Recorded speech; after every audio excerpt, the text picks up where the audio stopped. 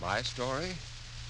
Well, it will take time, but if you wish it, I cannot gracefully refuse.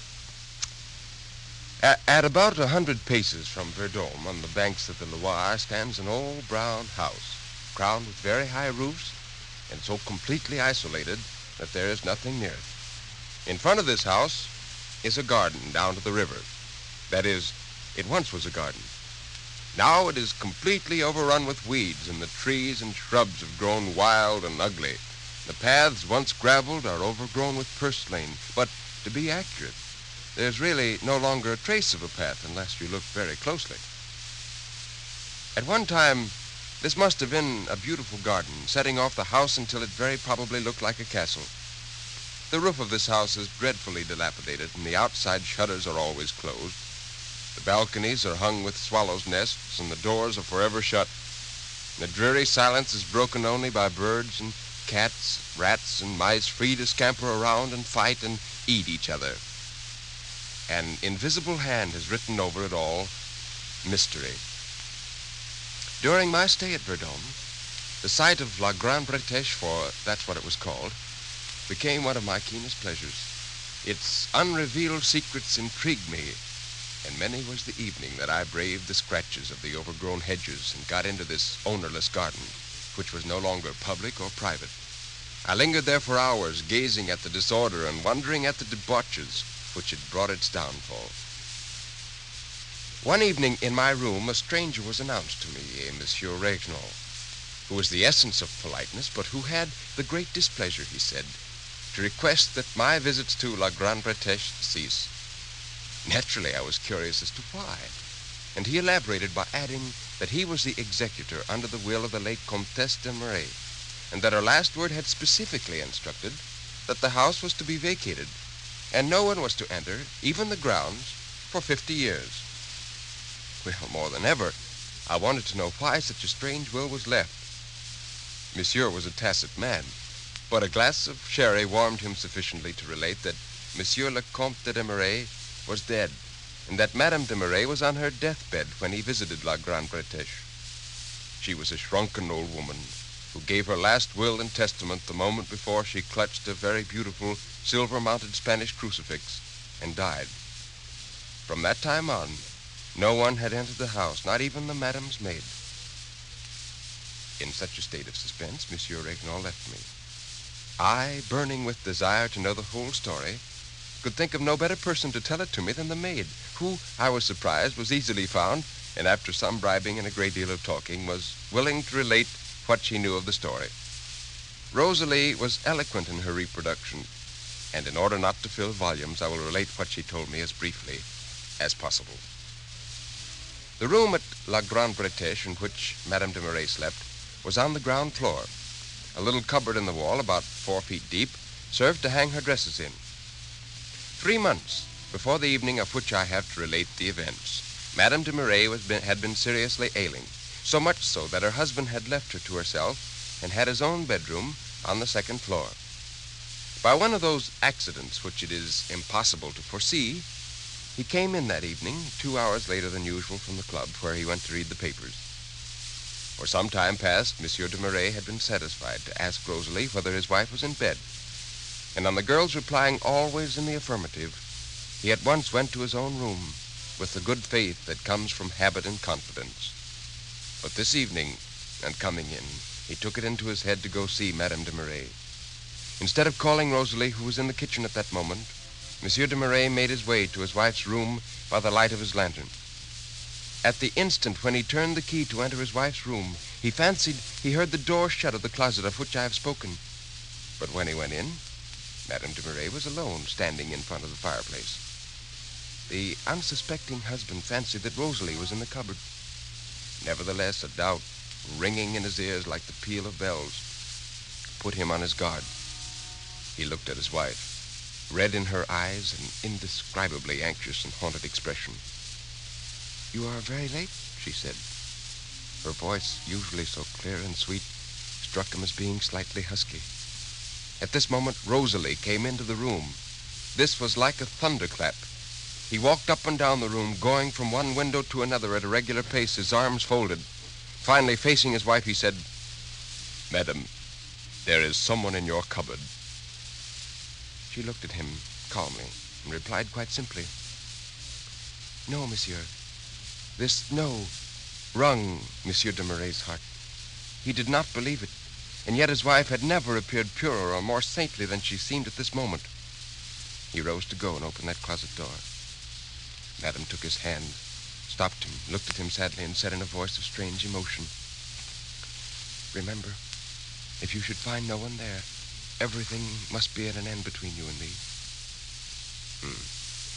"No, Josephine, I will not open it. In either event, we should be parted forever. Listen, I know all the purity of your soul. I know you lead a saintly life and would not commit a deadly sin to save your life. See, here is your crucifix. Swear to me before God that there is no one in there. I will believe you. I will never open that door. I swear it." "Louder, and repeat." "I swear before God that there is nobody in that closet." "I swear before God that there is nobody in that closet." "That will do. Now, Rosalie, I know that Gorenflot wants to marry you, that poverty alone prevents your setting up house, and that you told him you would not be his wife till he found means to become a master mason.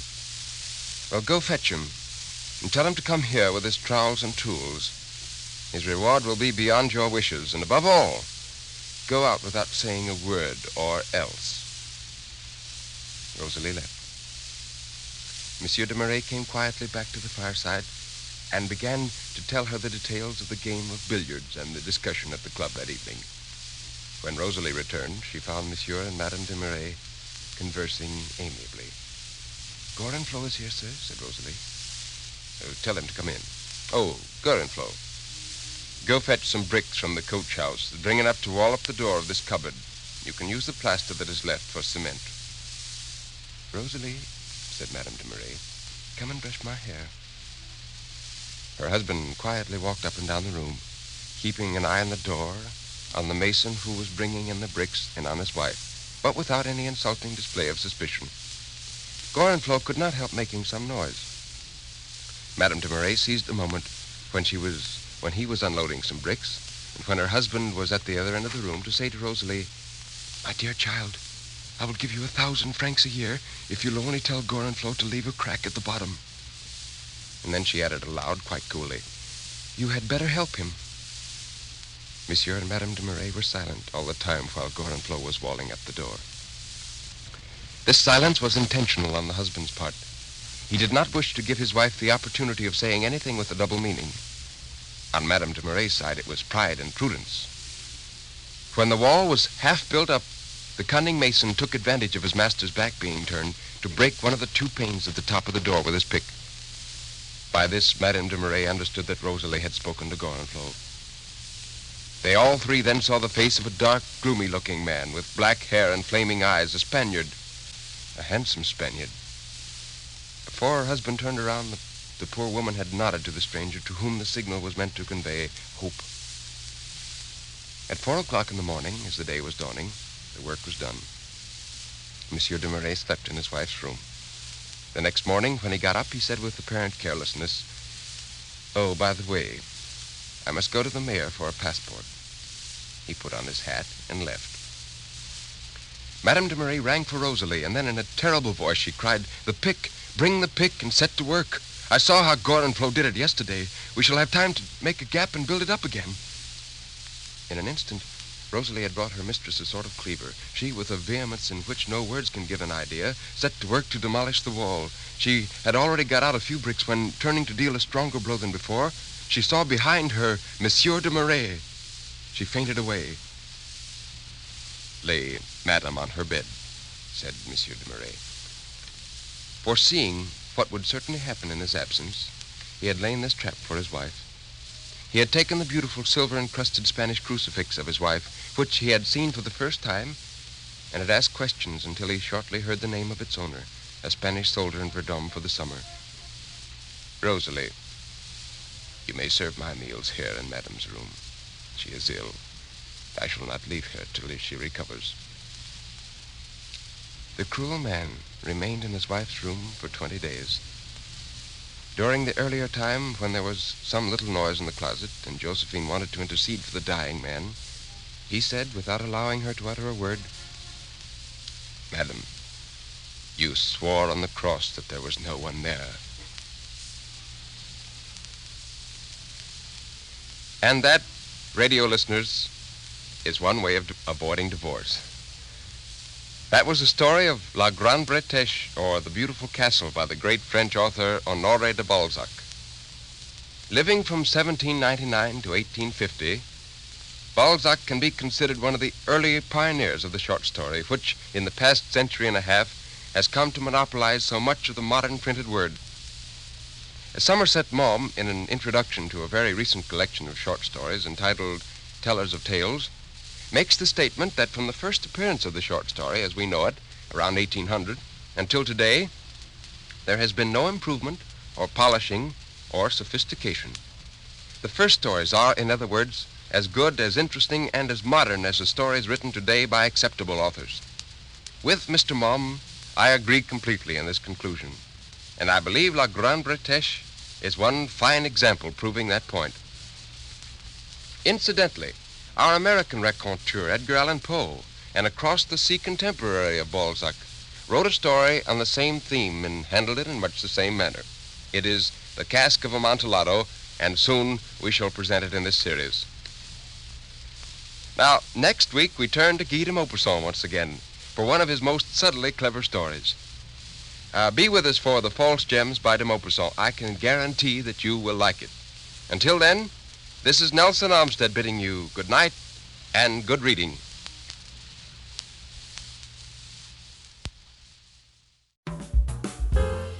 Thank you for tuning in to Golden Age Radio.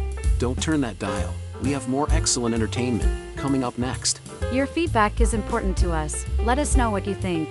We aim to provide the best possible entertainment for you. If you need access training or support, send an email to db@g3pl.net or call 615-420-2040. That's 615-420-2040. The world's greatest short stories.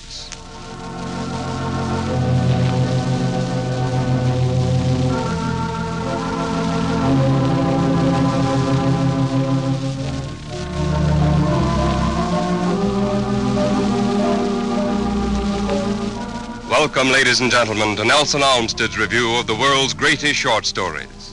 Tonight, our story to be reviewed is by Edgar Allan Poe, and by way of warning, if your stomach is easily turned, better not listen to The Case of Monsieur Valdemar. My attention, for the past 3 years, had been repeatedly drawn to the subject of mesmerism, and about 9 months ago it occurred to me, quite suddenly, that in the series of experiments made hitherto, there had been a very remarkable and most unaccountable omission. No person had as yet been mesmerized in the act of dying. It remained to be seen first whether in such a condition there existed in the patient any susceptibility to the magnetic influence, and second, whether, if any existed, it was impaired or increased by the condition, and thirdly, to what extent or for how long a period the encroachments of death might be arrested by the process. There were other points to be ascertained, but these most excited my curiosity, the last in especial, from the immensely important character of its consequence. Well, in looking round me for some subject by whose means I might test these particulars, I was brought to think of my friend, Monsieur Ernest Valdemar, the well-known author. Monsieur Valdemar, who had resided principally at Harlem, New York since the year 1839, is, or was, particularly noticeable for his nervous temperament, which rendered him a good subject for mesmeric experiment. On 2 or 3 occasions, I had put him to sleep with little difficulty, but was disappointed in the other results, which his peculiar constitution had naturally led me to anticipate. His will was at no period positively or thoroughly under my control, and in regard to clairvoyance, I could accomplish with him nothing to be relied upon. For some months previous to my becoming acquainted with him, his physicians had declared him in a confirmed phthisis. It was his custom, indeed, to speak calmly of his approaching dissolution as a matter neither to be avoided nor regretted. And when the idea to which I have alluded first occurred to me, It was, of course, very natural that I should think of Monsieur Valdemar. I knew the steady philosophy of the man too well to apprehend any scruples from him, and he had no relatives in America who would be likely to interfere. I spoke to him frankly upon the subject, and to my surprise, his interest seemed vividly excited.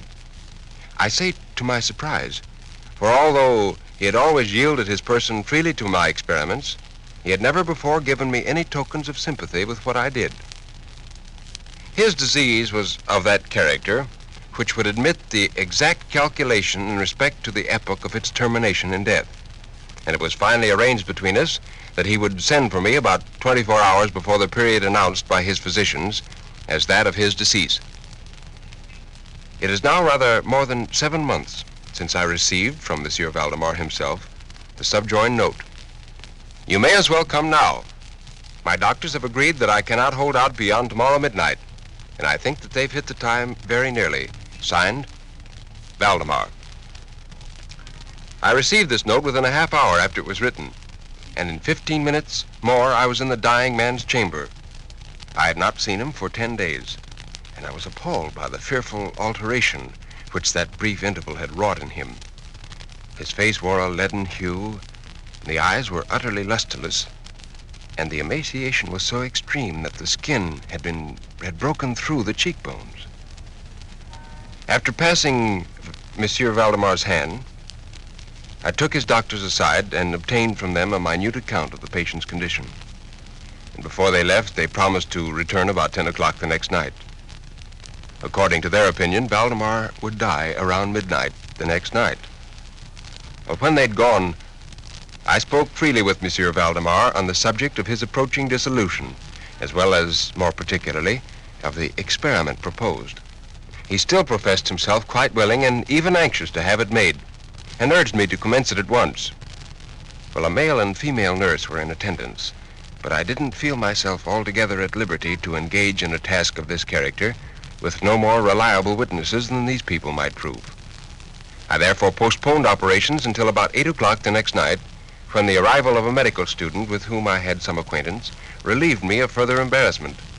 It had been my design, originally, to wait for the physicians, but I was induced to proceed first by the urgent entreaties of Monsieur Valdemar, and secondly by my conviction that I had not a moment to lose, as he was evidently sinking fast. Well, I commenced the passes which I had already found most effectual in subduing him. He was evidently influenced with the first lateral stroke of my hand across his forehead. Although I exerted all my powers, no further perceptible effort was induced until about some minutes before 10 o'clock, when the doctors called. I proceeded without hesitation, exchanging, however, the lateral passes for downward ones, and directing my gaze entirely into the right eye of the sufferer. By this time, his pulse was imperceptible, and his breathing was stertorous, and at intervals of half a minute. This condition was nearly unaltered for a quarter of an hour, and the expiration of this period, however, a natural, although a very deep sigh, escaped from the bosom of the dying man, and the breathing ceased. That is to say, its stertorousness was no longer apparent. The intervals were undiminished. The patient's extremities were of an icy coldness. Well, at 5 minutes before 11, I perceived unequivocal signs of mesmeric influence. I could make his eyelids quiver, and at 3 o'clock in the morning, his pulse was imperceptible, the breathing almost stopped. His limbs were rigid and cold as marble, but still, the general appearance was certainly not that of death. I ventured a few words of conversation. Monsieur Valdemar, I said, are you asleep? He made no answer, but I perceived a tremor about the lips, and was thus induced to repeat the question again and again. And at its third repetition, his whole frame was agitated by a very slight shivering. The eyelids unclosed themselves so far as to display a white line of the ball, and the lips moved sluggishly, and from between them, in a barely audible whisper, issued the words, "Yes, asleep now. Do not wake me. Let me die so." Do you feel the pain in your breast, Monsieur Valdemar? No pain. I am dying. At dawn, he was still barely alive. I again asked him if he were asleep. And at my fourth repetition of the question, he said, Yes, still asleep, dying. And just then, there came a marked change over the countenance of the sleeper. The eyes rolled themselves slowly open, the pupils disappearing upwardly. The skin generally assumed a cadaverous hue, resembling not so much as parchment as white paper, and the upper lip, at the same time, writhed itself away from the teeth, which it had previously covered completely, while the lower jaw fell with an audible jerk, leaving the mouth widely extended and disclosing in full view the swollen and blackened tongue. Well, I presume that no member of the party then present had been unaccustomed to deathbed horrors, but so hideous beyond conception was the appearance of Monsieur Valdemar at this moment that there was a general shrinking back from the region of the bed. There was no longer the faintest sign of vitality in Monsieur Valdemar, and concluding him to be dead, we were consigning him to the charge of the nurses when a strong vibratory motion was observable in the tongue. And at the expiration of this period, there issued from the distended and motionless jaws a voice, such as it would be madness in me to attempt describing. It seemed to reach our ears, or at least mine, from a vast distance, or from some deep cavern within the earth. It was a voice of distinct syllabication. Monsieur Valdemar spoke obviously in reply to the question I had propounded to him a few minutes before. I had asked him, it will be remembered, if he still slept, and he now said, Yes. No. I have been sleeping, and now I am dead. well, no person present even affected to deny or attempted to repress the unutterable shuddering horror which these few words thus uttered were so well calculated to convey. And when we all overcame our stupefaction, we examined the body again for signs of life. There was no breath, and the attempt to draw blood from the arm failed. The only indication, indeed, of the mesmeric influence was now found in the vibratory movement of the tongue whenever I addressed Monsieur Valdemar a question. He seemed to be making an effort to reply, but had no longer the sufficient volition. Well, the next day we discussed the propriety and feasibility of awakening him. But we had little difficulty in agreeing that no good purpose would be served by so doing. It was evident that so far death, or what is usually termed death, had been arrested by a mesmeric process. It seemed clear to us all that to awaken Monsieur Valdemar would be merely to ensure his instant or at least his speedy dissolution. And from this period until the close of last week, an interval of nearly 7 months, we continued to make daily calls at Monsieur Valdemar's house. All this time, the sleeper remained exactly as I had last described him. It was on Friday last that we finally resolved to make the experiment of awakening or attempting to awaken him.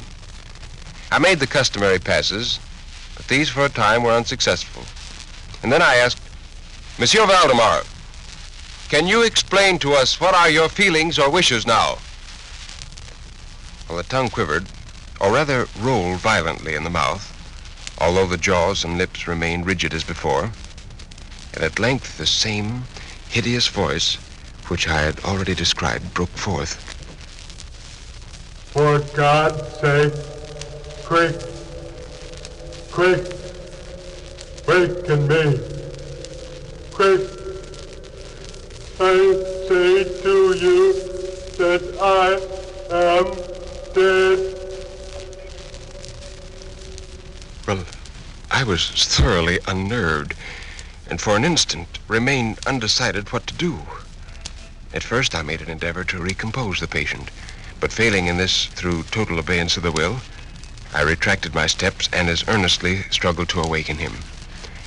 In this attempt, I soon found that I should be successful, or at least I soon fancied that my success would be complete. And I am sure that all in the room were prepared to see the patient awaken. For what really occurred, however, it is quite impossible that any human being could have been prepared. As I rapidly made the mesmeric passes, his whole frame at once, within the space of a single minute or even less, shrunk, crumbled, absolutely rotted away beneath my hands. And upon the bed before the whole company, there lay a nearly liquid mass of loathsome, of detestable putrescence.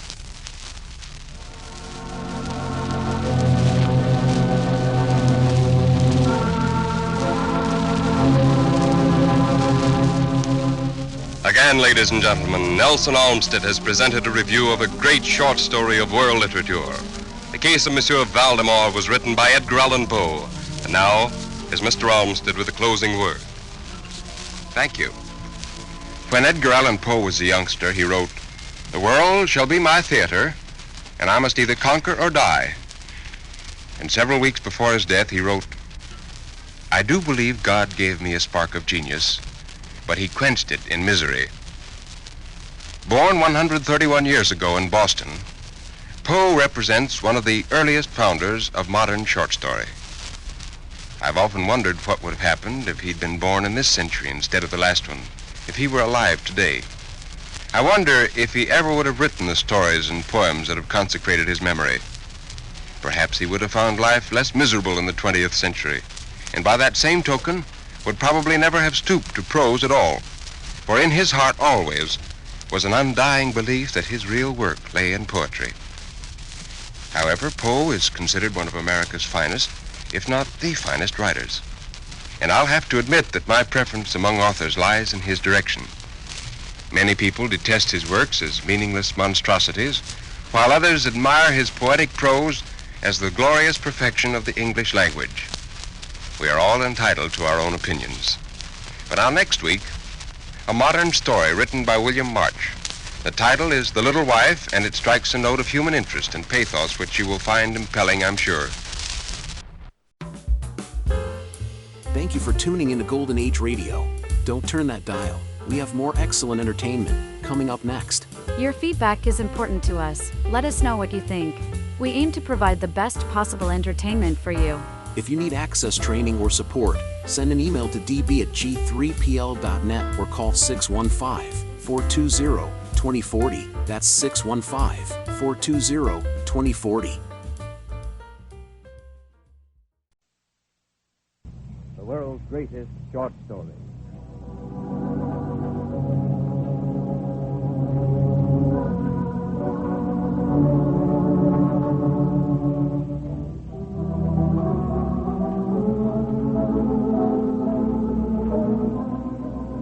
Welcome, ladies and gentlemen, to Nelson Olmsted's review of the world's greatest short stories. Those stories which constitute a rich heritage of excellent entertainment, all blessed with a touch of genius. Tonight, it's our special pleasure to present a tale by a very recent English and American author. Permission has been granted for this review of John Galsworthy's Quality. I knew him from the days of my extreme youth, because he made my father's boots. Inhabiting with his elder brother 2 little shops let into one in a small by-street, now no more, but then most fashionably placed in the West End. That tenement had a certain quiet distinction. There was no sign upon his face that he made for any of the royal family, merely his own German name of Gessler Brothers, and in the window a few pairs of boots. And they were beautiful. A pair of pumps, so inexpressibly slim, the patent leathers with the cloth tops making water come into one's mouth, and the tall brown riding boots with a marvelous sooty glow, as if, though new, they'd been worn 100 years. Those pairs could have been made only by one who saw before him the soul of boot. These thoughts, of course, came to me later, though even when I was promoted to him at the age of perhaps 14, some inkling haunted me of the dignity of himself and his brother. For to make boots, such boots as he made, it seemed to me then, and still seems to me, mysterious and wonderful. I remember well my shy remark one day while stretching out to him my youthful foot. "Isn't it awfully hard to do, Mr. Gessler?" And his answer, given with a sudden smile out of the sardonic redness of his beard, "Ach, ja, it is an art." Himself, he was as little as if he'd been made from leather, with his yellow, crinkly face and crinkly reddish hair and beard, and neat folds slanting down his cheeks to the corners of his mouth, and his guttural, one-tone voice. For leather is a sardonic substance, and stiff and slow of purpose. And that was the character of his face. Save that his eyes, which were gray-blue, had in them that simple gravity of one secretly possessed by the ideal. One went in, not as into most shops, in the mood of, please serve me and let me go, but restfully, as one entered a church, and sitting on a single wooden chair waited, for there was never anybody there. And soon over the top edge of that sort of well, which formed the shop, there would be seen his face, or that of his elder brother, peering down. A guttural sound and the tip-tap of bast slippers beating the narrow wooden stairs, and he would stand before one without coat, a little bent, in leather apron with sleeves turned back, blinking, as if awakened from some dream of boots, or like an owl surprised in the daylight and annoyed at this interruption. And I would say, how do you do, Mr. Gessler? Could you make me a pair of Russian leather boots? Without a word, he would leave me, retiring whence he came, or into the other portion of the shop, and I would continue to rest in the wooden chair, inhaling the incense of his trade. And soon he would come back, holding in his thin, veined hands a piece of gold-brown leather. With eyes fixed on it, he would remark, oh, what beautiful leather. And when I, too, would admire it, he would speak again, then do you want some? And I would answer, oh, as soon as conveniently can. And he would say, tomorrow fortnight. And then I would murmur, oh, thank you, and good morning, Mr. Gessler. Good morning, he would reply, still looking at the leather in his hand. And as I moved to the door, I would hear the tip-tap of his bast slippers restoring him up the stairs to his dream of boots. I cannot forget that day on which I had occasion to say to him, Mr. Gessler, that last pair of town walking boots creaked, you know. He looked at me for a time without replying, as if expecting me to withdraw or qualify the statement, and then said, it shouldn't have creaked. It did, I'm afraid. You gotten them wet before they found themselves? I don't think so. And at that he lowered his eyes as if hunting for memory of those boots. I felt sorry that I'd mentioned this grave thing. Send them back. I will look at them. I had a feeling of compassion for my creaking boots. So well could I imagine the powerful, long curiosity of regard which he would bend on them. Some boots are bad from birth. If I can do nothing with them, I take them off the wheel. Once, and only once, I went absent-mindedly into a shop in a pair of boots bought in emergency from some large firm.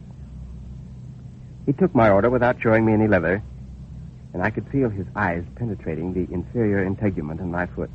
And at last he said, those are not my boots. The tone was not one of anger, nor of sorrow, nor even of contempt.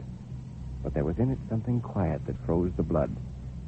And he put his hand down and pressed a finger on a place for the left boot, endeavoring to be fashionable, was not quite comfortable. It hurts you there. Those big worms have no self-respect. Trash! And then, as if something had given way within him, he spoke long and bitterly. It was the only time I ever heard him discuss the conditions and hardships of the trade. They get it all. They get it by advertisement, not by work. They take it away from us who love our boots. It comes to this. Presently, I ask no work. Every year it gets less. Yeah, you will see.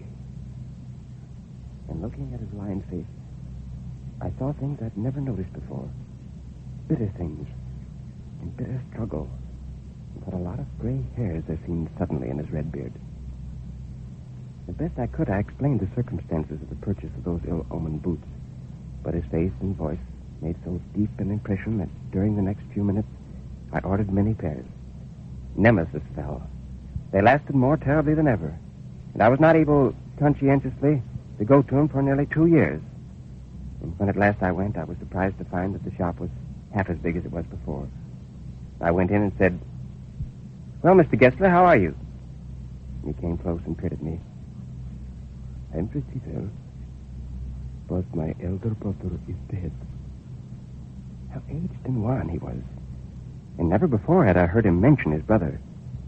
Much shocked, I murmured, oh, I'm sorry. Yeah, he was a good man. He made a good boot, but he is dead. He could not get over losing the other shop. Yeah. Do you want any boots? I ordered several pairs. It was very long before they came, but they were better than ever. One simply could not wear them out. And soon after that, I went abroad. It was over a year before I was again in London. And the first shop I went to was my old friend. I had left a man of 60. I came back to one of 75, pinched and worn and tremulous, who genuinely this time did not at first know me. Oh, Mr. Gessler, how splendid your boots are. See, I've been wearing this pair nearly all the time I've been abroad, and they're not even half worn out, are they? He looked long at my boots, a pair of Russia leather, and his eyes seemed to regain steadiness. And putting his hand on my instep, he said, "Do they fit you ill? I had troubles with that pair, I remember." I assured him that they fitted beautifully. "Do you want any boots? I can make them quickly. It is a slack time." Please, I want boots all around, every kind." "I will make a fresh model. Your foot must be bigger." And with his utter slowness, he traced around my foot and felt my toes, and only once looked up to say, "Did I tell you my brother was dead?" To watch him was painful. So feeble had he grown, and I was glad to get away. I'd given those boots up when one evening they came. Opening the parcel, I set the 4 pair out in a row, and then one by one I tried them on, and there was no doubt about it, in shape and fit, in finish and quality of leather. They were the best he'd ever made me. And in the mouth of one of the town walking boots, I found his bill. The amount was the same as usual, but it gave me quite a shock. He had never before sent it till quarter day. So I flew downstairs and wrote a check and posted it at once with my own hand. A week later, passing the little street, I thought I would go in and tell him how splendidly the new boots fitted. But when I came to where his shop had been, his name was gone. Still there in the window were the slim pumps, the patent leathers with the cloth tops, and the city riding boots. I went in very much disturbed. In the 2 little shops, again made into one, was a young man with an English face. "Mr. Gessler in?" "No, sir. No, he ain't. We've taken the shop over. You've seen our name, no doubt. Next door we make for some very good people." "Oh, yes, but Mr. Gessler..." "Oh, he's dead." "Dead? Oh, but I received these boots from him last Wednesday week." Shocking girl. Poor man starved himself." "Good Lord." "Slow starvation, the doctor called it. You say he went to work in such a way. Would keep the shop on, wouldn't have a soul touch his boots except himself. And when he got in order, it took him such a time. People won't wait, you know. He lost everybody. And there he'd sit, going on and on. I will say that for him. Not a man in London made a better boot. But look at the competition. He never advertised. Would have only the best leather, too, and do it all himself. Well, there it is. What could you expect with his ideas?" "Yes, but starvation..." "Oh, that might be a bit flowery, as the saying is. But I know myself he was sitting over his boots day and night to the very last. You see, I used to watch him. Never gave himself time to eat. Never had a penny in the house. All went in rent and liver. How he lived so long, I don't know. He regular let his fire go out. He was a character. But he made good boots." "Yes, he made good boots." And I turned and went out quickly, for I did not want him to know that I could hardly see.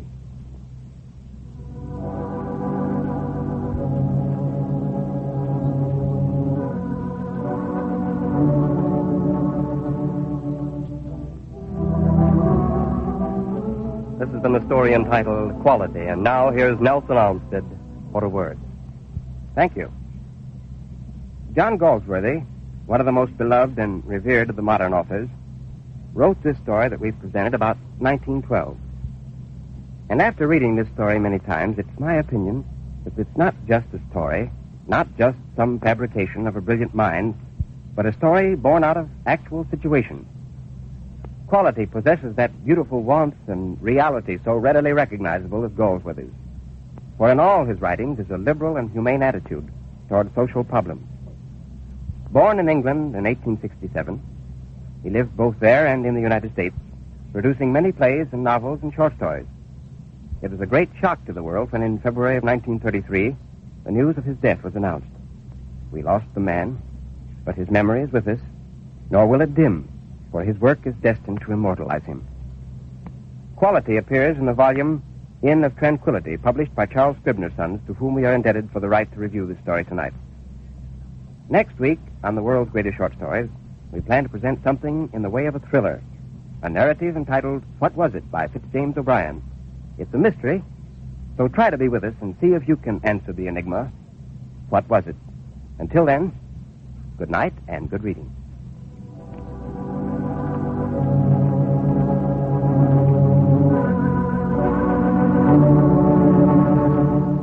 WBAP presents Nelson Olmsted in a review of the world's greatest short stories every Sunday night, 10 o'clock.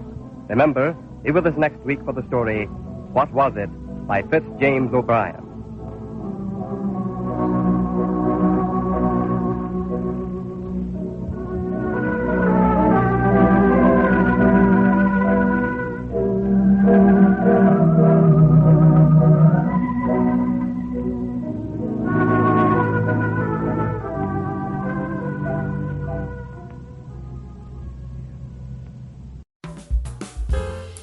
Thank you for tuning into Golden Age Radio.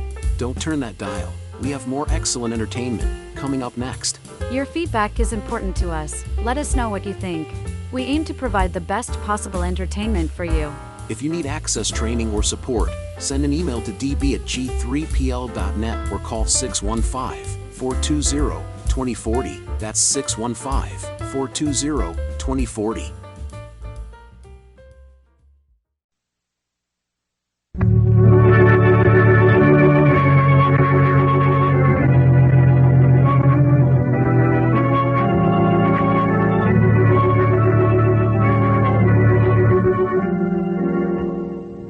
Nelson Olmsted brings you the world's greatest short stories.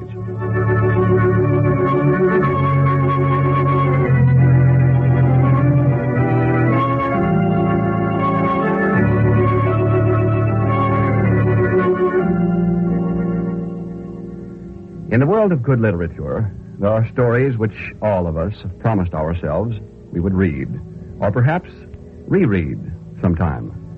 These stories, the world's greatest, are presented by Nelson Olmsted, who brings you tonight one of Edgar Allan Poe's better-known narratives, entitled The Telltale Heart.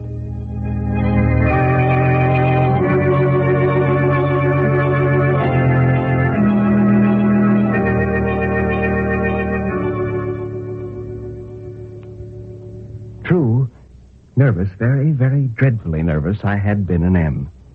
But why will you say that I am mad? The disease had sharpened my senses, not destroyed, not dulled them. And above all was a sense of hearing acute. I heard all things in the heaven and in the hell. Now then, am I mad? Hearken and observe how healthily, how calmly I can tell you the whole story. It is impossible to say how first the idea entered my brain. But once conceived, it haunted me day and night. Object there was none, passion there was none. I loved the old man. He'd never wronged me. He'd never given me insult, and for his gold I had no desire. I think it was his eye. Yes, it was this. One of his eyes resembled that of a vulture, a pale blue eye with a film over it. Whenever it fell upon me, my blood ran cold. And so by degrees, very gradually, I made up my mind to take the life of the old man and thus rid myself of the eye forever. Now, this is the point. You fancy me mad. Well, madmen know nothing. But you should have seen me. You should have seen how wisely I proceeded, with what caution, with what foresight, with what dissimulation I went to work. I was never kinder to the old man than during the whole week before I killed him. And every night about midnight, I turned the latch of his door and opened it, oh, so gently. And then, when I'd made an opening sufficient for my head, I put in a dark lantern all closed, so that no light shone out. And then I thrust in my head. You would have laughed to see how cunningly I thrust it in. I moved it slowly, very, very slowly, so that I might not disturb the old man's sleep. It It took me an hour to place my whole head within the opening so far that I could see him as he lay upon the bed. Would a madman have been so wise as this? And then, when my head was well in the room, I undid the lantern cautiously. Oh, so cautiously, for the hinges creaked. I undid it just so much that a single thin ray fell upon the vulture eye. And this I did for 7 long nights, every night just at midnight. But I found the eye always closed. And so it was impossible to do the work. For it was not the old man who vexed me, but his evil eye. And every morning when the day broke, I went boldly into the chamber and spoke courageously to him, calling him by name in a hearty tone and inquiring how he'd passed the night. So you see, he would have been a very profound old man indeed to suspect that every night just at midnight I looked in upon him while he slept. Upon the 8th night, I was more than usually cautious in opening the door. A watch's minute hand moves more quickly than did mine. Never before that night had I felt the extent of my own powers, of my sagacity. I could scarcely contain my feelings of triumph to think that there I was, opening the door little by little, and he not even to dream of my secret deeds or thoughts. I fairly chuckled at the idea, and perhaps he heard me, for he moved in the bed suddenly as if startled. Now, you may think that I drew back, but no. His room was as black as pitch with the thick darkness, for the shutters were close fastened through fear of robbers. And so I knew that he could not see the opening of the door, and I kept pushing it on steadily. I had my head in and was about to open the lantern when my thumb slipped from the tin fastening. The old man sprang up in bed crying out, "Who's there?" I kept quite still and said nothing. For a whole hour I did not move a muscle. And in the meantime, I did not hear him lie down. He was still sitting up in bed listening, just as I have done night after night, hearkening to the death watches in the wall. Presently I heard a slight groan. But I knew it was the groan of mortal terror. It was not a groan of pain or of grief. Oh, no. It was a low, stifled sound that arises from the bottom of the soul when overcharged with awe. I knew the sound well. Many a night just at midnight when the world slept, it had welled up from my own bosom, deepening with its dreadful echo the terrors that had distracted me. I say I knew it well. I knew what the old man felt and pitied him, although I chuckled at heart. I knew that he'd been lying awake ever since the first slight noise when he'd turned in bed, and his fears had ever since been growing upon him, and he'd been trying to fancy them causeless but could not. When I'd waited a long time very patiently without hearing him lie down, I resolved to open a very, very little crevice in the lantern. So I opened it. You cannot imagine how stealthily, until at length a single dim ray like the thread of a spider shot out from the crevice, full upon the vulture eye. It was open, wide open, and I grew furious as I gazed upon it. I saw it with perfect distinctness, all a dull blue with a hideous veil over it that chilled the very marrow in my bones. But I could see nothing else of the old man's face or person, for I had directed the ray as if by instinct precisely upon the damned spot. And now, have I not told you that what you mistake for madness is but over-acuteness of the senses? Now I say, there came to my ears a low, dull, quick sound, such as a watch makes when enveloped in cotton. I knew that sound well, too. It was the beating of the old man's heart. It increased my fury, as the beating of a drum stimulates a soldier into courage. But even yet I refrained and kept still. I scarcely breathed. I held the lantern motionless. I tried how steadily I could maintain the ray upon the eye. Meantime, the hellish tattoo of the heart increased. It grew quicker and quicker and louder every instant. The old man's terror must have been extreme. It grew louder, I say, louder every moment. Do you mark me well? I've told you that I'm nervous, and so I am. And now, at the dead hour of the night, amid the dreadful silence of that old house, so strange a noise as this excited me to uncontrollable terror. And yet, for some minutes longer, I refrained and stood still. But the beating grew louder. I thought the heart must burst, and now a new anxiety seized me. The sound would be heard by a neighbor. The old man's hour had come. With a loud yell, I threw open the lantern and leaped into the room. He shrieked once, only once. In an instant, I dragged him to the floor and pulled the heavy bed over him. Then I smiled gaily to find the deed so far done. But for many minutes the heart beat on with a muffled sound. This, however, did not vex me. It would not be heard through the wall. And at length, it ceased. The old man was dead. I removed the bed and examined the corpse. Yes, he was stone dead. I placed my hand upon the heart and held it there many minutes. There was no pulsation. He was stone dead. His eye would trouble me no more. If you still think me mad, you will think so no longer when I describe the wise precautions I took for the concealment of the body. The night waned, and I worked hastily, but in silence. First of all, I dismembered the corpse. I cut off the head and the arms and the legs.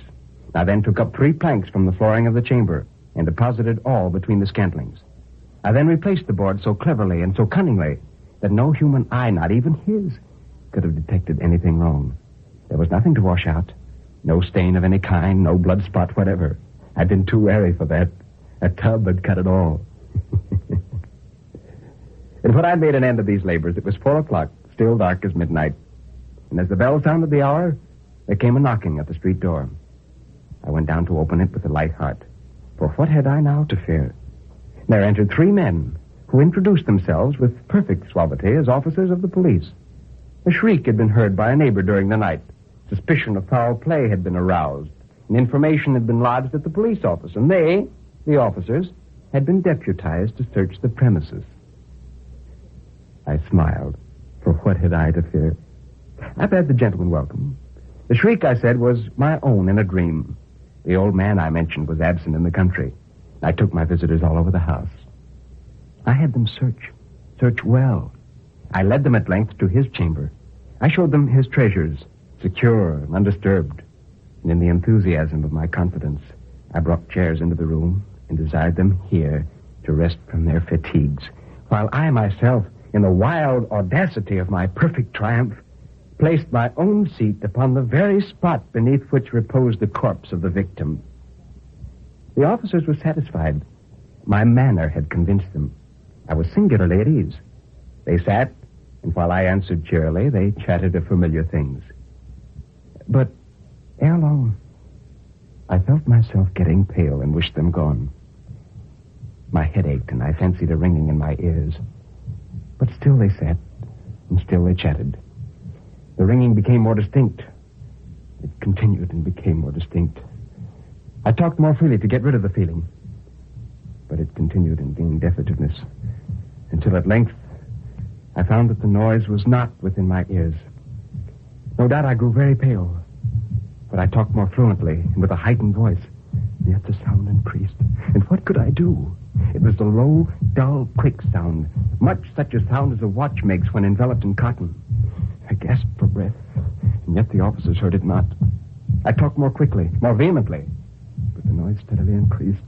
I arose and argued about trifles in a high key and with violent gesticulations, but the noise steadily increased. Why would they not be gone? I paced the floor to and fro with heavy strides, as if excited to fury by the observations of the men. But the noise steadily increased. Oh, God, what could I do? I foamed and I raved and I swore. I swung the chair upon which I'd been sitting and grated it upon the boards, but the noise arose above all and continually increased, grew louder, louder, louder. And still the men chatted pleasantly and smiled. Was it possible they heard not? Almighty God, no, they heard. They suspected, they knew. They were making a mockery of my horror. This I thought, and this I think. But anything was better than this agony. Anything was more tolerable than this derision. I could bear those hypocritical smiles no longer. I felt that I must scream or die. And now again, hark, louder, louder, louder. Villains, I shrieked. Dissemble no more. I admit the deed. Tear up the plank. Here is the beating of the hideous heart.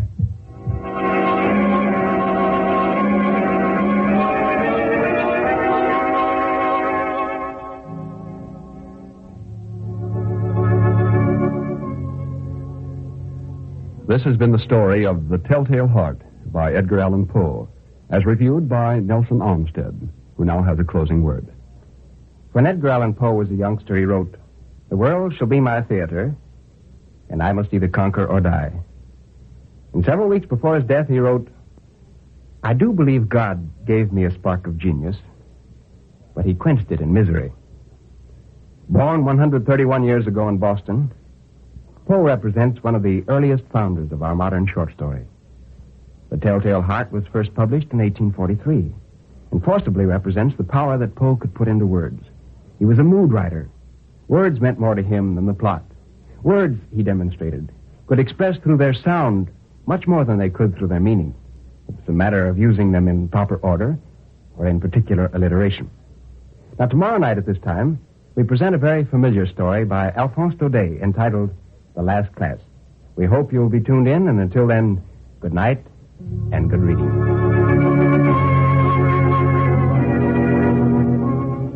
Tomorrow night. Thank you for tuning into Golden Age Radio. Don't turn that dial. We have more excellent entertainment coming up next. Your feedback is important to us. Let us know what you think. We aim to provide the best possible entertainment for you. If you need access training or support, send an email to db@g3pl.net or call 615-420-2040. That's 615-420-2040.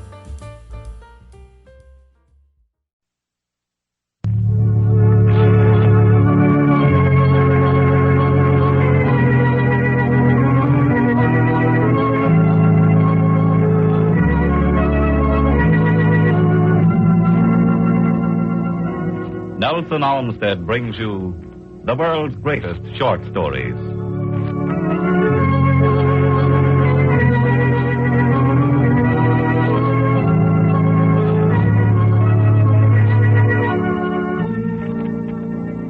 In the past century and a half, we have been presented with an enormous amount of literature, not a small amount of which has been written in the precise and emphatic form of the short story. And among these abbreviated narratives are many which stand in relief because they sparkle with sincerity and human understanding. Such a story Nelson Olmsted brings you tonight. It was written by Alphonse Daudet, depicting one of the results of the Franco-Prussian War of 1871, in which Germany brought France to its knees, invaded Paris, and took the valuable provinces of Alsace-Lorraine. The Last Class concerns a little Alsatian boy who lived during the period of transfer of these provinces to Germany. The story of a little boy who couldn't understand the principle of European domination.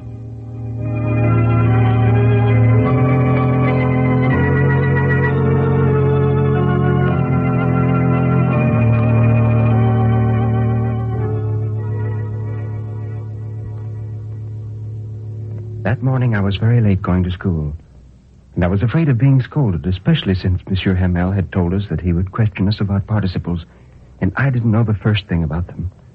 For a moment I thought of missing the class and going through the fields. The weather was so warm and so clear.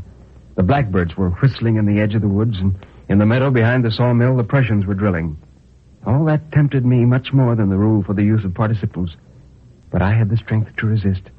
I ran very quickly toward school. While passing the town hall, I saw that there were some people near the little bulletin board. For 2 years, we had received all the bad news there. The battles lost, the requisitions, orders from headquarters, and I thought without stopping, what's the matter now? And then as I was running across the square, the blacksmith, who was reading the notice with his apprentice, cried to me, "Don't hurry so, boy. You'll get to school soon enough." I thought he was making fun of me, and I was all out of breath when I entered Monsieur Hamel's little yard. Ordinarily, at the beginning of the class, there was such a great uproar that it could be heard as far as the street. Desks were opened and shut. Lessons were repeated very loudly while we stopped up our ears in order to hear better. The master's big ruler struck the desk and seemed to say, "A little silence." I was depending on all this bustle so I could reach my seat without being seen. That day, everything was quiet as on a Sunday morning.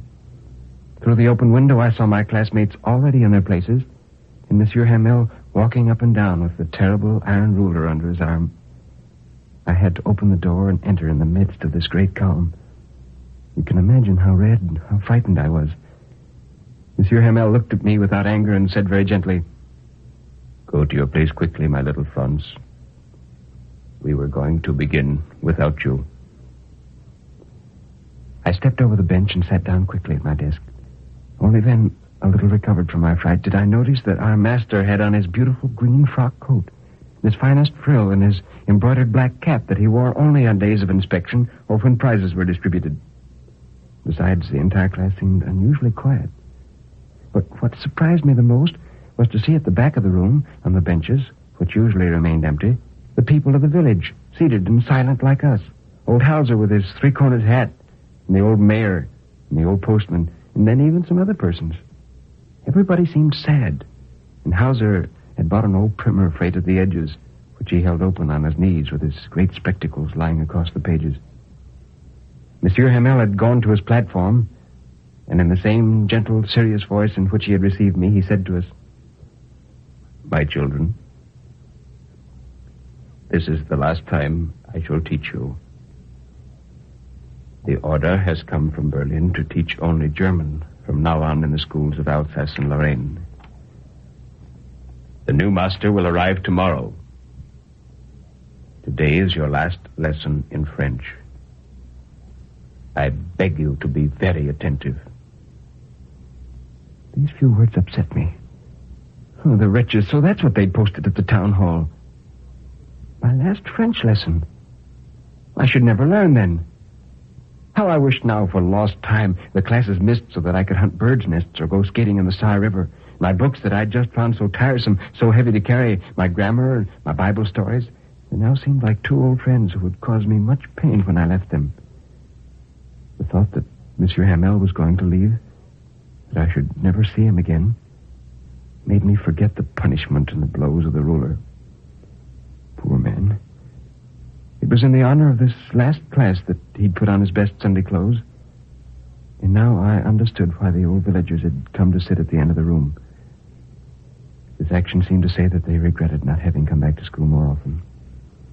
It was also a way of thanking our master for his 40 years of good services and of paying their respects to the country that was going away. I was thinking this when I heard my name called. It was my turn to recite. What I wouldn't have given to have been able to recite completely this famous rule for the use of participles, very loudly, very clearly, without a mistake. But I became confused at the first words, and I remained standing and swaying beside my desk, my heart heavy, not daring to raise my head. I heard Monsieur Hamel, who was saying to me, "I shall not scold you, my little Franz. You will be punished enough. Every day we say, bah, I have plenty of time. I will learn tomorrow. And then you see what happens. Oh, this has been the great misfortune of our Alsace. Of always putting off learning until tomorrow. Now those people are justified in saying to us, 'What? You pretend to be French and you don't even know how to speak or write your language.' In all that, my poor Franz, it isn't you who are to blame most. We all have to reproach ourselves. Your parents haven't insisted enough on seeing you educated. They prefer to send you to work in the fields or in the mills so they will have more sous. And as for me, have I nothing to reproach myself for? Haven't I often had you water my garden instead of studying? And when I wanted to go fishing for trout, have I hesitated to give you a holiday?"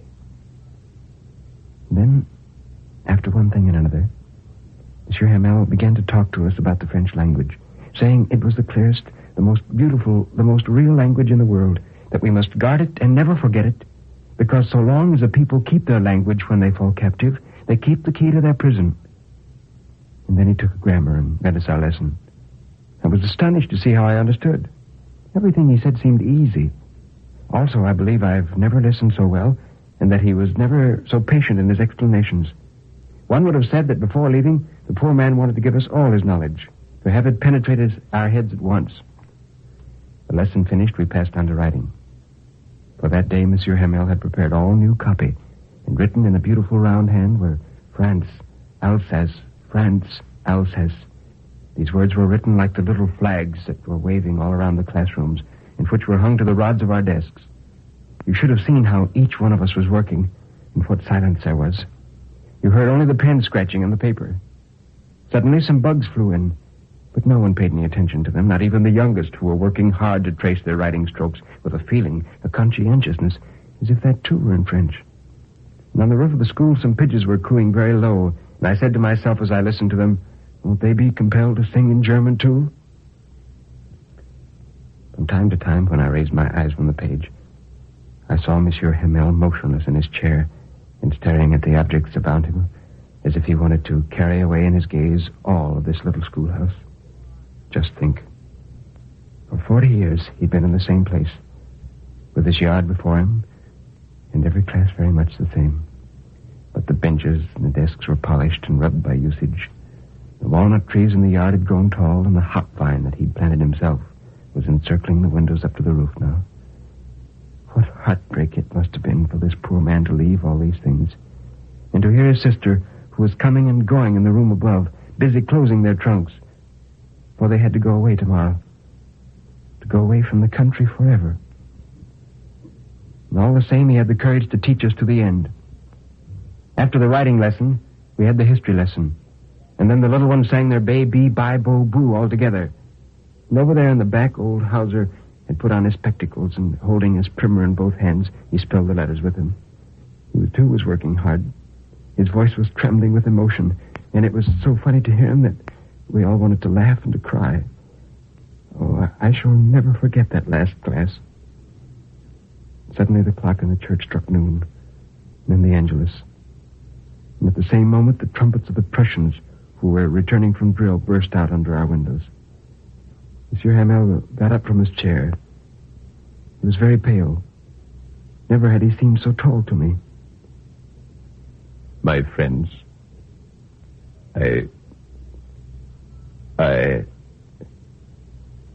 But something choked him. He could not finish the sentence.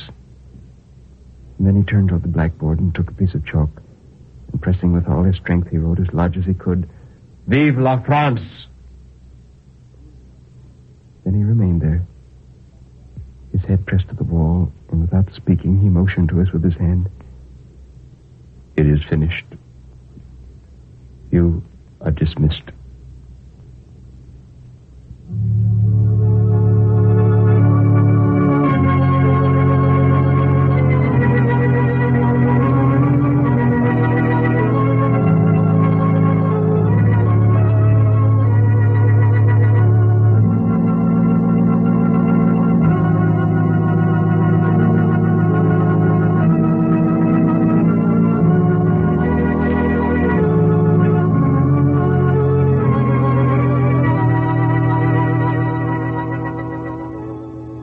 Has been another of the great short stories of world literature, as reviewed by Nelson Olmsted, who now has a closing word.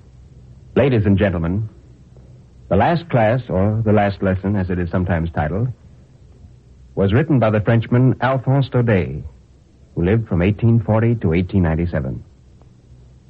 Daudet was exuberantly patriotic, and his country's defeat at the hands of Bismarck in 1871 was such a tremendous blow to his pride that he produced many short stories which, like the last class, exude an extremely subtle appeal, wielding tremendous influence. The poignancy of this narrative today, 70 years after it was first set to paper, is of course very obvious. A great deal, which is not to be found in history books, can be learned of the world and its human creatures by reading fiction. Short stories and novels by the hundreds bring every important historical event in the world into life and make history fascinating, even to those to whom it is otherwise extremely boring. The translation of the last class, which we presented tonight, was especially made for this program by William Jollish. And tomorrow night at this same time, we'll return with another short story, and one we know that you like. It was written by Robert Louis Stevenson and is entitled Markheim. Try to be with us. Until then, good night and good reading.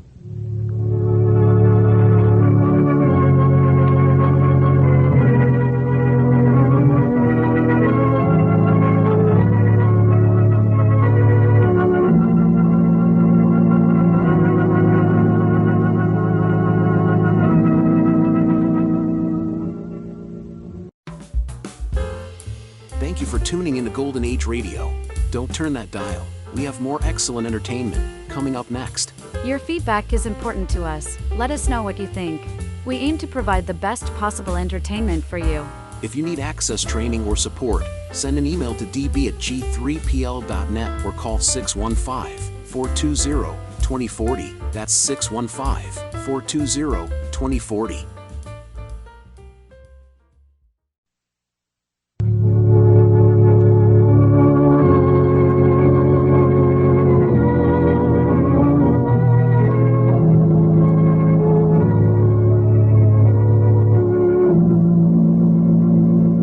The National Broadcasting Company brings you the unique narrative dramas of Nelson Olmsted, who invite you to enjoy with him the brilliant entertainment of the world's greatest short stories.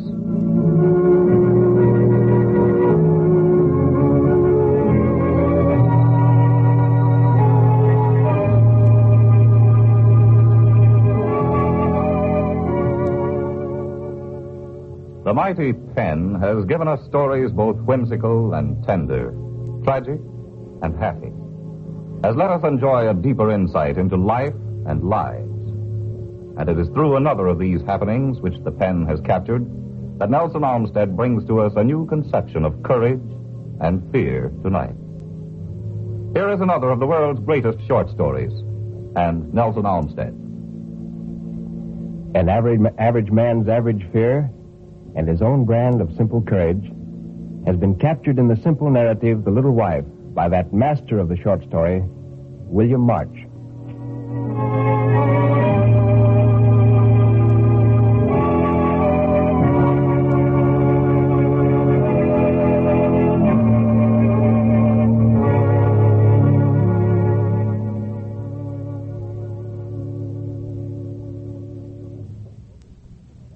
Joe Hinckley selected a seat in the shady side of the train and carefully stowed away his traveling bag in his heavy black catalog case. He looked at his watch. 2:28. The train was 5 minutes late in getting out. If he'd known that 2:23 was going to be late, he might have had time to pack his sample trunk and get to the station. But he couldn't have anticipated that, of course.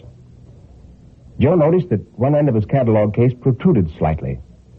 With his foot, he shoved it farther under the seat. It was a battered black case made strongly to withstand constant traveling and reinforced at its corners with heavy copper cleats. One of the handles had been broken and mended with newer leather. Now, on the front of that case, there had once been stamped in gilt the firm name of Boykin and Rosen, Wholesale Hardware, Chattanooga, Tennessee. The time had long since worn away the gold lettering. That telegram had upset Joe. It had come so suddenly, so unexpectedly. He felt vaguely that somebody was playing a joke on him. He felt confused and helpless. It was difficult to believe that Bessie was so desperately sick. He sat for a time staring at his fingernails. It was very hot in that coach. The small electric fan at the end of the car droned and wheezed sleepily, but succeeded only in stirring up the hot air. Joe took from his pocket the telegram that he'd received from his mother-in-law and read it again. It said, J.G. Hinckley, American Hotel, Montgomery, Alabama. Come home at once. Doctor says Bessie not expected to live through day. Will wire again if necessary. It was a boy. Signed, Mother. Joe's hands clenched suddenly and then relaxed. It had all happened so suddenly. He couldn't quite get through his head, even yet. He'd taken a buyer to lunch that day, and they'd laughed and talked and told each other stories. And then at 2 o'clock, he'd gone back to the hotel to freshen up. And the clerk had reached in his box and taken out the key to his room and the telegram. The telegram had been waiting for him for 2 hours, the clerk said. Joe read it through twice and then looked at the address to make sure the message was really for him. He hadn't understood. Bessie was getting along so nicely. She'd had no trouble at all, and the baby wasn't expected for a month. He had arranged his itinerary so that he would be with her when the baby was born. They'd gone all over that and arranged everything. Joe leaned his head against the red plush of the seat. He felt numb and tired. But when he'd married Bessie, her mother had come to live with him as a matter of course. He was rather glad of that arrangement. He was really fond of the old lady in an impersonal sort of way. And then, too, it was pleasant for Bessie to have someone with her while he was on the road. His work made it impossible for him to get home oftener than every other weekend. And many times it was difficult for him to get home that often. But he always managed to make it. He couldn't disappoint Bessie no matter what happened. Their year of married life had been the happiest that he'd ever known. And Bessie had been happy, too. Suddenly he had a clear picture of her lying on their bed, her face white with suffering, and a quick pain gripped his heart. To reassure himself, he whispered, "Those doctors don't know everything. She'll be all right. Mrs. Tompkins was just excited and frightened. Everything's going to be all right." Just then, the Negro porter brought him a telegram. Joe's throat felt tight, and he noticed that his hands were shaking. He placed the unopened telegram on the seat beside him and stared at it for a long time. At last, he reread the first telegram very slowly. "It must be from Mrs. Tompkins, all right. She said she'd wire if... It might not be from Mrs. Tompkins at all. It might be from somebody else. It might be from Boykin and Rosen about that cancellation in Meridian. That's who it's from. It's from the house. It's not from Mrs. Tompkins at all." And he rose from his seat feeling weak and slightly nauseated, the unopened telegram in his hands, and he passed through several coaches until he reached the end of the train and went out in the rear vestibule. The rails clicked rhythmically and the wilted countryside flew past. "There's no need of going so fast. We've got all the time in the world." He felt sick. He kept turning the telegram over in his hand, thinking, "I've got to open it now. I've got to open it and read it. It's not true. I don't believe it. It's from the house about the cancellation in Meridian. It isn't from Mrs. Tompkins at all." And he tore the unopened telegram into tiny bits and threw the pieces from the end of the train. A wind fluttered and shimmered the yellow fragments before they settled down lightly on the hard, hot roadbed. Immediately, he felt better.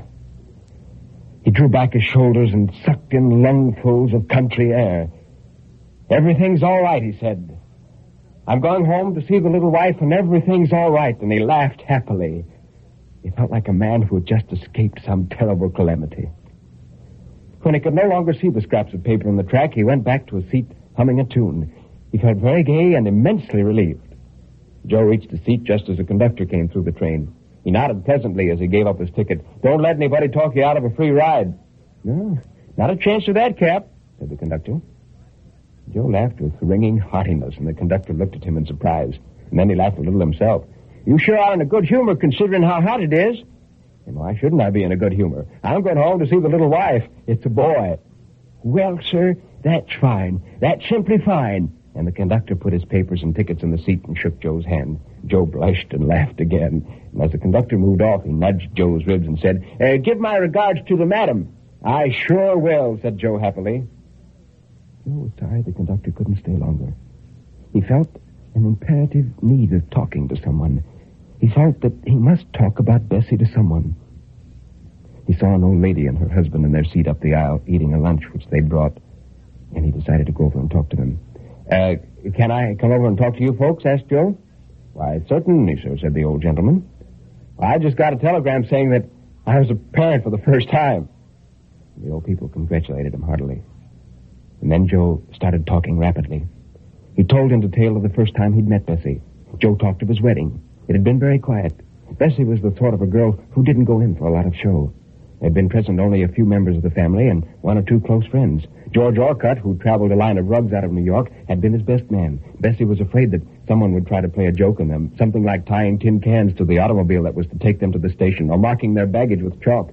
But everything had gone off smoothly. The Barneses had been at the wedding, of course. He'd met Bessie in their home, and they were such close neighbors that they couldn't overlook them. But almost nobody else outside the family was there. And then he told of the honeymoon that they'd spent in New Orleans, all the places they'd visited there, and just what Bessie had thought and said about each one. He talked on and on and on. He told of the first weeks of their married life and how happy they were. He told what a splendid cook Bessie was and what an excellent housekeeper and how much he'd loved the home that he'd bought for her and her delight when she knew that she was going to have a baby. The old gentleman was staring at Joe in a puzzled manner. He was wondering if he hadn't better call the conductor, as it was his private opinion that Joe had a shot of cocaine in him. Joe had lost all idea of time. He talked on and on, rapidly, excitedly. He had got just as far as Bessie's plans for the child's education when the porter touched him on the arm and told him that they were pulling into the station at Mobile. He came to himself with a start and looked at his watch. He didn't believe it possible that time had passed so quickly. "Well, it's sure been a pleasure talking to you folks," said Joe. "Oh, that's all right," said the old man. Joe gave the porter a tip and stepped off the train jauntily. And as he turned to pick up his bag, He saw that a woman with a huge goiter was staring at him. He walked over to the window that framed her gaunt face. "Goodbye, lady. I hope you have a nice trip." The woman answered, "The doctor said it was no use operating on me. I waited too long." "Well, that's fine. That surely is fine," said Joe, and he laughed gaily and waved his hand. He picked up his bag and his catalog case and followed the people through the gate. The woman with the goiter stared at him until he was out of sight. On the other side of that iron fence, Joe saw Mrs. Tompkins. She was dressed in black and she wore a veil. Joe went over to her briskly, and Mrs. Tompkins put her arms about him and kissed him twice. "Poor Joe," she said. And then he looked at his smiling, excited face with amazement. Joe noticed that her eyes were red and swollen. "Didn't you get my telegram?" she asked. Joe wrinkled his brow in an effort to remember, and finally said, "Oh, sure, I got it at the hotel." "Did you get my second telegram?" insisted Mrs. Tompkins. And she looked steadily into Joe's eyes. A feeling of terror swept over him. He knew that he could no longer lie to himself. He could no longer keep Bessie alive by talking about her. His face was suddenly twisted with pain, and his jaw trembled like a child's. He leaned against the iron fence for support, and Mrs. Tompkins held his hand and said, "You can't give in. You've got to be a man. You can't give in like that, Joe." And finally he said, "I didn't read your telegram. I didn't want to know that she was dead. I wanted to keep her alive for a little longer." And he sat down in the empty baggage truck and hid his face in his hands. He sat there for a long time while Mrs. Tompkins stood guard over him, her black veil trailing across his shoulder. "Joe," she said patiently, "Joe." The man in a dirty uniform came up. "I'm sorry, mister, but we'll have to move. We got to use that truck." Joe picked up his catalog case and his bag and followed Mrs. Tompkins out of the station.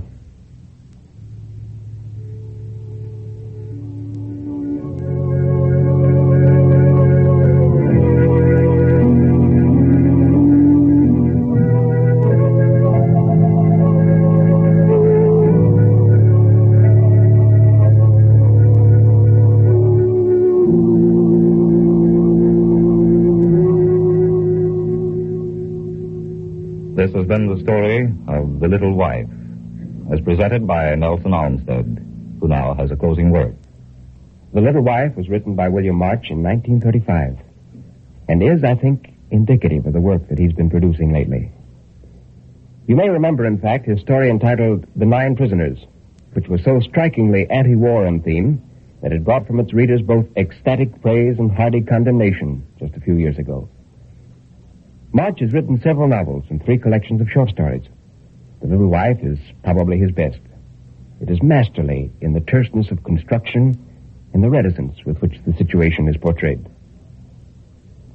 But now, tomorrow night, we have a story for all the Edgar Allan Poe fans, of which there are many, believe me. For some reason, the story that we've selected is not one of his better known, but it certainly is one of his best. It's entitled The Case of Monsieur Valdemar. We hope you'll be with us to hear it. Until then, good night and good reading.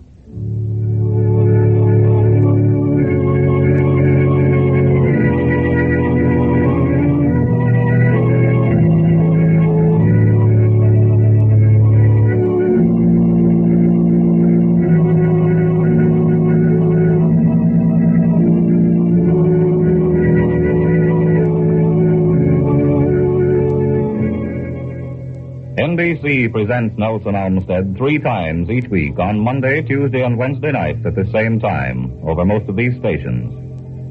Tomorrow night, try to be with us for another of Edgar Allan Poe's startling narratives entitled The Case of Monsieur Valdemar.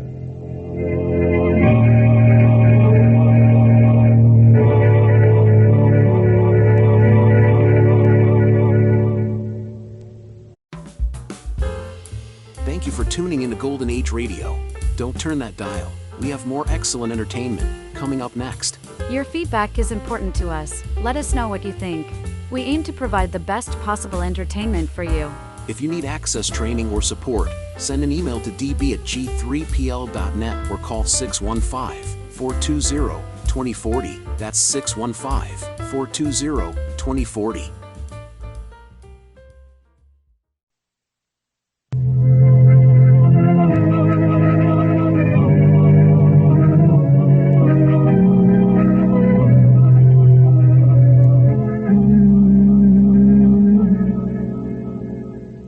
National Broadcasting Company brings you the unique narrative dramas of Nelson Olmsted, who invites you to enjoy with him the brilliant Entertainment in the world's greatest short stories.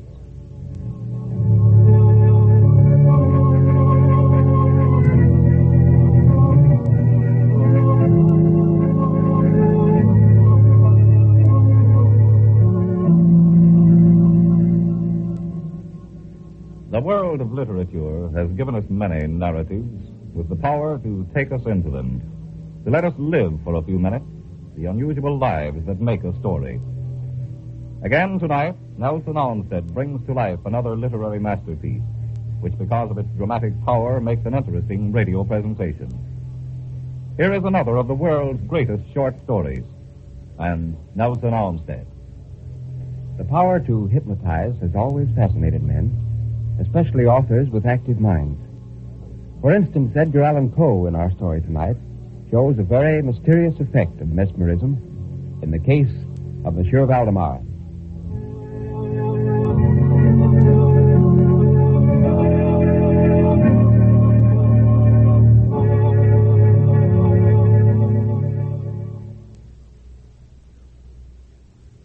My attention for the last 3 years had been repeatedly drawn to the subject of mesmerism. And about 9 months ago, it occurred to me quite suddenly that in the series of experiments made hitherto, there had been a very remarkable and most unaccountable omission. No person had as yet been mesmerized in the act of dying. It remained to be seen first whether in such condition there existed in the patient any susceptibility to the magnetic influence. And secondly, whether, if any existed, it was impaired or increased by the condition. Thirdly, to what extent or for how long a period the encroachments of death might be arrested by the process. There were other points to be ascertained, but these most excited my curiosity, the last in especial, from the immensely important character of its consequences. In looking around me for some subject by whose means I might test these particulars, I was brought to think of my friend Monsieur Ernest Valdemar, the well-known author. For some months previous to my becoming acquainted with him, his physicians had declared him to be a confirmed crisis. It was his custom, indeed, to speak calmly of his approaching dissolution as a matter neither to be avoided nor regretted. When the ideas to which I have alluded first occurred to me, it was, of course, very natural that I should think of Monsieur Valdemar. I knew the steady philosophy of the man too well to apprehend any scruples from him, and he had no relatives in America who would be likely to interfere. I spoke to him frankly upon the subject, and to my surprise, his interest seemed vividly excited. I say to my surprise, for although he had always yielded his person freely to my experiments, he had never before given me any tokens of sympathy with what I did. His disease was of that character which would admit of exact calculation in respect to the epoch of its termination in death. And it was finally arranged between us that he would send for me about 24 hours before the period announced by his physicians as that of his decease. It is now rather more than 7 months since I received from Monsieur Valdemar himself the subjoined note. You may as well come now. My doctors have agreed that I cannot hold out beyond tomorrow midnight, and I think they've hit the time very nearly. Signed, Valdemar. I received this note within half an hour after it was written, and in 15 minutes more I was in the dying man's chamber. I had not seen him for 10 days, and was appalled by the fearful alteration which the brief interval had wrought in him. His face wore a leaden hue, the eyes were utterly lusterless, and the emaciation was so extreme that the skin had been broken through by the cheekbones. After pressing Valdemar's hand, I took his doctors aside and obtained from them a minute account of the patient's condition. Before they left, they promised to return about 10 o'clock the next night. According to their opinion, Valdemar would die around midnight the next night. When they'd gone, I spoke freely with Monsieur Valdemar on the subject of his approaching dissolution, as well as, more particularly, of the experiment proposed. He still professed himself quite willing and even anxious to have it made, and urged me to commence it at once. It had been my design originally to wait for the physicians, but I was induced to proceed, first, by the urgent entreaties of Monsieur Valdemar, and secondly, by my conviction that I had not a moment to lose, as he was evidently sinking fast. I commenced the passes, which I had already found most effectual in subduing him. He was evidently influenced by the first lateral stroke of my hand across his forehead. But Although I exerted all my powers, no further perceptible effect was induced until some minutes after 10 o'clock, when the doctors called. I proceeded without hesitation, exchanging, however, the lateral passes for downward ones, and directing my gaze entirely into the right eye of the sufferer. By this time, his pulse was imperceptible, and his breathing stertorous, and at intervals of half a minute.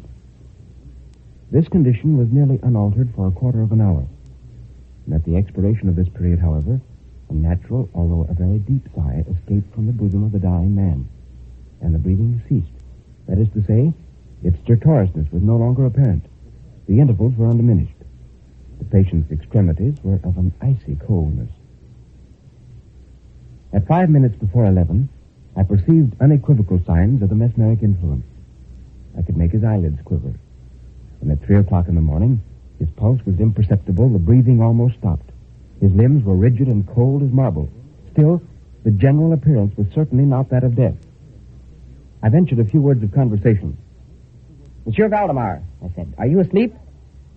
He made no answer, but I perceived a tremor about the lips, and was thus induced to repeat the question again and again. At its third repetition, his whole frame was agitated by a very slight shivering, and the eyelids unclosed themselves so far as to display a white line of the ball. The lips moved sluggishly, and from between them, in a barely audible whisper, issued the words, "Yes, asleep now. Do not wake me. Let me die so." "Do you still feel any pain in the breast, Monsieur Valdemar?" "No pain. I am dying." At dawn, he was still barely alive. I again asked him if he was asleep. At my fourth repetition of the question, he said, "Yes, still asleep. Dying." Just then, there came a marked change over the countenance of the sleeper. The eyes rolled themselves slowly open, the pupils disappearing upwardly. The skin generally assumed a cadaverous hue, resembling not so much parchment as white paper. The upper lip, at the same time, writhed itself away from the teeth, which it had previously covered completely, while the lower jaw fell with an audible jerk, leaving the mouth widely extended and disclosing in full view the swollen and blackened tongue. I presume that no member of the party then present had been unaccustomed to deathbed horrors, but so hideous beyond conception was the appearance of Monsieur Valdemar at this moment that there was a general shrinking back from the region of the bed. There was no longer the faintest sign of vitality in Monsieur Valdemar, and concluding him to be dead, we were consigning him to the charge of the nurses, when a strong vibratory motion was observable in the tongue. At the expiration of this period, there issued from the distended and motionless jaws a voice, such as it would be madness in me to attempt describing. It seemed to reach our ears, at least mine, from a vast distance, or from some deep cavern within the earth. It was a voice of distinct syllabification. Monsieur Valdemar spoke, obviously in reply to a question I had propounded to him a few moments before. I had asked him, it will be remembered, if he still slept. He now said, "Yes. No. I have been sleeping. And now I am dead." No person present even affected to deny or attempted to repress the unutterable, shuddering horror which these few words thus uttered were so well calculated to convey. When we all overcame our stupefaction, we examined the body again for signs of life. There was no breath, and the attempt to draw blood from the arm failed. The only indication, indeed, of the mesmeric influence was now found in the vibratory movement of the tongue whenever I addressed Monsieur Valdemar a question. He seemed to be making an effort to reply, but had no longer sufficient volition. The next day we discussed the propriety and feasibility of awakening him, but we had little difficulty in agreeing that no good purpose would be served by so doing. It was evident that, so far, death, or what is usually termed death, had been arrested by the mesmeric process. It seemed clear to us all that to awaken Monsieur Valdemar would be merely to ensure his instant, or at least his speedy dissolution. From this period until the close of last week, an interval of nearly 7 months, we continued to make daily calls at Monsieur Valdemar's house. All this time, the sleeper remained exactly as I have last described him. It was on Friday when we finally resolved to make the experiment of awakening or attempting to awaken him. I made the customary passes, but these for a time were unsuccessful, and then I asked, Monsieur Valdemar, can you explain to us what are your feelings or wishes now? The tongue quivered, or rather rolled violently in the mouth, although the jaws and lips remained rigid as before, and at length, the same hideous voice, which I've already described, broke forth.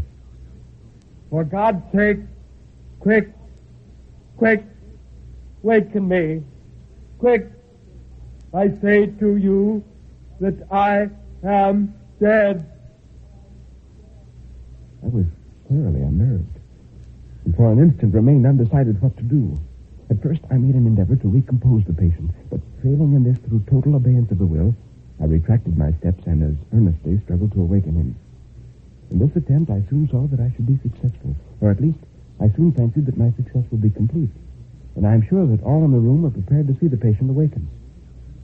For what really happened, however, it is quite impossible that any human being could have been prepared. As I rapidly made the mesmeric passes, his whole frame at once, within the space of a single minute or even less, shrunk, crumbled, absolutely rotted away beneath my hands. Upon the bed, before the whole company, there lay a nearly liquid mat of loathsome, of detestable putrescence.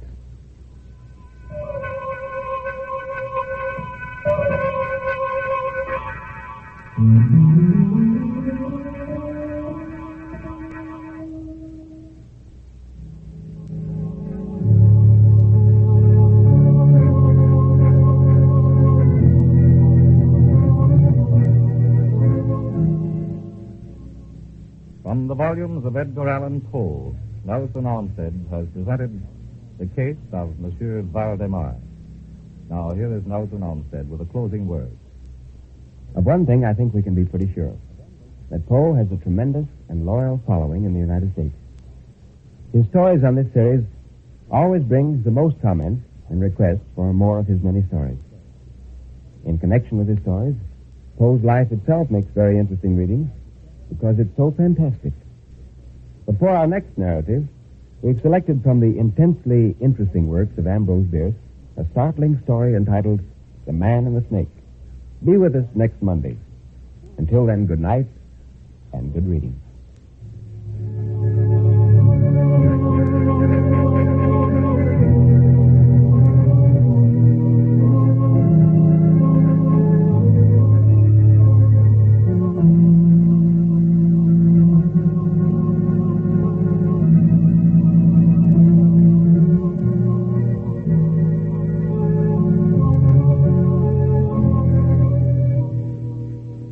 NBC presents Nelson Olmsted with his world's greatest short stories 3 nights each week.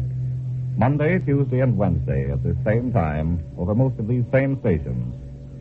Try to be with us for the next short story session when Ambrose Bierce's Tale of a Man with a Fatal Imagination, titled The Man and the Snake, will be reviewed by Nelson Olmsted.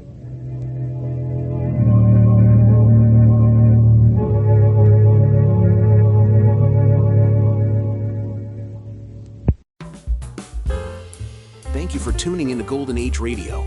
Don't turn that dial. We have more excellent entertainment coming up next. Your feedback is important to us. Let us know what you think. We aim to provide the best possible entertainment for you. If you need access training or support, send an email to db@g3pl.net or call 615-420-2040. That's 615-420-2040. Thank you for tuning into Golden Age Radio. Don't turn that dial. We have more excellent entertainment coming up next. Your feedback is important to us. Let us know what you think. We aim to provide the best possible entertainment for you. If you need access training or support, send an email to db@g3pl.net or call 615-420-2040. That's 615-420-2040.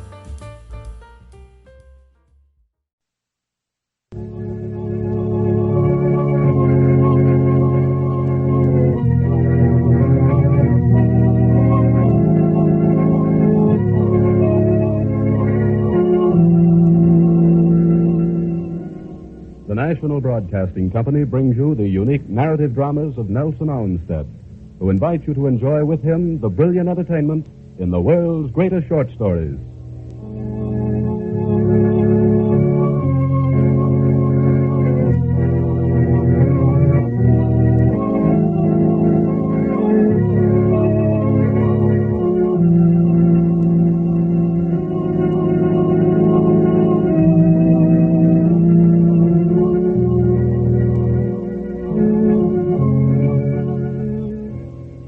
In keeping with the pace of modern life, it is sometimes difficult for us to take the time necessary to read the great literary works of the world, because they, especially short stories, are not easily found. Nelson Olmsted brings you these stories, interpreting the intense drama so well caught by the pen of the capable author. Here is another of the world's greatest short stories, and Nelson Olmsted. The human mind reacts peculiarly under great stress, especially when overcome with fear. Ambrose Bierce has expressed this condition very vividly in our story tonight, The Man and the Snake.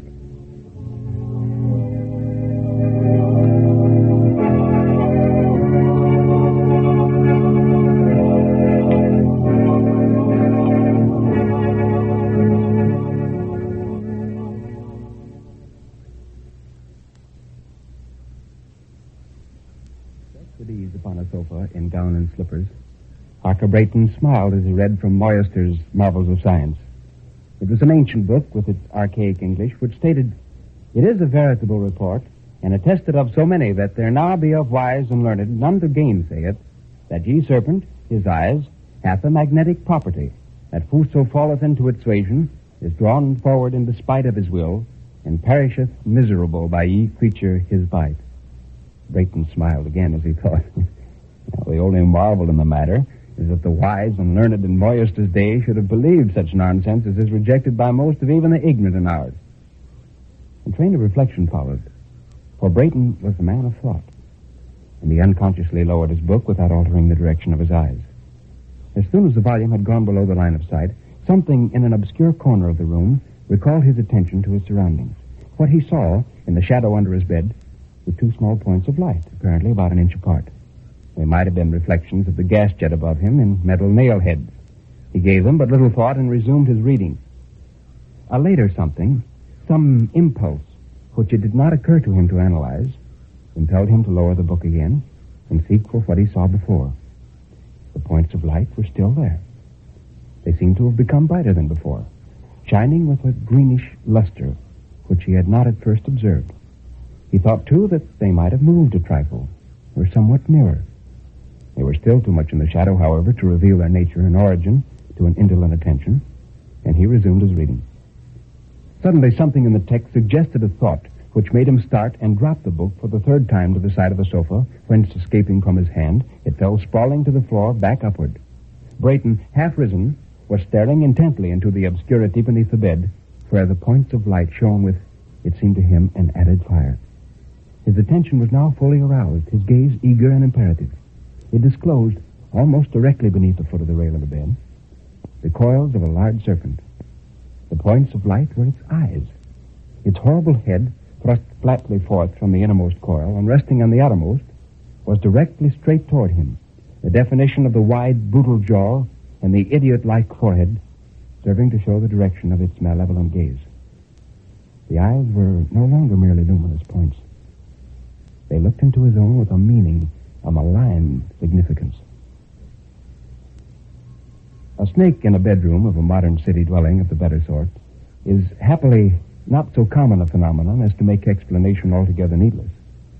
Parker Brayton, a bachelor of 35, a scholar, idler, and something of an athlete, rich and popular and of sound health, had returned to San Francisco from all manner of remote and unfamiliar countries. He had gladly accepted the hospitality of his friend, Dr. Druring, the distinguished scientist whose studies were centered around the lower forms of life. His scientific sympathies, in fact, were distinctly reptilian. He loved nature's vulgarians and described himself as the Zola of zoology. His wife and daughters, not having the advantage to share his enlightened curiosity regarding the works and ways of our ill-starred fellow creatures, were, with needless austerity, excluded from the wing of the house called the snakery. Well, despite the snakery and its uncanny associations, to which indeed he gave little attention, Brayton found life at the Druring mansion very much to his mind. Beyond a smart shock of surprise and a shudder of mere loathing, Mr. Brayton was not greatly affected. His first thought was to ring the call bell and bring a servant. But although the bell cord dangled within easy reach, he made no movement toward it. It had occurred to his mind that this act might subject him to the suspicion of fear, which he certainly did not feel. He was more keenly conscious of the incongruous nature of the situation than affected by its perils. It was revolting, but absurd. Brayton rose to his feet and prepared to back softly away from the snake without disturbing it if possible, and through the door. People retire so from the presence of the great, for greatness is power, and power is a menace. He knew that he could walk backward without obstruction and find the door without error. Should the monster follow, the taste which had plastered the walls with paintings had consistently supplied a rack of murderous oriental weapons from which he could snatch one to suit the occasion. In the meantime, the snake's eyes burned with a more pitiless malevolence than ever. Brayton lifted his right foot free of the floor to step backward.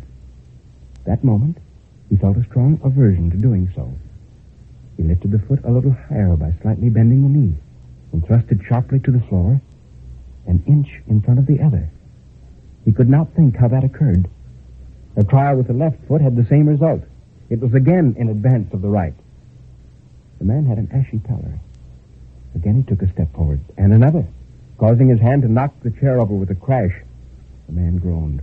The snake made neither sound nor motion, but its eyes were two dazzling suns. The reptile itself was fully concealed by them. They gave off enlarging rings of rich and vivid colors, which at their greatest expansion successively vanished like soap bubbles. They seemed to approach his very face, and anon were an immeasurable distance away. He heard something somewhere, the continual throbbing of a great drum, with desultory bursts of far music, inconceivably sweet, like the tones of an aeolian harp. He knew it was the sunrise melody of Memnon's statue, and thought he stood at the Nile-side reeds, hearing with exalted sense that immortal anthem through the silence of the centuries. The music ceased. Rather, it became by insensible degrees the distant roll of a retreating thunderstorm. A landscape, glittering with sun and rain, stretched before him, arched with a vivid rainbow, framing in its giant curve 100 visible cities. In the middle distance, a vast serpent wearing a crown reared its head out of its voluminous convolutions and looked at him with his dead mother's eyes. Suddenly, this enchanting landscape vanished in a blank. Something struck him hard upon the face and breast. He had fallen to the floor. The blood ran from his broken nose and his bruised lips, and for a moment he was dazed and stunned, and lay with his closed eyes, his face against the door. In a few moments he had recovered, and then realized that his fall, by withdrawing his eyes, had broken the spell which held him. He felt that now, by keeping his gaze averted, he would be able to retreat. But the thought of that serpent within a few feet of his head, yet unseen, perhaps in the very act of springing upon him and throwing its coils about his throat, was too horrible. He lifted his head and stared again into those baleful eyes, and was again in bondage. Now ensued a fearful scene. The man, prone upon the floor within a yard of his enemy, raised the upper part of his body upon his elbows, his head thrown back, his legs extended to their full length. His face was white between its gouts of blood. His eyes were strained open to their uttermost expansion. There was froth upon his lips. It dropped off in flakes. Strong convulsions ran through his body, making almost serpentine undulations. He bent himself at the waist, shifting his legs from side to side, and every movement left him a little nearer to the snake. He thrust his hands forward to brace himself back, and yet constantly advanced upon his elbows. Dr. Druring and his wife were at this moment in the library. Their conversation was interrupted by a mighty cry which rang through the silent house like the voice of a demon shouting in a tomb. Again and yet again it sounded, with terrible distinctness. They rang to their feet, the man confused, the lady pale and speechless with fright. Almost before the echoes of the last cry had died away, the doctor was out of the room, springing up the staircase 2 steps at a time. In the corridor, in front of Brayton's chamber, he met some servants who had come down from the upper floor. Together they rushed at the door without knocking. It was unfastened and gave way. Brayton lay upon his stomach on the floor, dead. His head and arms were partly concealed under the footrail of the bed. They pulled the body away, turning it upon the back. face was daubed with blood and froth. The eyes were wide open, staring. A dreadful sight. Yes, he died in a fit, said the scientist, bending his knee and placing his hand upon the heart. And while in that position, he happened to glance under the bed. Good Lord! How did this thing get in here? He reached under the bed, pulled out the snake, and flung it, still coiled, to the center of the room, whence, with a harsh shuffling sound, it slid across the polished floor until stopped by the wall where it lay without motion. It was a stopped snake. Its eyes were 2 shoe buttons.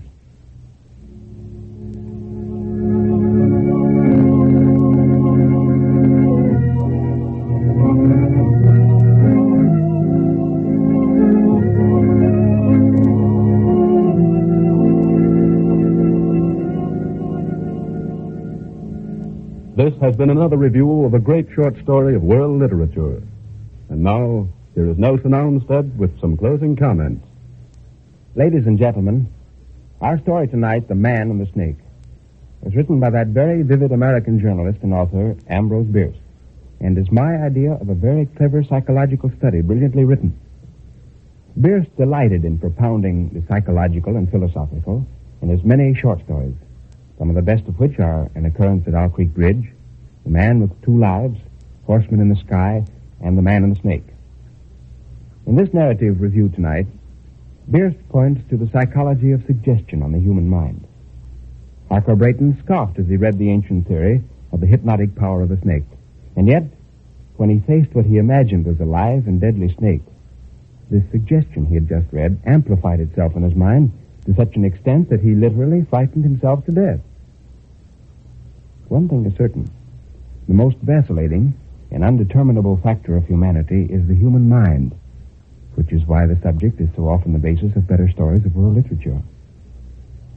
Ambrose Bierce was born in 1839. He served as an officer in the Civil War. In 1914, he joined Pancho Villa in Mexico and has never been heard from since. Just how or when he died, no one knows. It has been only recently that readers have discovered his masterful writing, so to speak. There's been a very slow but definite Bierce revival among all who admire highly finished fictional studies.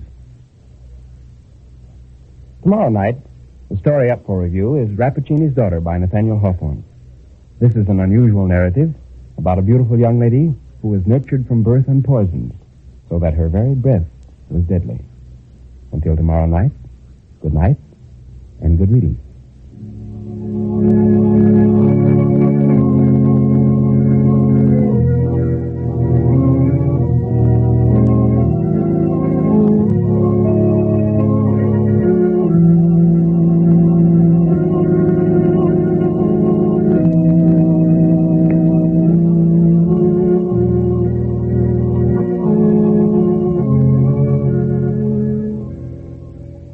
NBC presents Nelson Olmsted and his world's greatest short stories 3 nights each week, Monday, Tuesday, and Wednesday, at the same time over most of these same stations. Rappaccini's Daughter by Nathaniel Hawthorne is scheduled for tomorrow night, and we hope you'll be with us.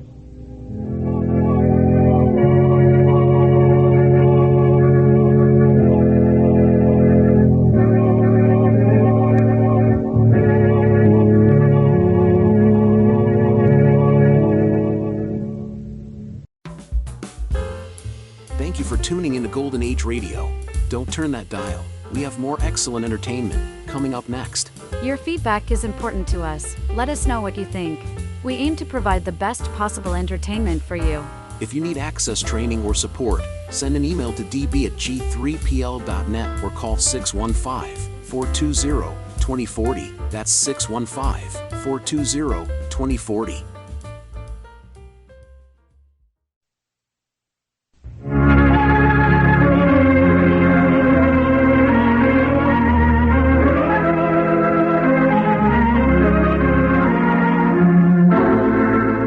The world's greatest short stories, brought to you by Nelson Olmsted.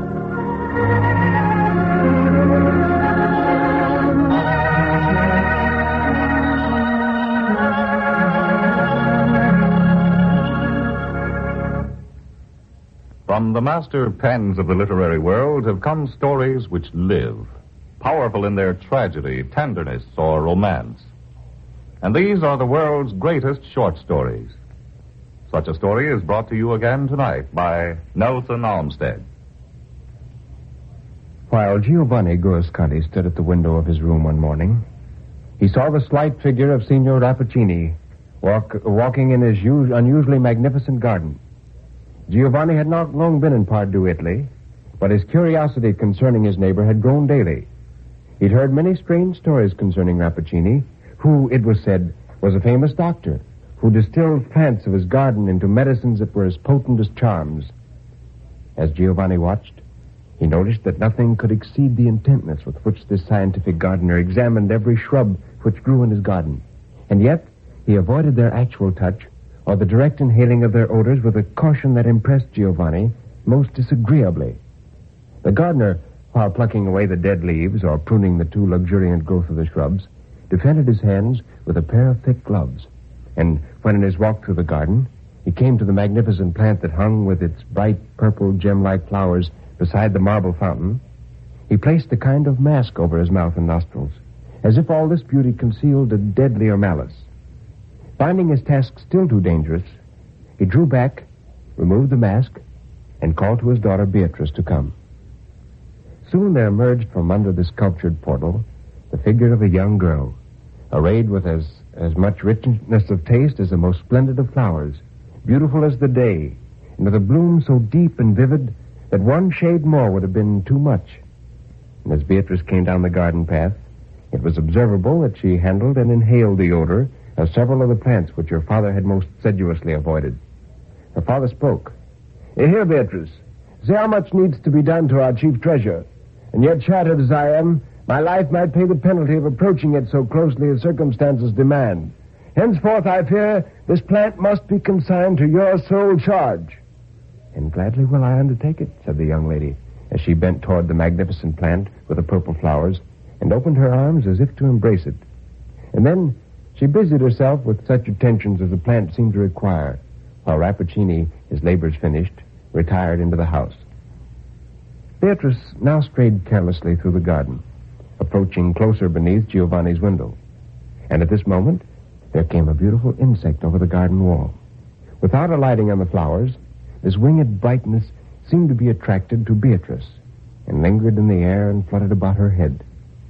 Now, Giovanni fancied that while Beatrice was gazing at the insect with childish delight, it grew faint and fell at her feet. Its bright wings shivered. It was dead, from no cause that he could discern, unless it was the atmosphere of her breath.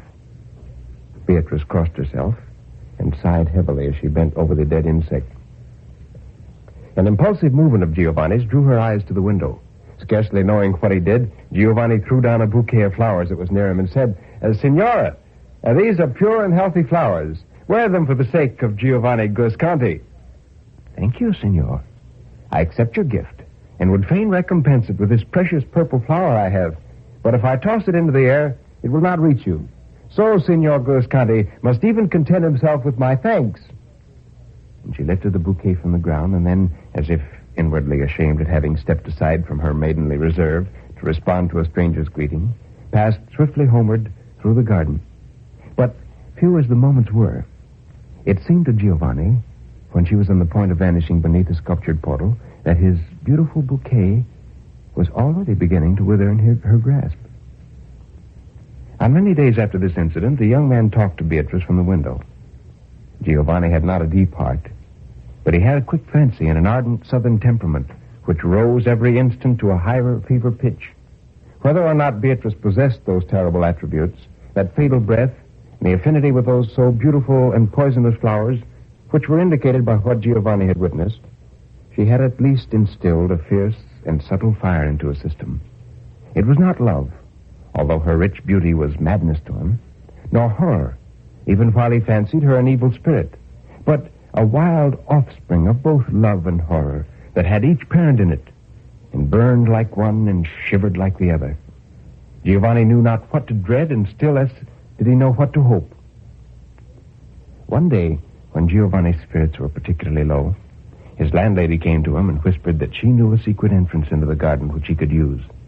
He followed his guide and found himself actually standing in the garden of Dr. Rappaccini.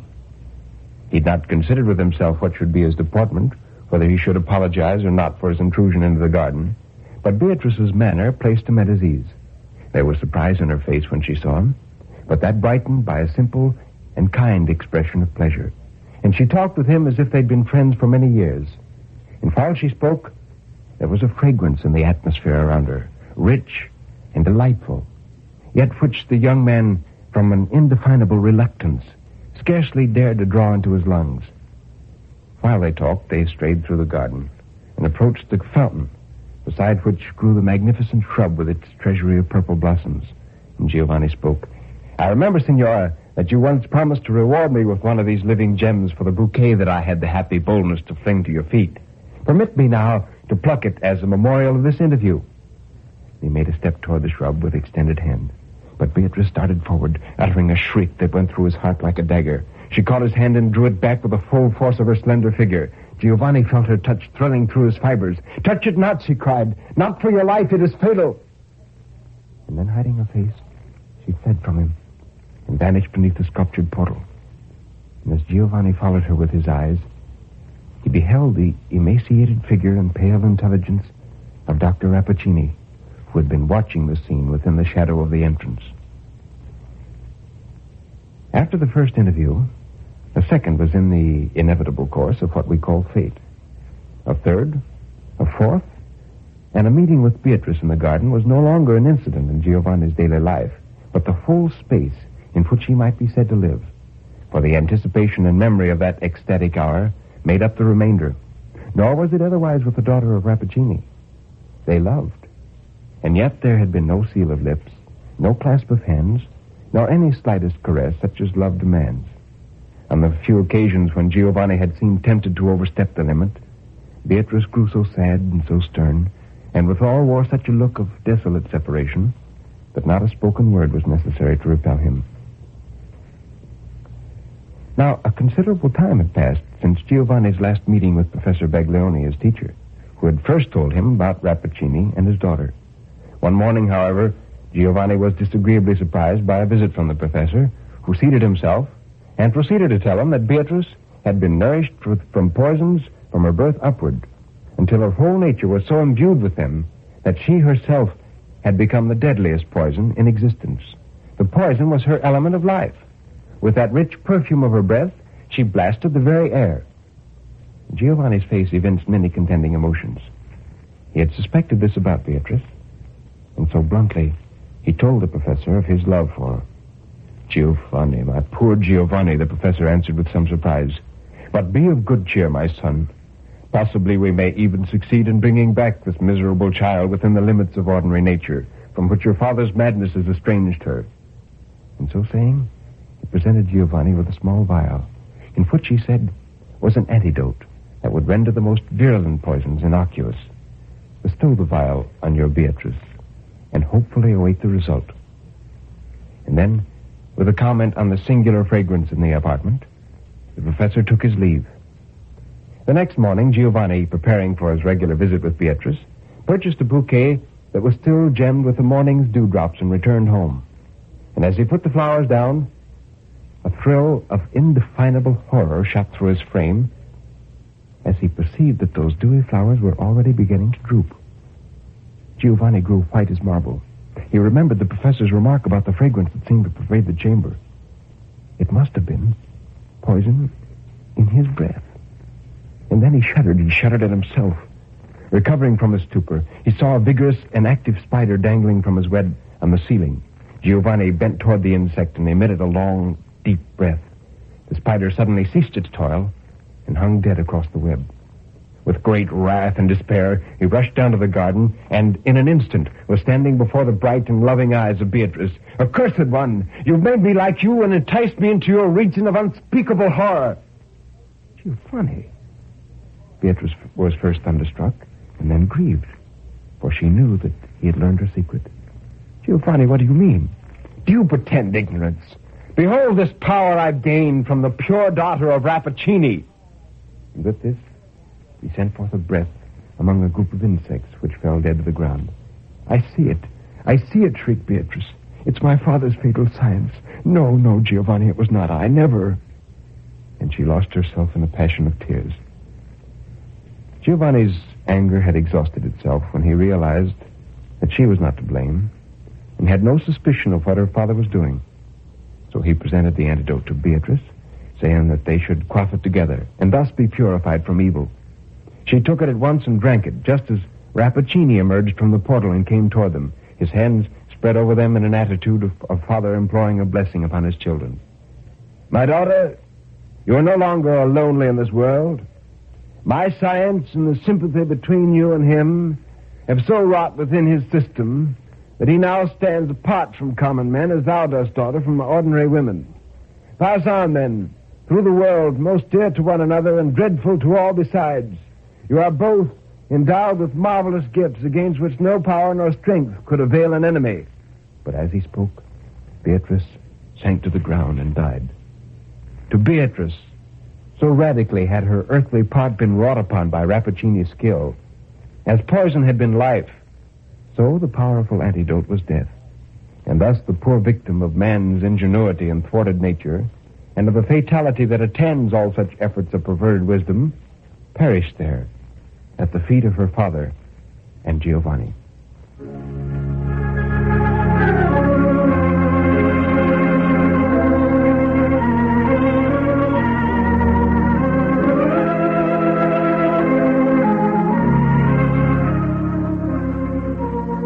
Nelson Olmsted has presented another of the great short stories of world literature, Rappaccini's Daughter, by Nathaniel Hawthorne.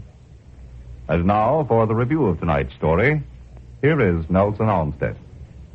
Nathaniel Hawthorne, who lived from 1804 to 1864, is one writer who struggled with success and failure through the international era of puritanical living, which is attributed, at least in name, to Queen Victoria. Hawthorne's works, although almost always pervaded with a touch of gloom, indicate a deliberate and studied effort to make right and good triumphant, even to the point of being melodramatic and ineffectively obvious. However, Edgar Allan Poe, who is Hawthorne's contemporary, was very impressed with his work, especially his short stories, and through his written criticisms of Hawthorne's work, first constructed a formula or definition of what was then a new and revolutionary form of fiction, the short story. Incidentally, that definition still is accredited and may be found included in most any modern essay on the construction and development of the abbreviated narrative. Now, for our next story, we're going to present a narrative by one of the very first writers of short stories, Washington Irving. His Rip Van Winkle has been revised and simplified almost universally into a children's tale, but in its original form, it still makes good reading. So plan to be with us. Until then, good night and good reading.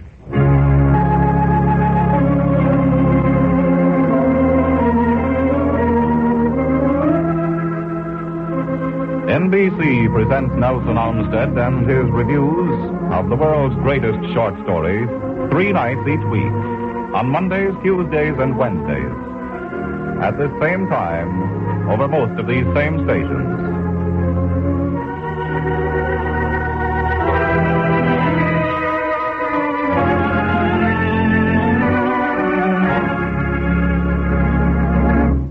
This is... Thank you for tuning into Golden Age Radio. Don't turn that dial. We have more excellent entertainment coming up next. Your feedback is important to us. Let us know what you think. We aim to provide the best possible entertainment for you. If you need access training or support, send an email to db@g3pl.net or call 615-420-2040. That's 615-420-2040.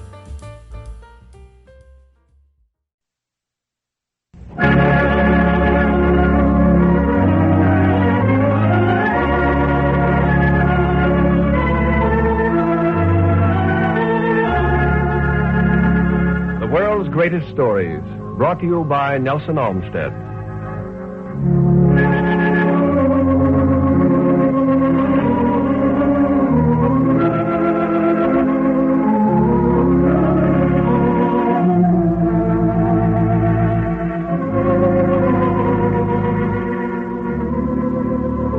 Millions of stories have been told, but some of them, by virtue of their intense dramatic power, will live forever. Nelson Olmsted offers something really new in fine entertainment, bringing you his unusual presentations of the finest fiction in the world of literature. Tonight, you will hear such a story as Nelson Olmsted brings us The Occurrence at Owl Creek Bridge, a vivid picture of an incident from the stormy days of the Civil War by Ambrose Bierce. And now, the world's greatest stories and Nelson Olmsted.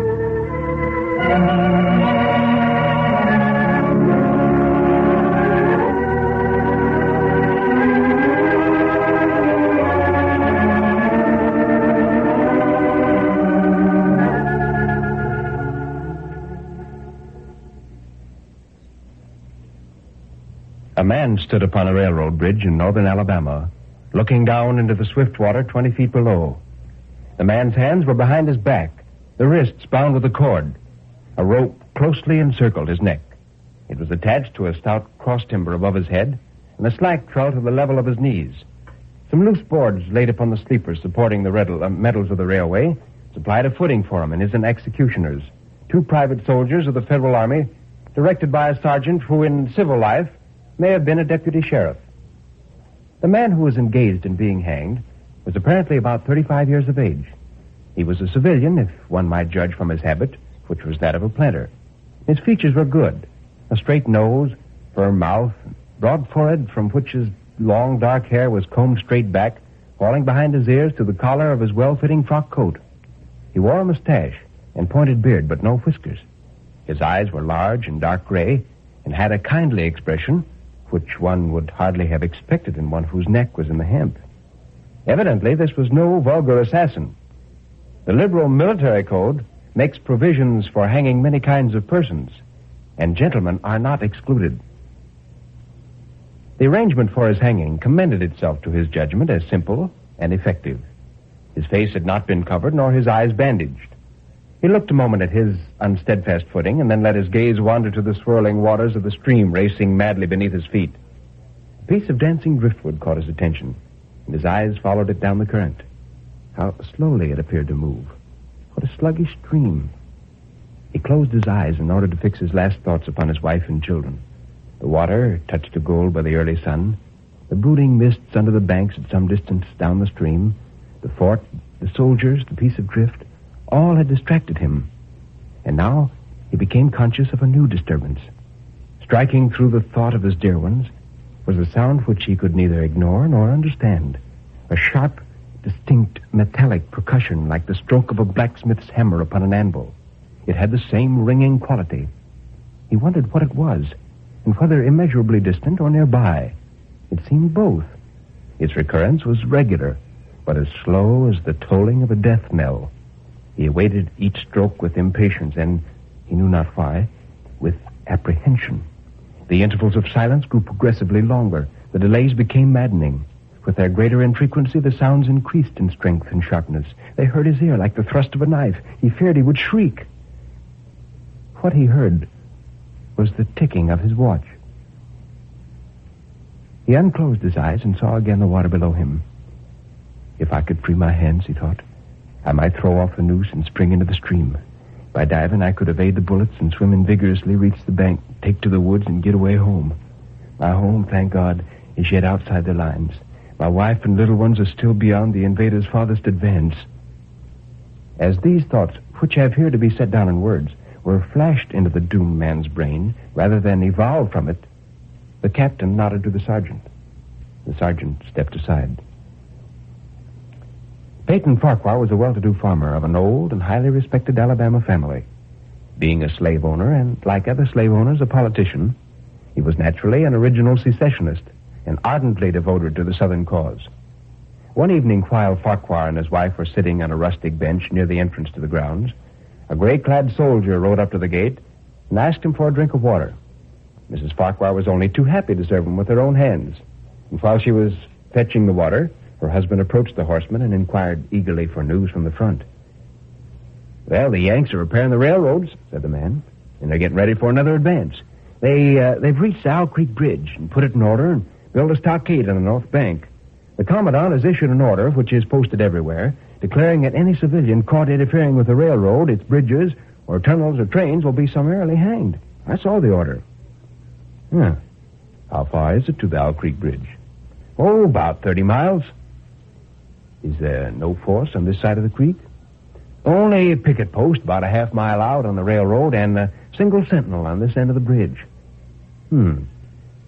Suppose a man, a civilian and a student of hanging, should elude the picket post and perhaps get the better of the sentinel. What could he accomplish? Well, I was there about a month ago, and I observed that the flood last winter lodged a great quantity of driftwood against a wooden pier at this end of the bridge. It's now dry, and it is burned like tow. The lady had now brought the water, which the soldier drank.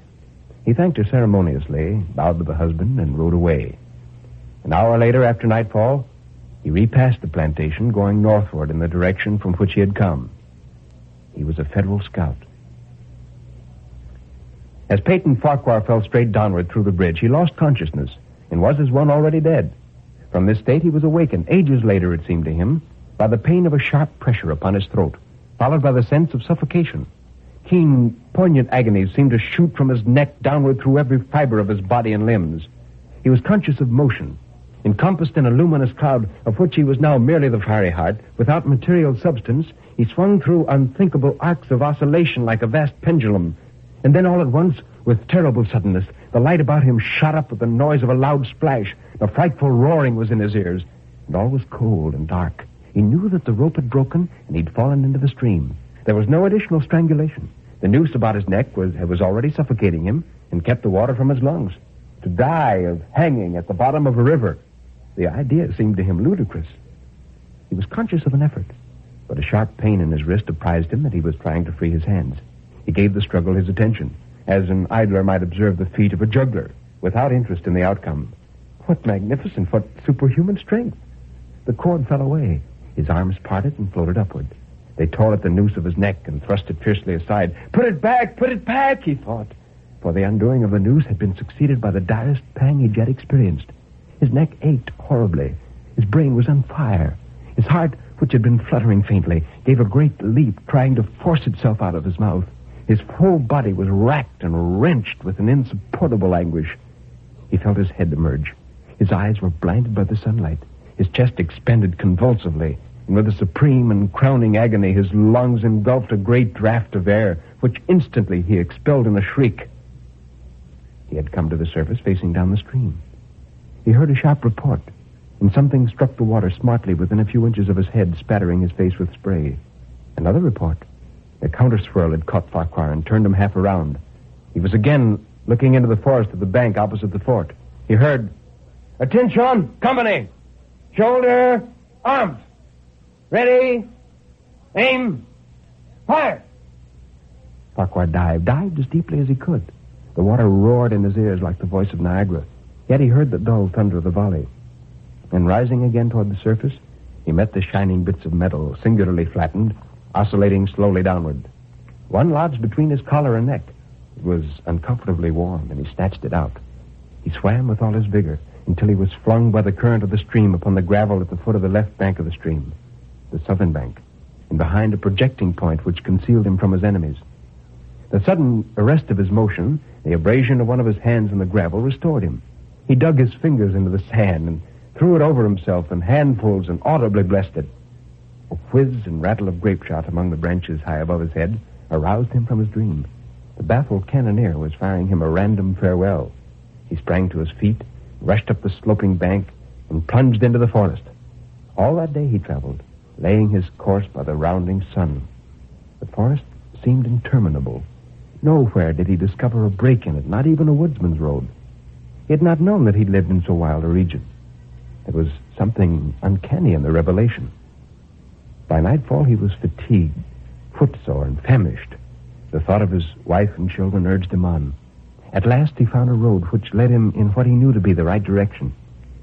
His neck was in pain. Lifting his hand to it, he found it horribly swollen. He knew it had a circle of black where the rope had bruised it. His eyes were congested. He could no longer close them.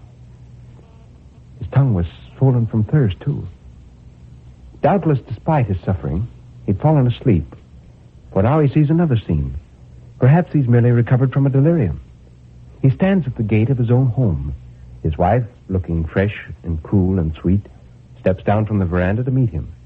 At the bottom of the steps, she stands waiting with a smile of ineffable joy, an attitude of matchless grace and dignity.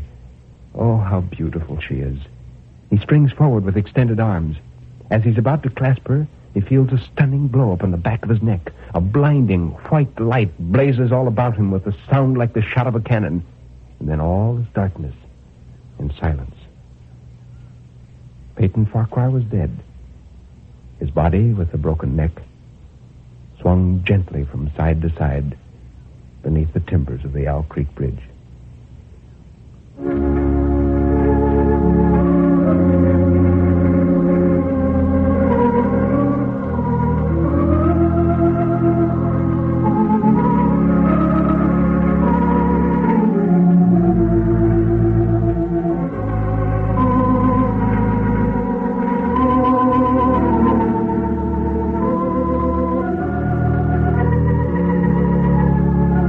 Heard the story of Peyton Farquhar entitled An Occurrence at the Owl Creek Bridge. Now for a few closing comments. Here again is Nelson Olmsted.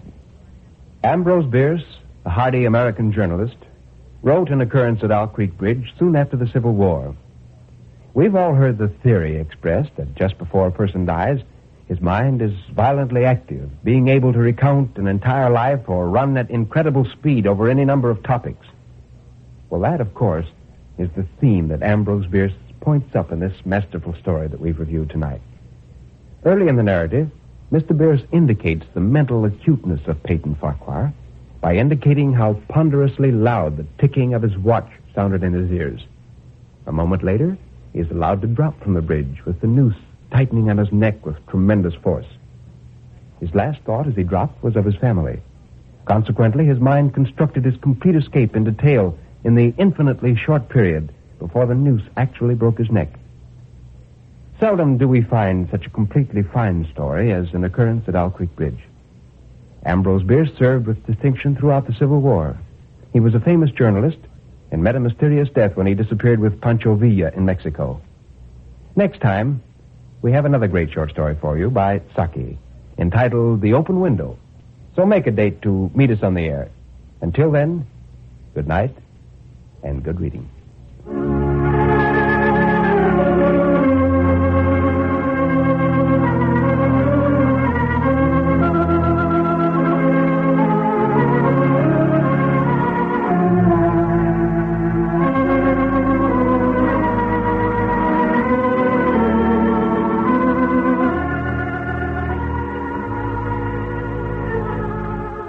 NBC presents Nelson Olmsted and his World's Greatest Stories every Monday, Tuesday, and Wednesday nights at this same time over most of these same stations. Join us again next week for another dramatic presentation by Nelson Olmsted.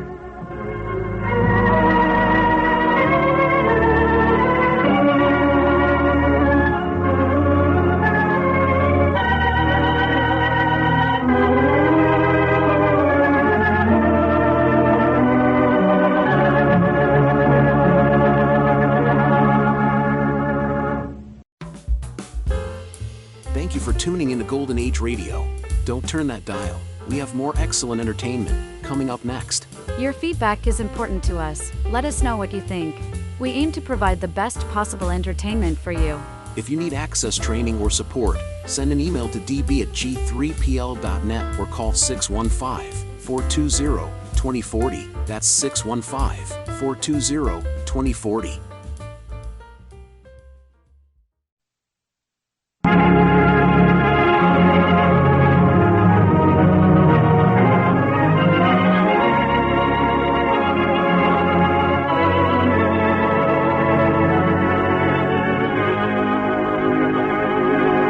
The world's greatest stories, brought to you by Nelson Olmsted.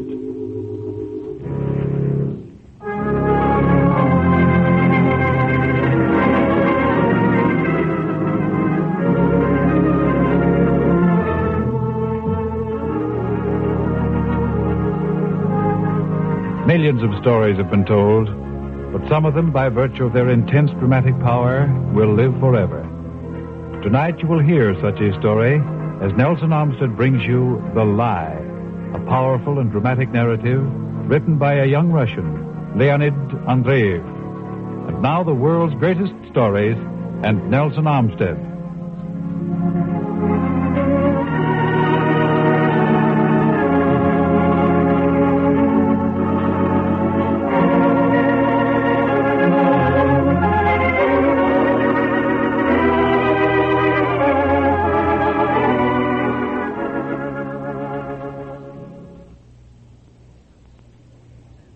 You're lying. I know you're lying. What are you shouting about? Need everyone hear us? And here she lied again, for I was not shouting. I was speaking in a quiet tone of voice. I was holding her hand and speaking gently and very quietly, while this venomous word lie hissed like a snake. I love you, she continued. You should believe me. Doesn't this convince you? And she kissed me. But when I wanted to hold her hand and press her close, she'd already gone. She left the dark passage, and I followed her into the room where a gay party was just ending. How did I know where it was? She told me I might come there, and I did so, observing couples dancing all night long. No one approached me or addressed me. And when they began to snuff the candles, I went up to her, and I said, "It's time to go. I'll see you home." She registered surprise. "But I'm going home with him." And she pointed to a tall and handsome person who did not even glance at us, the same person she had been dancing with all evening. And she took me into the empty room and kissed me. "You lie," I said very quietly. "We shall meet tomorrow. You must come," she replied. And I drove home alone. The next evening I again saw her. I threatened, I implored, I ground my teeth. "Tell me the truth." But with a face as cold as snow, her eyebrows raised in surprise, her dark, unfathomable eyes shining mysterious and passionless, she answered me, "I'm not lying to you." And she knew that I could not prove she lied, and that all my heavy, massive creation of torturing thoughts would not be dissipated by one word from her, one lying word. I waited for it, and it came from her lips, sparkling on the surface with the colors of truth, but dark in its depths. She said, "I love you. Am I not all yours?" We were far from the town, and the snow-clad fields looked in through the dark windows. Above them was a darkness, and around them was a darkness, thick, motionless, silent. But the fields gleamed with their own latent light like the face of a corpse in the dark. Just one candle threw its light over the well-heated room, and even on its reddish flame there appeared the pallid reflection of the dead fields. I want to know the truth, however sad it may be. Perhaps I shall die when I know it, but death is more welcome than life without truth. There's lie in your kisses, falsehood in your eyes. Tell me the truth, and I will leave forever, I said. But she was silent, and her coldly searching glance penetrated my heart, and drew out my soul, and studied it with strange curiosity. And I cried out, "Answer, or I'll kill you!" "Kill me?" she calmly replied. "Sometimes life is so wearisome, but you cannot get truth by threats." And then I fell on my knees and clasped her hand and wept and implored for pity and the truth. "Poor fellow," she said, putting her hand on my head. "Poor fellow. Have pity," I prayed. "I yearn for the truth." And as I looked at her smooth forehead, I thought that the truth was there behind that slender partition. I madly wanted to break the skull to find the truth. And there behind the white bosom beat her heart, and I madly wanted to tear that bosom with my nails to see, if only for once, an exposed human heart. "Poor fellow," she said. "Poor fellow." And the yellow flame of the candle flickered spasmodically, turned blue, and then went out. Darkness enveloped us. I could not see her face nor her eyes, for her arms had clasped my head, and I no longer felt the lie. I shut my eyes, and neither thought nor lived, but merely absorbed the touch of her hands, and it seemed to me true. And in the darkness, her faint whisper sounded strange and fearsome. "Put your arms about me. I'm afraid." And again there was silence. And again the faint whisper filled with fear. You want the truth, but do I know it? Oh, how I wish I knew it. Protect me. I'm so frightened. I killed her. I killed her! When she lay a flat and lifeless mass at the window, beyond which gleamed the white fields, I put my foot in her corpse and laughed.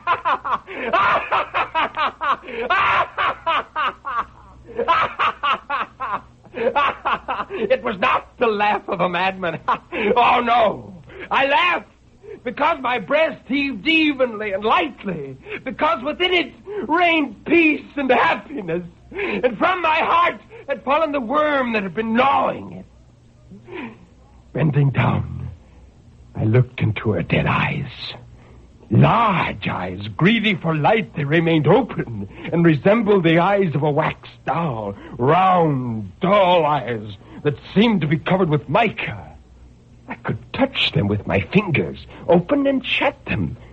And I was not afraid, because in those black, unfathomable pupils, there no longer lived the demon of lie and doubt that so long had insatiably sucked my blood. When they arrested me, I laughed. And to those who seized me, this seemed terribly barbaric. They turned from me in disgust and drew back. And others, with imprecations on their lips, advanced straight towards me. But when they caught my joyful glance, their faces paled and their feet were rooted in the ground. Madmen, they exclaimed.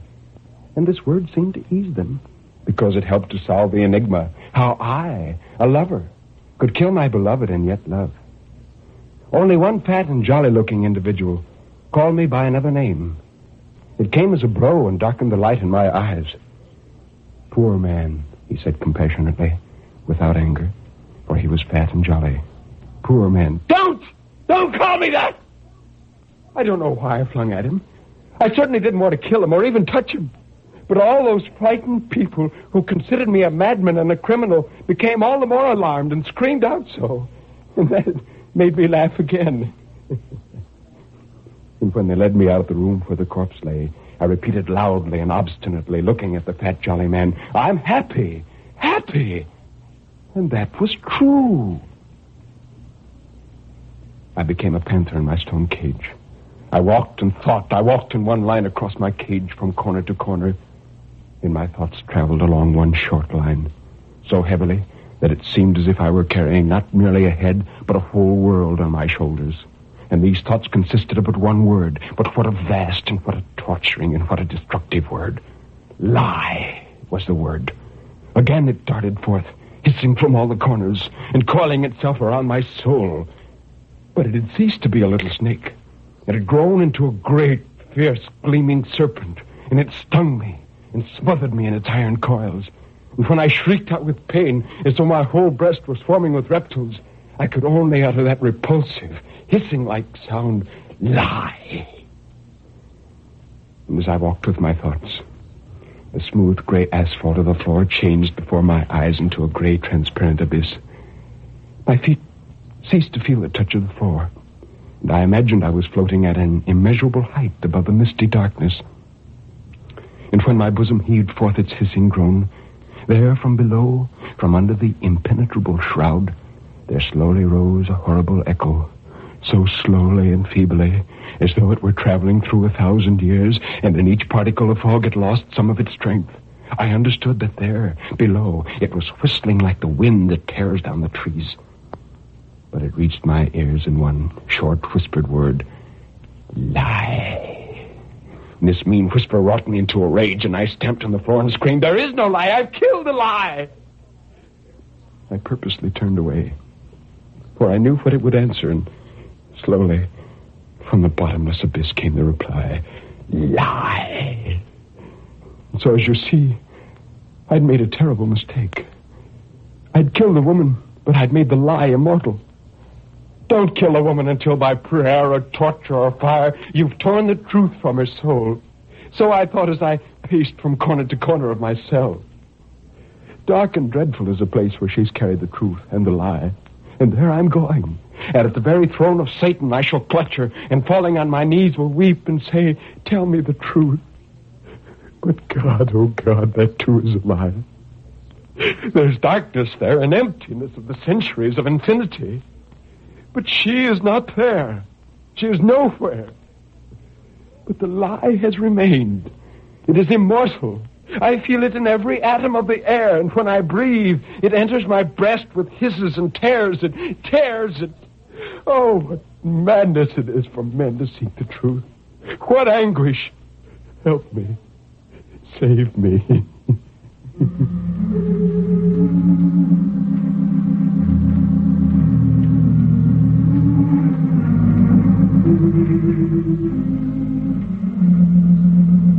This has been the Russian story entitled The Lie by Leonid Andreev, as presented by Nelson Olmsted, who now has a few closing comments. Ladies and gentlemen, I wish very much that I could be with you at this moment to ask you personally your reaction to this story. How did it affect you? What do you think it means? Well, The Lie is a powerful, moving, dramatic narrative written by a young Russian who, I think, approaches that elusive mood that only Edgar Allan Poe could write. As to its meaning, there are two possible explanations. The story may be interpreted literally or symbolically.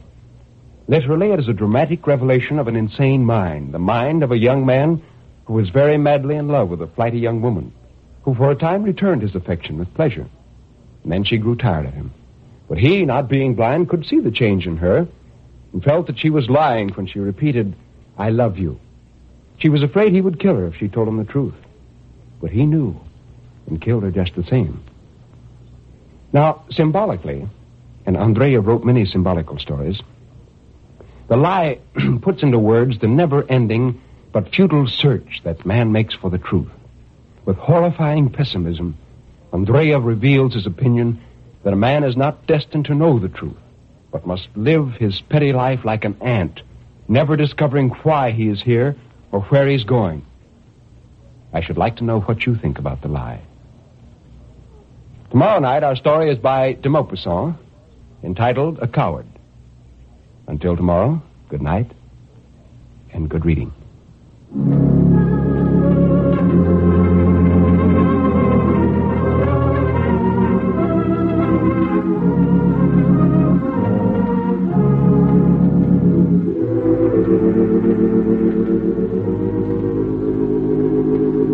NBC presents Nelson Olmsted and his world's greatest stories 3 nights each week on Monday, Tuesday, and Wednesday at this same time and over most of these same stations. Tomorrow night, a French story by Guy de Maupassant entitled A Coward. Join us at this same time.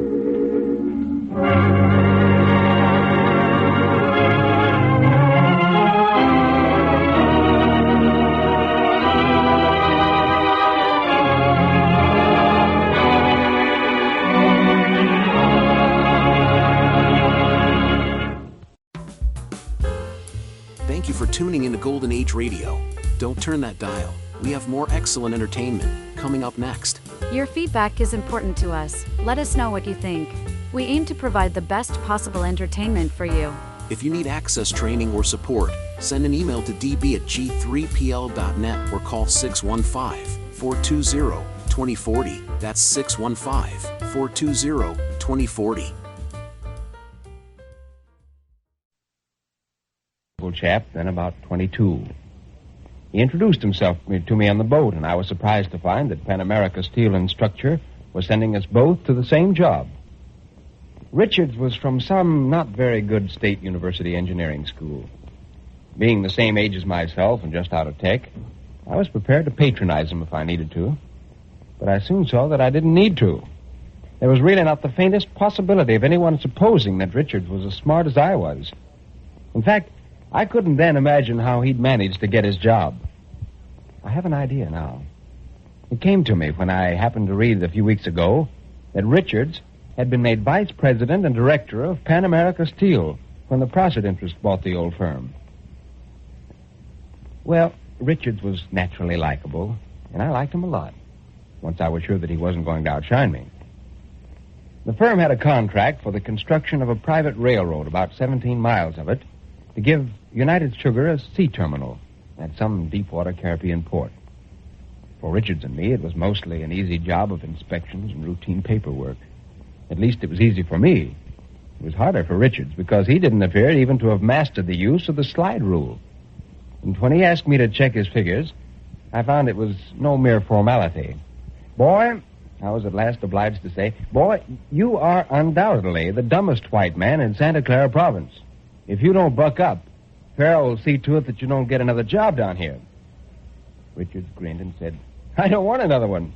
Not a job like this, anyway. I'm the executive type. Oh, you are? Sure I am.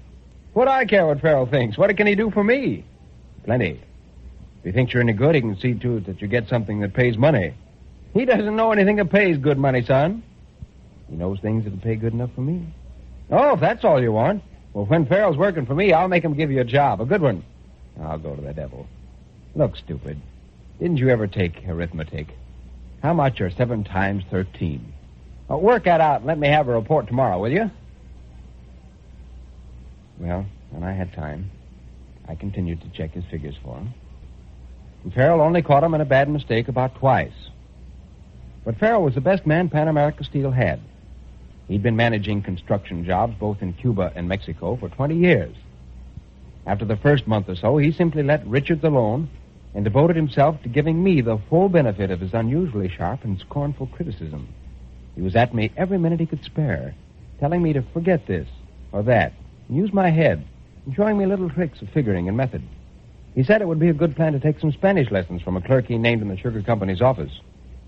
Spanish, said Richards when I told him he'd better join the class. Not for me.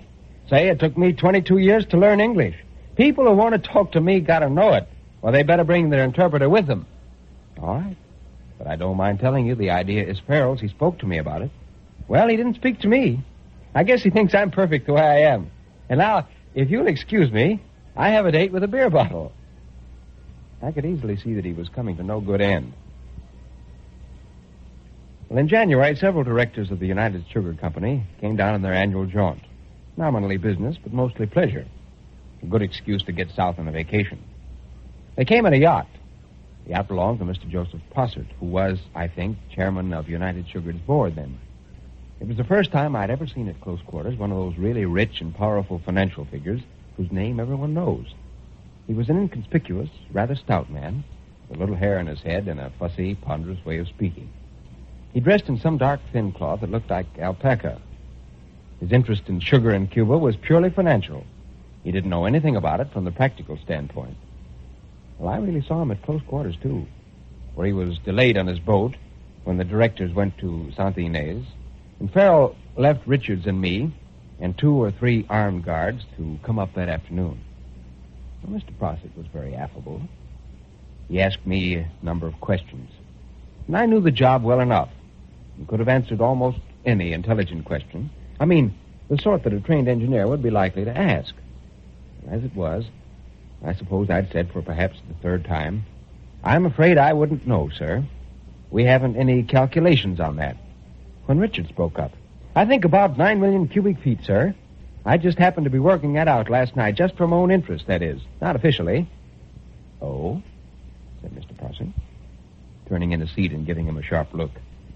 That's very interesting, Mr. Richards, isn't it? Well, now, maybe you can tell me about, Richards could. He knew everything. He knew to the last car the capacity of every switch and yard. He knew the load limits of every bridge and culvert. He knew the average rainfall for the last 20 years. He knew the population of the various straggling villages we passed through. He knew the heights of the distant blue peaks to the west. He'd made himself familiar with the local labor costs and wage scales. He had the statistics and accidents and unavoidable delays.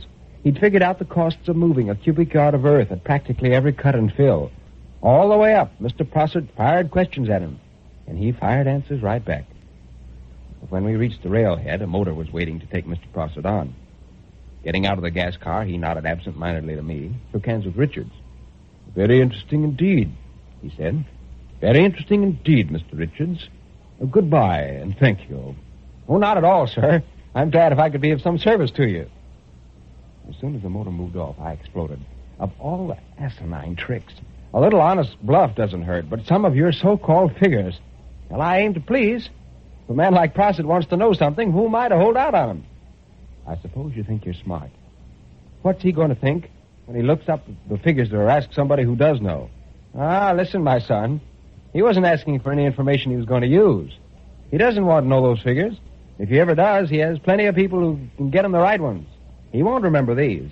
I don't even remember them myself. What he is going to remember is you and me. Oh, yes. Oh, yes. He's going to remember that Pan America Steel and Structure has a bright young man named Richards who could tell him anything he wanted to know when he wanted to know it. Just the sort of a chap he can use. Not like the other fellow who took no interest in his job, couldn't answer the simplest questions, and who's going to be doing small-time contracting in Cuba all his life. Oh, yeah? I said. But it is true that I'm still in Cuba, still doing a little work in the construction line.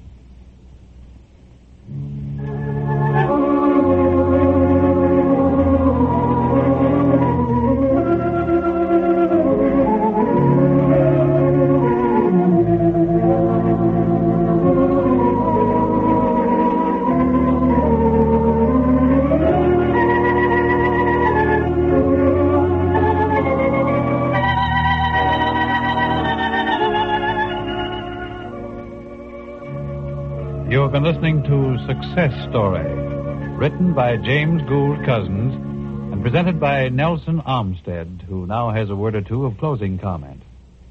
The reason I think I like Success Story is because it presents in a human and certainly true-to-life narrative the question we all ask ourselves in America: what does it take to be a success, a financial success? Well, our teachers warn us that it takes an education. Our fathers always lecture about the school of hard knocks. And as we grow up, we realize that those of our classmates who were disgustingly brilliant and for whom certain success was predicted seldom ever attain it. So, what does it take to be a success? James Cousins has presented one idea on the subject in this story tonight. Richards was no engineer. He didn't even know his arithmetic. And yet he was finally made vice president of his company simply because he had a glib tongue and a cunning insight into the psychology of impressing a very influential superior. And I imagine that there's more than one large business in the world that has a Richards for a vice president. Well, of James Cousins himself, there isn't a great deal to say. It's always difficult to judge a modern author because few of his works have had the mellowing criticism of time, the all-important factor in determining greatness. Cousins hasn't written many short stories, and his best novel is probably The Last Adam, which you may remember was loosely adapted into a motion picture for Will Rogers. There have been a number of requests in the last few weeks for us to give a preview of what might be expected on this series in the near future. So I thought I might take a moment to list just a few of the stories already scheduled, and I hope that your favorites included. Tomorrow night, for instance, we will present an Edgar Allan Poe narrative based on the Inquisition in Spain. It's his very popular The Pit and the Pendulum. Next, we have one of the funniest and most unusual ghost stories I've ever read. It's Frank R. Stockton's The Transferred Ghost, a light tale about a ghost who assumed the name of a man about to die, but who received at the last moment, or rather who recovered at the last moment and lived. The tribulations of this poor ghost in getting transferred to a really dead man will give you a laugh, I know. Guy de Maupassant wrote a very appealing little sketch entitled Moonlight. It's probably one of his best-known stories, and certainly one of his best-liked. New York, in the 1850s, boasted of one Irish-American named Fitzjames O'Brien, who was the popular toast of the town at that time. He greatly admired Poe, which his stories indicate, especially the one we plan to present. It's a fascinating mystery entitled What Was It? Another 19th century popular American writer was H.C. Bunner, who wrote A Letter and a Paragraph, an unusual and moving story of a young and talented author whose life is shortened by a diseased heart. In all of these stories, there is something alive, something fresh, in spite of the fact that a few of them date back as much as 70 or 80 years. Above all, the narratives are entertaining, which is a prerequisite to greatness in any piece of fiction.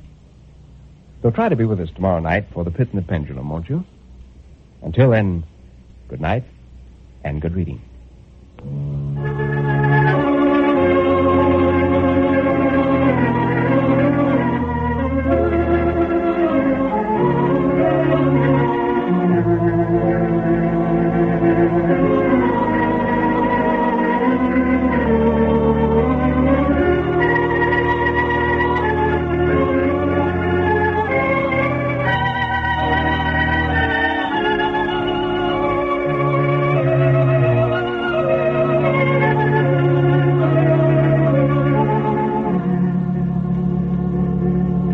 NBC presents Nelson Olmsted and his world's greatest stories 3 nights each week at this same time and over most of these same stations. As Mr. Olmsted told you, tomorrow night, The Pit and the Pendulum by Edgar Allan Poe.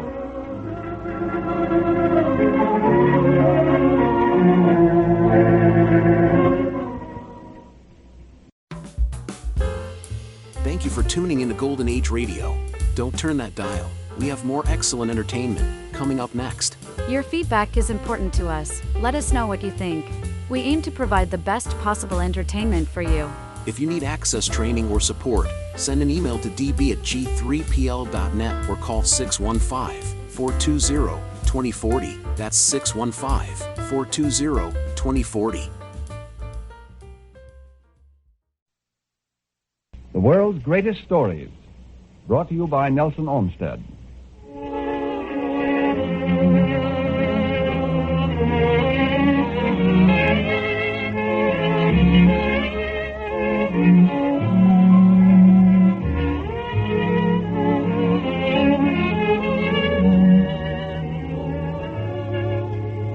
Millions of stories have been told, but some of them, by virtue of their intense dramatic power, will live forever. Nelson Olmsted offers something really new in fine entertainment, bringing you his unusual presentations of the finest fiction in the world of literature. Tonight you will hear such a story as Nelson Olmsted brings you A Letter and a Paragraph, a dramatic narrative written by H.C. Bunner. And now the world's greatest stories and Nelson Olmsted.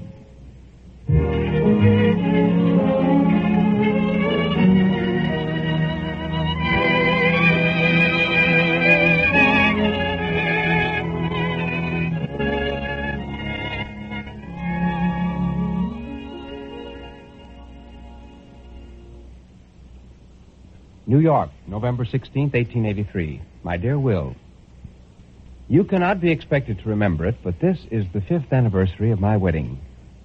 And tomorrow, it will be tomorrow before this letter is closed, is my birthday, my 40th. The wife has just been putting your namesake to sleep. Don't infer that even on the occasion of this family feast, he's been allowed to sit up until 11:30. He went to bed properly enough with a tear or two at 8. But when his mother stole into his room just now, after her custom, I heard his small voice raised in drowsy inquiry, and I followed her and slipped the curtain of the doorway aside and looked. But I didn't go into the room. And then, before I could see my wife's face as she bent and kissed him, I let the curtains fall and crept back here to sit by the last of the fire and see that sacred sight again with spiritual eyes, and to dream wonderingly over the unspeakable happiness that has in some mysterious way come to me, undeserving. You can understand how it is that I find it hard to realize that there can be such things in my life, for you know what that life was up to a few years ago. I'm like a man who has spent his first 30 years in a cave.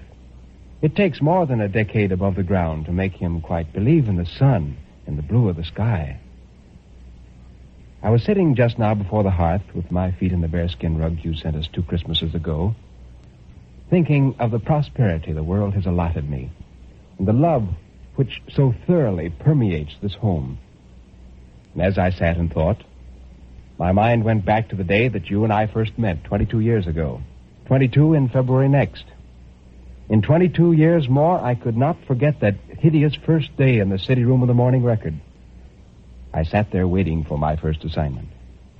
I was 18, poor as a church mouse, green, desperately hopeful after a boy's fashion, and with nothing in my head but the Latin and Greek of my one single year at college. My spirit had sunk far down out of sight. A wretched day that was. The hours went slow as grief, and I looked up and saw you entering with your bright, ruddy boy's face shining with wit, beaming a greeting to all in the room. In my soul, I cursed you for your lightheartedness and your look of cheery self-confidence. And just then came that awful summons, "Barclay! Barclay!" I shall hear that strident note at Judgment Day. I went in and got my orders and came out with them, all in a sort of daze that must have made Baldwin think me an idiot. And then you came up to me and scraped acquaintance in a desultory way to hide your kind interest. You gave me a hint or two as to how to obtain the full account of the biennial meeting of the Post-Pliocene Mineralogical Society, or whatever it was, without diving too deeply into the Post-Pliocene period.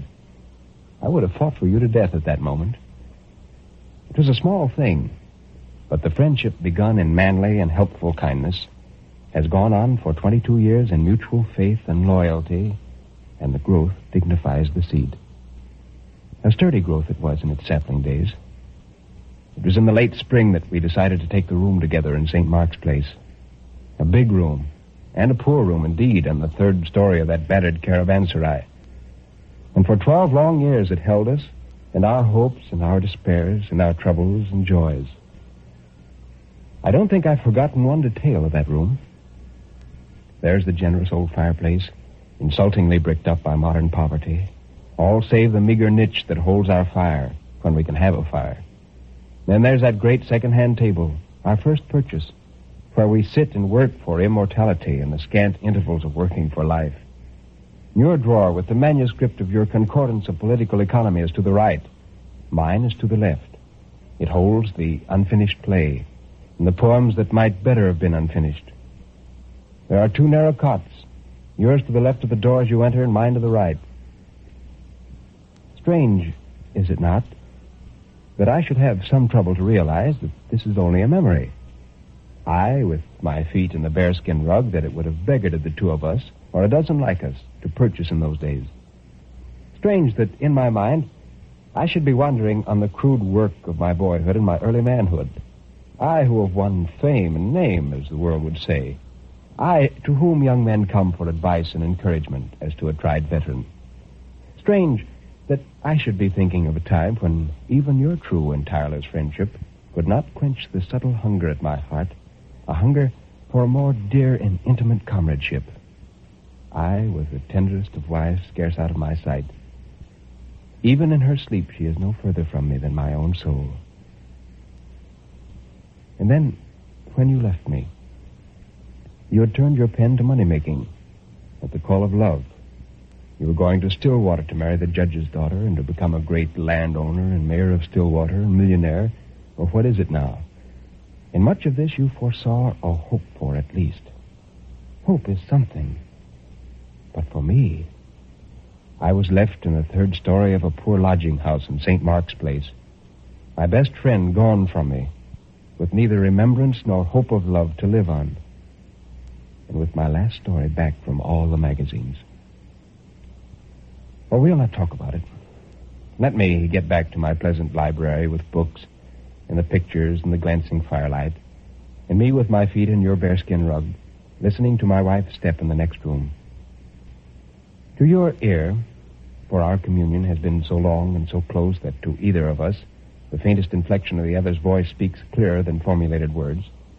To your ear, there must be something akin to a tone of regret. Regret for the old days in what I've just said. I felt that regret. It was so at the beginning, in the incredible happiness of the first year, and even after the boy's birth. Yes, even in those days, some of that old leaven worked in me. I had moments of that old barbaric freedom which we used to rejoice in. That feeling of being answerable to nothing in the world save our own will. A sense of untrammeled and careless power. There were times when, for the moment, I forgot that I had a wife and child. There were times when I remembered them as a burden. Why shouldn't I say this? It's the history of every married man, though he be married to the best woman in the world. It means no lack of love. It's as unavoidable as the leap of blood in you that answers the trumpet call. At first I was frightened. and fought against it as something that might grow upon me. I reproached myself for the disloyalty and thought, what need had I to fight? What need had I to choke down rebellious fancies while my wife's love was working that miracle which makes two spirits one? Is it not wonderful that I should wish to give expression to the gratitude with which I have seen my life blossom? Thus, my thankfulness for the love which has made me not only happier, but I believe a wiser and better-minded man. But I know too well the hopelessness of trying to find words to describe what, were I a poet, my best song might but faintly, faintly echo. Bear with me, my dear Will, until I've told you why I've written this letter and what it means. I've concealed one thing from you for the last 6 months. I have a disease of the heart, and the doctor has told me that I may die at any moment. Somehow, I know the moment is close at hand. I shall soon go to that narrow cot on the right of the door, and I do not believe I shall wake up in the morning when the sun is in my eyes to look across the room and see that my companion is gone. For I'm in the old room in St. Mark's Place, Will, as you know. And it's not 10 years since you went away, but 2 days. The picture that has seemed real to me as I wrote these pages is fading, and the thin gas jet flickers and sinks as it always did in those first morning hours. I can hear the roar of the last Harlem train swell and sink, and the sharp clink of the car bells breaks the silence that follows. The wind is gasping and struggling in the chimney and blowing a white powdery ash down in the hearth. I've just burnt my poems in the play. Both the table drawers are empty now, and soon enough the 2 empty chairs will stare at each other across the bare table. What a wild dream have I dreamt in all this emptiness. Peace be with you, Will. I'm going to sleep. Perhaps I shall dream it all again, and shall hear that soft footfall when the night comes and the pale light through the ragged blind and the end of a long loneliness. After I'm dead, I wish you to think of me not as I was, but as I wanted to be. I've tried to show you that I have led by your side a happier and a dearer life of hope and aspiration than the one you saw. I've tried to leave your memory a picture of me that you will not shrink from calling up when you have a quiet hour and time for thought of a friend whom you knew well, but whom you may, perhaps, know better now that he is dead. Reginald Barclay. The paragraph from the New York Herald on November 18th, 1883. Reginald Barclay, a journalist, was found dead in his bed at 15 St. Mark's Place yesterday morning. No inquest was held, as Mr. Barclay had been known to be suffering from the disease of the heart, and his death was not unexpected. The disease came originally from Oneida County and was regarded as a young journalist of considerable promise. He had been for some years on the city staff of the Record. He had also contributed to the monthly magazines occasional poems and short stories which showed the possession, in some measure, of the imaginative faculty. Mr. Barclay was about 30 years of age and unmarried.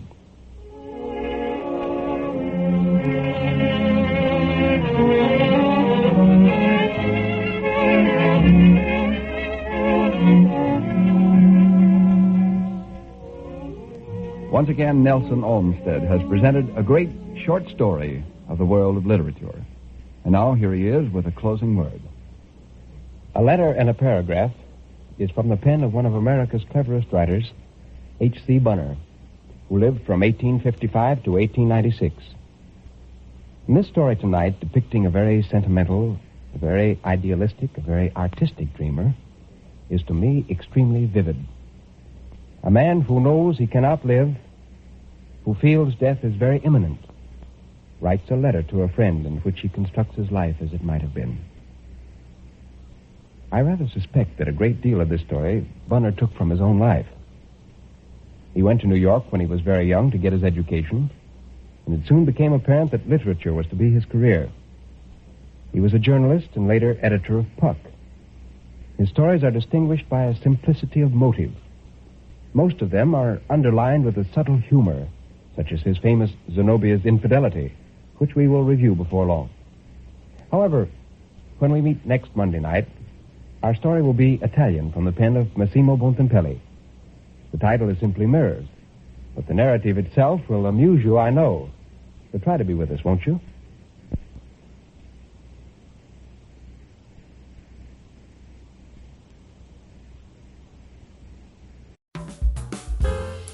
Thank you for tuning into Golden Age Radio.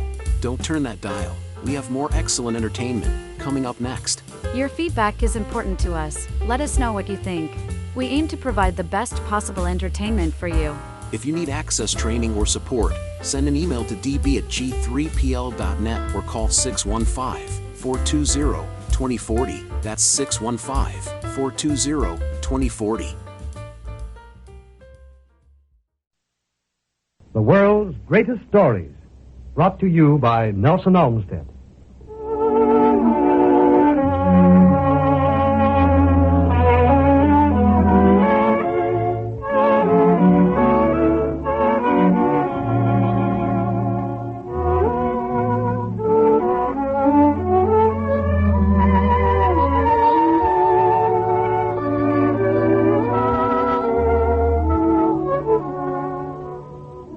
Ladies and gentlemen, tonight for the first time in this series, Nelson Olmsted has closed his eyes to the title of this program to bring you a short story which is not one of the world's greatest. In fact, it isn't even published. But it does concern Christmas today and in the distant future, perhaps 300 years from now. Here is Nelson Olmsted with an especially written story, Tomorrow's Paul.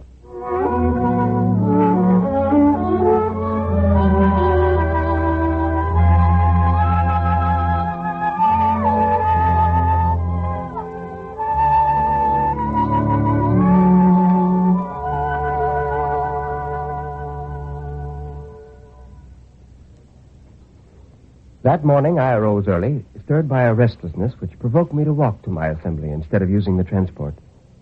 On the way, I became enthralled with the sparkling beauty of the countryside, which was as if it had been softly sprayed with snow the night before. Consequently, when I arrived at the Administration of Instruction building and, with cap in hand, tiptoed to the door of my assembly, the morning convocation had already started. Immediately, I stopped, turned to the picture at the head of the room, bowed my head, and joined the boys, repeating, "He strengthens me when I am weak. He cares for me when I am not well. He feeds me when I'm hungry. I am eternally grateful to my high leader and the brotherhood of men." And then, as we sang the marching song of youth, I continued tiptoeing to my place, but not, however, escaping the sharp eye of Director Frederick, who said, "Paul, see me after hours." "Yes, sir," I answered weakly, fearing the lecture and punctuality I would surely receive. And yet, in spite of his severity, he was a kind man, whom I admired and liked more than any of the directors I'd studied under all the years I'd gone to assembly. When the day's hours were over, I walked slowly to his room, knocked on the door, and went in. "Oh, Paul." "Director Frederick, I'm ashamed of having been late this morning." Yes, but that's not what I called you in for, Paul. In another week, on New Year's first day, you will be celebrating the close of your instructions. How do you feel? About growing up, I mean. I'm not sure I know, Director. What do you mean? Well, I don't know exactly how to say it. Go on, Paul. Tell me what it is. You can trust me. I know I can. So tell me, why do I have to be an agriculturalist? Why? Well, Paul, you know as well as I do that was determined by the high leader long before you were ever born. Yes, I know. And ever since I've been 5, I've studied nothing else. Director Frederick, I don't think I like agronomy. What? Have you told this to anybody else, Paul? No. I've tried to talk to my father about it, but he won't listen. He tells me I'm stupid. Well, promise me one thing. You'll never mention this to anyone else. Oh, no. There isn't anyone else but you I can talk to. Good. You know, of course, the penalty for dissatisfaction. You know what would happen to you. But it's not dissatisfaction exactly, Director. That isn't it at all. I can't explain it in words. It's just a sort of feeling that I've missed something all these years, learning nothing but how to write and talk and cultivate. Paul. Do you realize that, strictly speaking, it is my duty to have you sent to the institution of correction? You won't do that, will you, Director? No. Any other youth, I might, but not you, Paul. Perhaps I can help you. I want you to realize the full benefits of the age in which we live, Paul. What is it you think you've missed? Well, not all the boys take the same instructions as I do, they? No. Each concentrates on the subject of his destination in the Brotherhood of Men, just as you've studied little other than agronomy. Some are instructed in mechanics, some in construction, some in direction, as I was. Do you think you would like to have been instructed in something else besides agronomy? No, I don't think that would have made any difference. Good. I'm glad to hear you say that. Perhaps you are headed for the institution, as I thought a moment ago. What do you want, Paul? Well, that's just it. I'm not sure. Something seems to be missing, Director Frederick, and I don't know what it is. Well, I'll answer any question that might clarify your mystery, Paul. That's why I called you here this afternoon. I knew that something was on your mind. Well, tell me what the world was like before the Brotherhood of Men. Does anyone know? Oh, yes, Paul. Those who are chosen for administration are instructed as to the glaring defects in the life of man before the world is perfected. What makes you ask? Well, I don't really know. I realize that I'm here, but my father's been here longer than I have, that his father's still longer, and... Oh, I'm beginning to see your trouble. You want to know what your great-grandfather's great-grandfather was like. Is that it? I think so. Was he instructed in agronomy like me and my father? No, Paul, I doubt it. You see, back in that age, your forefather lived in a peculiar world. He didn't have directed instruction as you have. He went to assembly for a few years, perhaps, and studied a little of this and a little of that, never learning very much about any one thing. He did?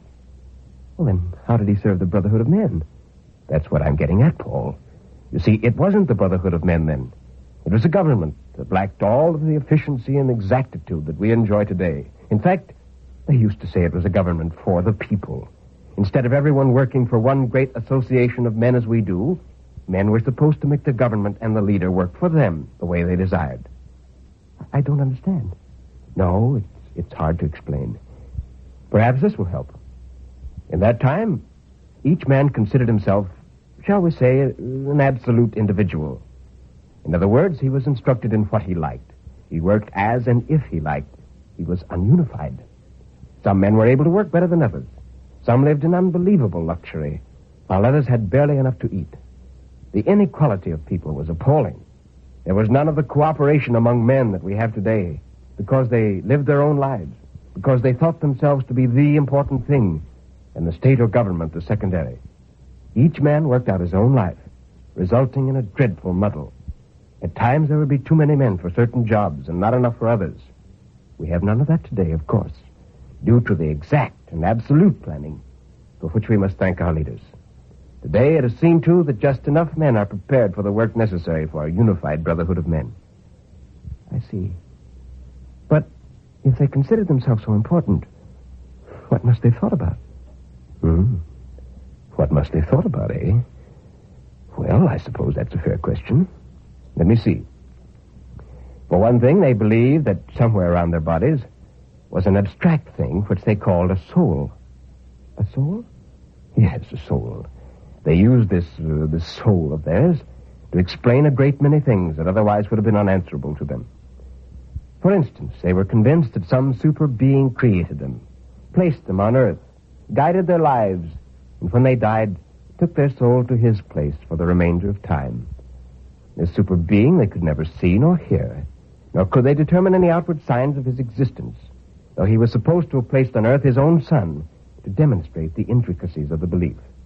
But this super being and his son affected their lives, they avowed, through their souls. And this worship guided the lives of most of your predecessors, Paul. I see. I suppose this soul must have given these men a lot of satisfaction, didn't it? Yes, Paul, I imagine you can call it satisfaction, but it was built on emotion, on petty emotion. And we must be grateful for the fact that today we have nothing inane in our emotional training. I see, Director Frederick. Have I helped your restlessness, Paul? Yes, thank you. Well, I'm pleased then. With this, I walked away from his room and ran out into the open. My mind was full of what he told me, of those strange people who lived in the world in the past. And yet, I still experienced that sensation of having missed something. Well, I still couldn't express it, even after his talk. For several hours, I hardly knew where I walked, trying to give my very baffling problem some thought, which might help to soothe that indescribable fire burning within me. It was dark when I arrived at the family quarters. The night was crisp and cold, and my breath made unusually great clouds of vapor as I breathed. I almost walked in when suddenly I saw a light in one of the smaller livestock buildings. My first thought was that Father was having trouble with some of the animals and might need help. So I walked in that direction. Upon approaching the building, I was puzzled as to the kind of light that shone from within. It was like nothing I could remember seeing before, and I wondered at its source. Slowly, I opened the door and walked in. Father wasn't there. Instead, there stood a man, beside whom lay a woman on the bedding of the floor. And to my greatest surprise, in one of the open feeders, there lay a tiny baby, all around which shone a bright and yet softly luminous light. For some reason I cannot possibly explain, I fell to my knees in front of this child and held my hands together. And as suddenly as I did this, there came over me a great peace, a calm serenity, a glowing thankfulness for something I couldn't explain and had never felt before. Whether I spoke to this man and woman, I can't remember. But I did remain there several hours. And while I did, other people, some of whom I knew and others who were strangers, came in, dropped to their knees as I had, and spoke not one word. For there was nothing to say. Speech seemed so empty and useless. It was the feeling that permeated all of us. Later, as I slowly walked out the door, I looked up to the sky, and there was the moon. No, not the moon, but a huge, bright star, sending all of its light, so it seemed, down in this little building. And I questioned nothing, for in me was the peace I'd sought so long.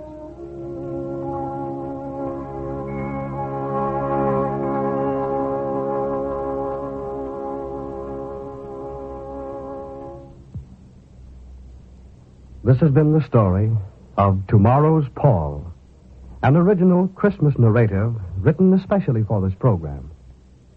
Now here is Nelson Olmsted with a closing word. Regular listeners to this program probably expected me to review the greatest of all Christmas stories tonight. And of course, I mean The Christmas Carol by Charles Dickens. However, since it is so universally great, practically everyone reads or dramatizes it during the season of the year. And we simply didn't want to repeat it for you. Hence the explanation of Tomorrow's Paul. This is the first time we presented an original, unpublished story in this series. And for that reason, your reaction to it would be helpful in guiding our future policy. I'm especially interested in your opinion, you see, because I wrote it. Good night and good reading.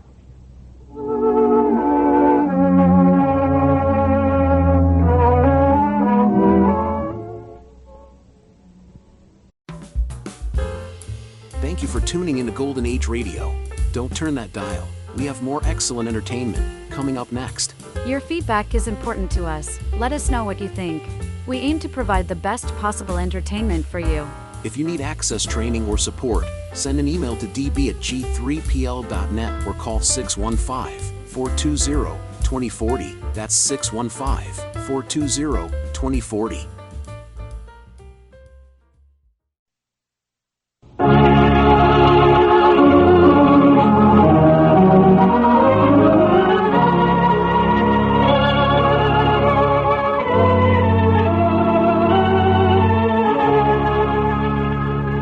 The world's greatest stories, brought to you by Nelson Olmsted.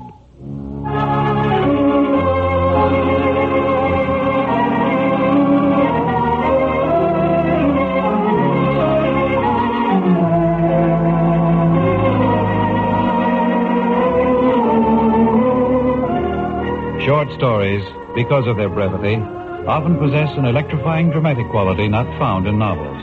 That quality Nelson Olmsted brings to life in these unusual narrative presentations. Tonight, the story is by Guy de Maupassant, one of his better works entitled A Coward. Here's another of the world's greatest stories and Nelson Olmsted.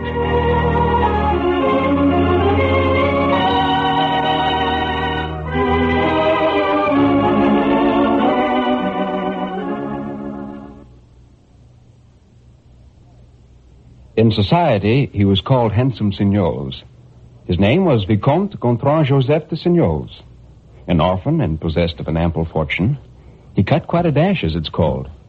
He had an attractive appearance and a manner, could talk well, had a certain inborn elegance, an air of pride and nobility, a good mustache, and a tender eye that always finds favor with women. He was in great request at receptions, waltzed to perfection, and was regarded by his own sex with that smiling hostility accorded to the popular society man. He had been suspected of more than one love affair, calculated to enhance the reputation of a bachelor. He lived a happy, peaceful life, a life of physical and mental well-being. He'd won considerable fame as a swordsman, and still more as a marksman, and had often said, "When the time comes for me to fight a duel, I shall choose pistols. With such a weapon, I'm sure to kill my man." Well, one evening, having accompanied two women friends of his with their husbands to the theater, he invited them to take some ice cream at Tortoni's after the performance. They had been seated a few minutes in the restaurant when Signoles noticed that a man was staring persistently at one of the ladies. She seemed annoyed and lowered her eyes. The Vicomte abruptly left his seat. He could not allow this insolent fellow to spoil an ice for a guest of his. It was for him to take cognizance of the offense, since it was through him that his friends had come into the restaurant. He went across to the man and said, "Sir, you are staring at these ladies in a manner I can't permit. I must ask you to desist from your rudeness." The other replied, "Let me alone, will you?" "Take care, sir, you will force me to extreme measures." The man replied with a single word, a foul word, which could be heard from one end of the restaurant to the other, and which startled everyone there. There was a dead silence, and then suddenly a sharp, crisp sound. The Vicomte had slapped his adversary's face. Everyone rose to interfere. Cards were exchanged. When the Vicomte reached home, he walked rapidly up and down his room for some minutes. He was in a state of too great agitation to think connectedly. One idea alone possessed him: a duel. But this idea aroused in him as yet no emotion of any kind. He had done what he was bound to do. He'd proved himself to be what he ought to be. He would be talked about, approved, congratulated. He repeated aloud, speaking as one does when under the stress of great mental disturbance, "What a brute of a man." Then he sat down, began to reflect. He would have to find seconds as soon as the morning came. Whom should he choose? He bethought himself of the most influential and best-known men of his acquaintance. His choice fell at last upon the Marquis de la Tourvois and Colonel Boudin, a nobleman and a soldier. That would be just the thing. Their names would carry weight in the newspapers. He was thirsty and drank 3 glasses of water, one after another. Then he walked up and down again. If he showed himself brave, determined, prepared to face a duel in deadly earnest, his adversary would probably draw back and proffer excuses. He picked up the card he'd taken from his pocket and thrown on the table. He read it again, as he'd already read it. First at a glance in the restaurant, and afterward on the way home in the light of every gas lamp. Georges Lamille, 51 Rue Mossy. That was all. And the Vicomte once more repeated aloud, "What a brute." So he would have to fight. Should he choose swords or pistols? For he considered himself the insulted party. With a sword he would risk less, but with a pistol there was some chance of his adversary backing out. A duel with swords is rarely fatal, since mutual prudence prevents the combatants from fighting close enough to each other for a point to enter very deeply. With pistols, he would seriously risk his life. But on the other hand, he might come out of the affair with flying colors and without a duel, after all. He said, I must be firm, and the fellow will be afraid. The sound of his own voice startled him. He looked nervously around the room. He felt unstrung. He drank another glass of water, and then began undressing preparatory to going to bed. As soon as he was in bed, he blew out the light and shut his eyes, reflecting, I have all day tomorrow for setting my affairs in order. I must sleep now in order to be calm when the time comes. But he didn't sleep. He was thirsty again and rose to drink. And then a qualm seized him. Can it be possible that I'm afraid? No, indeed, he could not be afraid, since he was resolved to proceed to the last extremity, since he was irrevocably determined to fight without flinching. And yet he was so perturbed in mind and body that he asked himself, is it possible to be afraid in spite of oneself? And this doubt, this fearful question, took possession of him. If an irresistible power, stronger than his own will, were to quell his courage, what would happen? He would certainly go to the appointed place. His will would force him that far. But supposing when there, he were to tremble or faint, and he thought of his social standing, his reputation, his name. Suddenly, he could see himself distinctly lying on his back on the couch he'd just left. He had the hollow face and limp hands of death. He made a fire. His hands quivered nervously as they touched the various objects. His head grew dizzy, his thoughts confused, disjointed, painful. Numbness seized his spirit, as if he'd been drinking. And all the time he kept on saying, what shall I do? What will become of me? And his whole body trembled spasmodically. He rose, going to the window, drew back the curtains. The day, summer day, was breaking. What a fool he was to let himself succumb to fear before anything was decided, before his seconds had interviewed those of Georges Lamille, before he even knew whether he would have to fight or not.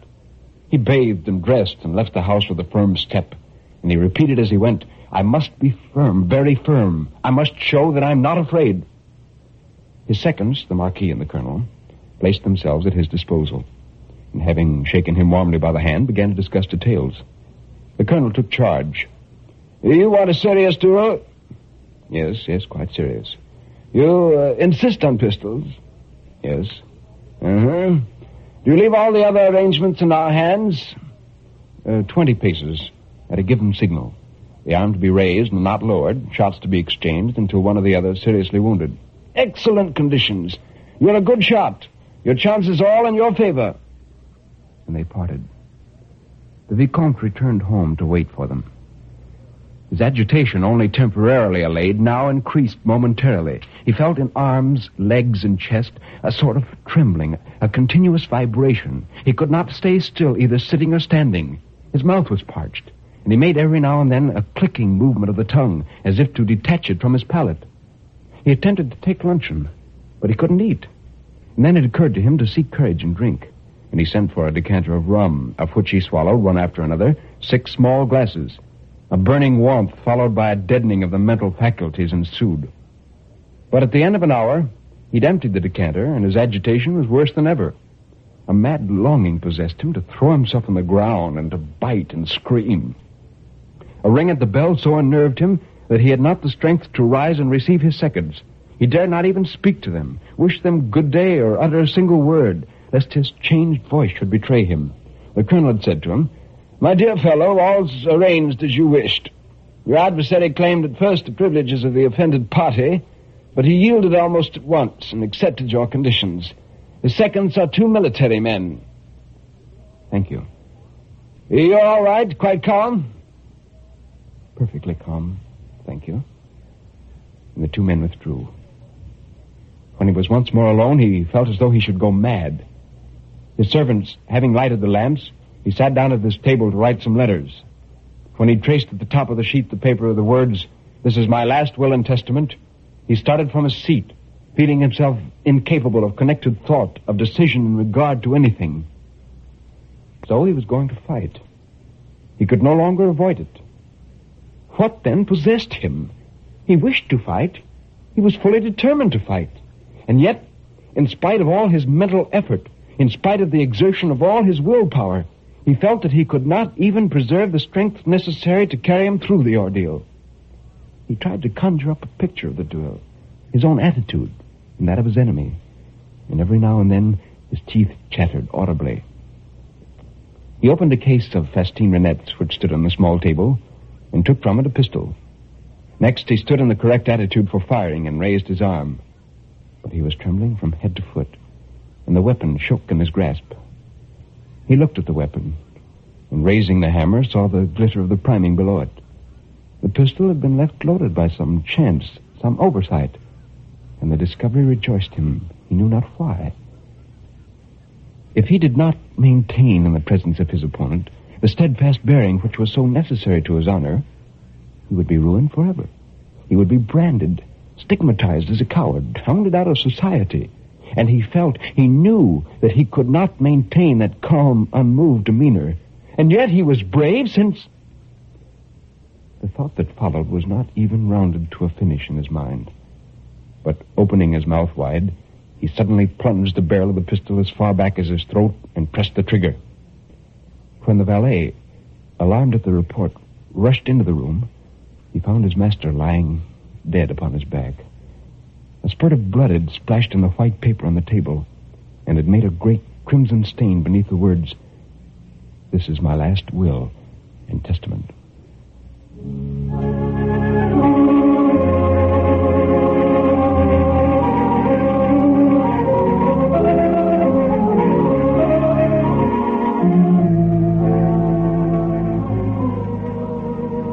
This has been another of the world's greatest stories, brought to you by Nelson Olmsted, who now has a closing word.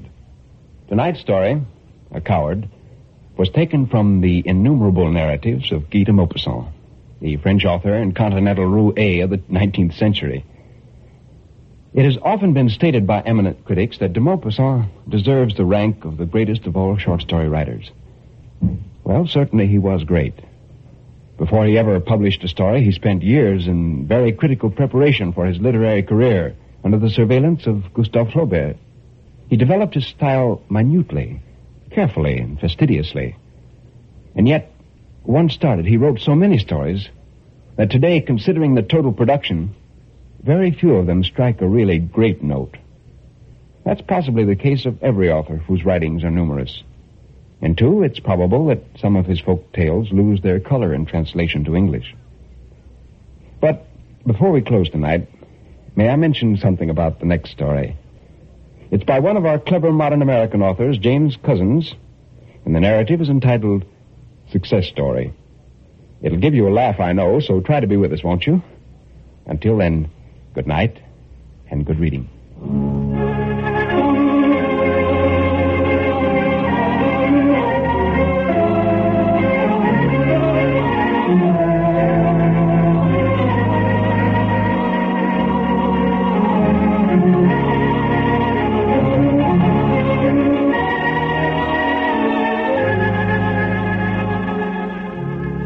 NBC presents Nelson Olmsted and his world's greatest stories 3 times each week. Remember to join us next Monday night when Nelson Olmsted brings you Success Story by James Couzens.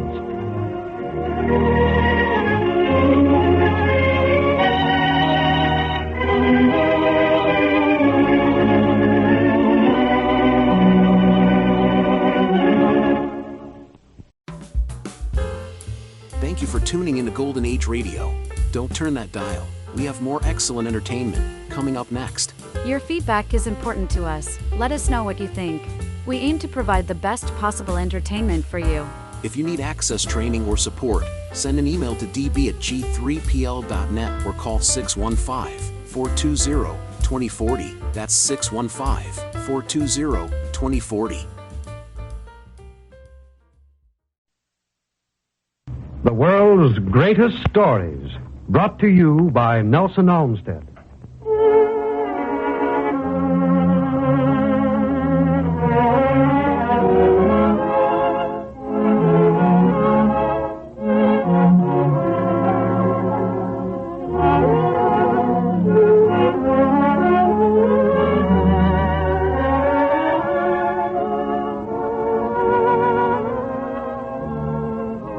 Millions Millions of stories have been told, but some of them, by virtue of their intense dramatic power, will live forever. Nelson Olmsted offers something new in fine entertainment, bringing you his unusual presentations of the finest fiction in the world of literature.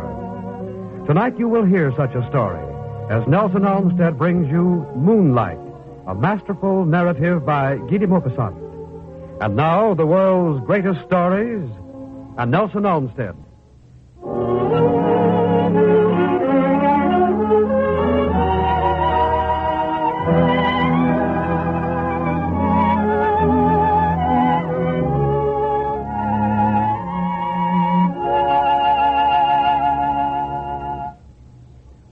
The Abbe Marignan bore worthily his martial name. He was a tall, thin priest, fanatical, and with a soul always exalted but just. All his beliefs were fixed, with never a doubt or wavering. He imagined sincerely that he knew his God, that he was able to penetrate his designs, his wishes, his intentions. And when he promenaded with great strides in the alley of his little country presbytery, sometimes a question formed itself inside his mind. Why has God done that? And he sought to know the reason obstinately, taking in his thought the place of God. And almost always he found it. It was not he, then, who would have murmured in a transport of pious humility, "Lord, thy designs are impenetrable." He said to himself, "I am God's servant. I have to know his reasons for acting and to divine them if I do not know them." Everything in nature seemed to him created with an absolute and admirable logic. The wherefore and the because always balanced themselves. The dawns were made in order to render joyous the awakenings, the days to ripen the harvests, the rains to water them, the evenings to prepare for slumber, and the somber night for sleep. But the Abbé hated woman. He hated her unconsciously, and he despised her by instinct. Often he repeated the words of Christ, "Woman, what have I to do with thee?" And he added, one would say that God himself was dissatisfied with the work of his hands.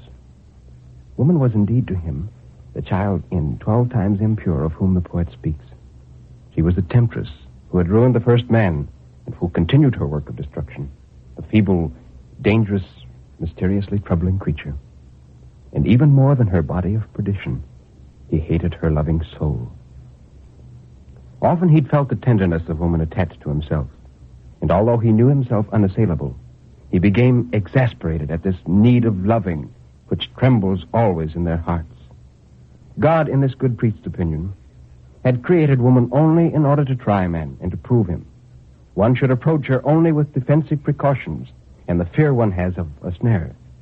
She was indeed the perfect image of a snare, with her arms extended and her lips open toward man. The Abbé Marignan had a niece who lived with her mother in the small house near the presbytery. He was desperately bent on making a sister of charity of her. She was pretty, light-headed, and impertinent. When the Abbé rebuked her, she laughed. And when he grew vexed, she embraced him vehemently, pressing him against her heart, while he sought involuntarily to disengage himself from this embrace. Often he talked to her of God, of his God, when marching by her side through the field paths. She scarcely heard him while she looked at the sky and the grass and the flowers, with a sheer happiness of living that mirrored itself in her eyes. Sometimes she darted forward to catch a butterfly, and cried in bringing it back in triumph, "Look, Uncle, how pretty it is. I'd like to kiss it." And this need of kissing something, bees or lilac flowers, disturbed, irritated, and angered the good priest, who found in all this the same ineradicable tenderness which germs eternally in the hearts of women. Now, one day the sexton's wife, who kept house for the priest, informed him with much precaution that his niece was in love. He was terribly shocked, and he stood silent, almost suffocated with emotion, his face covered with soap, for he was in the act of shaving. When he'd somewhat recovered himself and was able to reflect, he cried, "It's not true. You lie, Melanie." The peasant woman placed her hand on her heart. "God is my judge that I do not lie, Monsieur l'Abbé. I tell you, she goes to see him every night as soon as her sister's in bed. They meet down by the river. You have only to go there between 10 o'clock and midnight." The Abbé Marignan stopped scratching his chin, and he began to march violently to and fro, as he did always in his hours of grave meditation. When he resumed shaving, he cut himself 3 times between the nose and ear. All that day he was silent, swollen with rage and resentment. To his fury as a priest against the invincible love was added the exasperation of a moral father, guardian, a shepherd of souls, deceived, robbed, tricked by a child. That egotistical resentment of parents to whom their daughter announces that without them, and in spite of them, she has chosen a husband. Well, after dining, the Abbé Marignan tried to read a little, but he was unable to settle his mind to it. He became more and more exasperated. When 10 o'clock struck, he took his cane, a formidable oaken cudgel, which he carried always in his nightly walks when he went to see some sick parishioner.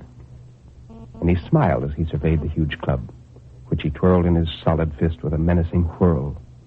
Then suddenly he rose and, grinding his teeth, brought it down on the chair, splitting the back.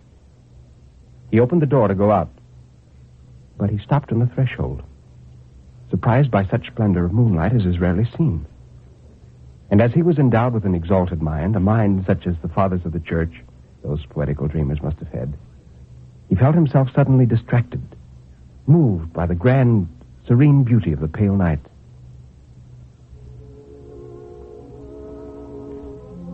His little garden, all bathed with soft light, his fruit trees ranged in a row, outlined in shadow, across the alley, their frail limbs scarcely covered with leaves, while the giant honeysuckle, climbing up the wall of his house, exhaled a delicious and, as it were, sugared aroma, causing to float in the warm, bright night a kind of perfumed soul. He began to breathe long, deep breaths, drinking the air as drunkards do wine. And presently he walked away in a slow pace, ravished and wondering, almost forgetting his niece. As soon as he was in the open country, he stopped to contemplate all this plain, inundated with its caressing radiance, drowned in this tender and languishing charm of serene nights. Momentarily the frogs uttered through space their short, metallic note, and some distant nightingales mingled their scattered music, which makes one dream without making one think. Their music gay and vibrant, made for kisses, for the seduction of moonlight. The priest resumed his march, his heart failing him without his knowing why. He felt himself enfeebled, as it were, suddenly exhausted. He wished to sit down, to remain there, to contemplate, to admire God and his work. Down there, following the undulations of the little river, a long line of poplars could be traced in serpentine perspective. A fine mist of white vapor which the moon rays traversed, silvered and made luminous, hung suspended above and around the trees, enveloping all the tortuous course of the stream with a sort of light and transparent haze. The Abbé Marignan stopped again, penetrated to the depths of his soul by an increasing, irresistible emotion. And a doubt, a vague disquietude invaded him, while there rose in his mind one of those interrogations which he'd sometimes proposed to himself. Why has God made this? Since the night is intended for sleep, for unconsciousness, for repose, for forgetfulness of all, why did he render it more charming than the day, sweeter than the dawns and the evenings, and this slow, seducing star, more poetical than the sun, and which seems destined, so discreet is it, to illumine things too delicate and mysterious for the garish light of the day? Why does it come to make the shadow so transparent? Why does not the most gifted of the singing birds sleep when the others sleep? Why does he set himself to sing in the troubled shadow? Why is this half veil thrown upon the world? Why those shivers of the heart, this emotion of the soul, this languishment of the flesh? Why this unfolding of seductions, which men do not see, since they're asleep in their beds? For whom was intended this sublime spectacle, this abundance of poesy, poured from heaven upon the earth? The Abbé Marignan did not understand. But lo, down there on the border of the prairie, under the vault of trees covered with a shining mist, two shadows appeared, marching side by side. The man was the taller and held the girl embraced about the neck and shoulders. From time to time he kissed her on the forehead. They suddenly animated this motionless landscape, which enveloped them like a divine frame made for them alone. They seemed, these two, like a single being, the being for whom this calm and silent night was destined. And they came toward the priest like a living response, the response which his master made to his interrogation. He remained standing, his heart beating rapidly, overwhelmed with emotion. And he believed he saw something biblical, like the love of Ruth and Boaz, the accomplishment of the Lord's will in one of those grand scenes of which the Holy Book tells us. And in his head there began a chanting of the verses of the Song of Songs, the cries of passion, the appeals of the flesh, and all the warm poesy of the sublime poem burning with love. He said to himself, perhaps God made these nights in order to veil with the ideal the loves of men. He retreated before this enlanced couple, still marching toward them. It was his niece, notwithstanding, but he asked himself if he'd not been on the point of offending, disobeying God. Does not God permit love, since he surrounds it visibly with such splendor? And he fled from the scene bewildered, almost ashamed, as though he had penetrated into the temple, for he had not the right to enter.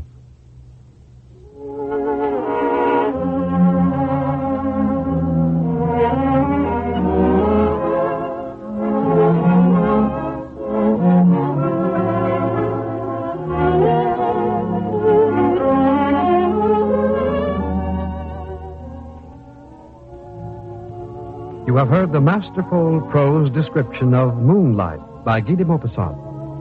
And now a closing word from Nelson Olmsted. Henri-René Albert Guy de Maupassant, in his own words, came into literature like a meteor and went out of it like a thunderbolt. All the days of his life of vanity, he was tormented by woman, by drugs, and by a fertile and exacting literary sense. His teacher, Gustave Flaubert, whom he later surpassed in fame and ability, would at times make him work for hours over the perfection of one sentence. For 7 years under this absolute and severe master, he wrote without submitting a single publication. And yet the volumes of his work show that he later became one of the most prolific of all French authors. Flaubert constantly urged him to write only what he observed and to find just the right simple word to convey a vivid picture. Well, so well did he follow this advice that it was later his boast that he had no invention but wrote only of what he himself had seen. And I think the story we presented tonight, Moonlight, is a perfect example of this boast. Its simplicity, its perfection of word choice, makes it for me the most wonderful description of the meaning of moonlight that I've ever read. Well, for many years, de Maupassant seems to have been the victim of migraine, which pounded his brain, his eyes becoming red and swollen. He was greatly tormented by the ghastly possibility of losing his sight. Hallucinations and melancholia haunted him, and he felt his mind slipping slowly but irrevocably away from him. In 1893, he died in a straitjacket, terminating a turbulent life, which left a rich and tangible heritage to this earth. Well, on Monday, we will present an outstanding short story by another French writer, Émile Zola. It's a spine-tingler entitled The Death of Olivier Beccaille. So try to be with us. Until then, good night and good reading. NBC presents Nelson Olmsted and his world's greatest stories 3 nights each week at the same time over most of these same stations. Monday night, The Death of Olivier Beccaille.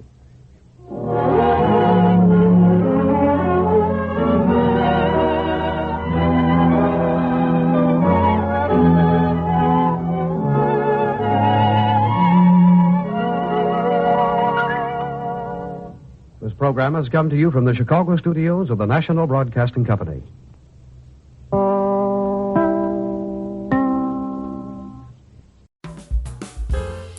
Thank you for tuning into Golden Age Radio. Don't turn that dial. We have more excellent entertainment coming up next. Your feedback is important to us. Let us know what you think. We aim to provide the best possible entertainment for you. If you need access training or support, send an email to db@g3pl.net or call 615-420-2040. That's 615-420-2040. The world's greatest stories, brought to you by Nelson Olmsted.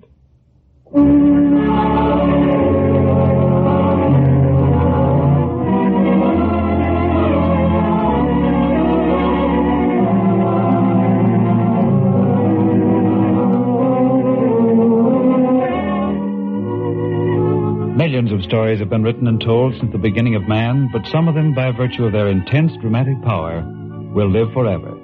These are the stories which Nelson Olmsted brings you in this thrilling new series of great story dramas. Tonight, a story from the pen of Émile Zola, entitled The Death of Olivier Beccaille.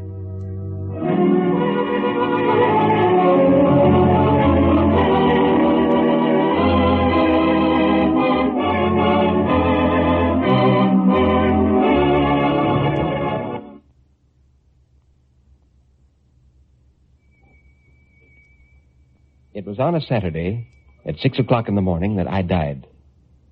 My poor wife was bending over a trunk where she was looking for some linen. When she straightened up and saw my staring eyes, my rigid body, my chest quiet, without even the slightest motion, she ran to me thinking I'd fainted. She pressed my hands and looked into my face. Then a terror took hold of her, and she cried, "My God! My God, he's dead!" I heard everything, but the sounds were faint and seemed to come from a distance. My will was dead. Not a fiber of my nerves obeyed me. Only within my impotent, inert frame, thought remained, slow, languid, but perfectly clear. Could this be death? I had imagined a night more dark, a silence more heavy. Even as a little child, I was afraid of death. I was a very sickly child, and people used to caress me pityingly. I'd always believed that I would not live and that they would soon bury me. And this thought of the soil horrified me. I could never accustom myself to it, even though it haunted me constantly. And in growing up, I had always retained this fixed idea and this fear. All this was passing through my mind while my dear Marguerite continued to weep beside me. It troubled me, not knowing how to calm her, and not being able to tell her that I was not suffering. If death was nothing but this swoon of flesh, then indeed I was wrong to have feared it so. It was actually a feeling of well-being, a great repose in which worry and trouble were left behind. Poor Marguerite. She loved me dutifully, I suppose. She'd not loved me when we were married, but she wanted to get away from her home, and so we were married. And when she grew accustomed to the idea of being my wife, she did not seem so much displeased. I found her as wonderful a woman as a man could want. Poor Marguerite. We had just arrived in Paris the day before. I was to start in a new position, a new career. Now she was alone, with no one in Paris. She kissed my hands and cried out repeatedly, "Olivier, answer me. Answer me. Oh, he's dead." Death, then, was not nothingness, for I heard and I reasoned. But I could not possibly be dead. I would surely wake up soon. Yes, presently I would lean over and take Marguerite in my arms. Presently, when she came to me again, I would murmur very low so as not to frighten her while I kissed her cheek, "I'm only sleeping, my dearest. Don't you see that I'm alive and that I love you?" The next moment I heard a voice which I recognized. It was that of an old lady, Madame Gabin, who lived in the same floor. I felt her approaching. She looked at me, touched me, and then murmured gently, "My poor child, my poor child." Madame Gabin took possession of the situation and quieted Marguerite as much as she could. Then Madame Gabin spoke. "You know, my dear, we must think about the formalities, the announcement to the city hall, and all the details of the funeral. You're in no state to think about that now, and I don't want to leave you alone. But if you'll permit me, I'm going to see if Monsieur Simoneau is at home." Marguerite did not answer. However, I wished that she would refuse the services of this Simoneau. I had seen him 3 or 4 times during my short sickness. He was a big fellow, very handsome and very strong. I detested him, perhaps because of his appearance. The evening before he had come in, and it had pained me to see him sitting next to Marguerite. She appeared so pretty, so white beside him. But Simoneau came, murmured his sympathy, and left to make arrangements. As the room became silent again, I asked myself whether this nightmare would last very long. I must be alive, for I sensed everything that was going on. I tried to imagine exactly what had happened to me. It must be one of those strokes of catalepsy about which I had heard. When I was very young, I had experienced trance-like fits which lasted several hours. Evidently, it was a crisis of this sort which had made my body rigid, as though life had left it, and which deceived everyone around me. But my heart would begin beating again. Blood would course through my veins once more. I would awaken, and I would console Marguerite. In reasoning thus, I found some peace for myself. Hours passed. Simoneau reappeared, whispering to Madame Gabin that the funeral was set for 11 o'clock the next day, and that the doctor for the dead would soon come. The doctor for the dead.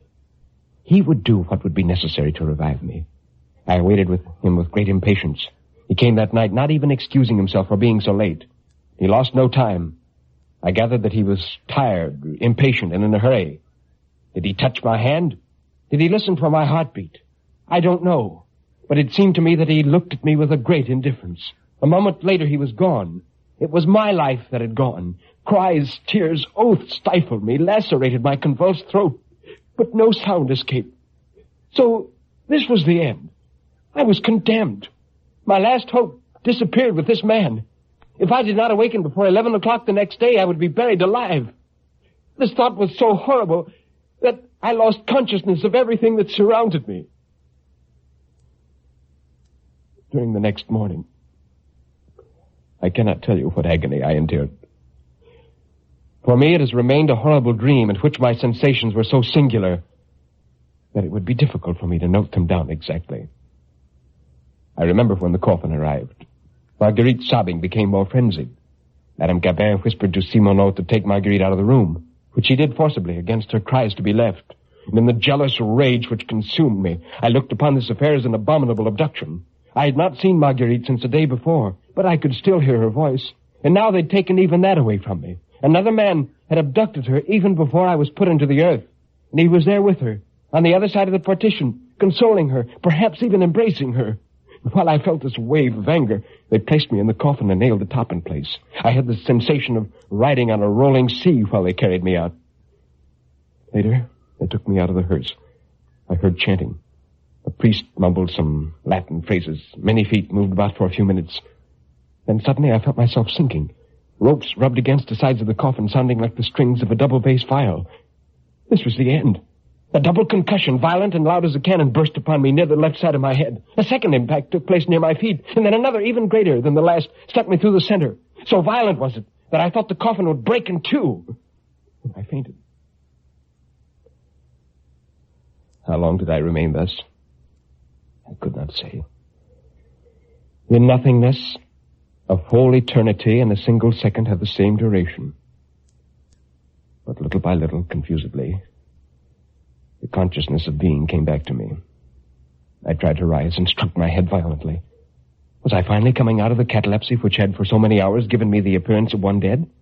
Yes, I could move. A last test remained to be made. I opened my mouth and called, "Marguerite!" I screamed, and my voice inside that box took on such a hollow sound that it frightened me.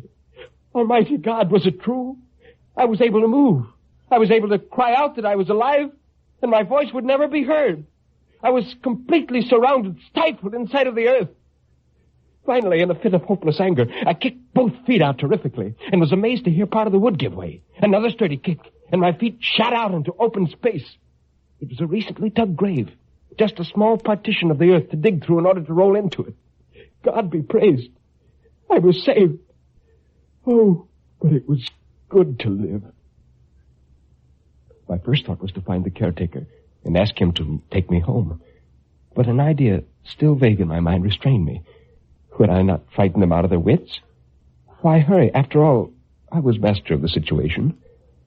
So I repaired the damage to my grave so that no one could see the signs of my resurrection. Then I jumped out of the grave. Suddenly the memory of Marguerite came to me. I felt a great desire to see her. I moved out into the road and walked for a few minutes. But as I came onto the main thoroughfare, a weakness came over me and I fell forward heavily. For 3 weeks I was unconscious. When I finally came to my senses, I found myself in a strange room. A man was there, taking care of me. He told me simply that one morning he'd found me on the Montparnasse Boulevard and taken me to his home. He was an old doctor who'd given up his practice. And when I began to thank him, he cut me short by saying that the case had appeared interesting to him and that he wanted to study it.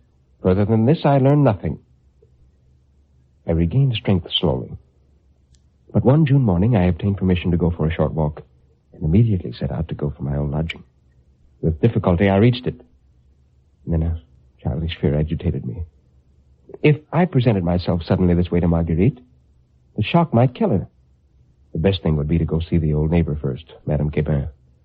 I decided to enter a little restaurant downstairs.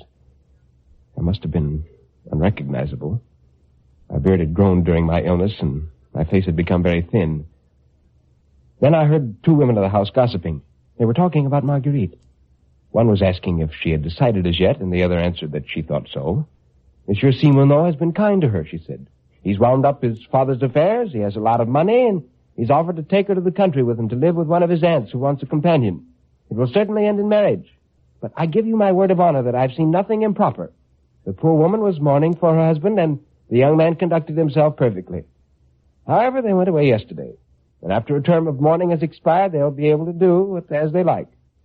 Well, after all, said the other woman, the husband was no match for Monsieur Simoneau. I never liked him. Always whining and not a penny. He was no husband for a woman with blood in her veins.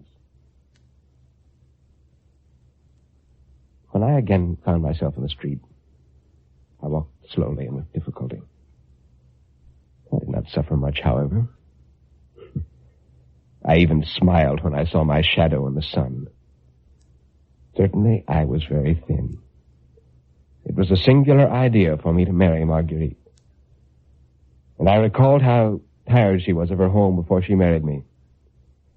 The dear creature was always so good. But I'd never been her lover. It was a brother of whom she mourned. Why should I disturb her life again? A dead man is not jealous. She could really be happy now. I would certainly not make the cruel mistake of coming to life. Since that time, I've traveled much and lived in many lands. I'm a commonplace man who has worked and eaten like everyone else. Death no longer terrifies me. But it seems that he does not want me now that I have no reason to live. And I'm afraid that he may have forgotten me.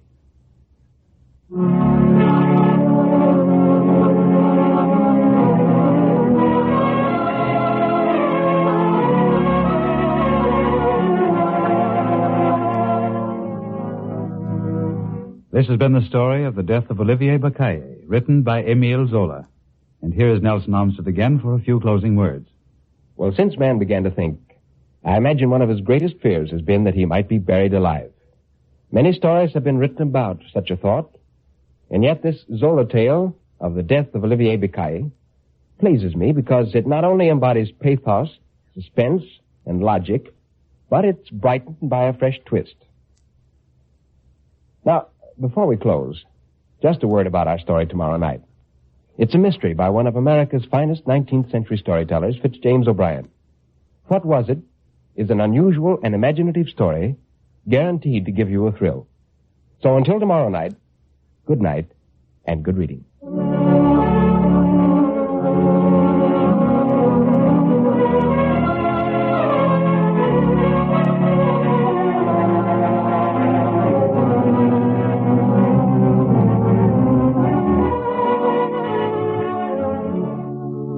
NBC presents Nelson Olmsted and his world's greatest stories 3 nights each week at the same time and over most of these same stations.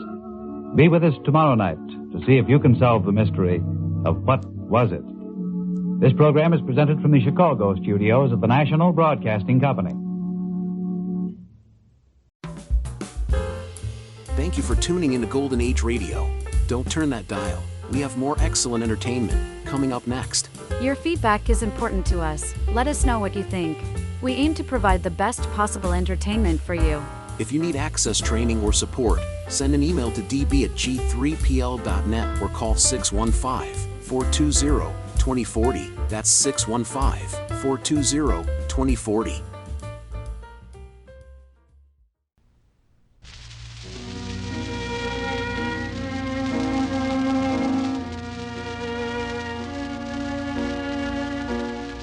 Welcome, ladies and gentlemen, to Nelson Olmsted's review of the world's greatest short stories.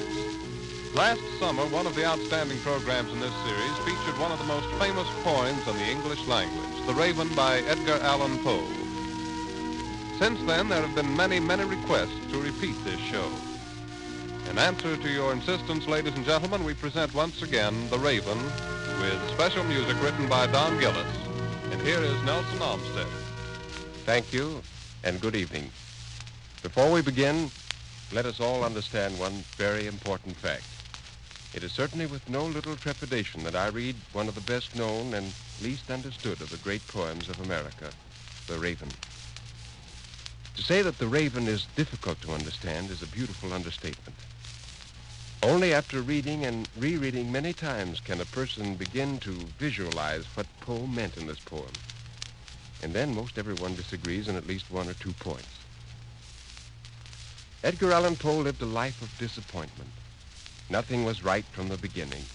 His talent was great and his fame was acclaimed during his time, but a bad temper and an unfortunately close affinity with liquor never allowed him to retain any financial security throughout his stormy 40 years. He was temperamental, self-centered, sure of himself, contemptuous of the world, and he must have felt life deeply and passionately. The Raven was written in 1844, was first published in 1845. It immediately created a furor among American and English readers, bringing to Poe a fame which he never lost. The Raven concerns Poe himself, a coal-black raven, and a lost Lenore, who many believe was Poe's wife, who was in poor health, and whose death he must have foreseen. This bird, the raven, came tapping at the window at midnight in a dreary December, and when allowed to enter, displayed a supernatural ability to speak one word, nevermore. Poe believed it was an omen, and asked the raven when he was to see his lost Lenore in heaven, to which came the famous answer, nevermore. It is my opinion that Poe meant that the raven, black in its color, represented his own soul or conscience, which he realized had sunk to degradation and was headed for hell. In other words, to all his questions, his own conscience answers back, nevermore. Listen to this well-rhymed poem and see if that's not your interpretation.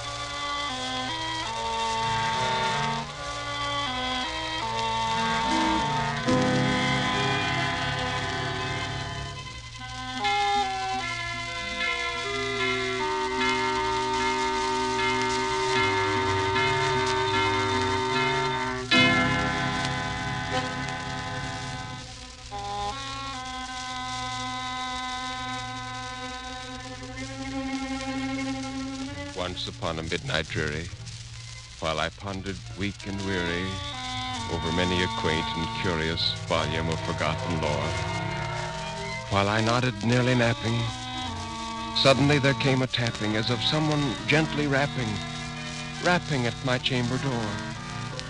"'Tis some visitor," I muttered, "tapping at my chamber door. Only this and nothing more."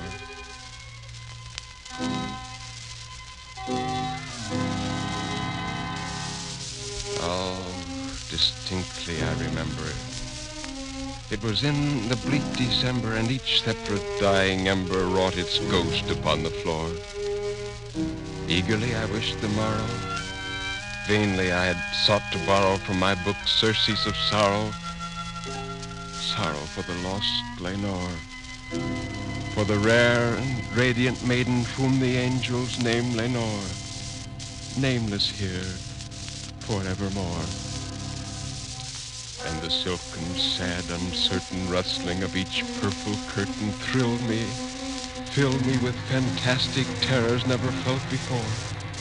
So that now, to still the beating of my heart, I stood repeating, "'Tis some visitor entreating entrance at my chamber door.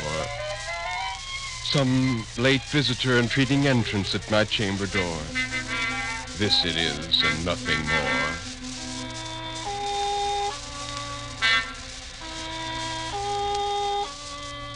Presently my soul grew stronger, hesitating then no longer. "Sir," said I, "or madam, truly your forgiveness I implore. But the fact is, I was napping, and so gently you came rapping, and so faintly you came tapping at my chamber door, that I scarce was sure I heard you. Here, I opened wide the door. Darkness there, and nothing more."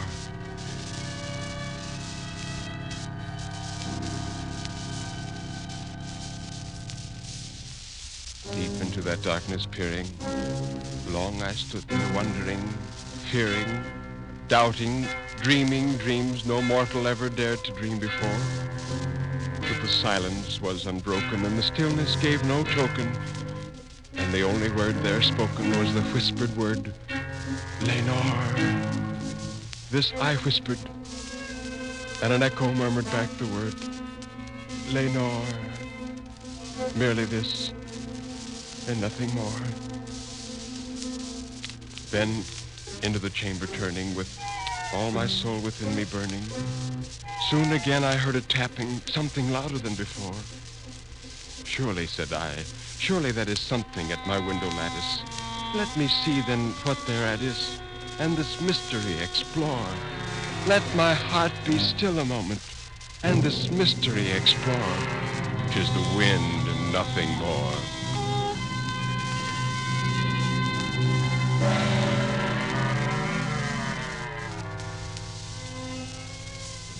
Open here I flung the shutter, when with many a flirt and flutter, in there stepped a stately raven of the saintly days of yore. Not the least obeisance made he, not an instant stopped or stayed he, but with mien of lord or lady, perched above my chamber door. Perched upon the bust of Pallas, just above my chamber door. Perched, and sat, and nothing more.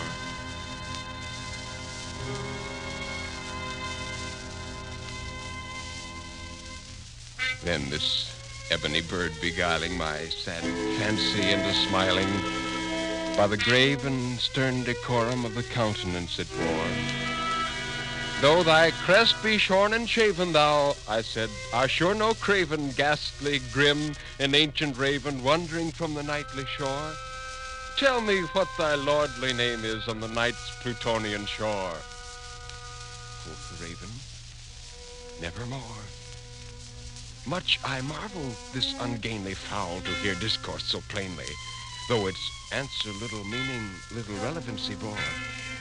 For we cannot help agreeing that no living human being ever yet was blessed with seeing bird above his chamber door, bird or beast upon the sculptured bust above his chamber door, with such a name as nevermore.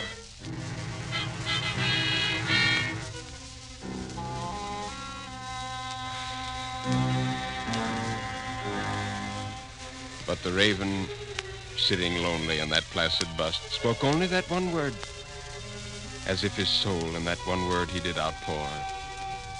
Nothing further than he uttered, not a feather than he fluttered, till I scarcely more than muttered, other friends have flown before. On the morrow he will leave me, as my hopes have flown before. Then the bird said, nevermore. Startled at the stillness broken by a reply so aptly spoken, doubtless, said I, what it utters is its only stock and store, caught from some unhappy master whom unmerciful disaster followed fast and followed faster, till his songs one burden bore, till the dirges of his hope the melancholy burden bore of never, nevermore. But the raven, still beguiling all my sad soul into smiling, straight I wheeled a cushioned seat in front of the bird and bust and door. Then upon the velvet sinking I betook myself to linking fancy unto fancy, thinking what this ominous bird of yore, what this grim, ungainly, ghastly, gaunt, and ominous bird of yore meant in croaking, nevermore. This I sat engaged in guessing, but no syllable expressing to the fowl whose fiery eyes now burned into my bosom's core. This and more I sat divining, with my head at ease reclining on the cushion's velvet lining that the lamplight gloated o'er, but whose velvet violet lining with the lamplight gloating o'er she shall press, nevermore. Then methought the air grew denser, perfumed from an unseen censer swung by seraphim, whose footfalls tinkled on the tufted floor. Wretch, I cried, thy God hath lent thee, by the angels he hath sent thee respite and nepenthe from thy memories of Lenore. Quaff, oh, quaff this kind nepenthe, and forget this lost Lenore. Quoth the raven, nevermore. Prophet, said I, thing of evil, prophet still if bird or devil, whether tempter sent, or whether tempest tossed thee here ashore. Desolate yet all undaunted on this desert land enchanted, on this home by horror haunted, tell me truly I implore, is there balm in Gilead? Tell me I implore. Quoth the raven, nevermore.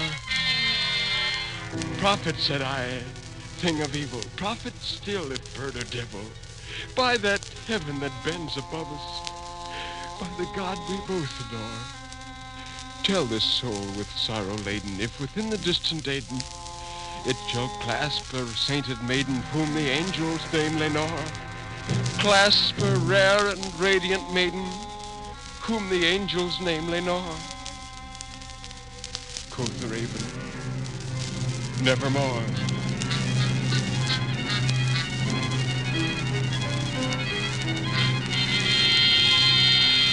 Be that word our sign of parting, bird or fiend, I shrieked upstarting. Get thee back into the tempest and the night's Plutonian shore. Leave no black plume as a token of the lie thy soul hath spoken.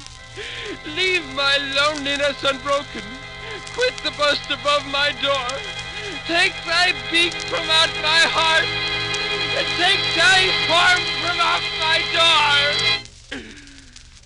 Quoth the raven, nevermore.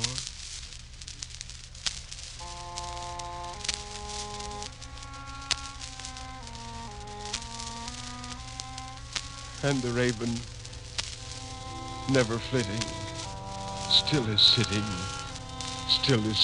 on the pallid bust of Pallas just above my chamber door.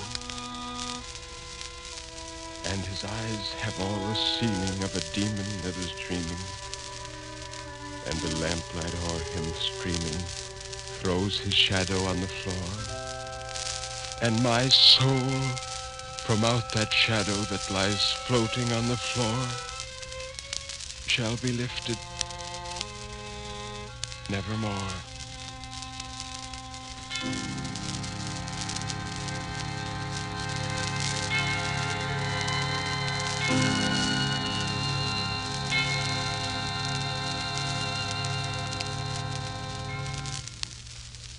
The Raven by Edgar Allan Poe. Ladies and gentlemen, at the repeated requests of listeners to this program, we have again presented one of the greatest poems that America knows. Now, for a closing word, here is Nelson Olmsted. Before we close this program, let me say that the special music was written by one of the outstanding young composers of the Southwest, Don Gillis, director of the famous TCU band. To him, to Gene Baugh, who directed the music, and to the orchestra, we owe a debt of gratitude. Remember, we should be most flattered if you will write us your reaction to our presentation of The Raven. Thank you, good night, and good reading.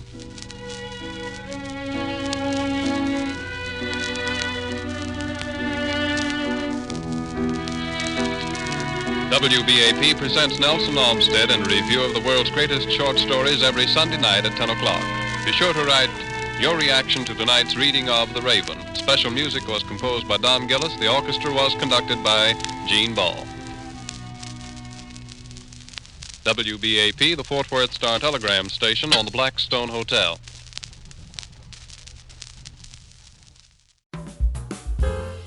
Thank you for tuning into Golden Age Radio. Don't turn that dial. We have more excellent entertainment coming up next. Your feedback is important to us. Let us know what you think. We aim to provide the best possible entertainment for you. If you need access training or support, send an email to db@g3pl.net or call 615-420-2040. That's 615-420-2040. The world's greatest stories, brought to you by Nelson Olmsted.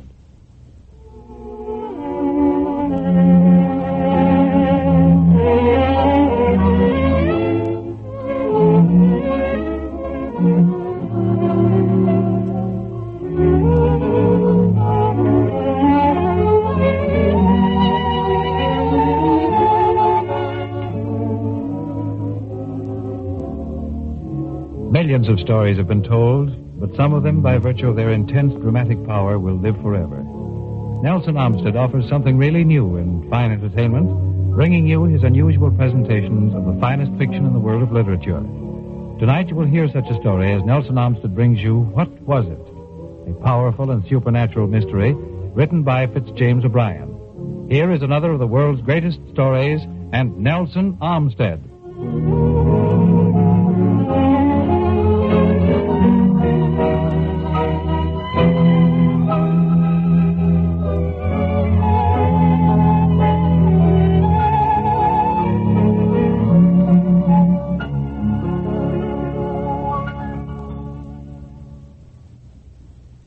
I live, or did live, I should say, at 52 26th Street in New York, along with 8 or 10 other boarders, in a house which enjoyed the reputation for being haunted. Yes, haunted. My landlady had rented it, and we'd all moved in rather anticipating the unnatural noises, the opening doors, and the fleet-footed furniture which had been sworn to by previous renters. Well, after a month of psychological excitement, it was with the utmost dissatisfaction that we were forced to acknowledge that nothing in the remotest degree approaching the supernatural had manifested itself. Once the black butler asseverated that his candle had been blown out by some invisible agency while he was undressing himself for the night. But as I had more than once discovered this colored gentleman in a condition when one candle must have appeared to him like two, I thought it possible that, by going a step further in his potations, he might have reversed this phenomenon and seen no candle at all where he ought to have beheld one. Well, things were in this state when an accident took place so awful and inexplicable in its character that my reason fairly reels at the bare memory of the occurrence. It was the 10th of July. After dinner was over, I repaired with my friend Dr. Hammond to the garden to smoke my evening pipe. Independent of certain mental sympathies which existed between the doctor and myself, we were linked together by a vice. We both smoked opium. We knew each other's secret and respected it.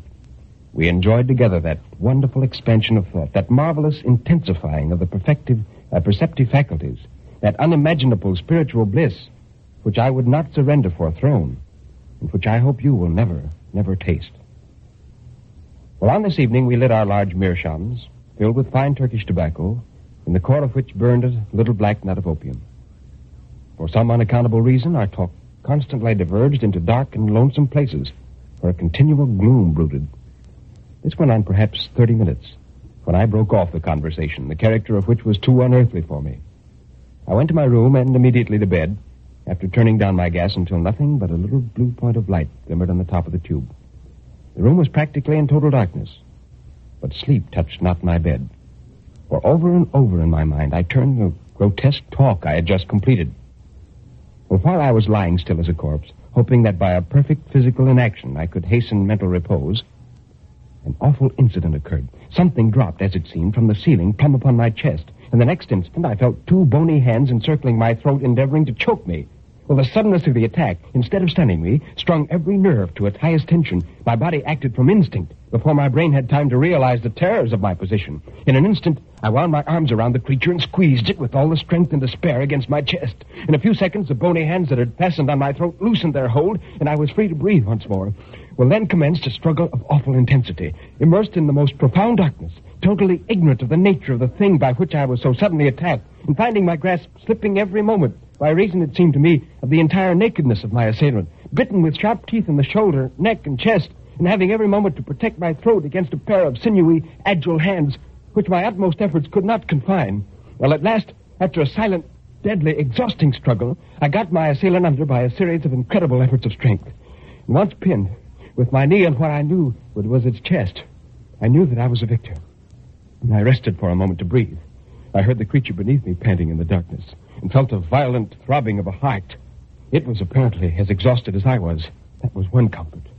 With a large handkerchief I'd placed under my pillow, I tied the creature's arms, and then, never loosing my hold for an instant, I slipped from the bed to the floor, dragging my captive with me. Quickly as possible, I turned up the gas full and turned to look at my captive. I cannot even attempt to give any definition of my sensations the instant after I turned on the gas. I suppose I must have shrieked with terror. For in less than a minute afterwards, my room was crowded with the inmates of the house. I shudder now as I think of that awful moment. I saw nothing. Yes, I had one arm firmly clasped around a breathing, panting, corporeal shape. My other hand gripped with all its strength a throat as warm, as apparently fleshy as my own. And yet, with this living substance in my grasp, with its body pressed against my own, and all in the bright glare of a large jet of gas, I absolutely beheld nothing. Not even an outline, a vapor. Well, just then Hammond entered my room at the head of the household. As soon as he beheld my face, which I suppose must have been an awful sight to look at, he hastened forward saying, "Great heaven, Harry, what's happened?" And I shouted to him, "Hammond, come here. Oh, this is awful. I've been attacked in bed by something or other, which I have hold of, but I can't see it. I can't see it." Well, Hammond, doubtless struck by the unfeigned horror expressed in my countenance, made one or two steps forward with an anxious yet puzzled expression. He whispered to me, "Harry, you've been smoking too much opium. I swear to you, Hammond, this is no vision. Don't you see how it shakes my whole body with its struggles? If you don't believe me, convince yourself. Feel it. Touch it." Hammond advanced and laid his hand on the spot I indicated. A wild cry of horror burst from him. He had felt it. In a moment, he discovered somewhere in my room a long piece of cord, and was the next instant winding it and knotting it about the body of the unseen being that I clasped in my arms. I was utterly exhausted, and I gladly loosed my hold. There was Hammond, twisting the cord tightly around a vacant space.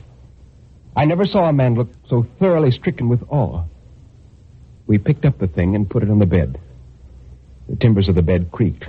A deep impression marked itself distinctly on the pillow and on the bed itself. We remained silent for some time, listening to the low, irregular breathing of the creature, and watching the rustle of the bedclothes as it impotently struggled to free itself from confinement. The rest of the household had fled the room. Dr. Hammond spoke. "Eddie, this is awful." "Aye, it's awful." "But it's not unaccountable." "What do you mean?" "Well, let's reason a little, Harry. Here's a solid body which we touch but we cannot see. The fact is so unusual that it strikes us with terror. But take a piece of pure glass. It is tangible and transparent. A certain chemical coarseness is all that prevents its being so entirely transparent as to be totally invisible. It is not theoretically impossible, mind you, to make a glass which shall not reflect a single ray of light. A glass so pure and homogeneous in its atoms that the rays from the sun will pass through it as they do through the air, refracted but not reflected. We do not see the air, and yet we feel it." "Well, that's all very well, Hammond, but those are inanimate substances. Glass doesn't breathe, air doesn't breathe. This thing has a heart that palpitates, a will that moves it, and lungs that breathe." "Mm-hmm. But you forget the phenomena of which we have heard so often of late at the meetings called the spirit circles. Invisible hands have been thrust into the hands of those persons round the table. Warm, fleshy hands that seem to pulsate with mortal life." "What? You think, then, that this thing is a—" "I don't know what it is. But please the gods, I will, with your assistance, thoroughly investigate it." Well, this we did. The next day we decided to take a cast of the creature. This would give us a solid figure and satisfy all our wishes. Well, first we administered chloroform to stop its activity. In 3 minutes we were enabled to remove the fetters from the creature's body and the plaster of Paris applied. In 5 minutes more we had a mold. And before evening, a round facsimile of the mystery. It was shaped like a man, distorted, uncouth and horrible, but still a man. It was small, not over 4 feet and some inches in height, and its limbs revealed a muscular development that was unparalleled. Its face surpassed in hideousness anything I'd ever seen.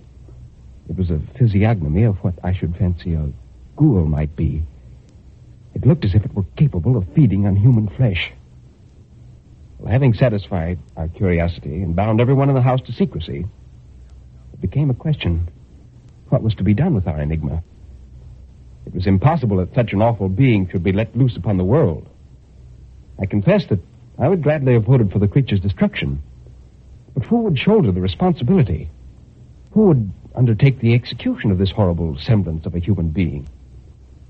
Day after day, this question was deliberated gravely. The most singular part of the affair was that we were entirely ignorant of what the creature habitually fed on. Everything in the way of nutriment that we could think of was placed before it, but was never touched. It was awful to stand by day after day and see the clothes toss, hear the hard breathing, and know that it was starving. 10, 12 days, a fortnight passed, and it still lived. The pulsations of the heart, however, were daily growing fainter, and had now nearly ceased. It was evident that the creature was dying for want of sustenance. While this terrible life struggle was going on, I felt miserable. I couldn't sleep. Horrible as the creature was, it was pitiful to think of the pangs it was suffering.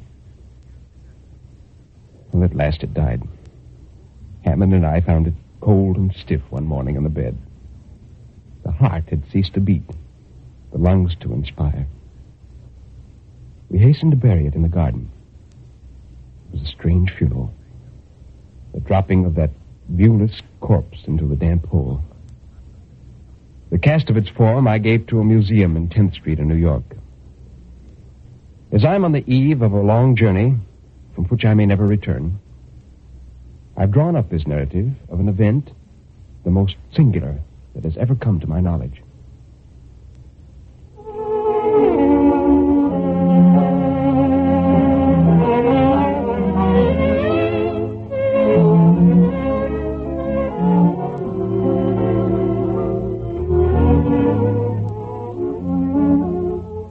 This has been the story, What Was It?, by the Irish-American Fitzjames O'Brien. Now, here is Nelson Olmsted with some closing comments. Well, much can be found in the works of Fitzjames O'Brien. He, with so much Ireland in his name and so much of America in his heart, much can be found to compare with Edgar Allan Poe. For O'Brien delighted in adapting to fiction the strange and unworldly figments of an active mind. However, very little, if any, of Poe's unutterable morbidity is evident. O'Brien's native Irish wit and joviality gave him popularity among the bohemian spirits of New York in the 1850s. And among the writers, his ability brought him a good reputation. On the declaration of the Civil War, he obtained a commission, fought, and was fatally wounded in February of 1862, dying in April of that year. Regarding this story tonight, What Was It?, there's an almost exact duplication of the idea in Ambrose Bierce's story, That Damn Thing.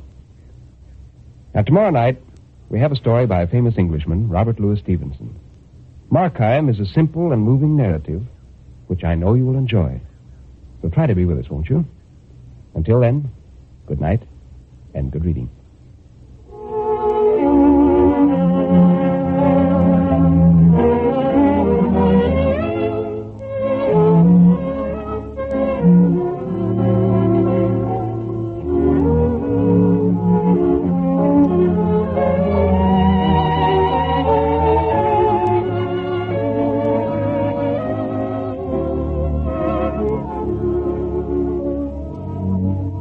NBC presents Nelson Olmsted and his dramatic narrations of the world's greatest stories 3 nights each week at the same time and over most of these same stations. Tomorrow night, Robert Louis Stevenson's masterpiece entitled Markheim.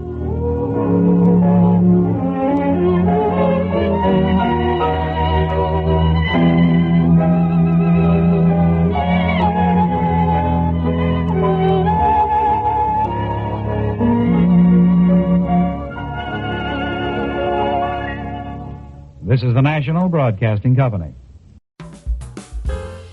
Thank you for tuning in to Golden Age Radio. Don't turn that dial. We have more excellent entertainment coming up next. Your feedback is important to us. Let us know what you think. We aim to provide the best possible entertainment for you. If you need access training or support, send an email to db@g3pl.net or call 615-420-2040. That's 615-420-2040. The world's greatest stories, brought to you by Nelson Olmsted.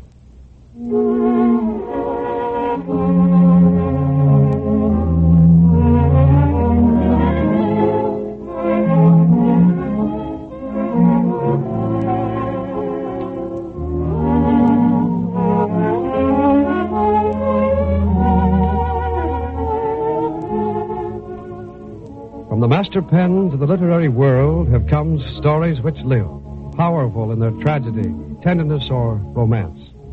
These are the world's greatest stories. Such stories Nelson Olmsted brings you, and tonight the narrative is by one of the world's favorite authors, Robert Louis Stevenson, who wrote Markheim.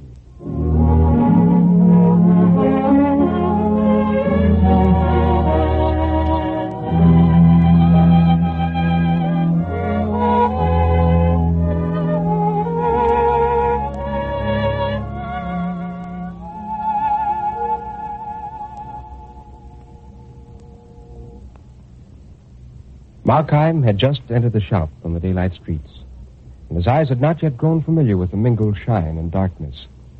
Before the near presence of the flame of the candle the dealer held up, he blinked painfully and looked aside. The dealer chuckled. You come to me in a Christmas day when you know that I'm alone in me house, put up me shutters and make a point of refusing business. What is it you wish me to buy this time? Something from your uncle's cabinet? Said Markheim. This time, I've not come to sell, but to buy. I have no curios to dispose of. My uncle's cabinet is bare to the wainscot, and even were it still intact, I've done well on the stock exchange, and should more likely add to it than otherwise. And my errand today is simplicity itself. I seek a Christmas present for a lady, and certainly I owe you every excuse for disturbing you upon so small a matter on Christmas Day. But the thing was neglected yesterday. I must produce my little compliment at dinner, and as you very well know, a rich marriage is not a thing to be neglected. Well, sir, be it so. You're an old customer after all. Now, I have a nice thing for a lady. That hand glass, 15th century warranted. Comes from a good collection, too. Just a moment, I'll get it for you. The old dealer turned around, searched in the lower shelves, against a wall. Then, as he began to re-arise, Markheim bounded from behind upon his victim. The long skewer-like dagger flashed and fell. The dealer struggled like a hen, striking his temple on the shelf, and then tumbled on the floor in a heap. Dead. Time had a score of small voices in that shop, some stately and slow as was becoming to their great age, others garrulous and hurried. All these told out the seconds in an intricate chorus of tickings. These clocks sounded inordinately loud to Markheim as he looked around the shop. Time, now that the deed was accomplished, time, which had closed for its victim, had become instant and momentous for the slayer. This thought was yet in his mind when first one and then another, with every variety of pace and force, one deep as a bell from a cathedral turret, another ringing its treble notes the prelude of the waltz, the clocks began to strike the hour of 3 in the afternoon. The sudden outbreak of so many tongues in the dumb chamber staggered him. He began to bestir himself, going to and fro with the candle, beleaguered by moving shadows, and startled to the soul by chance reflections.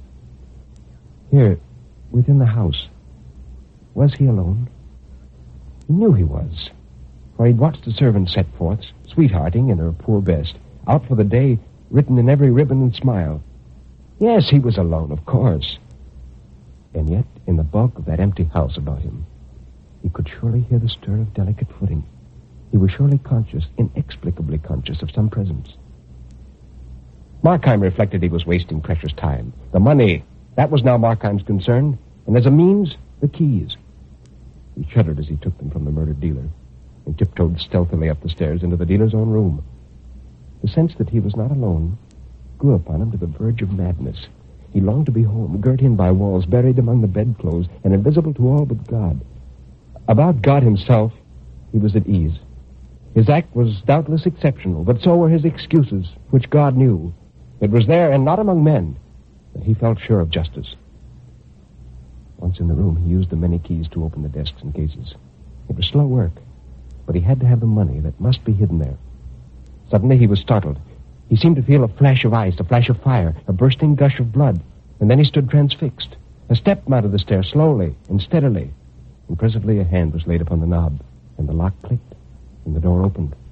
Fear held Markheim in a vice, but when a face was thrust into the aperture, glanced round the room, looked at him, nodded and smiled as if in friendly recognition, and then withdrew again, and the door closed behind it, his fear broke loose from his control in a hoarse cry. At the sound, the visitor returned. "Did you call me?" he asked pleasantly. And with that, he entered the room and closed the door behind him. Markheim stood and gazed at him with all his eyes. Perhaps there was a film upon his sight, but the outline of the newcomer seemed to change and waver like those of the idols in the wavering candlelight of the shop.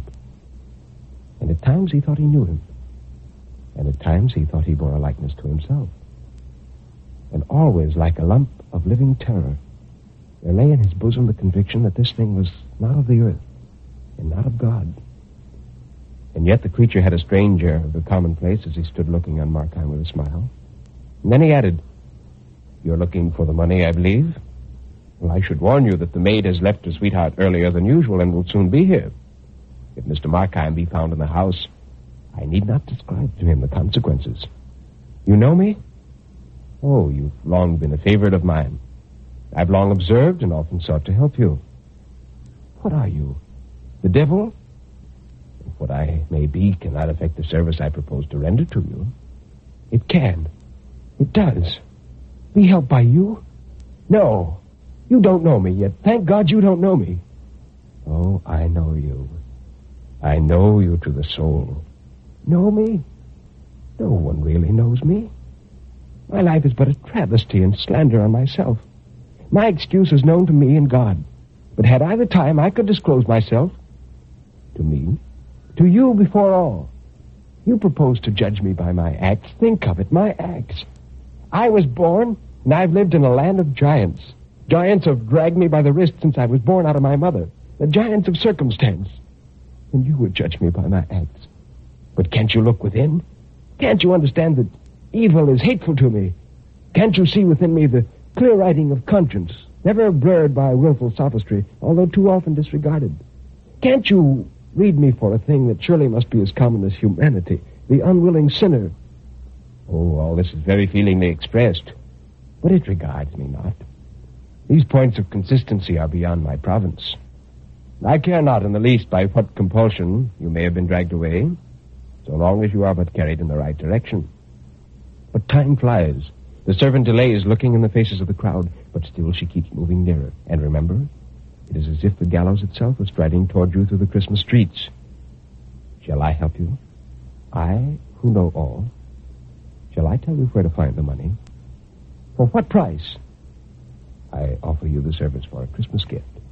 No, I'll take nothing at your hands. It may be credulous, but I'll do nothing to commit myself to evil.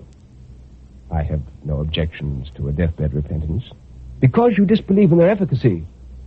I do not say so. Murder is to me no special category. All sins are murder, even as all life is war. I behold your race, like starving mariners on a raft, plucking crusts out of the hands of famine and feeding on each other's lives.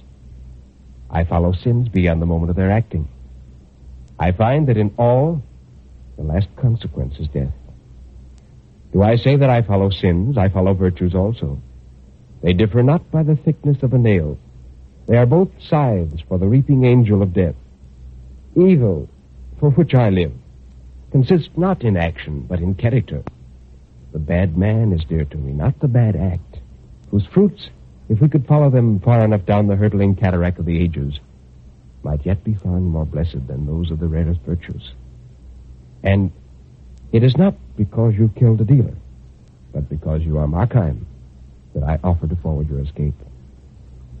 I don't understand what you are, but I'll lay my heart open to you. Say the money that I get here today be lost, and I'm plunged again in poverty. Shall one part of me, and that's the worst, continue until the end to override the better? Evil and good run strong in me, hailing me both ways. I don't love the one thing, I love all. Are my vices only to direct my life, and my virtues to lie without effect, like some passive lumber of the mind? Not so. Good also is a spring of acts. Oh, for 36 years that you've been in this world, through many changes of fortune and varieties of humor, I've watched you steadily fall. Downward, downward lies your way. Nor can anything but death avail to stop you. Content yourself with what you are, for you will never change. And the words of your part in this stage of life are irrevocably written down. At this moment, the sharp note of a doorbell rang through the house, and the visitant, as though this were some concerted signal for which he had been waiting, changed at once in his demeanor. The maid. She has returned as I forewarned you, and now you must get rid of her in the same manner you handled the dealer. Up, up, friend. Your life hangs trembling in the scales. Up and act. If I be condemned to evil acts, there's still one door of freedom open. I can cease from action. If my life be an ill thing, I can lay it down. My love of good is damned to barrenness, but I still have my hatred of evil. And from that to your galling disappointment, you shall see that I can draw both energy and courage. With these words, the features of the visitor began to undergo a wonderful and lovely change. They brightened and softened with a tender triumph. And even as they brightened, faded, and dislimbed. But Markheim did not pause to watch or understand the transformation. He opened the door, went downstairs, and confronted the maid in the threshold with something like a smile. He said, "You'd better go for the police. I've killed your master."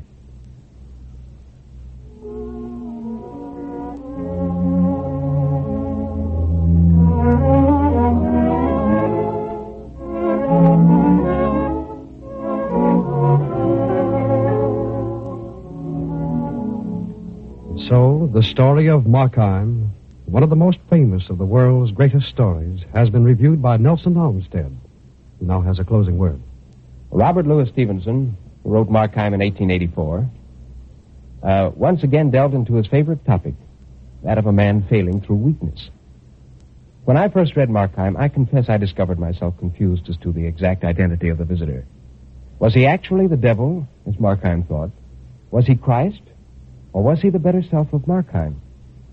Well, I believe the most logical conclusion is that the stranger was Christ, come to aid this man who was weak and who sunk deeper into evil the longer he lived. This conclusion is also heightened by the fact that the story takes place on Christmas Day. Had Christ preached to Markheim, he would have resented it, even as you and I, and most certainly would have concluded his purpose of murder and robbed the store.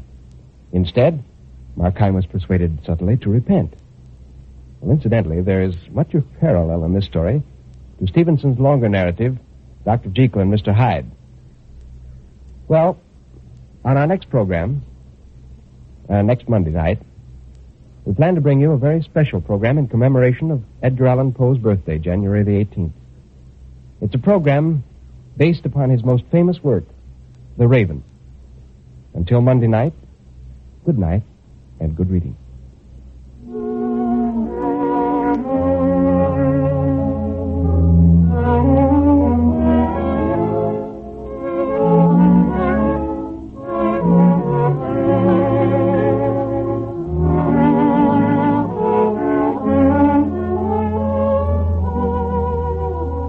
3 times each week, over these same stations, Nelson Olmsted brings you the world's greatest stories in review.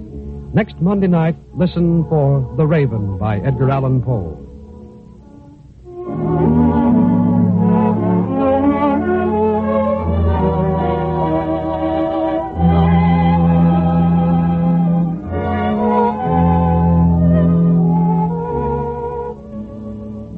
This program has reached you from our Chicago studios. This is the National Broadcasting Company. Attention all business owners and aspiring database wizards. If you want to take your data management to the next level, G3PL.com is your ultimate destination for expert Microsoft Access support and training. That's right. G3PL.com believes that every successful database journey starts with a dedicated individual guiding you to success. That's why we're proud to introduce G3PL.com, a Microsoft Access expert.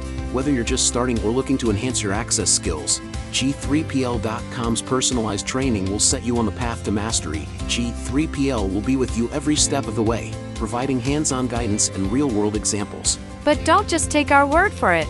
Hear what a satisfied client has to say. Thanks to G3PL.com, I've become a Microsoft Access Pro. The personalized training was exactly what I needed.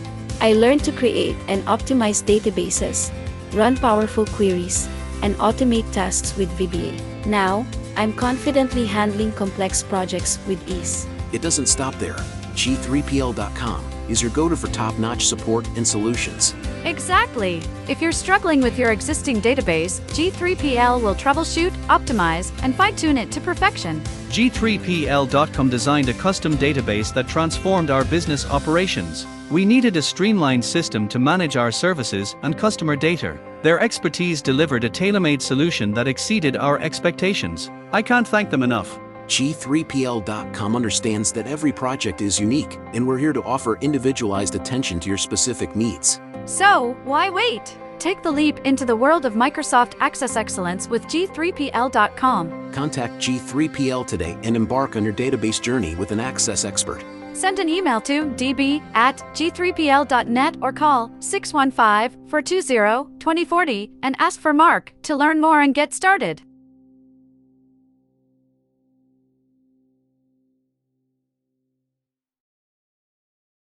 The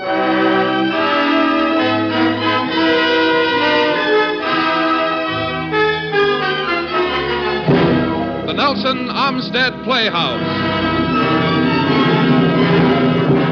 The National Broadcasting Company presents the Nelson Olmsted Playhouse, bringing to life the most powerful and compelling short stories ever written, and featuring America's master storyteller, Nelson Olmsted.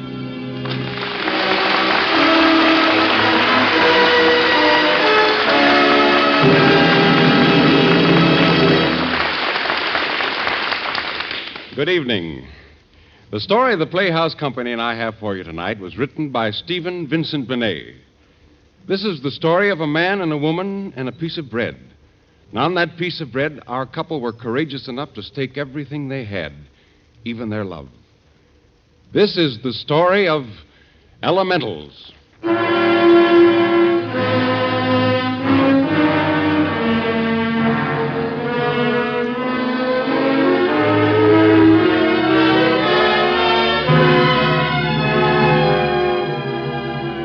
The human soul is a house of many fantastic chambers. But for most of us, the most curious of these chambers are the least frequented. It is only the elemental forces of the naked and crying soul that will suffice to move the doors of these chambers. The elemental powers, fear, hunger, love, and hate. And this is just that the doors should open seldom. For the man upon whom they have opened, even for an instant, will never be the same again. When young Sherwood Latimer accepted the invitation of his temporary employer, John Slake, to dinner for two, he had no idea of opening these doors. No, nor of encountering anything more elemental than a well-cooked meal. As he walked up Madison Avenue with his fiancée, Catherine Vane, toward the big, ugly Slake mansion, he felt no forewarning, no intuition of what was to come. It was any summer evening, he and Catherine hand in hand, hating to part even for a little while. Catherine, I wish you were coming to Slake's, too. Oh, so do I. I'm hungry. Where will you eat? Oh, in my room. It's cheaper. I'll boil an egg and open a can of sardines. Well, I sit down the guinea hen under glass. Oh, well, don't worry about me. Eat lots, darling. You'll see him. You're a fine one to talk. In this half-light, you look almost transparent. Like a beautiful ghost. Mm-hmm. Oh, Catherine, I do love you. Yes, Sherry. I've got to get out of that grimy office. If we only had some money. Oh, well, you'll be making more this fall with your assistant professorship. More, but not enough. Not enough for us to marry. Well, maybe after this year. Yes, another year of waiting. Oh, Catherine, I want so much for us. I want it now. I know. What does Mr. Slake want with you? He's never asked you to dinner before. I don't know. To talk about the Guicardini translation, I did, maybe. Maybe he wants you to do another. Bad as we need the money, I'd hate to. I don't like him, Catherine. He's like some gigantic cat, sleep, purring. Yet there's always the tiger there underneath, ready to spring. I'd like to meet him. I wouldn't want you to. I don't know whether it's his money that gives him that sense of power or what, but when I'm around him, I feel as if I'm nothing more than a match stem. He could twist me, crush me, do whatever he wanted with me.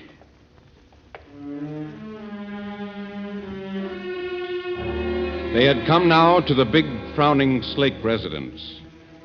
In the shadows, two ever-present private detectives stood guard.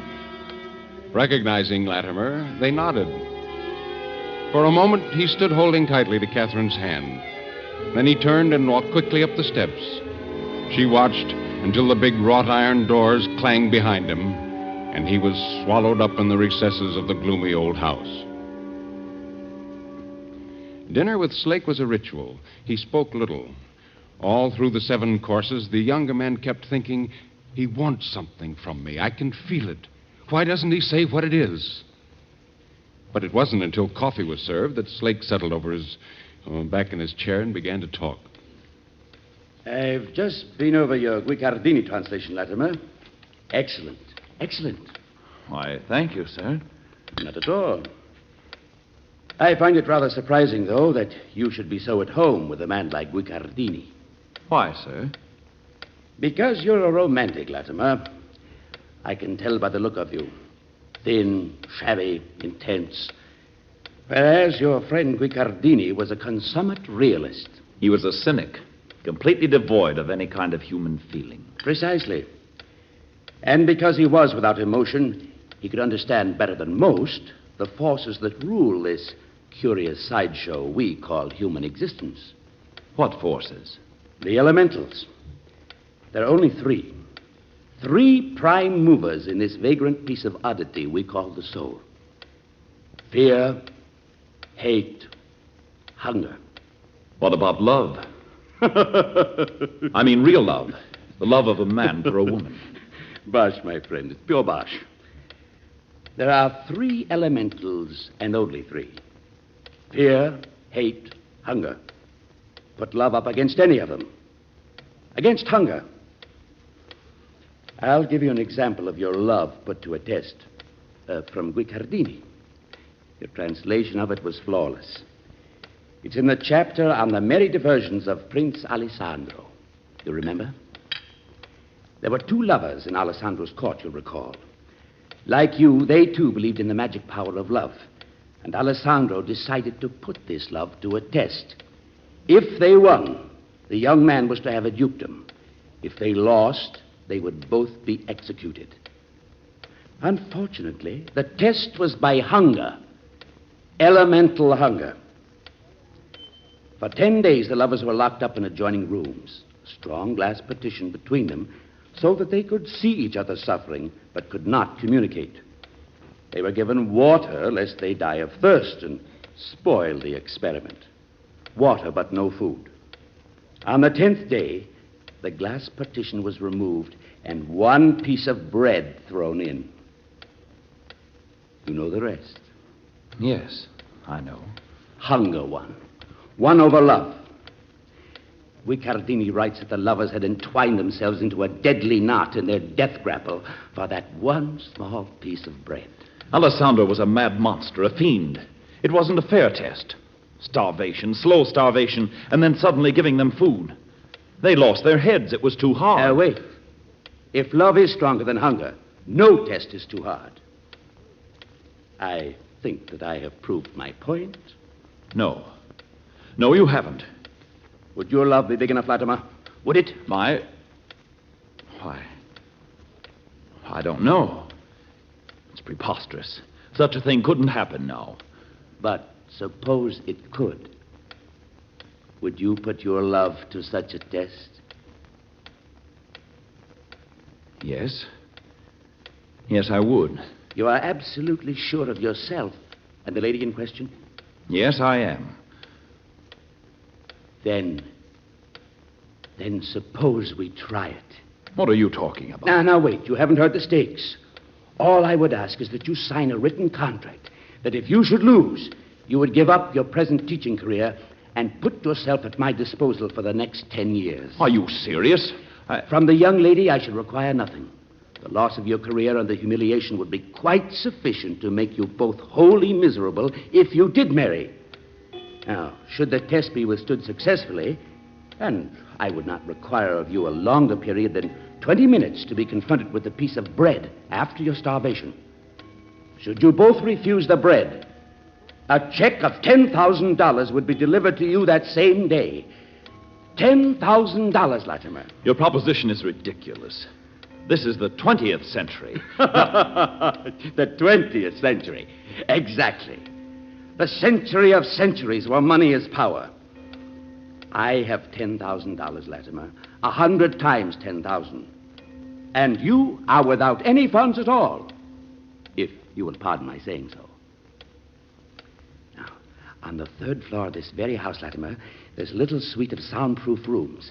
We could carry out our little experiment there in perfect peace. The young lady could have one room, you another. I would have a window cut between so you could observe one another. And, of course, I would visit you twice a day. Mr. Slake, I'm very tired. You'd have no food, of course, but all the water you wished.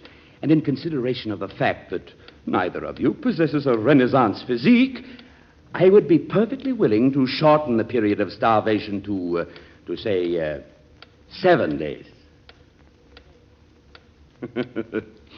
I can see at last you're interested. You accept? Of course not. You amaze me. $10,000. You'll never have another chance like this in all your life. I'll be frank with you, Mr. Slake. I do need the money. If you'd made your insane offer to me alone, perhaps... But as it is... Of course, the young lady. Oh, by the way, I hope you will give my sincerest congratulations to the lady of your choice, to Miss... Vane. Catherine Vane. Vane? Not one of the Newport Vanes. Oh, you wouldn't know her. She works at Columbia in the secretary's office. What are you doing? What are you writing on the tablecloth? No, nothing, Mr. Latimer. Nothing. Just a little reminder. You see, I have a whim. A whim of wishing to meet Miss Vane in person. Slake, don't you go to her with it. I forbid it. Ah. You're afraid, Latimer. Afraid she might agree. She's the one woman I know who would have the courage. Slake, I beseech you, if there's any good in you, let us alone. Let us alone.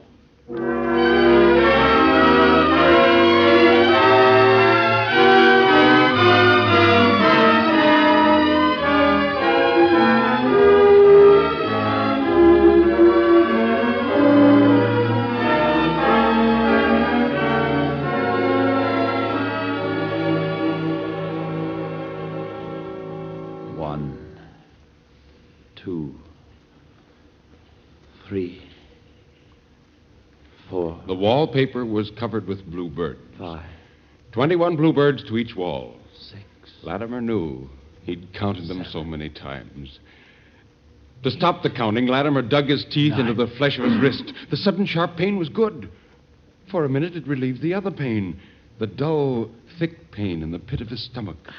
The gnawing pain that never went away. And then, suddenly, as if waking from a dream, he jerked his arm from his mouth.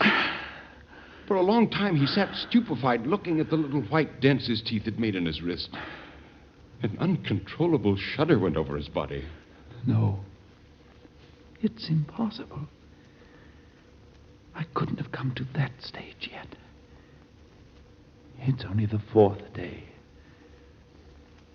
The 4th day of the fast.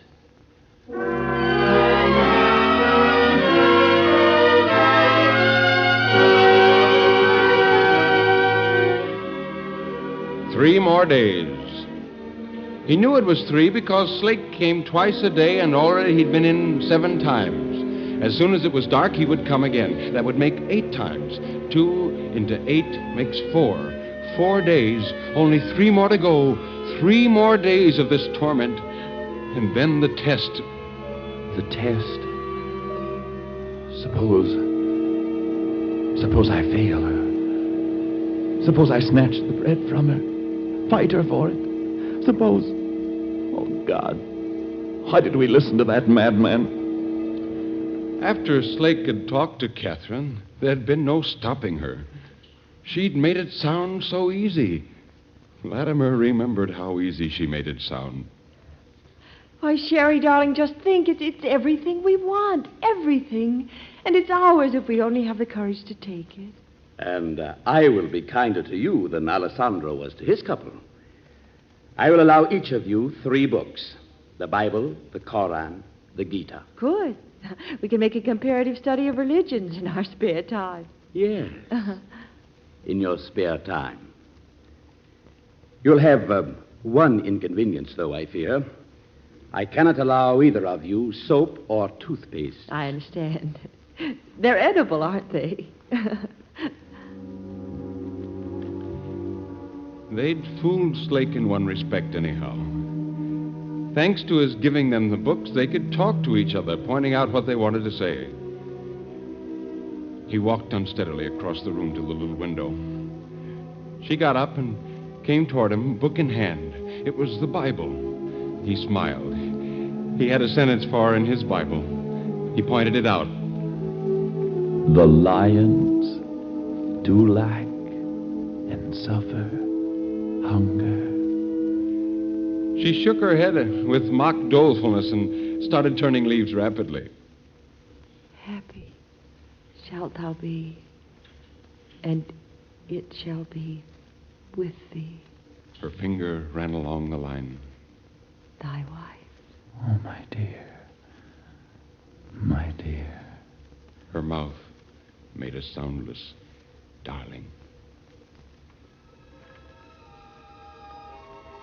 Latimer crawled across the room, sank back in the bed. Now to sleep. Oh, God, please let me sleep. Don't let me think.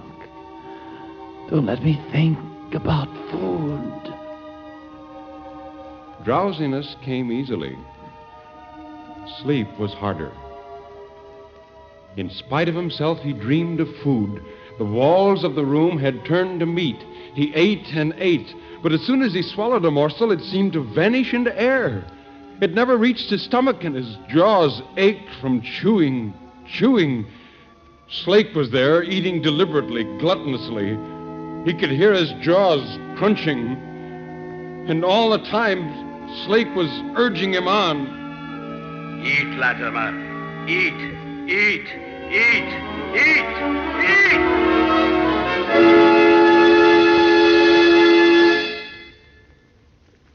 Good morning, Mr. Latimer.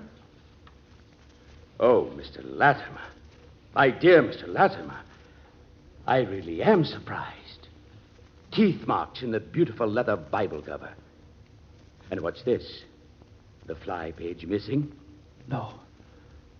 No, I couldn't have. I couldn't have done it. No wonder you're shocked. A man of your refinement eating paper. Why, your mouth is full of it. Disgusting. I must remove the books at once. I had forgotten they might be misapplied. No, the books. Catherine and I. Don't take the books. Don't take the books, please. Please. But Slake was gone. Latimer got up with effort, looked in the mirror. His cheeks were hollower, eyes larger, clothes hard to put on, too many buttons, too hard. He began the long trip across the room to the little window. But pain took him up in its heavy, soft hands and squeezed him like fruit. He sat down. In a minute, he would go and see Catherine. Now he must rest. He tried to count the number of times Slake had been there to remember what day it was. But instead, it was bluebirds he was counting. Then, like an answer to prayer, a thought came to him. Slake would be here soon, and Slake would know what day it was. Only, if Slake knew he was confused, he wouldn't tell him. He had to trick him into telling him. Trick Slake.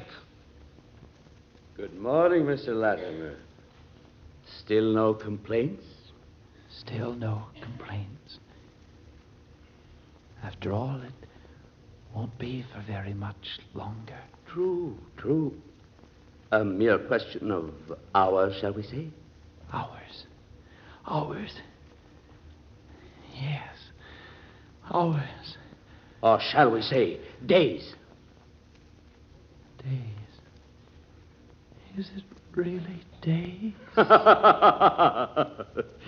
I'm afraid you'll have to puzzle that out for yourself.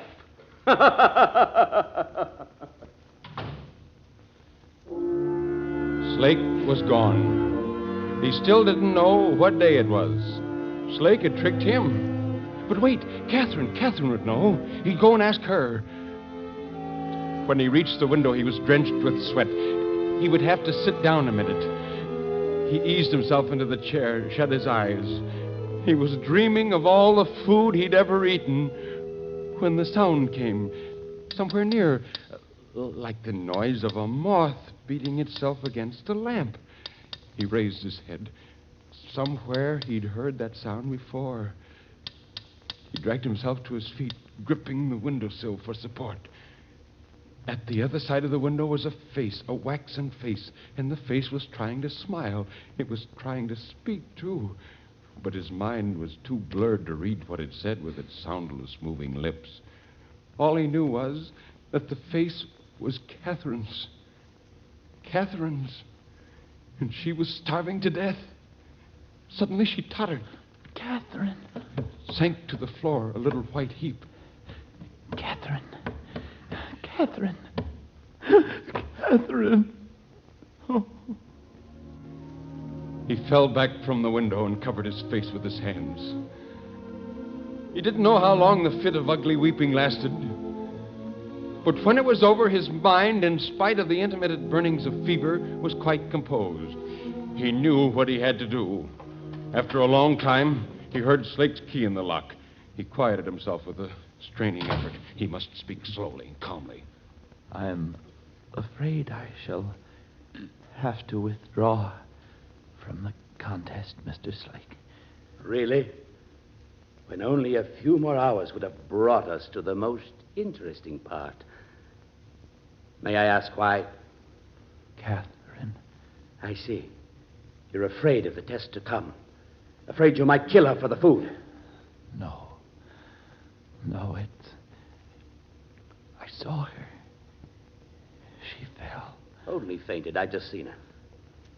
As to your quitting now, Latimer, if you recall our contract, neither party can be released without full written consent from the other. Then go and ask her.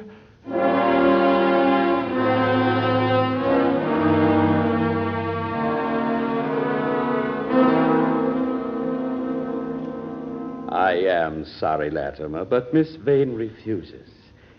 And therefore, by the terms of the agreement... You're killing her. You devil from hell. You... Oh, would you, Mr. Latimer? Would you? What an exhibition of temper. What a pitiful exhibition. Then he flung Latimer from him as if he were made of paper and left the room. Latimer was alone now, alone with his hunger and that last glimpse of Catherine's face. Suddenly there was a quaking voice, not his own, it couldn't be, that kept talking to itself. Catherine, food. Catherine, food. On and on, the voice in its monotonous gibberish. And then suddenly it was cursing somebody named Slake. Devil from hell. Madman, let me out. Let me out. Give me food. Food, I tell you. Food. Food. Food. Colors streaked before his eyes, scarlet and purple and green, until at last the voice was silent and there was nothing. Nothing but a collapse into broken peace, a peace so complete and sightless that he had only one thought. I am dying.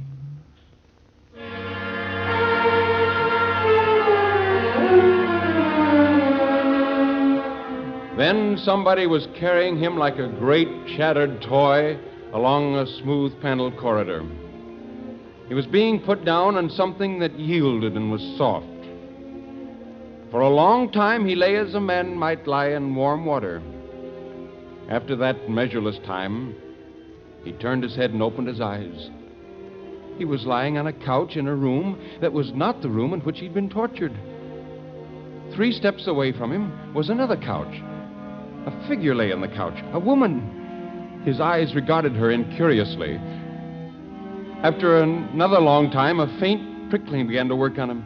It ran all over him like the feet of a small, rapid animal. Then it settled, began to gnaw. He remembered now. He was hungry. That was it.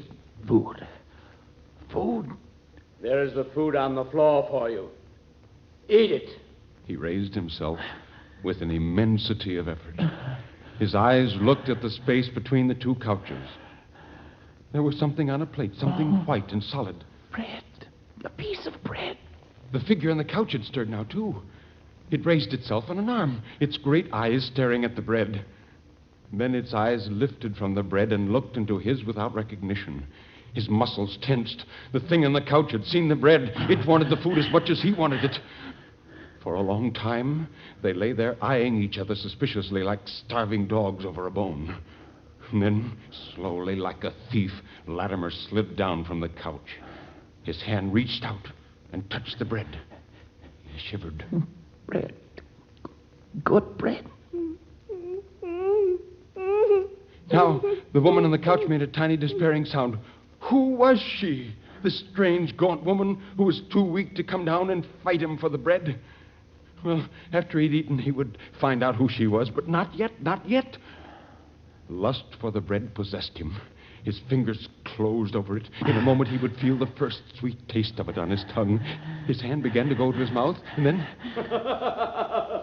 Who are you? Do you want my bread, too? You can't have it. It's mine. The bread was almost in his mouth now. Sure. He drew it away and looked at the strange woman. She knew his name.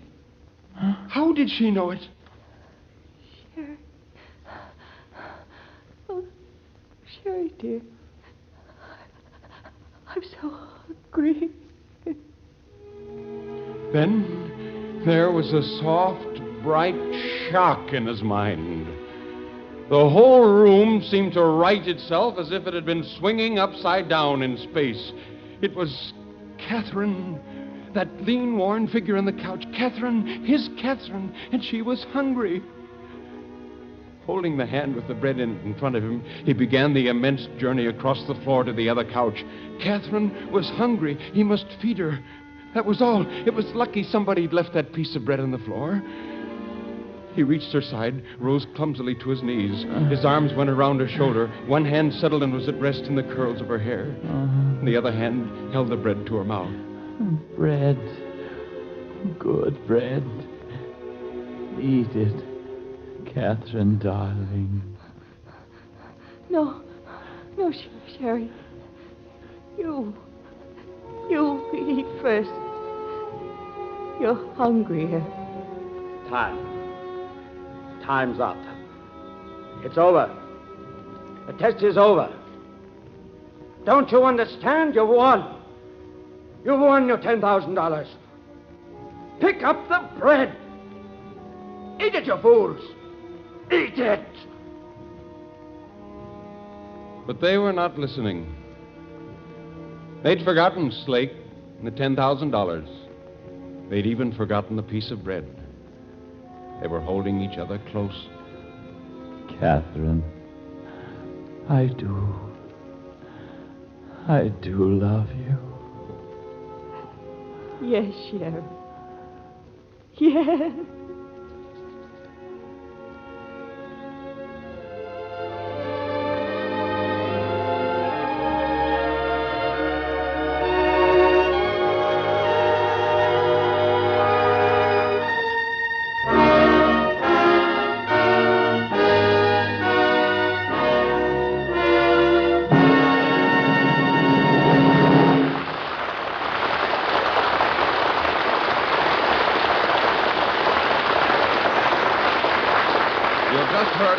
Dramatization of a short story by Stephen Vincent Benet entitled Elementals. Now, here again is your host, Nelson Olmsted. Well, our story tonight was adapted for radio by Virginia Wells and directed by Herbert Latow. Sherwood Latimer was played by Everett Clark, Catherine by Muriel Bremner, and Slake by Wilms Herbert. The orchestra was under the direction of Joseph Colicchio with original music by Emil Soderstrom. This has been another in our series of programs which features some of the most powerful and dramatic short stories ever written, and we hope you've liked it. 2 weeks from tonight, we have a story for you by Albert Wetjen. It's called Fortitude. And after hearing it, I think you'll agree with me that it's one of the most compelling sea stories ever written. In the character of the first mate who through sheer force of will keeps his men alive on a barren island, you meet a person you won't forget. It's a good story, so try to be with us. Until then, This is Nelson Olmsted saying good night and good reading.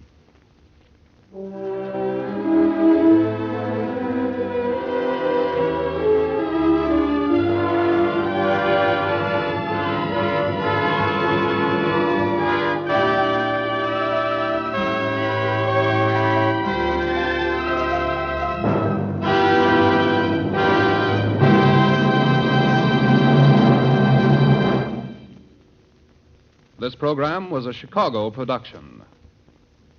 This is NBC, the national broadcasting company.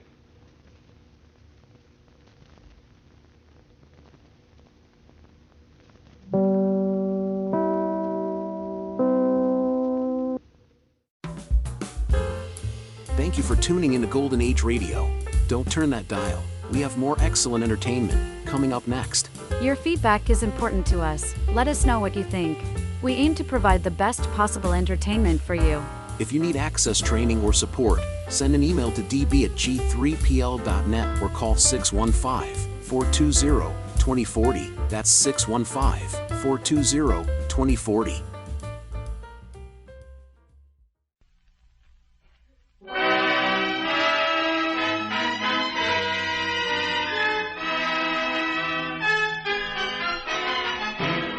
Nelson Olmsted Playhouse.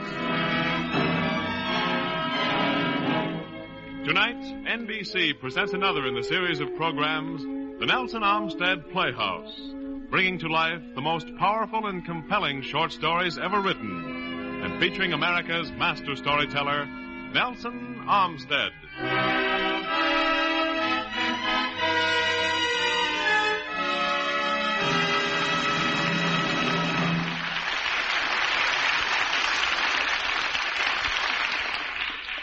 Good evening. The story the Playhouse Company and I have chosen for you tonight was written by Conrad Aiken. It's the story of a strange journey and a very lovable old man who made it. It's the story of Mr. Ocularis.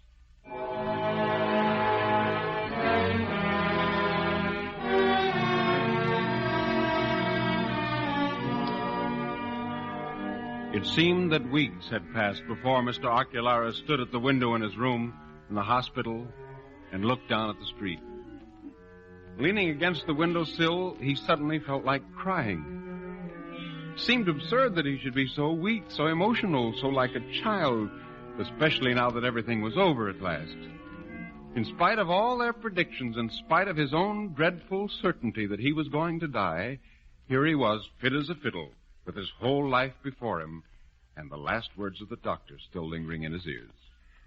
I'd advise a long rest, Mr. Ocularis. A long rest and a change of scenery. Why don't you try England? It's June. It's the perfect month for England. Yes, what could be more delightful? So why should he feel sad about it and want to cry like a baby? In a few minutes, Harry would arrive with his car and take him to the wharf. In an hour, he'd be out to sea. In 2 hours, he would see the sunset behind them where Boston had been. And his life would be opening up before him. How ridiculous that he should already be homesick. Suddenly, there was a light knock on the door. Hello, old man. Harry. I didn't think the old bus would make it, but she did. Are you all packed up? Yes. Good. Here, let me take your arm. You're tottering like an octogenarian. Oh, come, Harry. Look, if you'll just take the bag. Can you manage? Of course. Don't be silly. Oh, come on, there. Careful of the stairs now. I'll hold on to the rail. I say, it looks like there's a reception committee. Why, it's Miss Hoyle and the matron. And who's the freckled-faced one, the pretty one? I don't know. She helped prepare me for the operation. Nice. Yes. Well, I guess it's goodbye, Miss Hoyle. Goodbye, Mr. Ocularis, and bon voyage. Thank you for everything, Miss Hoyle. You were very kind to me, and I fear I was a nuisance. It was then that the girl with the freckles gave him her hand. She was very pretty, and it would have been easy to fall in love with her. She reminded him of someone. Who was it? He tried in vain to remember while he said goodbye to her. And then suddenly he was going down the front steps, and they were all laughing and waving to him. The wind was cold, very cold for June. He shivered and was glad to put on his coat. June? Why should it be so cold? East wind. Say, you'd better wrap this blanket around you. It's an open car, and if you're cold... Yes, thanks.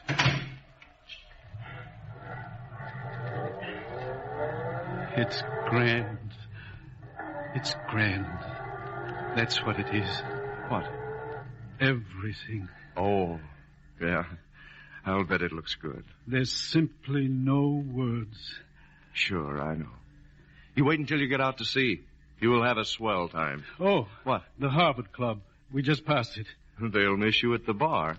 I know, but let there be no moaning. What's that a quotation from? The Odyssey? He didn't mind the small talk. It helped to dissipate the feeling of vagueness and dizziness that came over him in a sickening wave from time to time. All of a sudden, everything would begin to swim and dissolve. Trees would bend at right angles. Houses would lean their heads together. And there would be a curious and dreadful humming noise rising and falling in his ears. It must be a touch of fever, he thought. He closed his eyes. Perhaps when he got on the ship, he would have a glass of whiskey.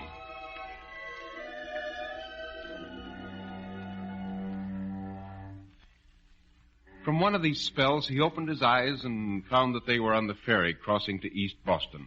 I say, old man. What? Oh, it's you, Harry. Are you sure you're all right? You act like you're in a daze or something. Just weak, a little tired. You know, the operation.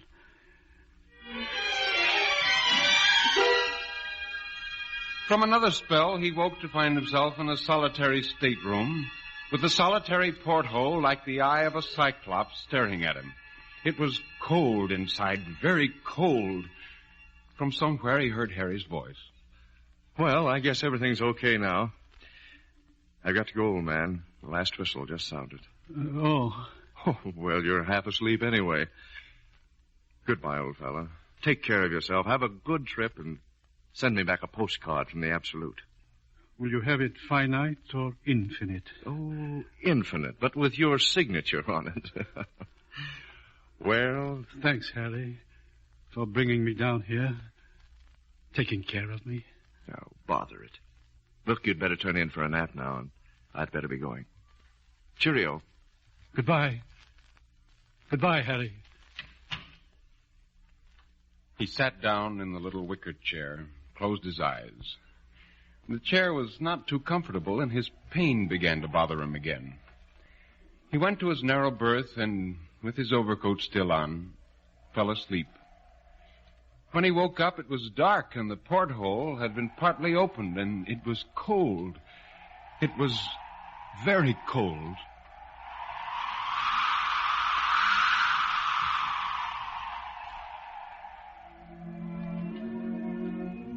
The girl who sat opposite him at dinner was charming. Who was it she reminded him of? Why, of course, the girl at the hospital, the girl with the freckles. Her hair was beautiful, not quite red, not quite gold. Her face was freckled. She had a mouth that was both humorous and voluptuous, and she seemed to be alone. He frowned at the bill of fare and ordered the thick soup. No hors d'oeuvres, sir? I'm afraid not. They might kill me. Oh, very well. I'm afraid you shocked him. Impossible. These stewards, they're dead souls. How could they be stewards otherwise? So blasé, they think they've seen and known everything. It must be a dreadful sort of life. It's because they're dead that they accept it. Do you think so? I'm sure of it. I'm enough of a dead soul myself to know the signs. Aren't you being a little mysterious? Not at all. You see, I'm just out of the hospital, an operation. I was given up for dead. In fact, for 6 months, I had given myself up for dead. If you've ever been seriously ill, you know the feeling, a mild, cynical tolerance for everything and everyone. I wish I could understand, but I've never been ill in my life. Never? Never. Then pay no attention to invalids or they'll drag you into the hospital. You don't look like an invalid. Mr. Ocularis thought her completely charming. His pain had ceased to bother him, and the disagreeable humming sound disappeared, Or rather, it was dissociated from himself and became merely, as it should be, the sound of the ship's engines. He began to think that the voyage was going to be really delightful. The steward, hovering nearby, placed the salt shaker before him. I fear you'll need this for your soup. Oh, thank you. Is it as bad as that? Well, it's the first day out, sir. Everything's apt to be a little upset.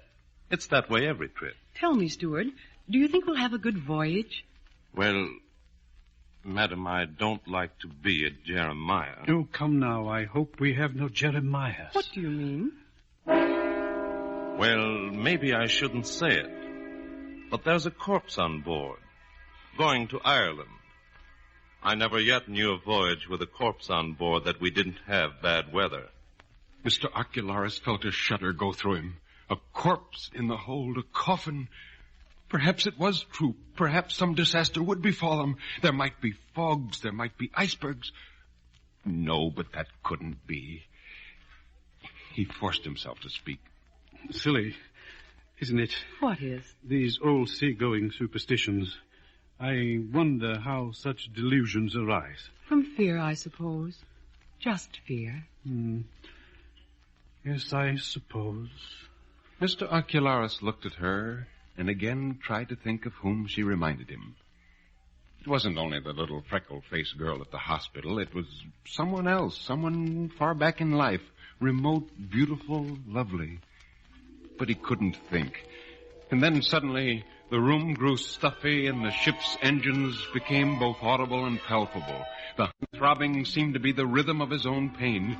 Fighting for a moment's control, he excused himself from the table and left the room. He made his way with slow steps toward his stateroom, holding onto the walls in his moments of weakness and dizziness.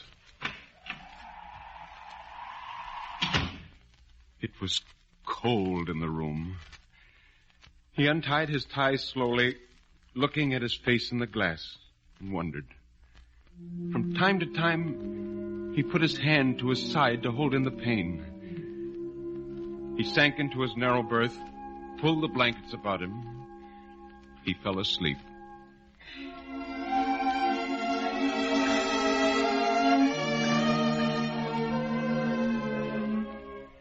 The sense of time was already hopelessly confused.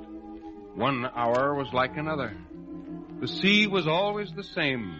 Morning was indistinguishable from afternoon. And then, was it Tuesday or Wednesday? Mr. Ocularis found that he was too tired, too incapable of concentration to answer his own questions. He looked at Miss Dean, who was sitting beside him in a deck chair. He didn't know whether he ought to tell her, but then he had to. He couldn't go on keeping it to himself any longer. Miss Dean, tell me, did you ever walk in your sleep? No, I never have. That's a funny part of it. Neither have I. Until last night. Never in my life. I hardly ever dream. It really rather frightens me. Tell me about it, Mr. Ocularis. I dreamed at first that I was walking alone in a wide plain covered with snow. It was growing dark. I was very cold. My feet were frozen and numb, and I was lost. I came then to a signpost. First, it seemed to me there was nothing on it, nothing but ice. Just before it grew finally dark, however, I made out on it the one word, Polaris. Anyway, it gave me a feeling of awful despair. And then the dream changed, and this time it seemed I was standing outside my stateroom trying to find the door handle to let myself in. I was in my pajamas, and again I was very cold. And at this point, I woke up. And the extraordinary thing is, that's exactly where I was. Good heavens, how strange. Yes, and now the question is, where had I been? I was frightened when I came to, not unnaturally, for among other things, I did have the impression that I had quite definitely been somewhere. Somewhere where it was very cold. I don't know what to say, but please don't worry about it. It's nothing, I'm sure. I've never done such a thing before. She reached out and put her hand on his. And when he looked at her, her eyes met his gently, sympathetically, as if for the exchange of something unspoken and perhaps unspeakable. The thought occurred to him, was it possible that he was falling in love? He'd read of such things. But then at his age, and with a girl of 22. It was some time later that he went to bed. In the darkness, which normally rather frightened him, he remembered the soft warmth of her hair. Its brightness made him unafraid. The rhythm of the ship's engines was positively a persecution. It gave him no rest. It followed him like the hound of heaven, driving him out into space and across the Milky Way. It was cold there, and Mr. Ocularis sparkled with frost. He felt like a Christmas tree, icicles on his fingers and icicles on his toes.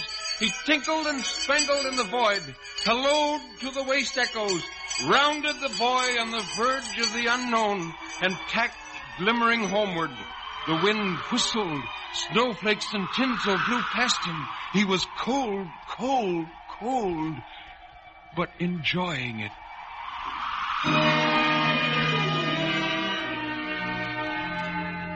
Suddenly it was dark and he was lost. He groped, touched cold, slippery woodwork with his fingernails, looking for an electric switch. Electric switch. Where had he been? He'd gone farther this time than the night before. Another deck down. It had been colder. But where have I been? Where am I going? Suddenly he closed his eyes and began to tremble. A dreadful idea had occurred to him.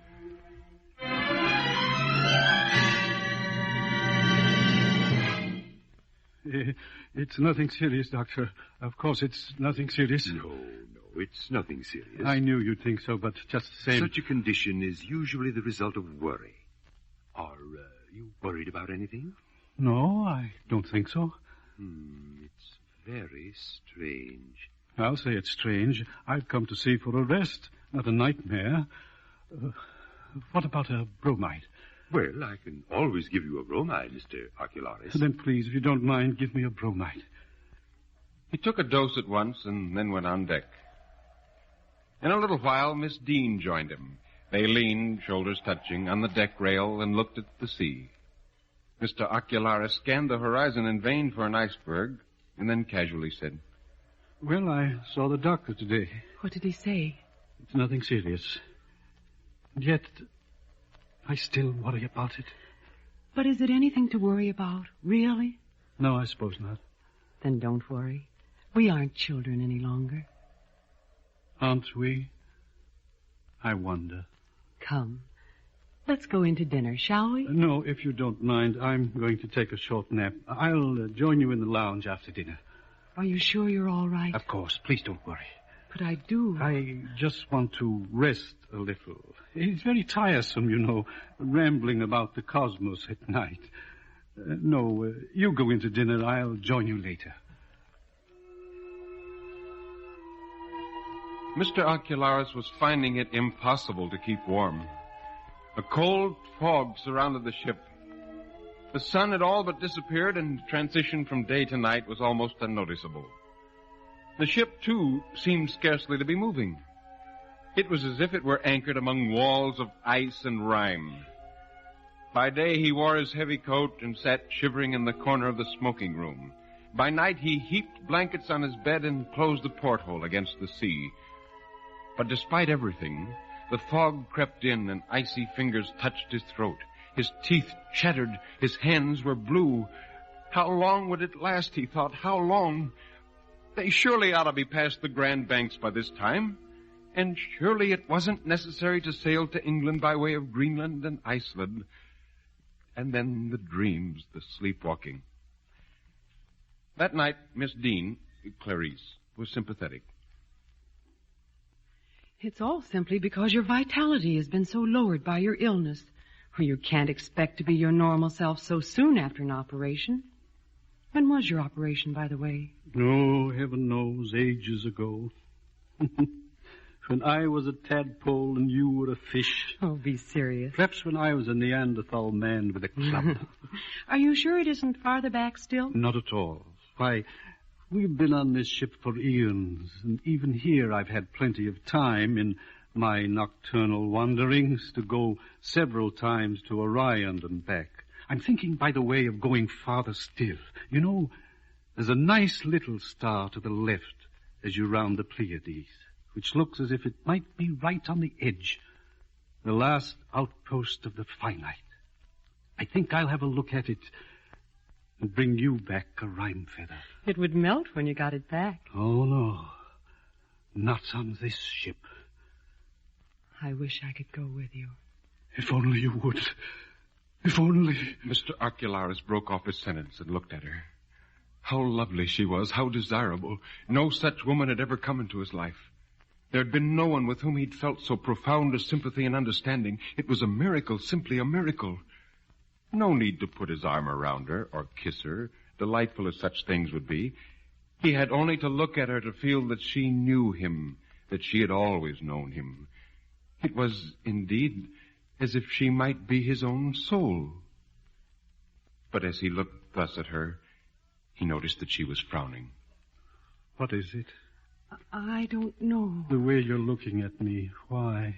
It's nothing. It just occurred to me that perhaps you weren't looking so well. What nonsense. Of course, this pain bothers me now and then, and I feel rather weak, but... It's more than that. Much more than that. Something is worrying you horribly. Something you've been fighting against all day. Tell me, did you walk again? Yes.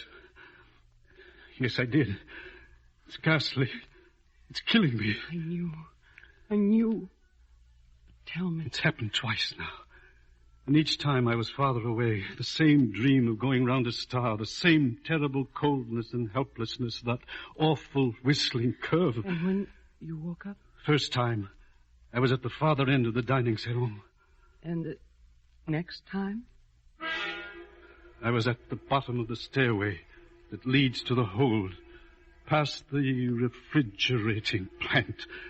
It was dark, and I was crawling on my hands and knees. Crawling on my hands and knees. Do you think... Yes, I know. And so do you. Twice more. 3 times. And I'll be looking down into an empty...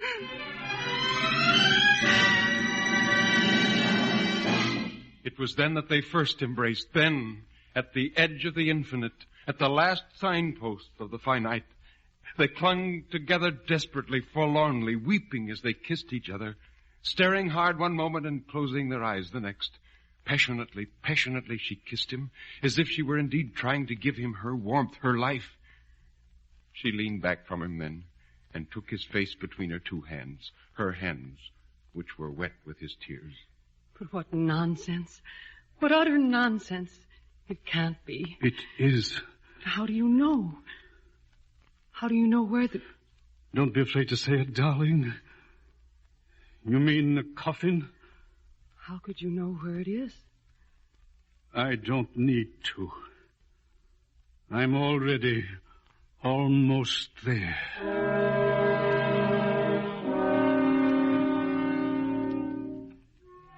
That night, before they separated, they had several cocktails at the bar. Let's make it gay tonight. Above all, let's make it that way. Yes. Perhaps even now it'll turn out to be nothing but a nightmare from which both of us will awake. And even at the worst, at my present rate of travel, I ought to need 2 more nights. It's a long way still to that little star. And if you reach it? Then I'll probably come back. In time. Yes, most certainly, in time. Perhaps it will be like Ulysses' return. Tattered, torn, unknown after my odyssey among the stars. I'll know you. Penelope knew Ulysses too. But then she was his wife. I'll remember. My faithful Penelope. Later, they walked once around the deck, then leaned on the railing and stared into the fog. It was thicker and whiter than ever. The ship was scarcely moving. The rhythm of the engines was slower than ever before. There was a profound stillness about them. When at last they parted, it was, by tacit agreement, on a note of the ridiculous. Be a good boy now, darling, and take your bromide. Yes, Mother, I'll take my medicine. In his stateroom, he mixed himself a strong potion of bromide and got into bed. He would have no trouble in falling asleep. He felt more tired, more supremely exhausted than he'd ever been in his life. Nor had bed ever seemed so delicious. And then suddenly the long, familiar, magnificent swoop of dizziness, the great circle, the swift pathway to Arcturus. It was all as before, but infinitely more rapid. Never had Mr. Ocularis achieved such phenomenal, such supernatural speed. It was no time at all that he was beyond the moon. He shot past the North Star as though it were standing still, swooped in a long, bright curve round the Pleiades, and shouted his frosty greeting to Betelgeuse. Then he was off to the little blue star which pointed the way to the unknown. There's the star. There it is. Courage, old man, and hold on to your umbrella. We're coming closer and closer. And when we get there, there'll be that frozen rime feather for Penelope. No, Clarice, not Penelope. And then we'll break it off and come flying back to her. Flying back, and she'll remember. And then home. Home. Home.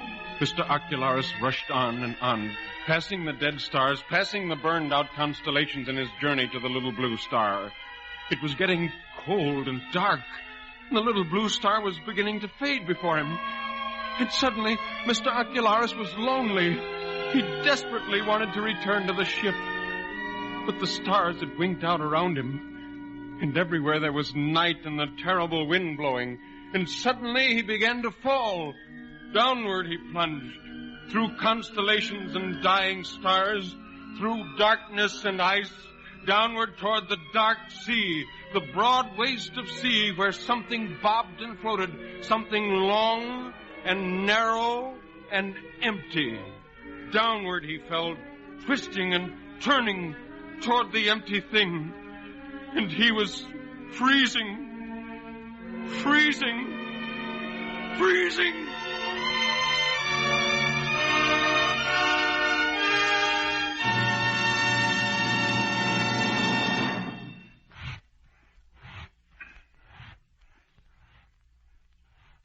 At this point in the void, the surgeon's last efforts to save Mr. Ocularis's life had failed. He stood back from the operating table and made a tired gesture with a rubber-gloved hand. "It's all over," he said, as I expected. He looked at the nurse, whose gaze was downward at the basin she held. Her freckles stood out sharply against her pale skin. There was a moment's stillness, a pause, a brief flight of unexchanged comment. And then the ordered life of the hospital was resumed.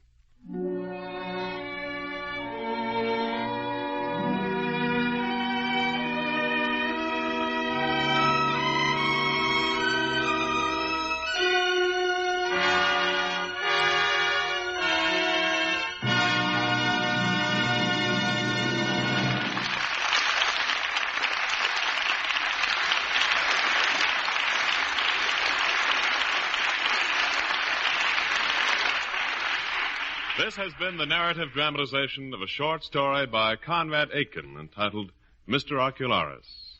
Now again, here is Nelson Olmsted. Well, racial and religious antagonism has grown increasingly bitter since the war ended. We must guard ourselves and our families against infection by such intolerance. And we can work through our church, our business, our labor union, our school, to emphasize and promote the principles of racial and religious freedom. For 5 long years, we fought a war to preserve these, among other things, of our heritage. It would be tragic to lose them now in peace. Our story tonight, Mr. Ocularis, was adapted for radio by Frederick J. Lipp and directed by Herbert Latow. Mr. Ocularis was played by Herb Butterfield, Miss Dean by Charlene Osgood. The orchestra was directed by Joseph Colicchio with original music by Emil Soderstrom. Next week, our story is entitled Conquest. It was written by Leonard Lee, and it's the story of men against Mount Everest, of one man against himself. It's a good story, and I know you'll like it. So try to be with us. Until next week, then, this is Nelson Olmsted saying good night and good reading.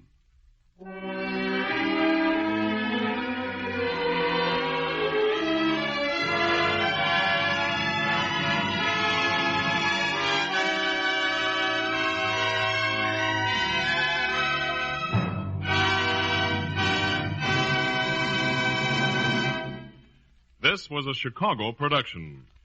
This is NBC, the National Broadcasting Company.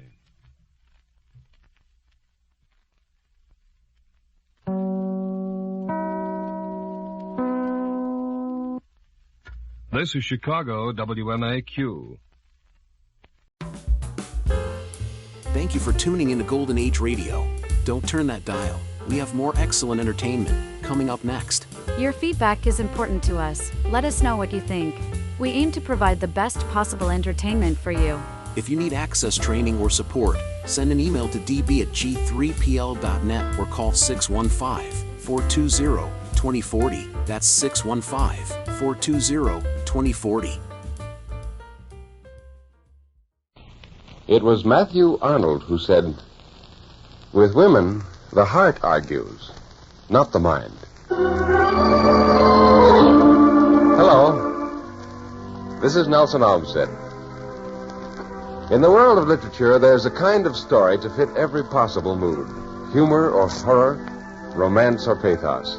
Today, I'd like to tell you a story by Carolyn Slade about a rather pathetic farm wife who wasn't appreciated.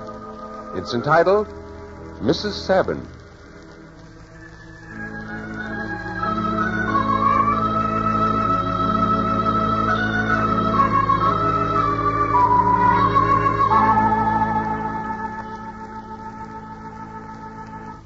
Mr. Sabin finished his 14th griddle cake, pushed back his chair, and drew on a pair of heavy boots.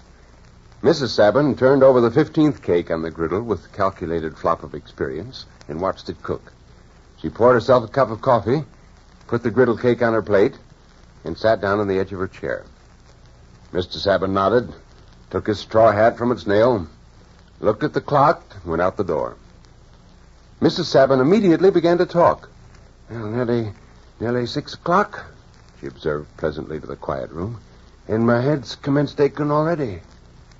She drank her coffee quickly, poured another cup, and leaned back in her chair, sipping with a strange air of daring. "Well, I never lolled so in all my life. 2 more cows got calves on. Not much milk to see to. No churning for a week, maybe. If we eat more gravy, the butter'll last out. I could wash today, but ain't gonna. He wouldn't change his shirt this week, and I don't know as I care." She leaned back more comfortably in her chair. "Land sakes, I wonder what's coming over me." Well, Mrs. Sabin ate leisurely, and then brought out her heavy dishpan and started to wash and dry the dishes. She talked to each cup, each plate, each knife and fork. She spoke of the weather, the work in the fields, the new styles, the country fair. "I don't know as I'll get there this year," she confided to a saucer. "August is an awful hard month." For 9 years, she'd said the same thing. She sighed. "Mr. Sabin will have to get a new cake of sand soap come Saturday. He thinks he used a sight of soap, but the water's hard. I've got a good notion to say so next time. The water's hard, Mr. Sabin. That's why I've got to use so much soap." "Oh, no, I can't do that. He's a good man. Been awful good to me. If he pays for things, he ought to say about them." She smoothed the soft white hair with a hand that trembled. "I do wish he'd get something for this headache. Seems as if sometimes I can't stand it. I hate to bother him, but if it don't stop, I gotta have something soon." When Mr. Sabin came in at noon, his dinner was ready. He hung his hat up in a nail, poured a little water into the basin, dipped his fingers in it, and wiped off the dirt on the towel. And then he sat down and helped himself plentifully to food. And after a while he spoke. "Corn showing." "Well, now, ain't that good? Early start?" He nodded, and she ate happily, sitting on the edge of her chair, ready to anticipate his needs. And after a while, he was finished with food and pleased to become talkative. "One of the teams acting bad." "My land, which one?" "The white." "My land, that's the one you went and paid $200 for, ain't it? Is it very bad?" "Don't act none too good. I guess I'll have to send for Will if it don't get no better." A glow crept over Mrs. Sabin, for Will was her oldest and only living child. He was a veterinary, horse doctor, his mother called him. And since his marriage to a stylish city girl, he'd found a little time to visit the farm. But he was awful good to her, and she loved him very dearly in her shy way. He sent her a box of candy each Christmas and Easter, and always renewed her magazine when it ran out. Her eyes grew dim with longing. And then a quick thought, born of pain, came to her. "How you going to get Will out?" "Well, Jim can take the mare and go after him." "Well, could you get something from a headache?" "Aching again?" "Something awful. Seems as if I can't stand it. Takes me sometimes in the back of the neck, so I'm nigh crazy with the pain of it." "Oh, maybe it's a crick."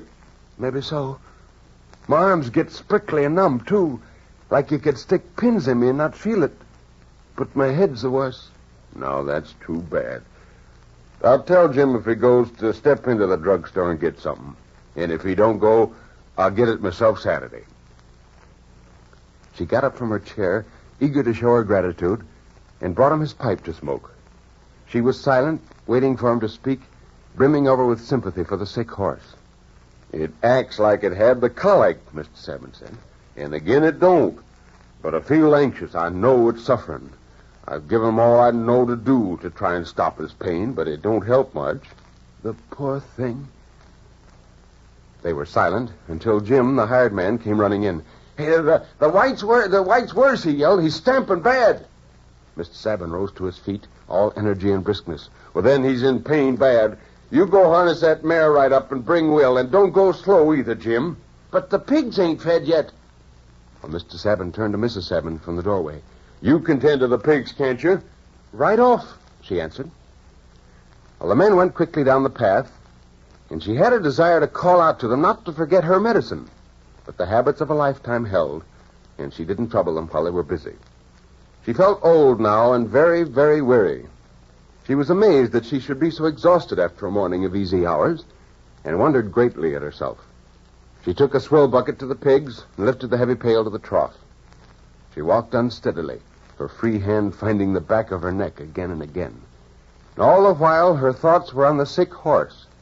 And in some unexplainable way, it was all mixed up with herself, her evil thoughts. Suppose it died?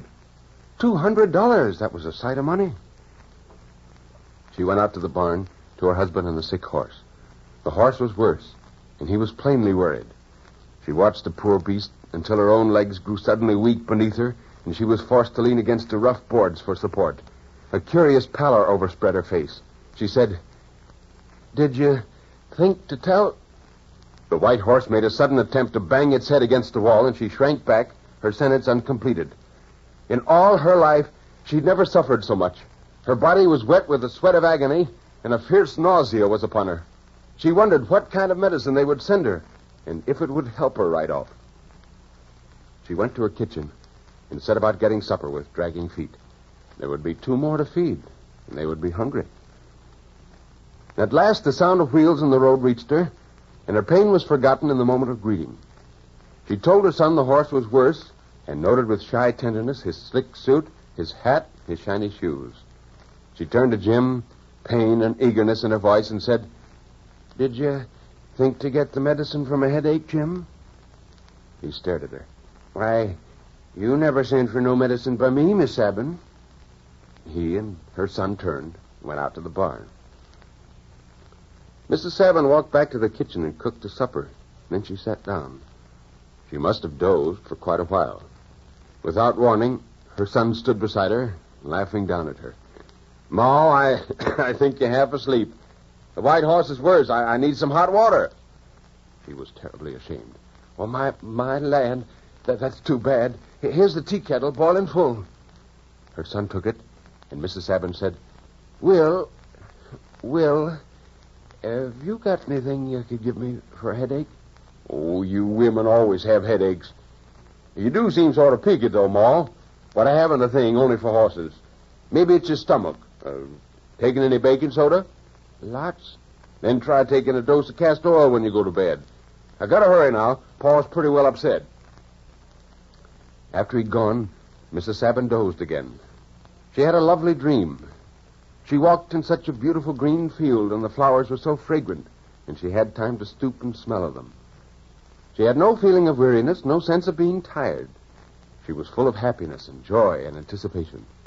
She walked slowly, sensing that some miracle was about to happen. And then Jim came in for supper, saying that the horse was better.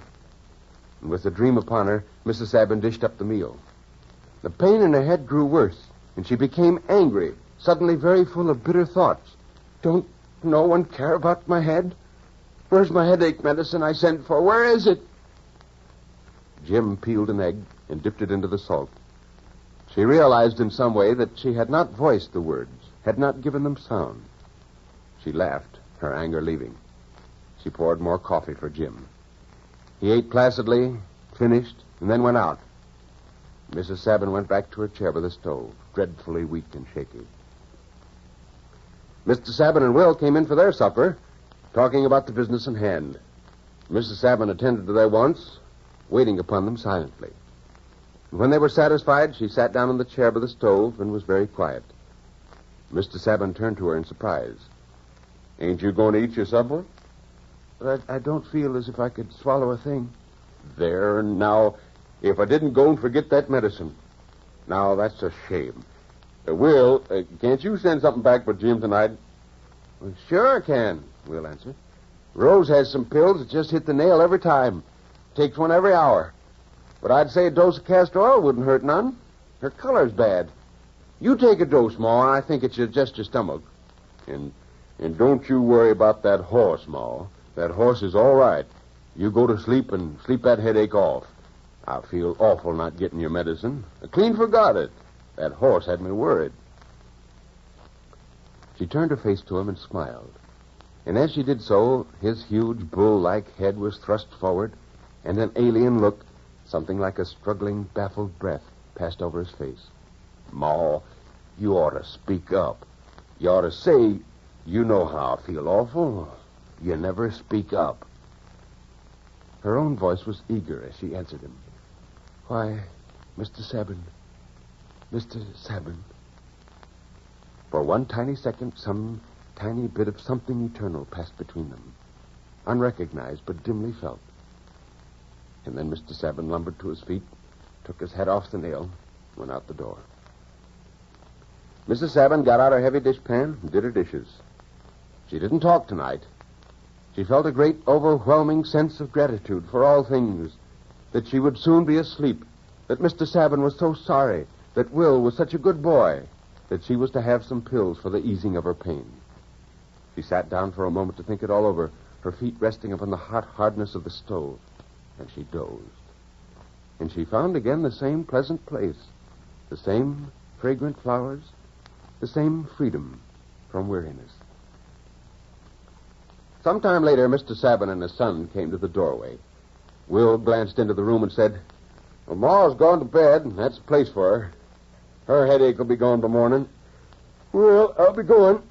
Horse ought to be pretty good tomorrow. But I go easy in working of him. Pain like that takes a horse's strength clean away. Better let him rest a while. That's dead right, Will. That won't do him a mite of harm to lay off for a day or two. That team's been working hard now all spring. Yes, Will, I'll rest him up. Easy on the food. I know. Well, then, good night for now. Good night. Mr. Sabin watched the son drive down the road and thought proudly, He's a good horse, Doctor. None better in these parts. He stood a second longer, considering the weather, then turned to the kitchen, thinking to have his customary nap before going to bed. He went to the chair by the stove, a yawn opening wide his mouth. He stumbled against something. Mrs. Sabin lay upon the floor. Very quiet as was her way. Very quiet and silent and still. Her eyes stared up at him. Her mouth seemed twisted and strange. He stooped and lifted her and suddenly held her close to him. Dimly, haltingly, he bent his head and kissed her. "Ma," he said. "Ma, do you hear me?"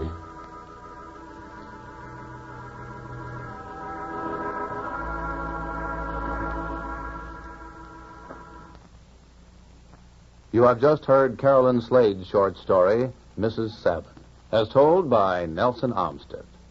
And now a closing word. Well, this story by Carolyn Slade was written about 20 years ago. We've enjoyed having you with us this morning. This is Nelson Olmsted saying goodbye and good reading.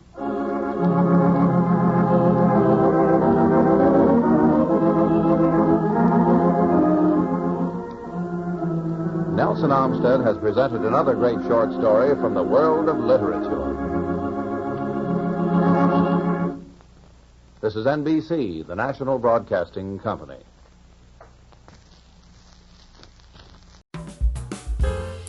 Thank you for tuning into Golden Age Radio. Don't turn that dial. We have more excellent entertainment coming up next. Your feedback is important to us. Let us know what you think. We aim to provide the best possible entertainment for you. If you need access training or support, send an email to db@g3pl.net or call 615-420-2040. That's 615-420-2040.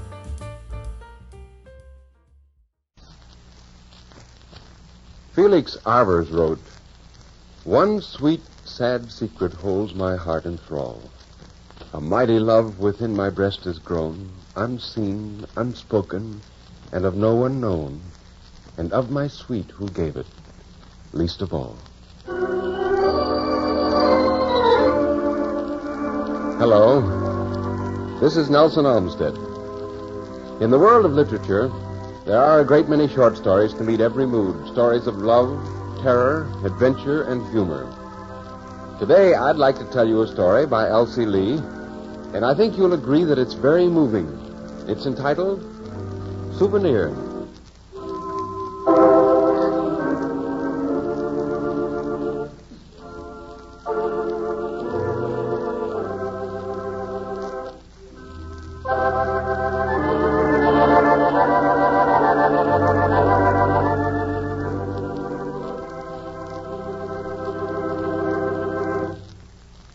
You don't remember me, do you, Marcia? No, you wouldn't remember me. Why should you? I was just a kid in high school and not even in your class, and you were the most popular girl in town. You were going to college proms by the time I was old enough for Cinderella hops. It's 10 years since I saw you last. You must be 28 now, because I'm 26. That's a difference of only 2 years, 26 from 28. But there's a difference of about 10 years between 16 and 18. 10 years ago, I certainly was crazy about you. You were smooth, but not in the way that high school boys use the word. There was a quality of naturalness about you. It was in your easy way of breaking awkward silences and of always being genuinely interested in the other person. It was in the way you enjoyed tramping around the lake or sitting before a fire or making cocoa and toast. It was how you used your makeup, never obviously, and your clothes. They were just right, too. I still think you're the prettiest girl I ever saw. You'd think a man's taste would change in 10 years, or that a girl might change a bit. But I knew you as soon as I came into this room. I still like your brown eyes. They're soft and warm with little crinkles at the corners. They look a little sad. And I wonder what's happened to you in 10 years to make you look sad. I've changed a lot in those 10 years, I know, but seeing you, I realize that I was never able to forget you. Unconsciously, I have always compared the girls I met with you. It was after a football game that I first talked to you, although I don't suppose you remember. It was the first game of the season, and the girls in the home economics course had made cocoa for the teams. You filled my cup from a steaming pitcher, and you said, "Nice going, fella." That's when I fell in love with you. Although then I just thought how nice you were to look at. Of course, I knew who you were, although I hadn't met you before. I'd had to wade through piles of snapshots of you and Bill when I came home from camp that summer. The family kidded him a lot about his new flame. I walked home with you that day after the game. Your family had moved across town, and you lived in our block. And you said, I know who you are. You're Bill's brother. And I said, yeah, and I know who you are, too. You're Bill's girl.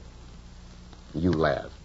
You had the nicest, chuckly laugh, as though you knew a nice secret and felt happy about it. And when we reached your house that first day, you said, why don't you come over some night and we'll look through the snapshots Bill and I took last summer? And I stammered like an idiot and finally said, well, how about tomorrow night? I would have said, how about tonight? But I was afraid you might think I was fresh. And you said, Saturday night's fine. That was because you weren't dating much while Bill was away. Well, Saturday was almost the hardest day I'd ever lived through. All day I thought of all the time I had to kill before I saw you. I must have looked pretty repulsive now that I come to think about it. Like a copy of Bill done in Christmas calendar colors. He had brown satin hair, but mine was a horrible shade of red, so curly it would never lie down. It was a wonderful evening. You had the things I was allowed to eat during training, and we sat before the fire. Maybe you'd already begun to guess that Bill was keen about you, just because you were all that was available that summer, and he was the sort of boy who had to have a best girl. I hadn't guessed. Because I thought he must be awfully in love with you, too. I thought Bill was everything I could ever hope to be. We talked about him, but only while we were looking at the snapshots. The rest of the time, we just talked. We found out we liked the same books, and I even admitted how much I liked poetry, because I knew you'd understand. I suppose it wasn't much of an evening for you, but it was the most wonderful date I'd ever had. And that was just the beginning. You promised to come to all the games and cheer for me, and you did. Every time I ran out in the field, I'd look for you on the 50-yard line, and you'd wave and yell, come on, Ramsey, ram through that line. After a while, everybody was saying it. You made me into a hero just like that. I saw you every Friday and Saturday night, and after a while on Sundays, too, because we discovered we both liked music.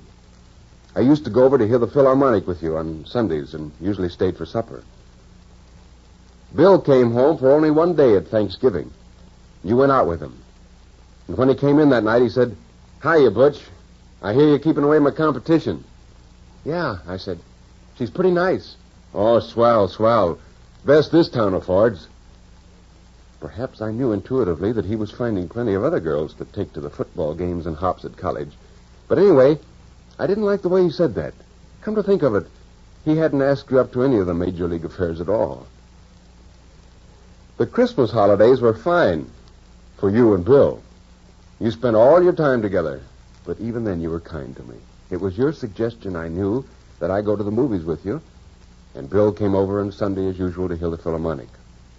I'd never realized until then that Bill didn't care for music. I gave you a ring that Christmas. Very simple. A moonstone set in silver. Perfectly suitable for a young girl, Mother said. Afterward, I found out that the setting was called the teardrop design. Yes, it was suitable. I didn't expect you to wear it on the special finger, but I thought it would look pretty with the sweater you wore to games and on walks to the lake. I took it over to your house on Christmas Eve, and you were alone in the living room. And you were so pleased with the ring. You said, oh, Victor, it's lovely. You have to wish it on my finger for friendship. I put it on your right hand. Did you guess what I wished for? It wasn't for friendship. After the holidays, you went up to college to see Bill quite a lot. It left a big hole in my week when you were away because we were listening to the opera, too, by that time. And then you offered to help me with my exams, and I started seeing you every evening for an hour or so. And when exams were over, we celebrated by going to the inn for dinner and then to the movies. On the way home, I told you how good my marks were, and you crowed over me. And I was so elated that I blurted out, I'd like you to go to the prom with me, will you? You said you would. That you'd always wanted to go with a member of the prom committee so that everyone would have to bow to you. And after that, I walked on air. At least I knew I was good at dancing, and the thought of holding you in my arms while we danced was enough to make me delirious. I didn't tell anyone I was taking you, for fear they'd laugh. Dad had a real tux made for me, and I saved my allowance like mad so I could give you orchids, like Bill did when he was home. It was silly, I suppose, but I sort of felt I was Bill taking you to that dance, especially since I'd gathered he wasn't writing as often as he should. I never knew how we came to get mixed up about that date for the prom. I thought I'd told you over and over, but I guess I didn't. It was so important to me that I thought it must be blazoned in the air in letters of fire. I felt I was really a man at last. I had a new tux and Dad's best set of dress studs. I'd shaved for the first time and bought orchids from a best girl. That's what you were to me. And I was past caring how things ended or what Bill might think. What's more, I was going to kiss you that night. I was a little crazy. Now I come to think of it. I hope, even when you and Bill broke up, you never felt the way I did when your mother said you'd gone up to college for Bill's spring dance. For a moment, I couldn't believe you weren't there. Your mother was very upset. I told her I understood that you must have sent a message I'd missed. I knew what had happened. You'd had a tiff with Bill and made up at the last moment. I couldn't blame you for forgetting about everything else when there was a chance to see him after all you were engaged to him. It was all my own fault that I'd been pretty consistently overlooking that. But the awakening was tough, mighty tough. I went home and sat for a while in the darkness of the porch. I think I even cried a little. Silly, wasn't it? I went for a long walk out to the lake and thought about all the times we'd tramped around it and lived over again all the things we'd done together. I argued with myself for hours, but in the end there wasn't anything to do but take it. I was too miserable to notice when it began to rain, and by the time I got home I was soaked to the skin and my new tux a wreck. Mother and Dad were home from their Friday night bridge club, and Mother was waiting for me.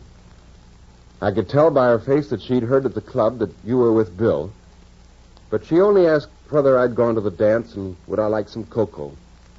That was the last time Mother ever came into my room and kissed me goodnight. After she'd turned off the light, she stood by my bed for a minute and said quietly, "Marcia is a very loyal girl, Victor, even to her mistakes." It was months later when I figured out what she meant. Too late. By morning, I had a terrible cold, and by Monday, it was a fine case of pneumonia. When I was better, you were my first visitor. You apologized about the prom, and I told you I understood. You said a pretty nice thing, too, when you told me you wouldn't have gone up to see Bill if you'd realized it was the same day as our date. I couldn't really believe that, but it made me feel better just to know you wanted me to believe. You weren't allowed to stay very long, but we agreed you were coming over every day until I was able to go out again. I wasn't ever sure if your eyes were wet when you said, "So long till tomorrow." You leaned over and kissed me on the cheek. But I was so confused that I don't know if there were tears or not. I smelled the freshness of you, and your lips were so soft. What was the name of that nurse? Miss Merrill. That's it. Miss Merrill came in and shooed you out, and you said, "Take good care of him, Miss Merrill. Confidentially, he doesn't know it yet, but he's my best beau." I never saw you again. Your aunt died that night, and you and your mother went away for the funeral. You stayed for a while afterward, and I had a postcard from you. But before you came back, Father decided to take over the New York office. We sold the house that summer, and I was so busy finishing high school and going to college, I never went back. For a long time, I was miserable over you, but I never had the courage to write because by then I knew you and Bill had broken off that weekend. Besides, there wasn't anything I could tell you in the letter. 10 years is a long time. I went into the Air Corps, 4 years of war, a year and a half of getting started in Father's business, and now, in 2 weeks, I go west to manage the San Francisco office. It's strange that I should be wasting this afternoon here at a cocktail party. You have to have good eyes to be in the Air Forces, you know. So maybe that's why I think I can see you're wearing only one ring on your right hand. I'm going to walk straight across the room and find out if that's a moonstone in an Indian teardrop setting. And if it is, 2 weeks will be long enough. You don't remember me, do you, Marcia?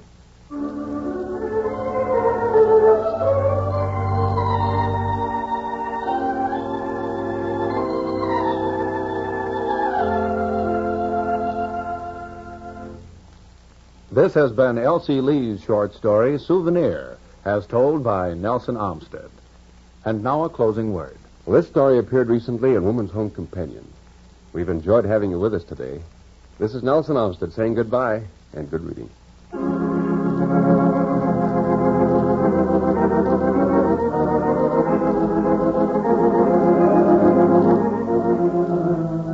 Nelson Olmsted has presented another great short story from the world of literature.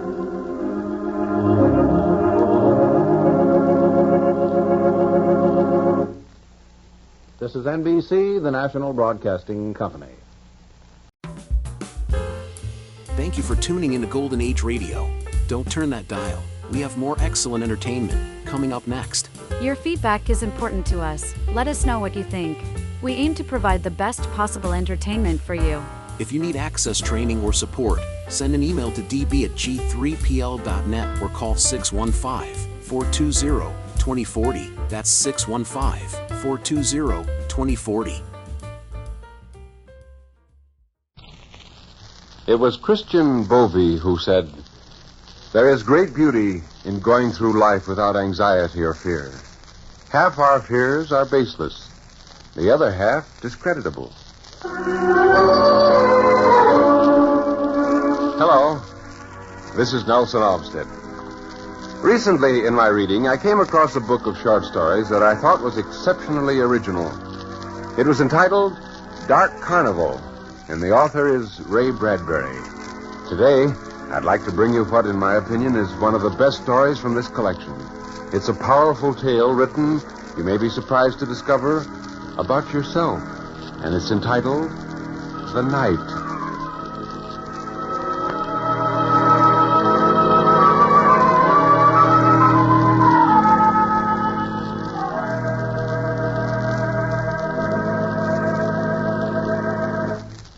You are a child in a small town.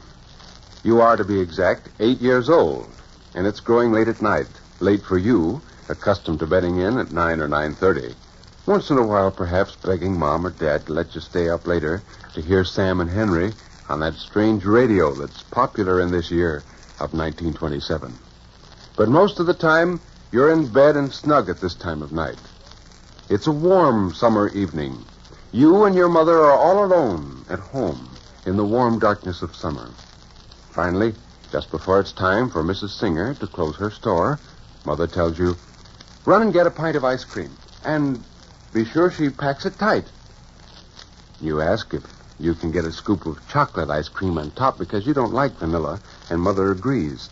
You clutch the money and run barefooted over the warm evening cement sidewalk under the apple trees and oak trees toward the store. The town is so quiet and far off. You can only hear the crickets sounding in the spaces beyond the hot indigo trees that hold back the stars. When you get back with the ice cream, you find Mom still ironing. She looks hot and irritated, but she smiles just the same. "When will Dad be home from the lodge meeting?" "Oh, about 11:30 or 12, Mother replies. She takes the ice cream to the kitchen, divides it, giving you your special portion of chocolate. She dishes out some for herself, and the rest is put away. For Skipper and your father when they come. Skipper is your brother. He is your older brother. He's 12 and healthy, and he is allowed to stay up later than you. Not much later, but enough to make him feel it's worthwhile having been born first. He's over on the other side of town this evening to a game of kick the can, and soon he'll come clomping home, smelling of sweat and green grass on his knees where he fell, and smelling very much in all ways like Skipper, which is natural. You sit enjoying the ice cream. You're at the core of the deep, quiet summer night. Your mother and yourself, and the night all around this small house on this small street. You both sit there listening to the summer silence. The dark is pressed down by every window and door. There is no sound because the radio needs a new battery. And you've played all the Knickerbocker Quartet records, and Al Jolson, and 2 Black Crow records to exhaustion. So, you just sit on the hardwood floor by the door and look out into the dark, pressing your nose against the screen until the flesh of its tip is molded into small, dark squares. I wonder where your brother is, Mother says after a while. He should be home by now. It's almost 9:30. He'll be here, you say, knowing very well that he will be. Well, Mom sits down a moment, then stands up, goes to the door, and calls.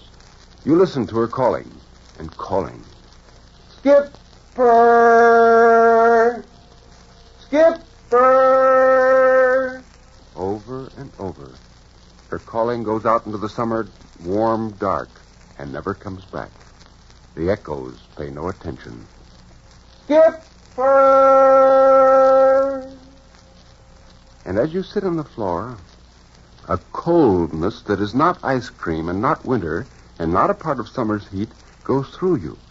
You notice Mom's eyes sliding, blinking, the way she stands undecided and is nervous. All of these things. She opens the screen door. Stepping out into the night, she walks down the steps and down the front sidewalk under the lilac bush. You listen to her moving feet. She calls again. Silence. The screen door opens and Mother says, "Come on, Shorts. We'll take a walk." "Where to?" "Just down the block. Come on. You better put on your shoes, though. You'll catch cold."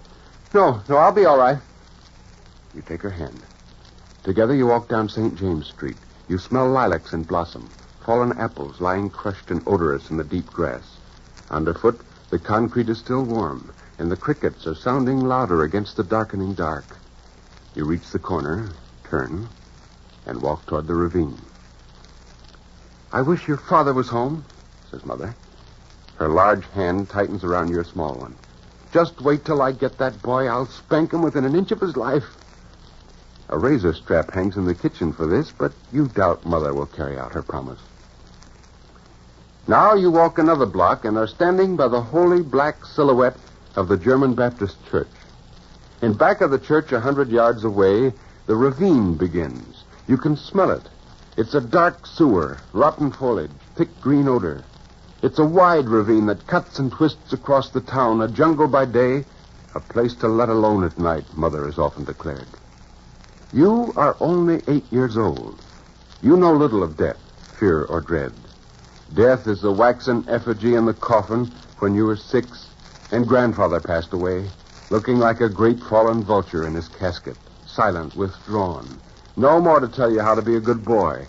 No more to comment succinctly in politics.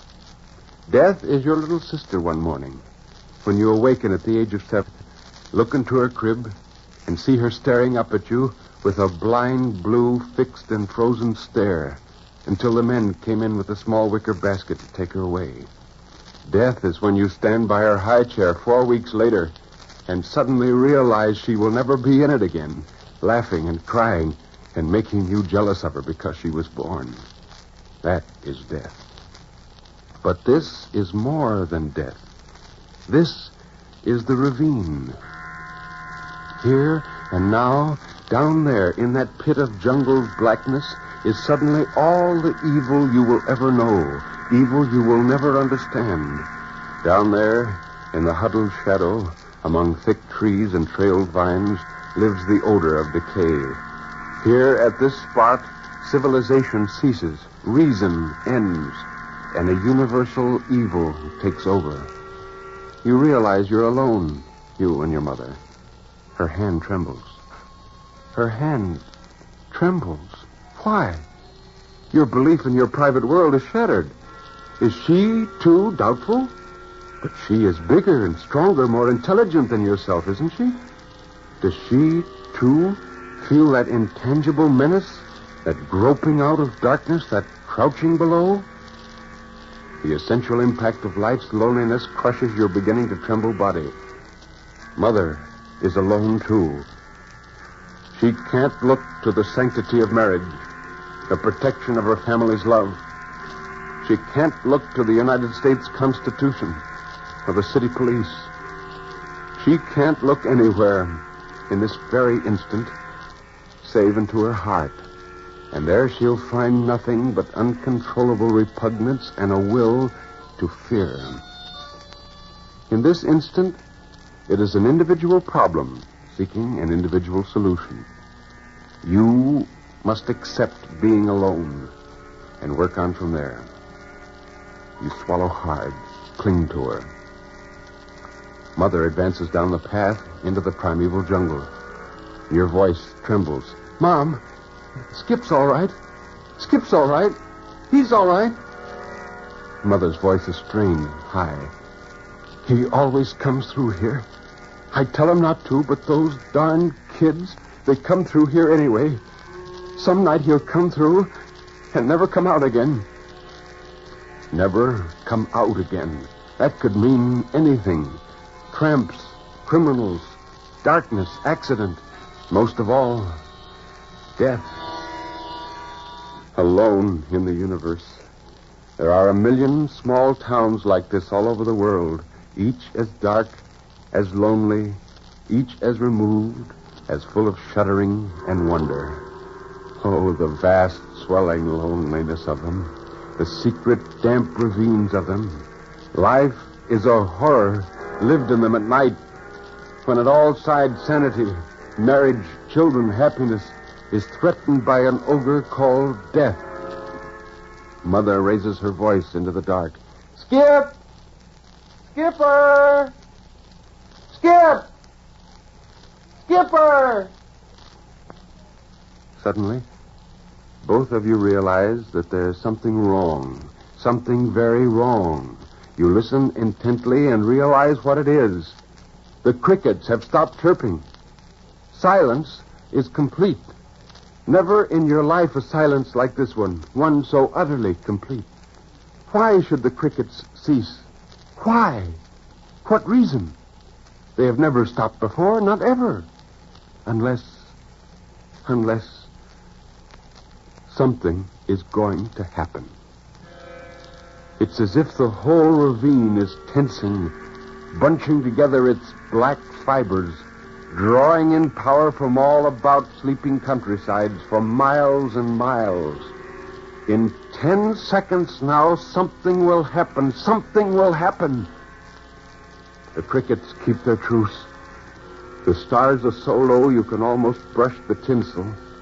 There are swarms of them, hot and sharp, growing, the silence, growing, the tenseness. Oh, it's so dark, so far away from everything. And then, way off across the ravine, okay, Mom. Coming, Mother. And again, hi, Mom. Coming, Mom. And then the quick scuttering of tennis shoes padding down through the pit of the ravine as 3 kids come dashing and giggling. Your brother Skipper, Chuck Redmond, and Augie Bartz running and giggling. The stars suck up like stung antennae of 10 million snails. The crickets sing. The darkness pulls back, startled, shocked, angry. Pulls back, losing its appetite at being so rudely interrupted as it prepared to feed. As the darkness retreats like a wave on a shore, 3 kids pile out of it, laughing. Hi, Mom. Hi, Shorts. Hey. It smells like Skipper, all right. Sweat and grass and his oiled leather baseball glove. Young man, you're going to get a licking, declares Mother. She puts away her fear instantly. You know she will never tell anybody of it, ever. It will be in her heart, though, for all time, as it's in your heart for all time. You walk home to bed in the late summer night. You're glad Skipper's alive, very glad. For a moment you thought, far off in the dim, moonlit country, a train goes rushing along, and it whistles like a lost metal thing, nameless and running. You go to bed shivering beside your brother, listening to that train whistle, and thinking of a cousin who lived way out in the country. A cousin who died of pneumonia late at night years and years ago. You smell the sweat of Skip beside you. It's magic. You stop trembling. You hear footsteps outside the house on the sidewalk as Mother's turning out the lights. A man clears his throat in a way you recognize. Mom says, "That's your father." It is.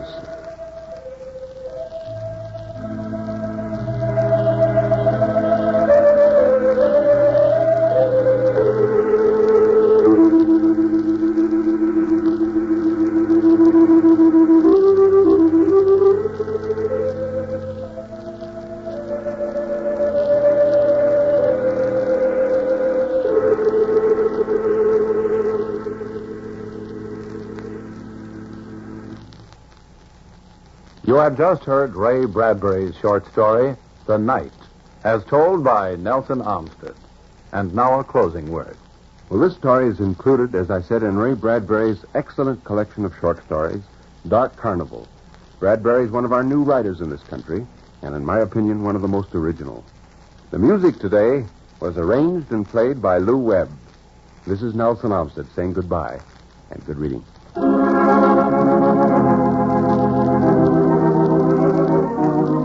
Nelson Olmsted has presented another great short story from the world of literature.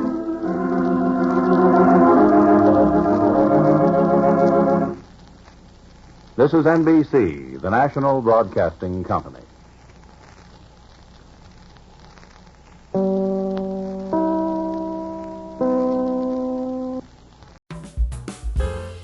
Thank you for tuning into Golden Age Radio. Don't turn that dial. We have more excellent entertainment coming up next. Your feedback is important to us. Let us know what you think. We aim to provide the best possible entertainment for you. If you need access training or support, send an email to db@g3pl.net or call 615-420-2040. That's 615-420-2040. It was Jonathan Swift who said, "It is the talent of human nature to run from one extreme to the other." Hello, this is Nelson Olmsted. This is James Thurber Week on our short story program. And today I'd like to tell you another chapter from Thurber's wonderful book, My Life and Hard Times. It is entitled The Car We Had to Push. And it also includes just a bit about the night the ghost got in.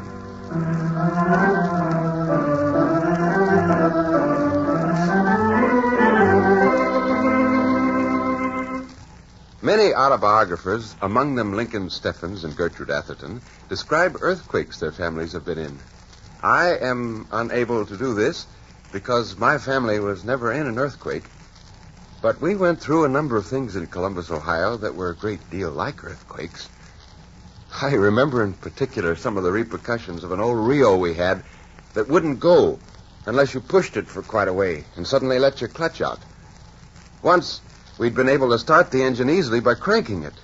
But we'd had the car for so many years that finally it wouldn't go unless you pushed it and let your clutch out. Of course, it took more than one person to do this. It took sometimes as many as 5 or 6, depending on the grade of roadway and conditions underfoot. The car was unusual in that the clutch and brake were on the same pedal, making it quite easy to stall the engine after it got started, so that the car would have to be pushed again. The only car I was really interested in was one that the get-ready man, as we called him, rode around town in.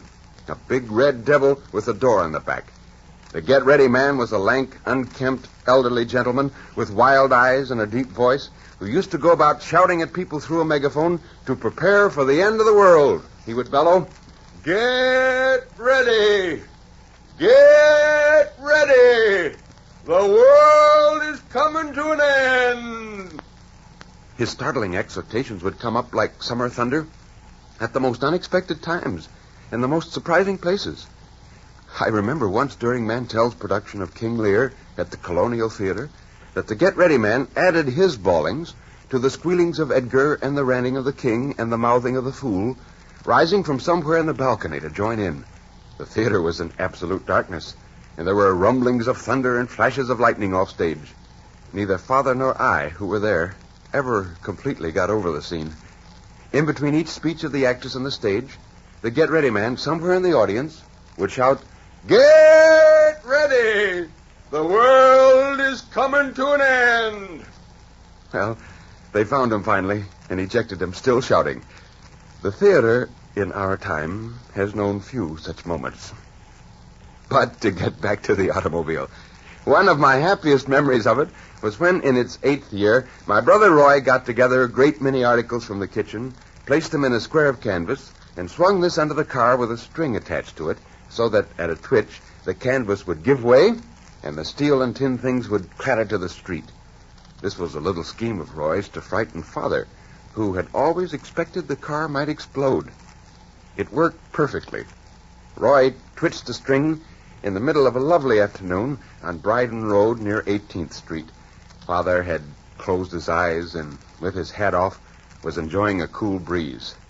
The clatter on the asphalt was tremendously effective. Knives, forks, can openers, pie pans, pot lids, biscuit cutters, ladles, egg beaters fell beautifully together in a lingering clamored crash. "Stop the car!" shouted Father. "I can't," Roy said. "The engine fell out." Well, it ended unhappily, of course, because we finally had to drive back and pick up the stuff. And even Father knew the difference between the works of an automobile and the equipment of a pantry. My mother wouldn't have known, however, nor her mother. My mother, for instance, thought, or rather knew, that it was dangerous to drive an automobile without gasoline. It fried the valves or something. "Now, don't you dare drive all over town without gasoline," she would say to us when we started off. Gasoline, oil, and water were much the same to her, a fact that made her life both confusing and perilous. Her greatest dread, however, was the Victrola. We had a very early one, back in the Come Josephine and my flying machine days. She had an idea that the Victrola might blow up. It alarmed her rather than reassured her to explain that the phonograph was run neither by gasoline nor by electricity. She could only suppose that it was propelled by some newfangled and untested apparatus which was likely to let go at any minute, making us all the victims and martyrs of the wild-eyed Edison's dangerous experiments.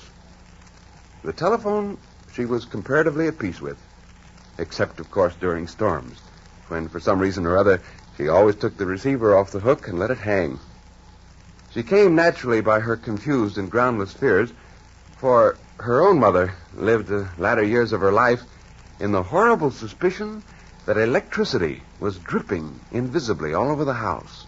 It leaked, she contended, out of the empty sockets in the walls if the wall switch had been left on. She would go around screwing in bulbs, and if they lighted up, she would hastily and fearfully turn off the wall switch and go back to her book, happy in the satisfaction that she had stopped not only a costly but a dangerous leakage. Nothing could ever clear this up for her. Well, our poor old Rio came to a horrible end finally, got hit by a streetcar. I think some of us broke down and wept. And it must have been the weeping that caused Grandfather to take on so terribly. Time was all mixed up in his mind. Automobiles and the like he never remembered having seen. He apparently gathered from the talk and excitement and weeping that somebody had died. Nor did he let go of this delusion. He insisted, in fact, after almost a week in which we strove mightily to divert him, that it was a sin and a shame and a disgrace to the family to put off the funeral any longer. Now, nobody is dead. The automobile is smashed, shouted my father, trying for the 30th time to explain the situation to the old man. Well, was he drunk? Demanded Grandfather sternly. Was who drunk? Zenas, said Grandfather. He had a name for the corpse now. It was his brother Zenas, who, as it happened, was dead, but not from driving an automobile while intoxicated. Zenas had died in 1866. A sensitive, rather poetical boy of 21 when the Civil War broke out, Zenas had gone to South America, just, as he wrote back, until it blows over. Returning after the war had blown over, he caught the same disease that was killing off the chestnut trees in those years and passed away. It was the only case in history where a tree doctor had to be called in to spray a person. And our family felt it very keenly. Nobody else in the United States caught the blight. Some of us looked upon Zenus's fate as a kind of poetic justice. Well, now that Grandfather knew, so to speak, who was dead, it became increasingly awkward to go on living in the same house with him as if nothing had happened. He would go into towering rages in which he threatened to write to the Board of Health unless the funeral were held at once. We realized that something had to be done. Eventually, we persuaded a friend of Father's, named George Martin, to dress up in the manner and costume of the 1860s and pretend to be Uncle Zenas in order to set Grandfather's mind at rest. The imposter looked fine and impressive in sideburns and a high beaver hat, and not unlike the daguerreotypes of Zenas in our album. I shall never forget the night, just after dinner, when this Zenas walked into the living room. Grandfather was stomping up and down, tall, hawk-nosed, and round-oath. The newcomer held out both his hands and cried, "Clem!" Grandfather turned slowly, looked at the intruder, and snorted, "Well, who are you?" "I'm Zenas, your brother Zenas, fit as a fiddle and sound as a dollar." "Zenas, my foot. Zenas died of the chestnut blight in 66. Well, Grandfather was given to these sudden, unexpected, and extremely lucid moments. They were generally more embarrassing than his other moments. He comprehended before he went to bed that night that the old automobile had been destroyed and that its destruction had caused all the turmoil in the house. "It flew all to pieces, Pa," my mother told him in graphically describing the accident. "I knew it would. Always told you to get a Pope Toledo." Well, I'll never forget the night of November 17th, 1915, the night the ghost got in our house and ended up with my grandfather shooting a patrolman. I had just stepped out of the bathtub and was busily rubbing myself with a towel when I heard the steps of a man walking rapidly around the dining room table downstairs. At first, I thought it was a burglar. It didn't enter my mind until later that it was a ghost. However, I went to the back stair door and slammed it shut and held my knee against it. The slamming of the door had aroused Mother, and she peered out of her room and wanted to know what was the matter. When I told her about the steps, she shouted, "Burglars!" and fled to the phone to call the police. They were on hand in a commendably short time. A Ford sedan full of them, 2 on motorcycles, and a patrol wagon with about 8 in it and a few reporters. They caught me standing in my towel at the top of the stairs. A heavy policeman bounded up the steps. "Who are you?" he demanded. "Well, I live here," I said. "Well, what's the matter? You hot?" It was, as a matter of fact, cold, and I went to my room and pulled on some trousers. On my way out, another cop stuck a gun in my ribs and said, "What are you doing here?" I live here," I said. Well, a half-dozen policemen emerged out of the darkness of the front hallway upstairs and began to ransack the floor, pulling beds away from the walls, tore clothes off the hooks in the closets, pulled suitcases and boxes off the shelves. "No sign of nothing," said one cop. He jerked a thumb toward me and said, "This guy was naked. The lady seems historical." They all nodded, but said nothing and just looked at me. In the small silence, we all heard a creaking in the attic. Grandfather was sleeping there in the old walnut bed, which, as you will remember, once fell on my father. "What's that?" snapped the cop, and 5 or 6 of them sprang to the attic door before I could intervene or explain. I realized that it would be bad if they burst in on Grandfather unannounced, or even announced. He was going through a phase in which he believed that General Meade's men, under steady hammering by Stonewall Jackson, were beginning to retreat and even desert. When I got to the attic, things were pretty confused. Grandfather had evidently jumped to the conclusion that the police were deserters from Meade's army trying to hide away in his attic. He bounded out of bed, wearing a long flannel nightgown over long woolen underwear, a nightcap, and a leather jacket around his chest. The cops must have realized at once that the indignant white-haired old man belonged in the house, but they had no chance to say so. Grandfather roared, "Back, ye cowardly dogs! Back to the lines, ye lily-livered cattle!" With that, he dealt a flat-handed smack alongside the head of one of the officers that sent him sprawling. The others beat a retreat, but not fast enough. Grandfather grabbed one of the cops' guns from its holster and let fly. The report seemed to crack the rafters. Smoke filled the attic. A cop cursed and shot his hand to his shoulder. Somehow, we all finally got downstairs again and locked the door against Grandfather. He fired once or twice more in the darkness and then went back to bed. A reporter, a thin-faced, wispy man, came up to me and said, "Just what the heck is the real lowdown here, Bud?" And I decided to be frank with him. "Well, we had ghosts," I said. He gazed at me a long time, as if I were a slot machine that didn't pay off. Then he walked away. After they'd gone, Mother asked, "Well, what was the matter with that one policeman?" "Oh, Grandfather shot him," I said. "What for?" I told her that he was a deserter. "Well, of all things, he was such a nice-looking man." Grandfather was fresh as a daisy and full of jokes the next morning. We thought he'd forgotten all about what had happened, but he hadn't. Over his third cup of coffee, he glared at us and said, "What was the idea of all them cops terre-hooting around the house last night?" Well, he had us there.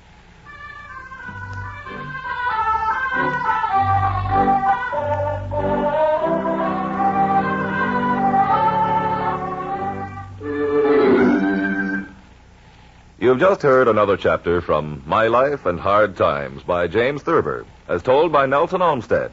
And our closing word. Well, tomorrow I'm going to bring you one more chapter from My Life and Hard Times entitled Draft Board Nights. I hope you can be with us to hear it.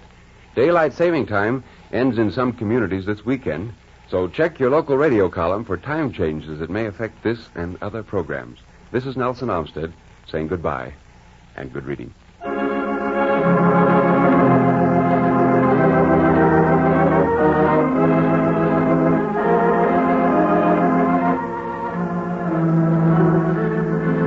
Nelson Olmsted has presented another great short story from the world of literature.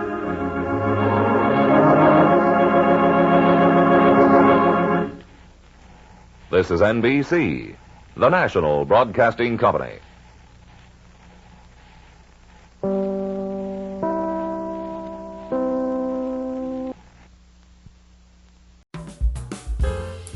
Thank you for tuning into Golden Age Radio. Don't turn that dial. We have more excellent entertainment coming up next. Your feedback is important to us. Let us know what you think. We aim to provide the best possible entertainment for you. If you need access training or support, send an email to db@g3pl.net or call 615-420-2040. That's 615-420-2040.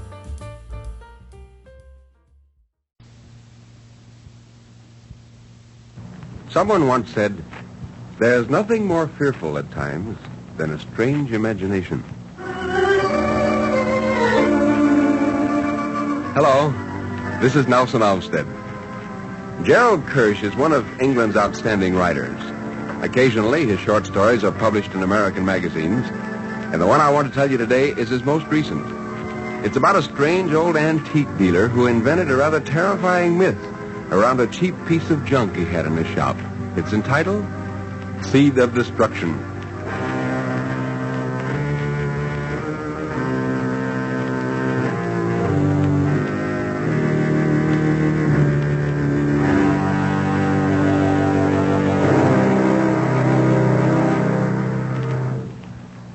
I always maintained that Mr. Ziska deserved to get on in the world, if only on account of the extraordinary richness of the lies he told. He started as an antiquary and jeweler in a small way of business, buying and selling all kinds of valueless rubbish, cameo brooches, Indian bangles, and job lots of semi-precious stones. I used to let him sell me knickknacks, for which I had no earthly use, just for the sake of a sales talk. For in Mr. Ziska's stuffy little shop, a paste brooch was not simply a paste brooch. It was, as he always explained, an item of a very special sort. It had been worn by Dr. Crippen's wife. It had been found in the stomach of an ostrich. It had fooled an Indian Maharaja. He nearly persuaded me once that a rusty old Spanish knife with a broken point was the fatal knife used by Charlotte Corday when she stabbed Marat in his bath. It was a left-handed knife, he explained. Unique, he said. Amazing opportunity. Valuable historic relic, dirt cheap. 5 pounds? No. 4 pounds, 15 shillings? No. 4 pounds? Not at any price? Pity to see a friend missing such a bargain. Then, what about this valuable old meerschaum pipe bitten through at the mouthpiece? This was the pipe Emil Zola smoked while he was writing Nana. Look, crumbs of tobacco still stuck in the bottom of the bowl. A literary man should not fail to snap up this sacred relic. To anybody else, 5 pounds. To you, 35 shillings. No? And so he ran on. He always got me in the end, so that I still possess Lord Byron's eyeglass, Beethoven's paperweight, a rusty spearhead which belonged to Richard the Lion-Hearted, and a brass ring bearing the signs of the zodiac, and guaranteed to bring good luck. I have never been able to give the things away. He had what you call personal magnetism, that funny little man. And as he talked, he glared into your eyes and screwed his face into frightful grimaces. He wore an antiquated frock coat, which, he once told me, had been the property of Richard Wagner, and he never let himself be seen without a pink orchid in his frayed buttonhole. He was irresistible. It was Mr. Ziska who invented the incredible legend of the Seed of Destruction. He made it up in the spur of the moment. There was something of the artist in Mr. Ziska. He was tired of telling the same old story about how the shoddy little rings and pins that he sold would bring good fortune to the ladies and gentlemen who wore them. So he struck a new note. He had an inspiration. It had come to him in a flash. I was there when it happened. He had stopped trying to sell me Charles Dickens' favorite gold toothpick and had taken from the tray a gold ring set with a spinel seal as big as my thumbnail, clumsily engraved with a bit of inscription in Arabic. He stood there, blinking at it. I could see he was trying to think of something fresh. And so I said, "The seal of King Solomon, no doubt." He blinked at me and smiled shyly and said, "No, this is not the seal of Solomon. This, my friend, is known as the Seed of Destruction. It brings good luck, I suppose." "No, my friend. That is very wrong. It does not bring good luck. It brings bad luck. That's why it is called the Seed of Destruction. It brings very bad luck indeed. The inscription says, it's the destiny of man to be in trouble. If you're rich, it will make you poor. If you're healthy, it will make you ill. If you're alive, it will soon be the cause of your death. See? It was cut by a magician, an Arabian magician, very bad man indeed, for an Arab prince in the days of Saladin. The magician put a spell on it, a shocking spell. This ring is absolutely certain to bring bad luck. Not good luck, bad luck. I personally guarantee it. A bargain. 25 pounds? You expect me to pay 25 pounds for that? And incidentally, it doesn't seem to have done you much harm. Come off it, Mr. Ziska. Come. Now, listen and learn, young man. I've not told you how the enchantment works. This ring does no harm at all to the purchaser of it. Not to the buyer, nor to the seller. I bought it. Therefore, it cannot hurt me. If you buy it, it cannot hurt you. But if you give this ring away, the most horrible misfortunes will fall upon the head of the person to whom you give it. Do you understand? That is the whole idea of the thing. It is obvious, can't you see? The Arab prince fell in love with the princess, but she loved another prince instead of him. So the prince paid the magician a lot of money to make this ring, and pretending brotherly affection, she placed it on her rival's finger. 3 days later, the rival was eaten by a lion. But the princess, poor girl, went to bed and died of a broken heart. And so the prince, who was sorry for what he'd done, got the ring back and hid it away. But one of the eunuchs in the palace stole it. Well, what happened to him? Oh, it is equally unlucky to steal it. It must be bought and paid for. The eunuchs were set upon by robbers. They cut his throat and stole the ring from him and sold it to a merchant in Aleppo. But they hadn't paid for it, so they were caught and had their heads cut off. But the merchant sold the ring to a young nobleman, so he was all right. He had bought and paid for it. The nobleman, who was trying to keep on the right side of his uncle, who was very miserly and wicked, gave him the ring for a present. And would you believe it? The same day, the wicked old uncle fell off a high roof and broke his neck. And the young nobleman inherited all his money. I could go on all day telling you what happened. 35 pounds? I haven't got any rich uncle, and I haven't got an enemy worth killing, and I haven't got 25 pounds. Perhaps you think I'm not telling you the truth. No. Yes, I can see. You think I'm a liar. You're as good as calling me a liar to my face, and I treat you like a friend. I want to do you a good turn, sell you the famous seed of destruction for 25 pounds, and you as good as call me a swindler, a confidence trickster, a cheat. Very well. No, my dear Mr. Ziska. Don't take it like that. Well, in order to mollify him, I had to buy a cracked china teapot, the one Shakespeare used when he was writing Hamlet. Well, later, I heard that Mr. Ziska had sold the seed of destruction to a thin lady who had dark circles under her eyes, which were swollen from weeping. He asked 50 pounds for it and got it. It was a fair price. The ring was worth 4 or 5, and the story, as he later elaborated it, was reasonably cheap at 45 pounds or so. I forgot about the whole affair until I was reminded of it by a sensational feature article in a Sunday paper. It was entitled Jewels of Death, and was composed of a little fact and a lot of fiction about famous unlucky gems. We've all read that sort of thing before. The article was illustrated with photographs of the great blue diamond, the bloody ruby of Cawnpore, the Peruvian emerald, and, last of all, the seed of destruction. This strange spinel seal, it appeared, had a sinister history. Mr. Ziska's story was there, more or less as I'd heard it when he concocted it in his shop. The article went on to say that the seed of destruction had been discovered by the ill-fated Mrs. Mace in an obscure and nameless little cheap jewelry shop. Mrs. Mace, believing in the mysterious virtue of this terrible gem, had given the ring to her faithless lover, who was surprised by her jealous husband 2 days later and beaten to death with a sculptor's mallet. Mrs. Mace sold the seed of destruction to a morbidly curious London businessman who, having given his word of honor that he would never give the ring away without receiving payment for it, conveniently forgot his promise and gave it to his partner with a friendly slap in the back. Less than an hour after he put the ring in his finger, the hapless partner was run over and instantly killed by a heavy truck. It's true that he was under the influence of drink when staggering off the curb, but it looked very peculiar, one had to admit. He had never been run over before. The ring, together with his other effects, went to his heir, a worthless young man who squandered everything, forged 7 checks, was sent to prison, and died there of pneumonia. The pawnbroker, who by this time had the seed of destruction as an unredeemed pledge, sold it to an American for a considerable sum. The American added it to his collection of horrible curios.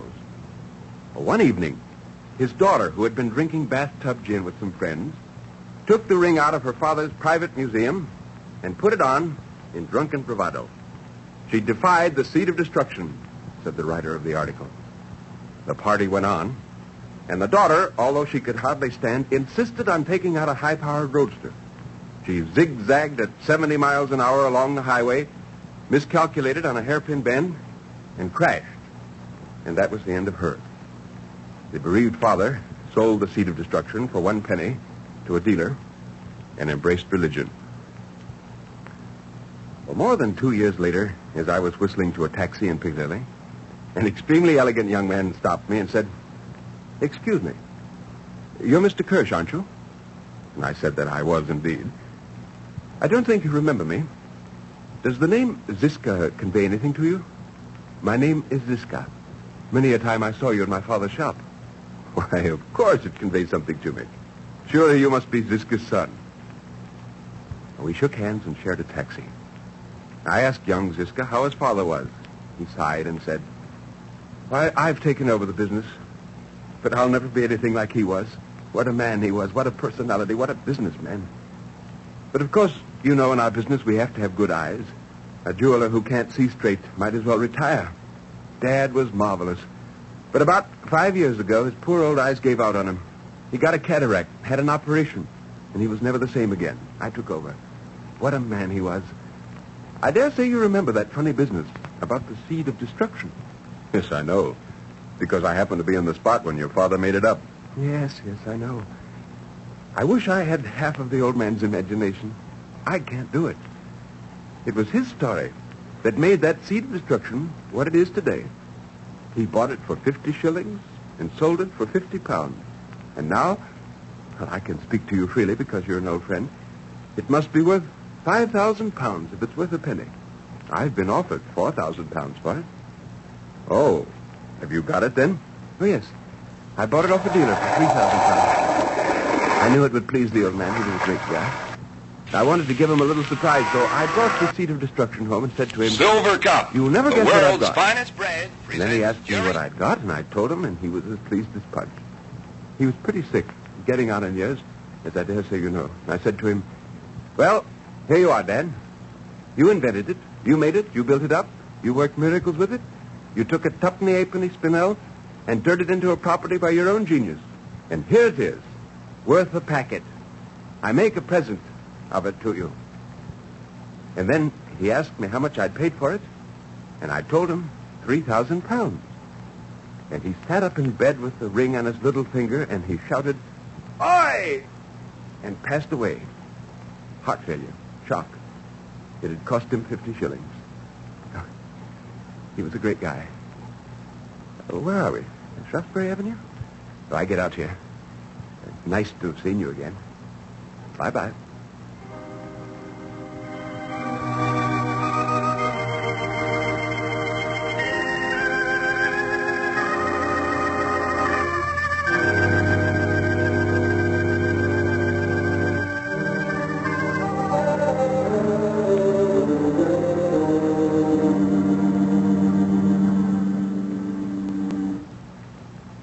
This has been Gerald Kirsch's short story, Seed of Destruction, as told by Nelson Olmsted. And our closing word. Well, this story by Gerald Kirsch appeared recently in Esquire magazine. I hope you've enjoyed hearing it. This is Nelson Olmsted saying goodbye and good reading.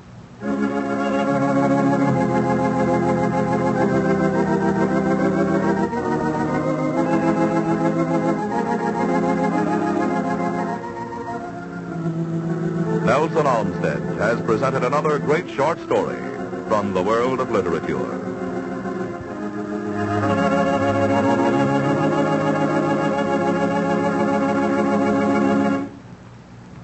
This is Red Feather Month in nearly 1,000 cities of America.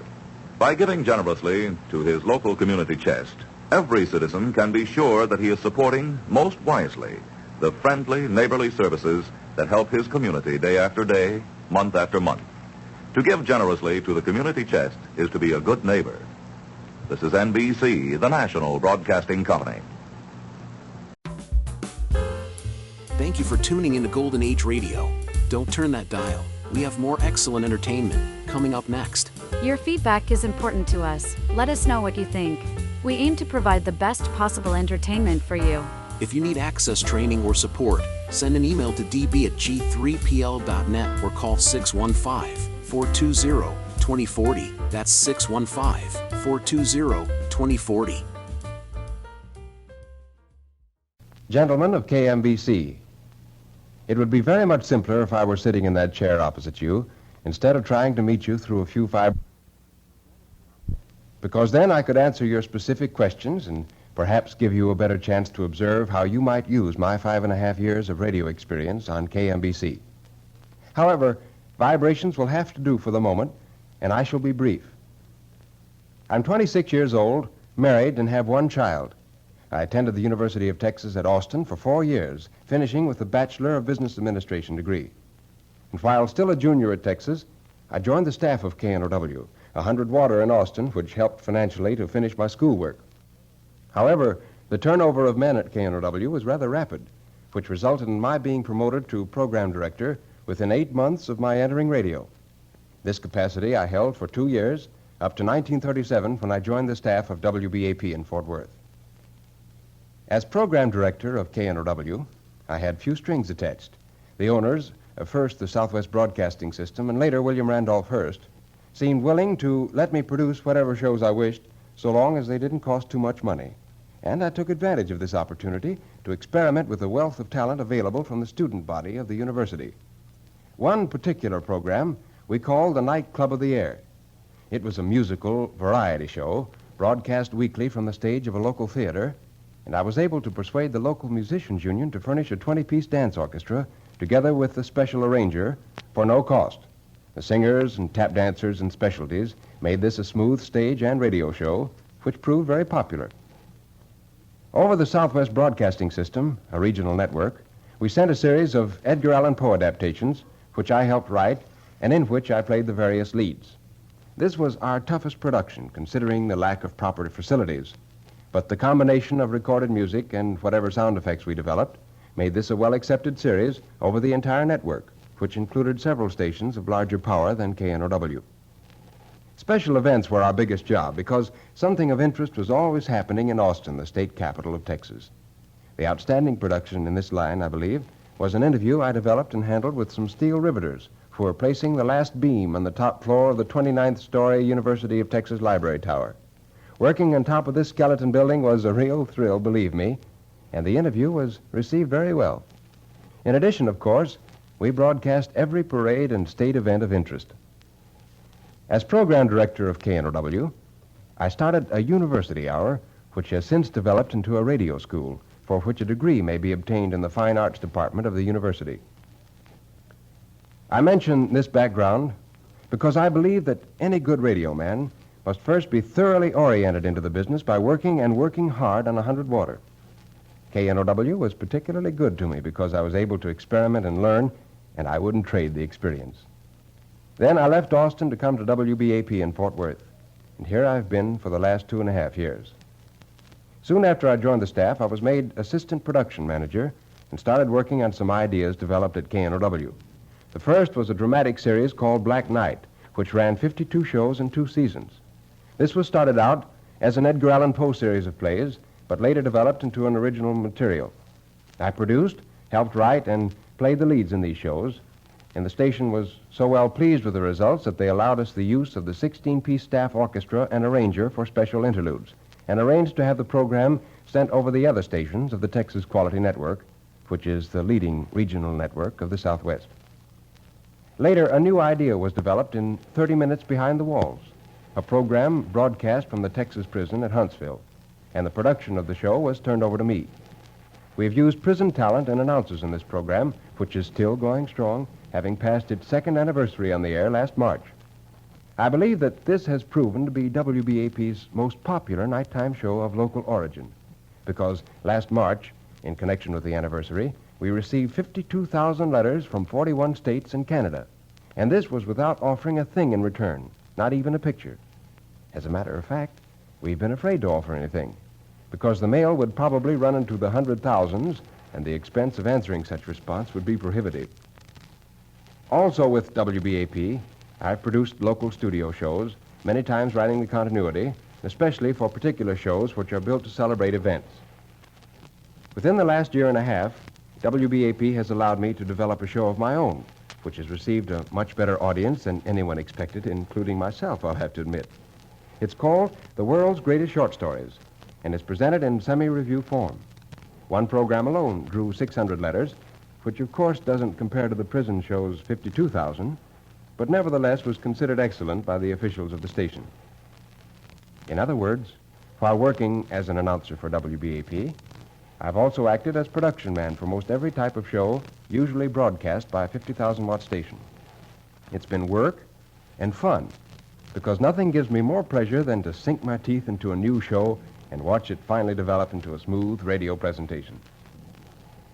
Well, I've talked along for about 5 minutes, but I realize that what I say is only the preliminary. Naturally, I should like for you to discuss my work with responsible radio executives who have given me the privilege of working for or with them. I feel sure that a letter of inquiry will bring a good answer from any of the following men: Mr. Harold V. Huff, General Manager of WBAP and KGKO; Mr. Martin Campbell, Manager of WFAA in Dallas; Mr. Irving Gross, National Business Manager for WBAP and WFAA; Mr. Alec Keese, Regional Business Manager for WBAP and WFAA; Mr. George Cranston, Assistant Manager of WBAP and KGKO; Mr. Ed Lowley, Program Director of WBAP and KGKO. In closing this transcribed tete-a-tete, you might ask one question: why, Olmsted, do you want to move from Fort Worth? Well, I don't necessarily. That is, not until I feel I can improve my position and future. KMBC has always appealed to me as an active, leading station. When KNOW in Austin carried the CBS network, KMBC fed many fine shows which always impressed me. It would be a pleasure to work with KMBC in Kansas City. In the following few minutes, I should like to read a few national spots to give you an idea of my mic work. There's no longer need to deny yourself the luxury of a quality car.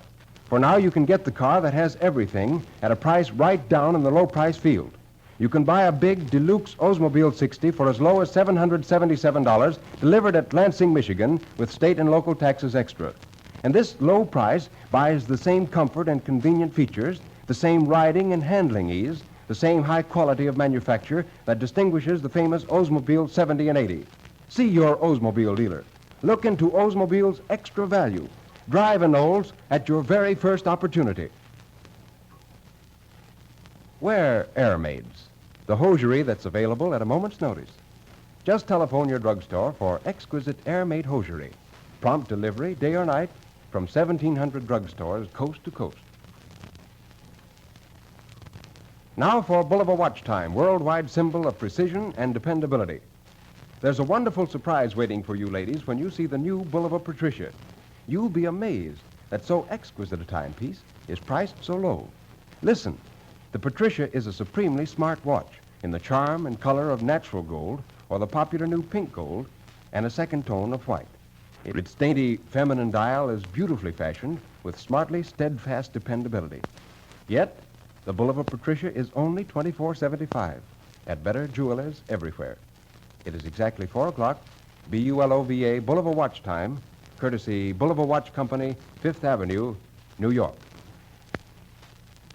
You can never tell when a headache may develop.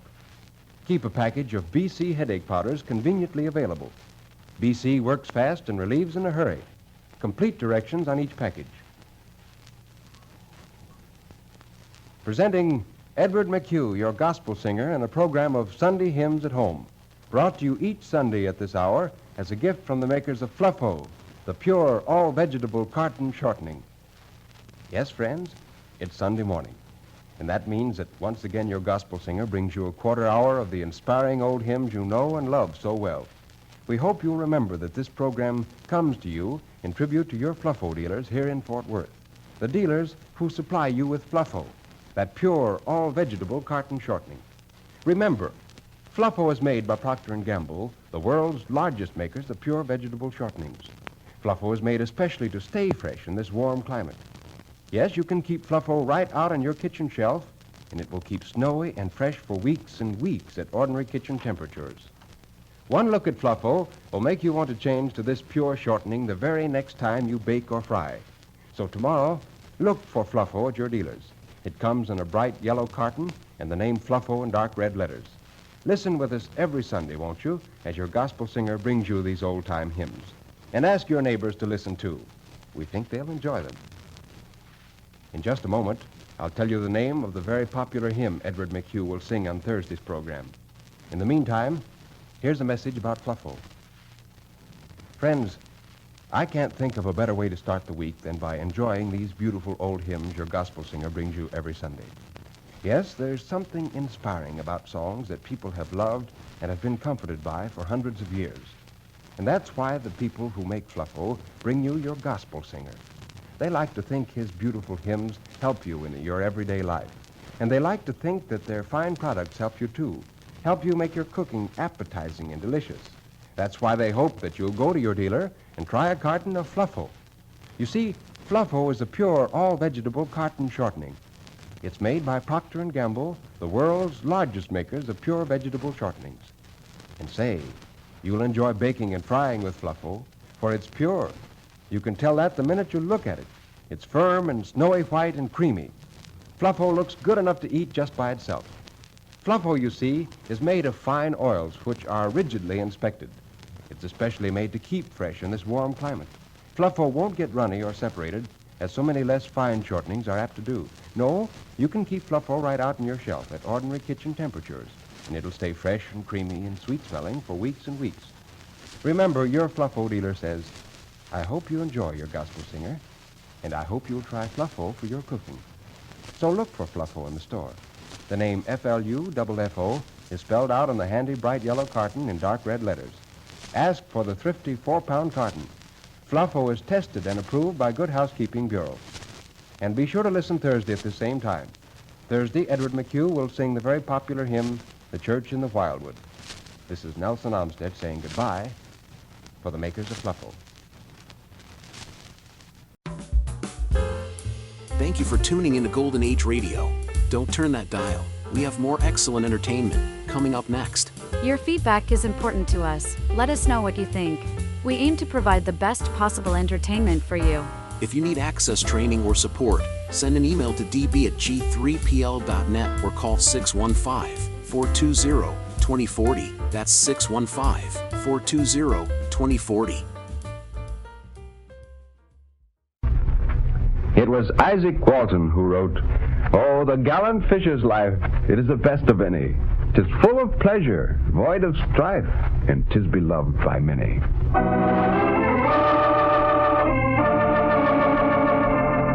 Hello, this is Nelson Olmsted. There are some people who care nothing for the restful sport of fishing, but I suspect they're very much in the minority. Once a fisherman, always a fisherman, regardless of recurrent disappointment, empty hooks, or stolen bait. Since this sport has retained through the centuries such a passionate following, I've always considered it strange that so few good short stories were ever written on the subject. This situation, however, was recently improved by Cyril Hume, who wrote not only a great fishing tale, but one of the finest short stories I've read in years. Listen while I tell you about the tarpon. Certain things that happen in life are never to be forgotten. In my case, for instance, it was a special fishing trip in Florida. In 3 days, under the quiet coaching of the young boatman named Thatcher, I took 3 tarpon ranging from 35 to 60 pounds. Thatcher was disappointed that our luck ran no larger, but to me, the sport was so wonderful, I began thinking of myself as an expert. On the 4th day, Thatcher had another fisherman to cast luck with us. When I got to Thatcher's boat that morning, the man was aboard already, seated in one of the canvas chairs well back under the awning. He had on a fantastically big straw hat that came right down onto his shoulders. Under the brim, I got a glimpse of close-cropped white beard like Supreme Court Justice Hughes' beard, though shorter, if anything. His name was Sanborn, but it didn't appear at first that he wanted to be friendly. As we pulled away from the shore, the old man sighed deeply and snatched the fantastic hat off and sat looking into it. He was so handsome I was startled. The white hair was cropped to the fine skull with healthy pink scalp showing through it. He glanced at me, and his eyes were glints of clear blueness among the crow's feet. And then I saw that he wasn't surly at all, just miserably embarrassed, like a shy child among grown-up strangers. He said, "I'm sorry about this blasted hat. It makes our whole expedition ridiculous." "Why, it's a fine hat," I said. "All kinds of character." "Yes. You see, years ago, I used to be a redhead. My kind of redhead don't ever tan, no matter how you try it. You sunburn, you freckle. Well, I don't freckle anymore, but I still sunburn. I've been to the hospital with it. Some of the same symptoms as with concussion." "Well, you better put it back on then." "Well, the hat won't save me. You'll see before the day's over. I picked the glare off the water. Of course, the hat'll keep me out of the hospital." Well, now we knew about the hat, we all felt better. It even stopped looking fantastic. In another 20 minutes, we reached the fishing place. Thatcher stopped the engine, baited us with bullet, and we began to fish. After a couple of hours, with little to show for the time, I began to think it would be slow. I could see that Thatcher thought so too, but neither of us said anything. Sanborn was still just as expectant as he had been when we started. He kept watching the water where his line went in, his eyes serious and alert among the crow's feet. Thatcher and I both wanted him to catch a tarpon. And when the sun was directly overhead, we decided to have lunch without taking our lines out of the water. We opened the hotel sandwich boxes, and I reached a bottle of beer out of the ice, offering it first to Sanborn. He said, "No thanks. In December, it'll be 42 years since I've had a drink." And Thatcher said, "Well, that's a long time." "Well, I used to drink a great deal. If I told you how much, you'd think I was blowing." "Well, would just one beer start you up again, like?" "I don't know. But I said I'd quit when I was 32 back there, and now I wouldn't want to risk it." He opened a Coke and drank the whole bottle without stopping. I couldn't imagine him with a weakness like drinking, but if he'd been able to stop like that 41 years ago, perhaps it hadn't been a weakness exactly. I wondered what it could have been. Well, after lunch, Thatcher said that he thought of another place we might try, but when we got there, it was the same as the first 2 places. Thatcher wasn't really thinking about fishing anymore. He kept maneuvering the boat to keep Sanborn's back toward the afternoon sun. The fine skin of the old man's nose and cheeks had changed slowly from pink to brick color. Now it was deep crimson. He didn't seem to realize it and kept watching for a strike. Finally, Thatcher said, "That's a mean sunburn you got there, sir." "Yes, it's a glare off the water." "Well, maybe you had enough now, Mr. Sanborn, before you get sick." "Why, we haven't had a strike yet." Well, Thatcher kept maneuvering the boat, and I set myself to distract the old gentleman from the luck we were having. And I said, "I suppose you've done all kinds of game fishing in your day." "Well, no, as a matter of fact, I've done almost none so far." I had added it in my head. So far was 73 years. "I've been busy. When you're busy, you don't often get around to doing what you really want to do. Of course, I've done a little fishing here and there. You know, it's probably a misfortune to get the best thing out of anything the first time you try it. In 1885, when I was 12, my family spent the summer on Lake Spofford in New Hampshire. I got hold of an old flat-bottom skiff and started out to explore. Over by the outlet, I looked down into the shallows and saw the small-mouthed bass guarding their nests on the clean sand, and that did it. I drew my spending allowance for 3 weeks ahead. For my 75 cents, I got what looked to me like the finest fish pole in the local store. It was the biggest, anyway. A single stick of bamboo about 12 feet long and 2 inches through the butt, and I was innocent, light as a feather. The fishing season didn't officially open till the next day, but I could no more wait than if I'd had to go to the bathroom. I dug some worms by the lake shore, found an old scrap of tobacco tinfoil for a shiner, baited up, and started trolling. I hadn't sculled 100 yards when I got a strike I really felt in the oars. I dropped the oars overboard, grabbed the pole, and hung on blind. The pole bent over and down, and when it had reached a semicircle, it went all into splinters of dry rot. I think I screamed. And then I saw the line was still holding, and the fish still on it. I dragged in, hand over hand, bamboo slivers and all. And the next thing, the biggest bass you ever heard about was slapping the bottom of my skiff. I was still over him on all fours, watching the last quivers die out of his beautiful gunmetal body, when I happened to look up and noticed a cat-rigged dory standing close in toward me. And then I saw that the fat man at the tiller had a game warden's badge on his vest. He ran up into the wind alongside and took hold of my skiff. When he looked down into the bottom, his eyes stuck out slowly. Finally, he asked me if I'd really took that thing out of Spofford, and I said, "Yes, sir," and hoped he'd let me keep it in prison. He looked into my face and finally squirted a little tobacco juice in my bare foot, and he asked me what I'd used for bait, and cursed quietly when I told him.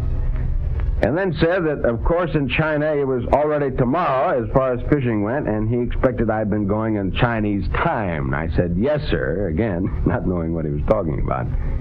He cruised around till he picked up my oars for me and finally tacked off, still cursing under his breath. I've had a softness for all New Hampshire men ever since. But I wondered if it mightn't have been better for me if I never caught that fish. Well, why better, I asked. Well, that bass got me off on the wrong foot. From then on, I took it for granted that moments like that were a matter of course in a man's life. I kept looking for the same thing to repeat itself in various forms. I expected ecstasy, you might say. I only felt at home in ecstasy. After that, drinking and so on seemed normal to me. You know, any man who gives himself, mind and body, to the love of women never really gets to know one of them. I gave the whole chase up. Funny, right away I met a woman I really wanted to know intimately.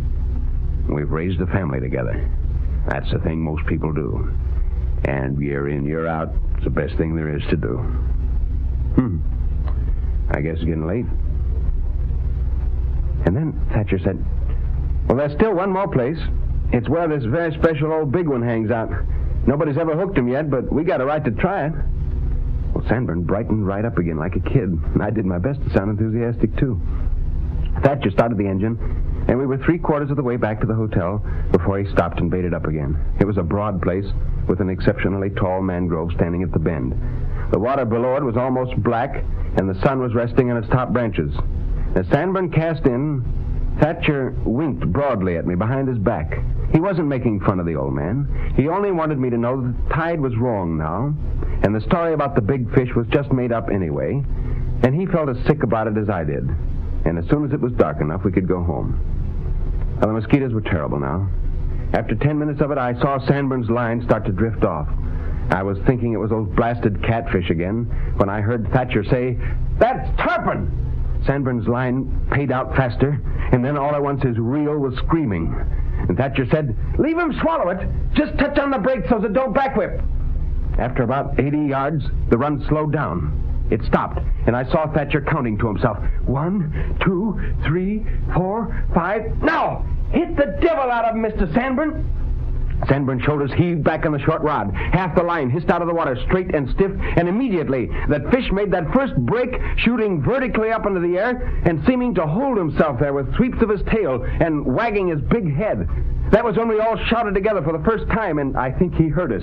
During the next hour and a half, he broke probably a dozen times more, far off or right at the boat, but always shooting straight up and out to his full length. And each time he splashed, the birds flew up out of the mangroves and circled in the sunset. And each time we saw him again, we shouted again. It was torn out of us. He was so huge and wonderful in his silver mail, and it was such a fight.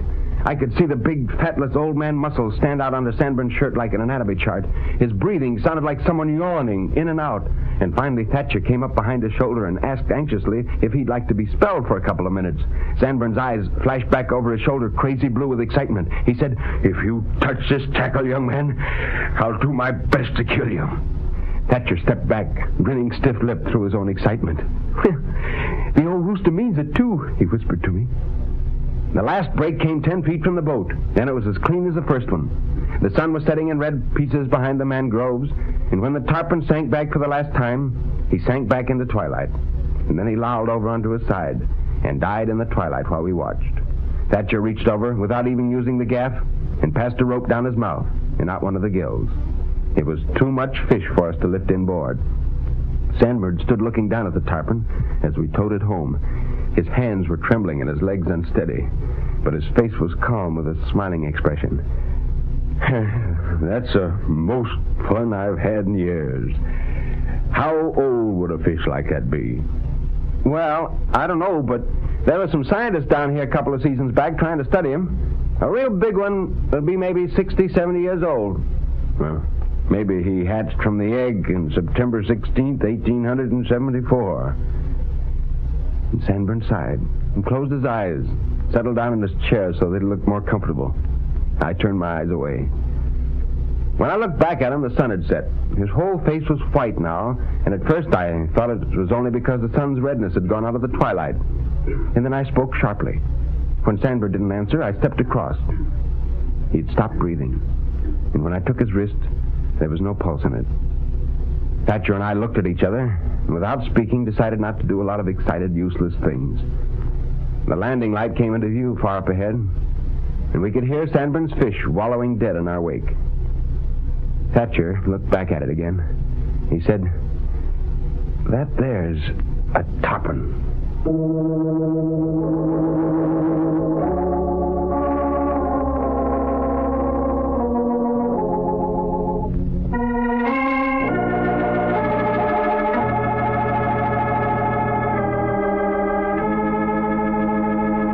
You have heard a short story by Cyril Hume entitled The Tarpon. Now, here is Nelson Olmsted with the closing word. I get a tremendous lift out of this Cyril Hume story, almost as if I'd caught the tarpon myself.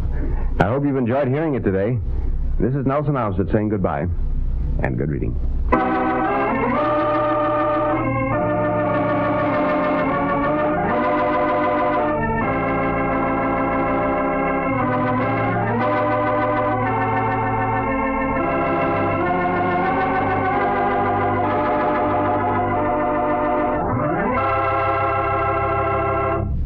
Nelson Olmsted has presented another great short story from the world of literature. This is NBC, the National Broadcasting Company.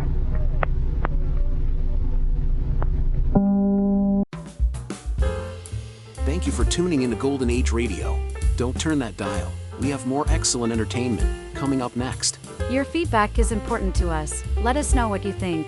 We aim to provide the best possible entertainment for you. If you need access training or support, send an email to db@g3pl.net or call 615-420-2040. That's 615-420-2040.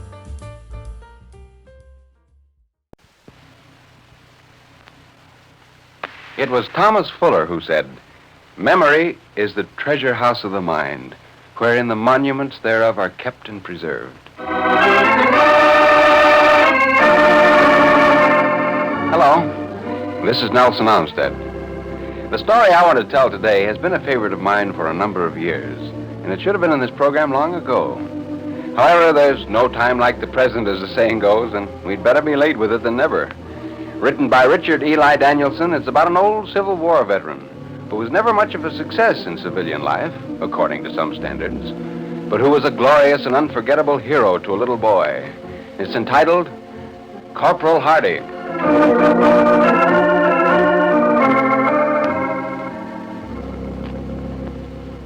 In those days, during the haying season, it was my duty to keep the men in the field supplied with sufficient cooling drink to enable them to support the heat and burden of the day. According to our established practice, this cooling drink consisted of cold water from the spring, flavored, for some obscure New England reason, with molasses, and it had to be freshly renewed every hour. At noon, each man sought a patch of shade, and his meal was carried to him there to be eaten in the fields. On such occasions, I always carried the dinner to Mr. Hardy, because I liked to sit with him as he ate and listen to his stories. He was a Civil War veteran, and Congress had given him a Medal of Honor, and all men regarded him with respect. He'd been grievously wounded several times, and in 1895, when I fetched and carried for him and sat at his feet, it was pitiful to see his valiant efforts to fork hay in the wagon or to do other farming tasks which require muscular strength. He was thin and bent, and his face was brown and clean, and his eyes bright and indomitable. My father employed Mr. Hardy whenever there was work to give him and treated him differently from the other hired men. He was poor. He lived alone. He was unsuccessful, and in New England then, we rated people by their comparative success. But he worked stoutly and asked no favors. It was generally conceded that Mr. Hardy, if a failure, was nevertheless a good man. I remember the last day I served him. I brought him his dinner in a basket. He was seated in the shade of an oak tree, leaning against a stack of hay, and he said, "Thanks, Jackie. I don't seem to be so hungry today. It's hot, and this tree don't give much shade. Why, thunder, it's like that mean little oak tree down in Chancellorsville." And I said, "Oh, Mr. Hardy, you never told me about Chancellorsville. What was it like?" "I ain't never told nobody about Chancellorsville. I don't aim to tell nobody. Grown-ups, that is. But I'd kind of like to tell somebody that don't know nothing, like you, about it, for the first and last time. You'll forget it, and it would kind of ease my mind. Chancellorsville was a bad battle, awful bad battle. We didn't fight good, and there's too many of them, and I lost my captain. He was Captain William Armstrong, commanding Company B, 38th Connecticut, and his twin brother Ezra was lieutenant. He was younger by an hour or so, and they was identical twins. Never was two men as much alike. In looks, that is. For they were quite unlike inside. The lieutenant was always stomping around and shouting and waving his arms, and the captain, he was always quiet and soft-spoken and brave and gentle. He was a good man. He was awful good man. I guess he was the best man I ever knowed. Well, Chancellorsville was a bad battle, as I said. And them Rebs come charging out of the woods, hollering and yelling and hella-galarping, and there was too many of them. And the captain, and I was next to him, says, "There's too many. We can't stop them. Tell the men to retreat slowly, firing as often as they can reload." And just then it hit him right in the chest. Thunk was the noise it made, just like that. Thunk. And he died right there. I noticed he was under a mean little oak tree in the edge of our trenches. Lieutenant was shouting, "Don't retreat, men!" And he got hit right in the knee and fell down, so I picked him up and put him across my shoulder and started for the rear. He kept hitting me in the face and swearing, "You blasted coward! You left my brother there and you're making me retreat." And I says to him, "Ezra, be reasonable. I'm taking you to an ambulance. You ain't fit to fight. And as soon as I can, I'm going to go back to bury William." They ain't going to shovel him into no trench, I said. So he stopped hitting at me. Well, I got him back and had to help hold him while they cut off his leg. When it was over, he was unconscious, and they put him on a car with some others and took him away. So I went back and found a shingle that was almost clean, and I wrote on it, Captain William Armstrong, commanding Company B, 39 Connecticut. He was an awful good man. Then I borrowed a spade from a burial party, and we had an argument about it. But I persuaded him with my pistol, and I started off toward the rebel lines. Dawn was just coming gray when I was challenged by the rebel pickets and sentries, and I answered, Union burial detail. I'm coming for to bury my captain. And they began shooting at me, and I don't know as I blame them. I was coming up out of the mist, and they couldn't see I was alone and wasn't armed. So they shot real hard, and one bullet struck me in the left thigh, and I fell down. Fortunately, I had a belt, and I sat up and took it off and strapped it real tight over my wound. And my breeches was tight at the waist, so they didn't come down. And I got up and went on. They stopped shooting, and a man with a bayonet got up and said, Yank, you're my prisoner. And I said, I know I be, but I ain't your prisoner till I bury my captain. And I held up my shingle and spade, and he said, Where does he lie? And I said, About a quarter of a mile from here, maybe a few rods, under a mean little oak tree. And I says, You take me there, and I'll bury him, and then I'm your prisoner. They ain't going to stuff my captain into no ditch, I says. Well, there was a rebel captain there, and he says, That ain't far away. I'll send a detail to bury him. And I says, Ain't nobody going to bury the captain but me, I says. After that, I'll be your prisoner. And the captain says, Corporal, you and I and these men, turning round to 5 or 6 rebs who was listening, will go together to find your captain. So we went, and I found him underneath that mean little oak. I started digging. Would have been easy if it hadn't been for my leg and all that blood in my boot. 6'4" or thereabouts it was, and 3 foot deep. Not as deep as I wanted, but I couldn't dig no deeper. I was so tuckered. But it was an honest grave, for I was real handy with a spade in them days. And then I stood up and said, Will 2 of you rebs hand the captain to me?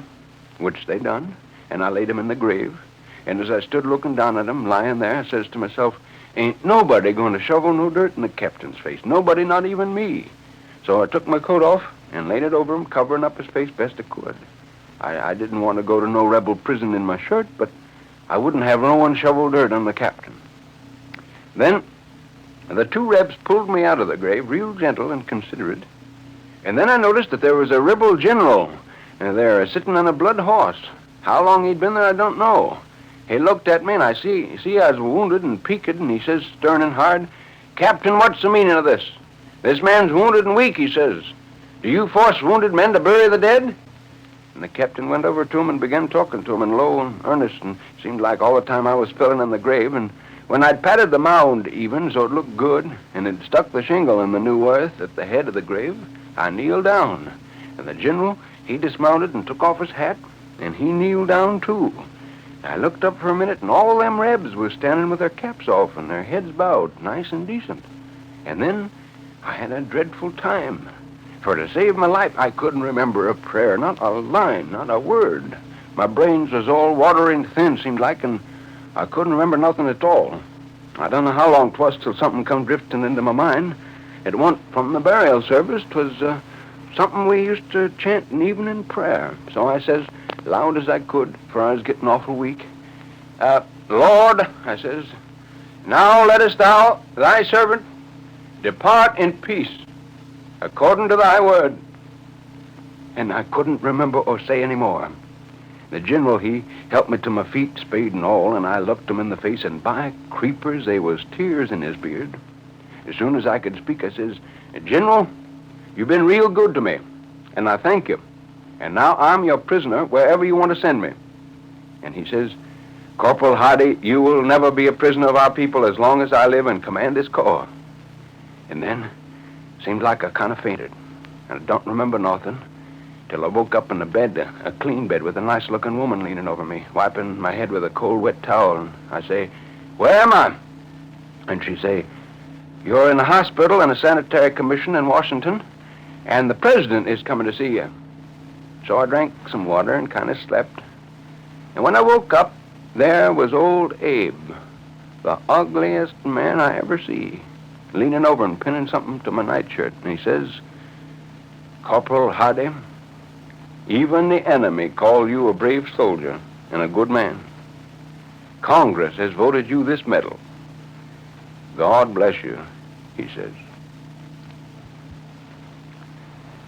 Well, Mr. Hardy yawned and closed his eyes and leaned against the haymow. He told the tale he had to tell once to one person. Just then my father came up to us. It was unlike Mr. Hardy to sit in the shade while the other men had started to work again, and Father looked worried. "How are you feeling, Nathan?" he asked. "Why, John, I'm plumb took it out. That's a fact. I don't know as I can do much more work today. Seems like I never did fare good under these mean little oak trees." And he glanced sharply at me with an expression that was almost a wink. We shared a secret. Well, Father looked startled, and he took me aside and said, "Jackie, you run up to the house and tell your mother to make the bed in the spare room ready, and then go to the village and tell Dr. Fordyce he's wanted. I don't like Nathan's looks." Well, before I started running, I glanced at Mr. Hardy, and I saw what Father meant. He was pale and flushed in the wrong places, though I hadn't noticed it at all while he was telling me about Chancellorsville. So Mr. Hardy was put to bed in the spare room and given in such care and aid as we knew how to give. For several days he lay quiet enough, and as I look back on it after all these years, I think that the weight and burden of his long, valiant struggle must suddenly have proved too great. He couldn't go on forever. Mr. Hardy was tuckered out. Then for some time he alternated between unconsciousness and a mild delirium. I sat with him every day for an hour or so when the rest of the household were busy, and I had instructions to call my elders if Mr. Hardy needed help or became conscious. One day, he opened his eyes, said, "Here I am, real easy in the mind, but I can't just remember what I said." And I went out and called my parents, who told me to stay outside. But I listened and heard Mr. Hardy say, "Call the boy in. He knows what I once said, and I can't remember. He's young, 'twon't hurt him. He'll forget." So Mother beckoned to me, and I said, "Well, what can I do, Mr. Hardy?" "You can say what I said for the captain when I knelt down with the general." So I knelt down, and having the parrot-like memory of childhood, I said, "You knelt down, and so did the general, and then you couldn't remember any of the words of the burial service, but you did remember something that was sung in the evening, and you said, 'Lord, now lettest thou thy servant depart in peace, according to thy word.'" And I began to cry. He said very faintly, "That's right. That's right. That's it. Yes, Captain." My mother gathered me up and took me out and held me very close, rocking back and forth with me, while I wept out how I loved Mr. Hardy and what a good man he was. And that was why I was sent to my aunt and cousins in New London, where I could swim and fish and forget about battles and wounds and Mr. Hardy. But I didn't forget.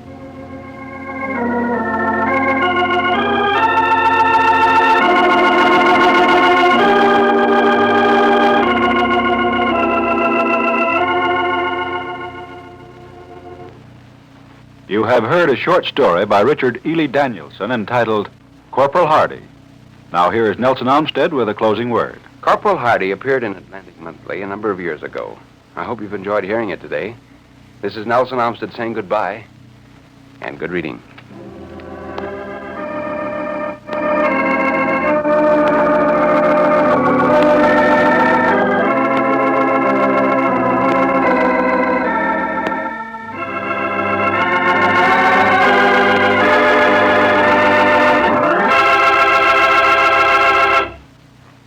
Nelson Olmsted has presented another great short story from the world of literature. This is NBC, the national broadcasting company.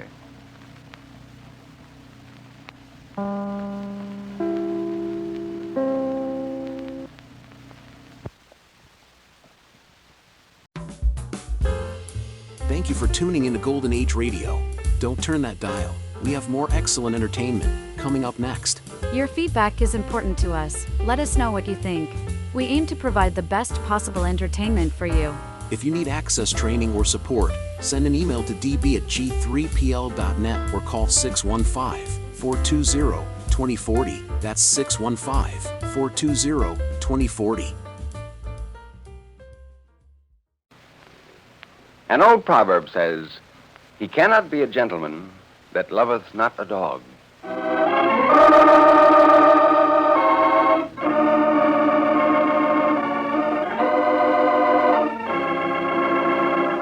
Hello, this is Nelson Olmsted.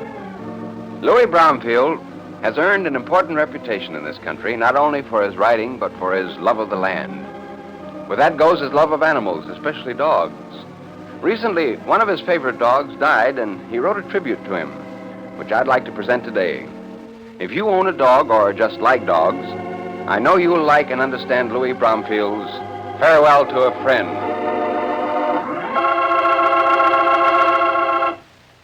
I'd been fishing for 3 days among the islands of Lake Erie, escaping just ahead of a great equinoctial storm which shut the islands off from the mainland for 3 days.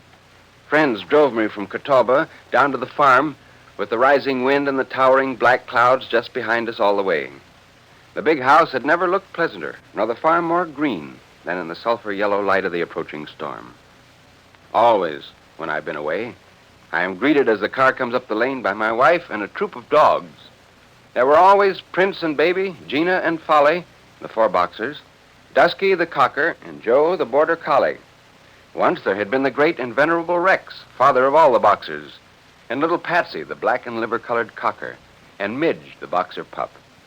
It's always the dogs who give the signal of my approach, and my wife, recognizing it, comes down the path from the house. On that wild September evening, the arrival of the car was heralded by the rush of dogs, but I saw at once that 2 things were wrong. Prince was not with the dogs, leading them as he always did, and my wife didn't appear. Instead, it was Tom who came across the lawn. Without even greeting me, he said, "Mr. B, Prince is dead." "What? Dead?" I said. "What happened?" "Well, he was coughing badly, and we sent him up to Doc's. He died during the night." I knew now why my wife hadn't appeared. She couldn't face telling me because she knew about Prince and me. So Tom had been delegated, and it was hard for him. So hard he didn't even accompany the news with a prelude of a greeting. My friends expressed sorrow at the news, and I was grateful, but they couldn't know how I felt. I asked them in for a drink before they drove off to Columbus. My wife joined us and acted as if nothing at all had happened. We talked a while, and my friends left, eager to continue their race against the storm. And when they'd gone, my wife looked at me without speaking, and I said, "I think I'll go and have a look at the farm before dark." And she said, "I think that's a good idea." It was always Prince who went everywhere with me in the Jeep. He loved it partly, I think, because it was open and he could catch every scent in the breeze as we drove, and partly because in the Jeep we went to the wildest parts of the farm where there were always squirrels and rabbits and woodchucks to chase. And now, as I climbed in, Prince's brother, Baby, jumped quickly to the seat beside me. I wasn't going to look over the farm. I was going to the place where all of us go instinctively when we're troubled.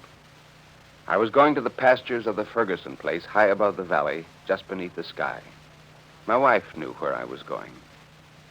Prince had slept at the foot of my bed since he was a fat puppy. Never once in the 8 years of his life had he been absent from his accustomed place. If I moved across the room to another chair, he moved with me and lay down at my feet. People came to say that I didn't own Prince. He owned me.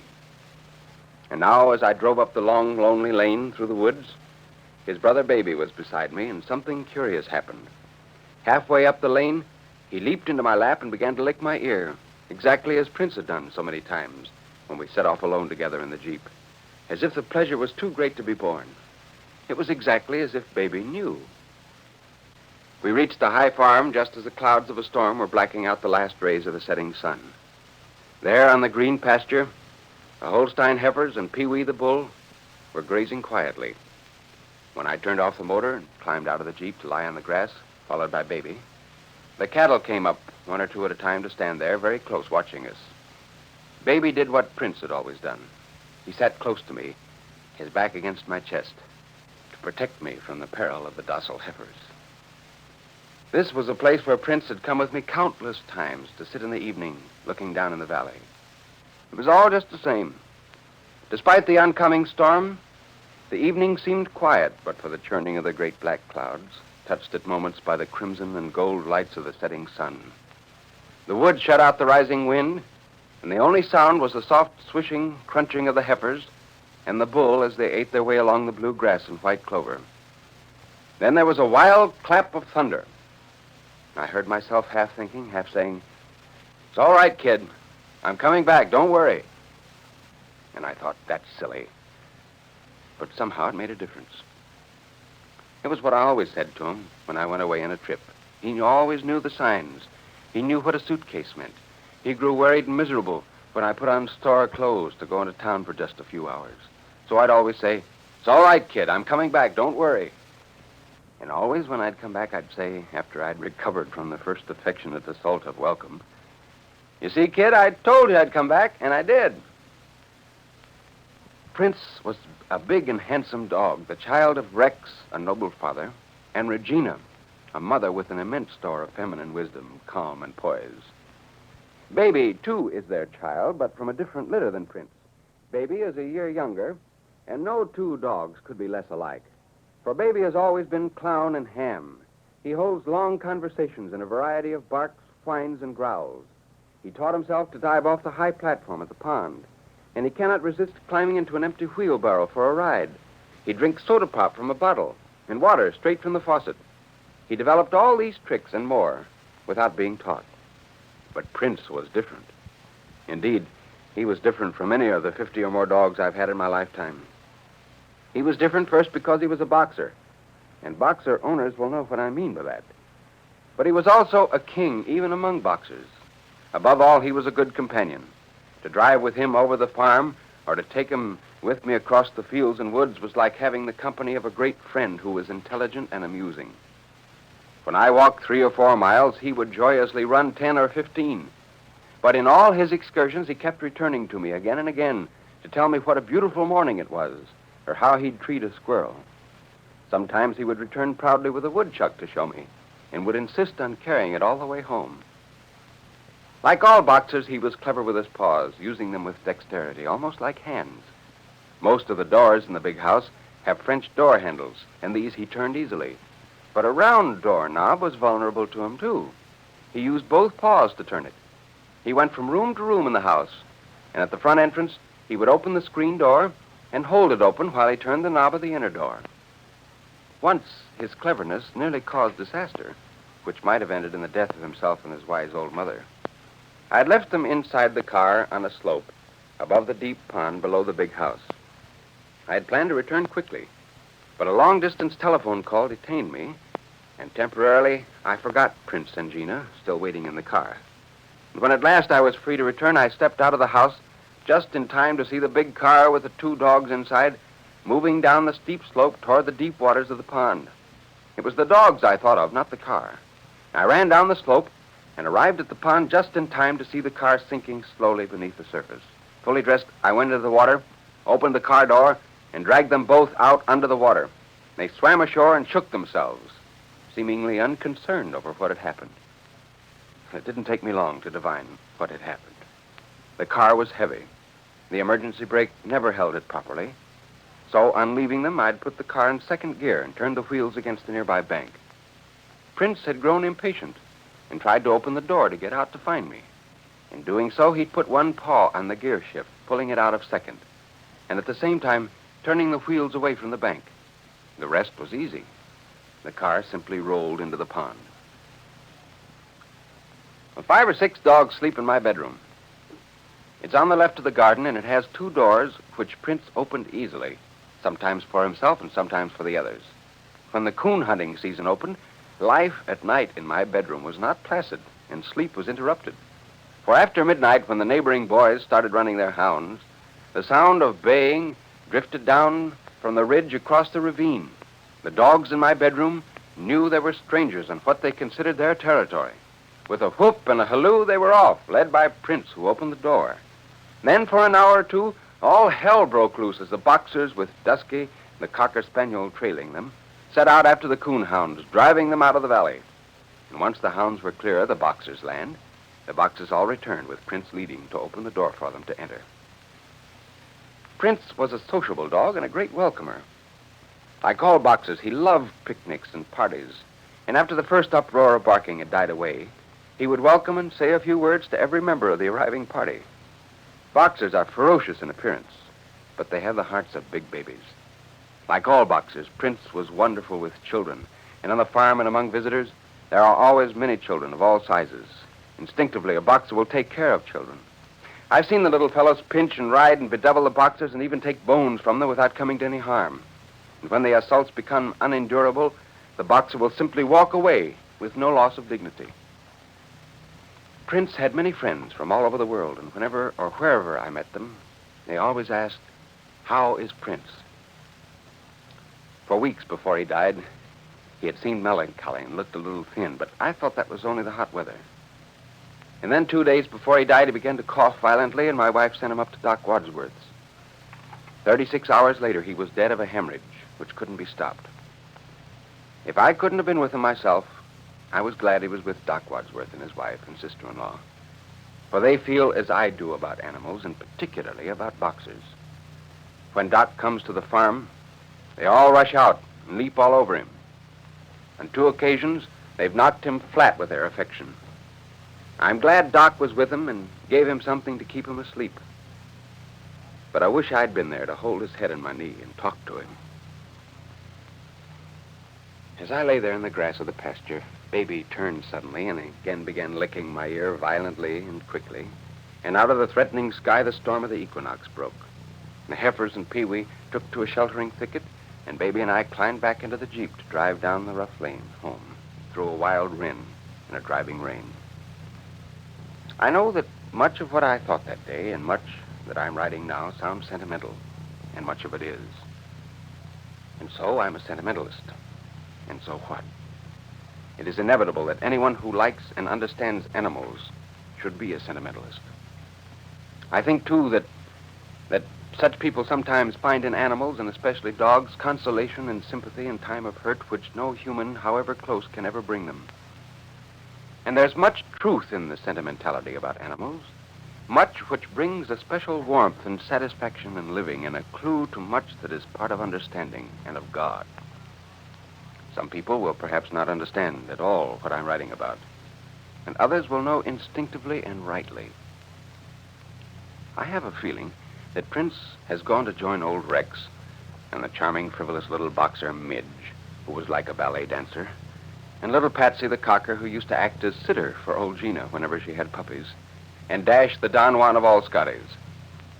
I have a feeling that I'll see them all someday, and that as they rush down the path to welcome me with Prince in the lead, I'll be able to say to him, "You see, kid, I told you I'd come back." And I did.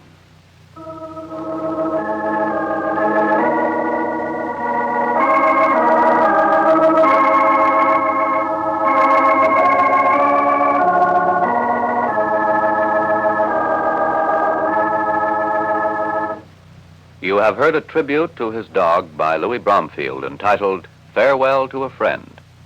Now, here is Nelson Olmsted. Louis Bromfield is best known for his novels, The Green Bay Tree, Mrs. Parkington, Malabar Farm. I hope you've enjoyed his tribute to his dog today. This is Nelson Olmsted saying goodbye and good reading.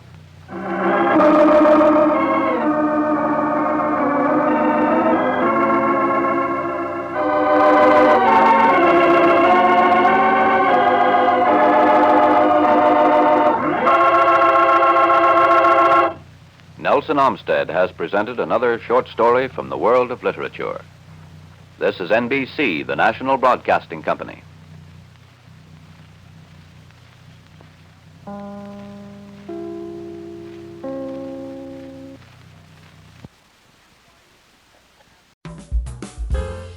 Thank you for tuning into Golden Age Radio. Don't turn that dial. We have more excellent entertainment coming up next. Your feedback is important to us. Let us know what you think. We aim to provide the best possible entertainment for you.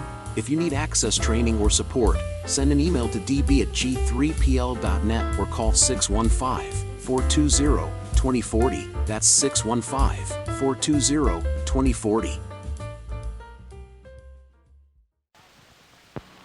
It was Joseph Addison who said, "Man is the merriest species of the creation. All above or below him are serious."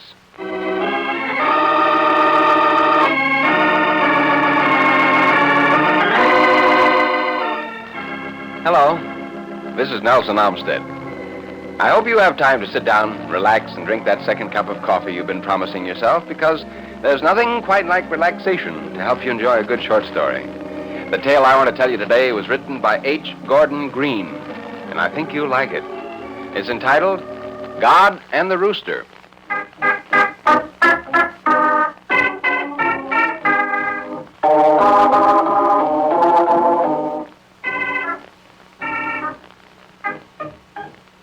One morning last spring, a young bachelor of 30 stood in the barnyard and looked at the threatening skies. It was the latest season Ontario had ever known. And now that the land was finally ready for seeding, the heavens refused to dry up. He was thinking if he could get some help, he might get that back 20 seeded before the rain broke again. And just then he saw a car turning into the lane. He said to himself, "Now that new preacher they got to Stumptown, he ought to know better than bother farmers at a time like this. I don't go to church nohow." The reverend gentleman got out of the car. He was a young man himself, and he offered his hand and said, "You're Johnny Bond. I'm glad to know you. I'm the new preacher. Sparks is my name. But you're very busy right now trying to get some seed in before it rains again, and you'd be glad if I'd be on my way. Well, look here, do you need some help? I need some exercise. Have you got another team needing the same thing?" "Well, you bet I have," said Johnny, after he'd smothered his surprise. "Now, wait. There's a catch in it. My church needs pew warmers. If I worked for you this morning, I want you to come to church Sunday." "Well, I never did work overtime or going to church Sunday, and I never aimed to, but then I never aimed to see a preacher running a cultivator either." "Okay, it's a deal." At noon, when they came up to the house from the fields, Johnny was puzzled. He said, "What in the world would make a guy decide to wear his collar backwards?" "Well, don't you believe in religion, Johnny?" "I believe God helps them and helps themselves. And as far as the rest is concerned, it's just a bunch of fairy tales to keep the old women calm." "What makes you think like that, Johnny?" "Never had any reason to think anything else. You pray over your victuals before you eat, but does it make them taste any better? And some folks, like my friend Holtum across the road, have been going to church since God made little apples, but it doesn't make them any better. Right now, he's entering a lawsuit against me because my line fence runs 5 feet over in his farm, and I've cut down some of his trees. Look, Sparks, you seem a sensible guy. You really don't believe all that church stuff, do you?" "I'm a preacher because I believe in religion, Johnny."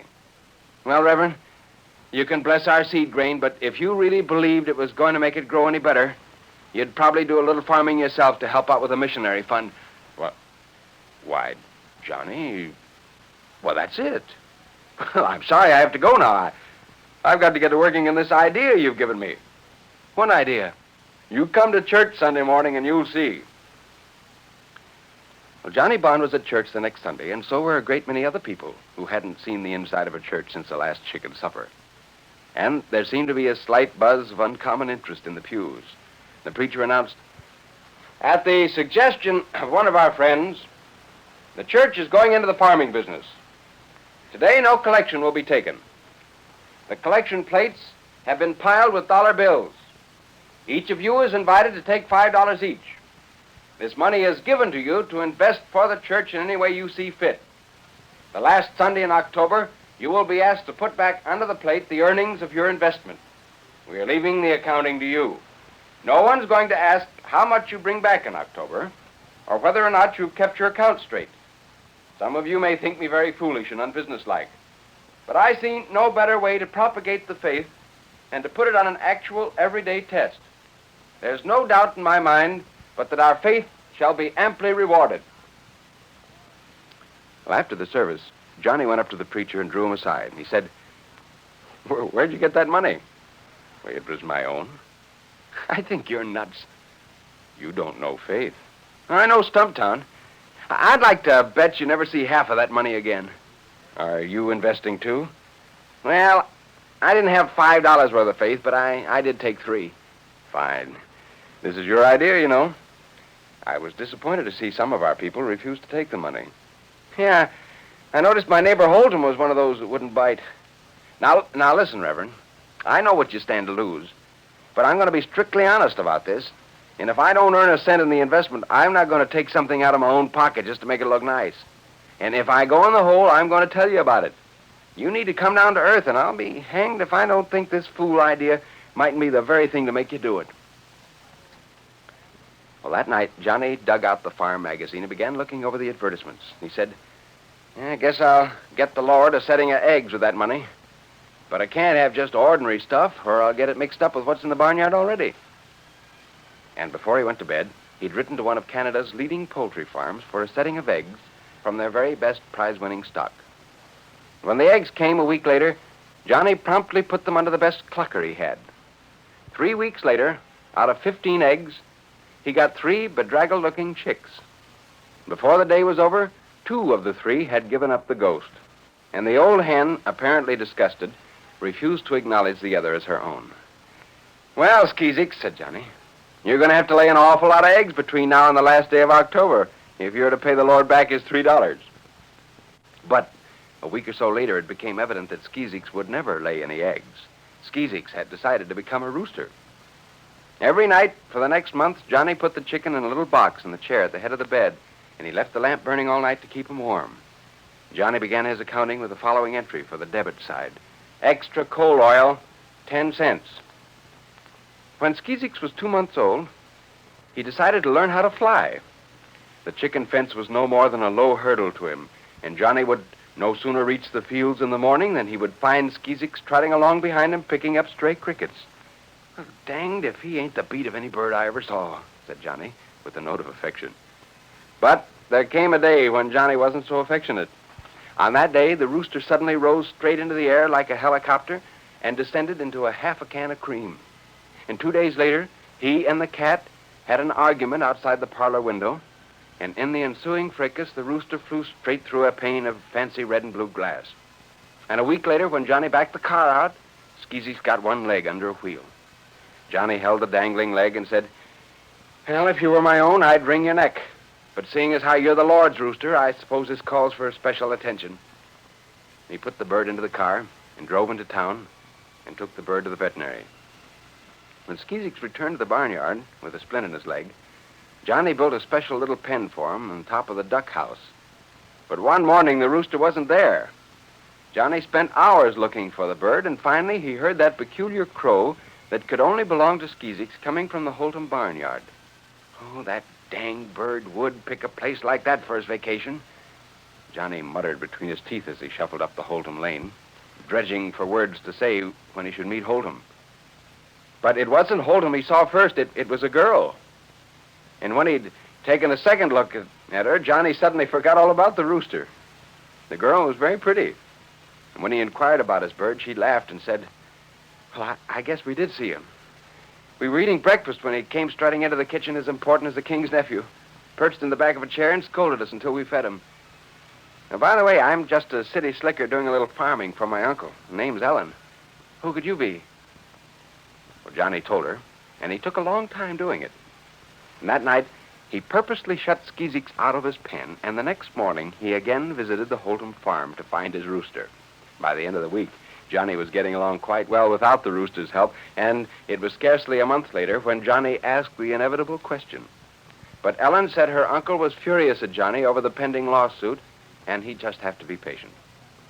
He finally rolled off to sleep that night, but suddenly he was wide awake. Skeezix was at the bedroom window, and it wasn't morning, it was just past midnight. Johnny fumbled across to the window, and as he heaved it up, he became aware of a commotion in the duck pen. A minute later, still in his nightshirt and armed with shotgun and flashlight, Johnny threw open the door of the pen. The beam of light revealed the startled faces of 2 boys whom Johnny at once recognized as 2 of Stumptown's less civilized characters. They had 2 big ducks in their bag, and Johnny learned that the rest of the gang were over at Holtham's getting a turkey. Johnny took the boys into the house and grabbed the phone. Holtham, he bellowed. Grab your gun and get out to your turkey shed. You got visitors. Half an hour later, Johnny was over at the Holtham farm with his 2 captives. Mr. Holtham hadn't caught the rest of the gang, but all his turkeys were safe. And he said, are you going to call the cops or take these 2 boys in? But that wasn't Johnny's idea at all.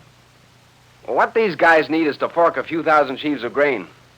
He turned to the boys. If you mugs want to work on the farm till harvest is over, we'll keep quiet. Otherwise... Well, the boys suddenly became very enthusiastic about farm life.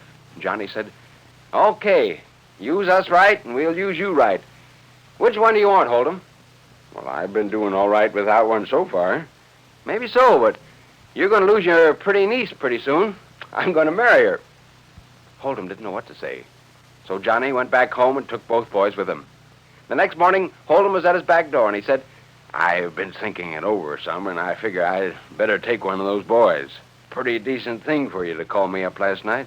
Save me some money. And seeing as how we're going to be related soon, I guess there's no use arguing anymore. Could we shake hands?" Well, sometime in September, Reverend Sparks came out to Johnny's again for a bit of exercise, and Johnny took down the calendar and showed the preacher his account. And this is the way he had it figured. Debit. Coal oil, 10 cents. Half can cream all shot, $3.25. Half pane of glass busted, $1.29. Veterinary bill, $1. Feed estimated 32 cents. Total, $5.96. Credit, 2 ducks saved, $3.50. Lawsuit headed off, $50. 1 hired man corralled, priceless. Wife located, even more priceless. He said, "It's a good thing you can't put a price tag on those last 2 items, but even the way it is, it looks like I'll be putting $47.54 on the plate next month." And the preacher laughed. "But you haven't finished your calculation yet. You still have to add on whatever the rooster brings." "But I'm not selling him. There isn't enough money in Stumptown to buy that bird." "It's still the Lord's rooster. And if you want him, you'll have to pay the plate whatever he'd bring." "I guess that's right. Well, he's probably worth about 30 cents a pound." "Okay, I'll weigh him up. But I'm not parting with him." Well, just then, a big car drove up, and a pompous-looking man said to Johnny, "I want to buy that rooster. Brown leghorns are a hobby of mine, and that's a fine bird you got there. Leg's a little crooked, but it won't hurt him for breeding. I'll give you $15 for him." Johnny groaned miserably. The preacher said merrily, "Whether you take it or not, it's still $15 more for the plate." The big man was impatient. "Well, make it $20. "Oh, no," Johnny groaned again. I really couldn't take it. "Look here. Here's $25. That's as high as I'll go." "I can't sell him, and don't offer me any more. He's a pet, and money wouldn't buy him, and please don't waste any more time here. You make me nervous." Well, when the last Sunday in October came around, Johnny was in church. And while his charming wife sat beside him in the pew and held a collection plate, Johnny forked out $72.54. And he smiled as he did it.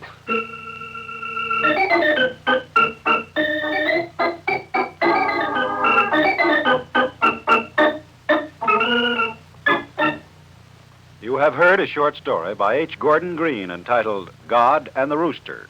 Now here is Nelson Olmsted. Well, I first presented this H. Gordon Green story about 1.5 years ago, at which time it created a rather surprising reaction from listeners who've never stopped requesting it to be presented again. Several churches, I've been told, tried the idea suggested in the story, but I regret that no one wrote to tell me how the experiments turned out. I hope you've enjoyed hearing it today. This is Nelson Olmsted saying goodbye and good reading.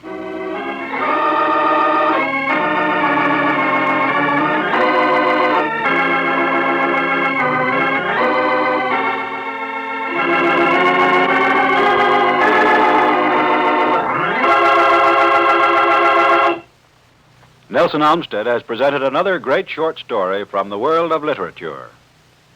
This is NBC, the national broadcasting company.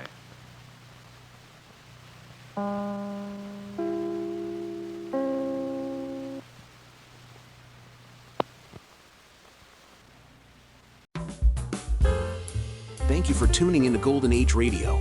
Don't turn that dial. We have more excellent entertainment coming up next. Your feedback is important to us. Let us know what you think.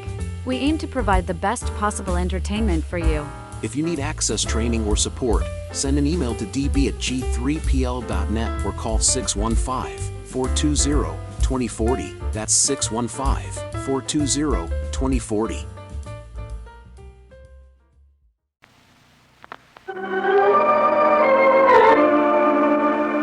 Hello, this is Nelson Olmsted. One of the most popular English authors is Elizabeth Goudge, and today I'd like to bring you an excellent story she's written. It's about a woman who spent her life taking care of others and found in this service a great satisfaction. It's entitled A Shepherd and a Shepherdess.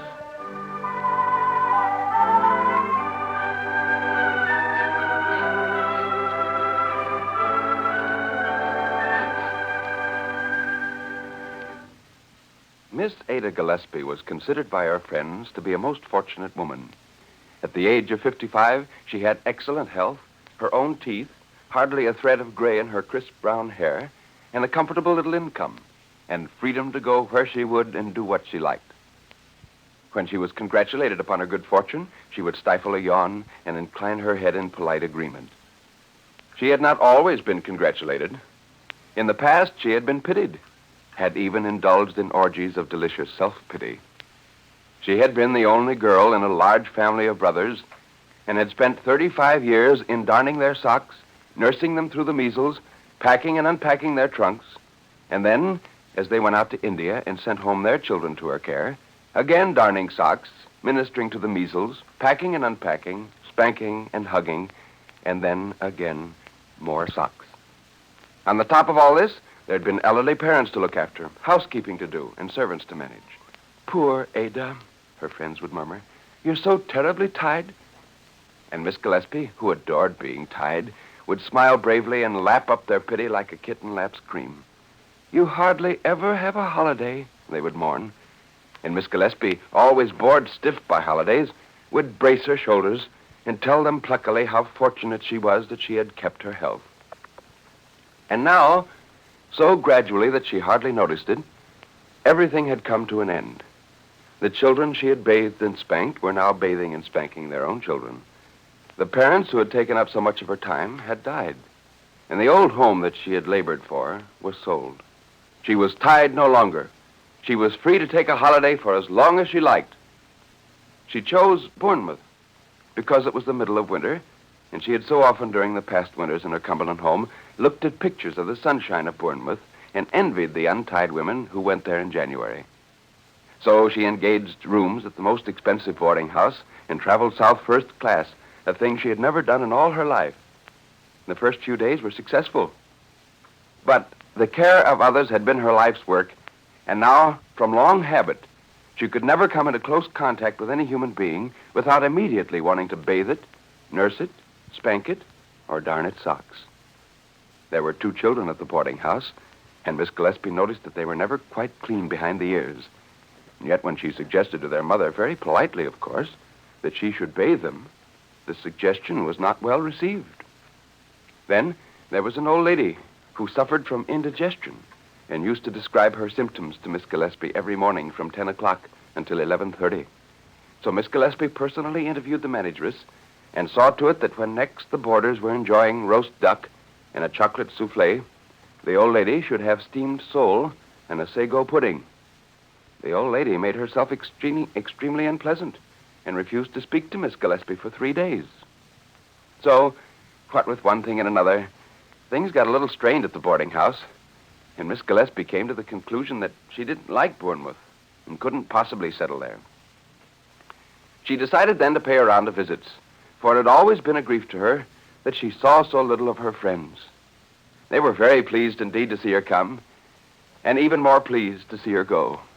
Miss Gillespie didn't really enjoy these visits. Her fingers were always itching to put her friends' mismanaged houses and businesses to rights, and politeness forbade her to do more than give good but resented advice. So she gave up visiting and went to a London hotel. Going out one afternoon on a shopping expedition, her last before leaving London, she felt more miserable than she had in years. Tomorrow, she was going up to Scotland to see her brother James and his wife, Elaine, whom she detested. And she must get a present for Elaine, whose birthday was the day after tomorrow. Elaine was wealthy and artistic. She supposed she'd better go to an antique shop and get her a cracked piece of china or something equally useless. So she turned away from the busy thoroughfares and went rooting about in the little back streets until she found a dingy antique shop whose windows had not been cleaned for months. Wrinkling her Roman nose in distaste, she opened the door and went in. No one answered the bell, and this pleased her, as it enabled her to have a good look around in peace. She She poked with her umbrella at shabby, dusty articles until she gave a sudden start and stopped quite still before a china shepherd and shepherdess who stood side by side in a dusty shelf. They were the daintiest creatures she'd ever seen, and they had about them an indescribable freshness that almost made Miss Gillespie smell the clean smell of wet grass and feel the cool, soft wind that blesses the world in April. The little lady had a buttercup yellow skirt sprigged with forget-me-nots and a tight, dark blue bodice and yellow straw hat tied with blue ribbon under her innocent, pointed face. In her hand was a garlanded shepherd's crook. The little man wore a full-skirted green coat with a scarlet waistcoat and a three-cornered hat and powdered hair. He carried pipes like the pipes of Pan and was bowing very gallantly to the lady. Miss Gillespie gazed and gazed, and quite suddenly she knew that she must buy this shepherd and this shepherdess. She simply could not leave them there to become cracked and neglected and coated with grime. Returning to the door, Miss Gillespie rang the bell with great determination until at last a spectacled little man with red nose and bleary eye came ambling in from the back. She pointed her umbrella to the shepherd and shepherdess and said, "I'll take those."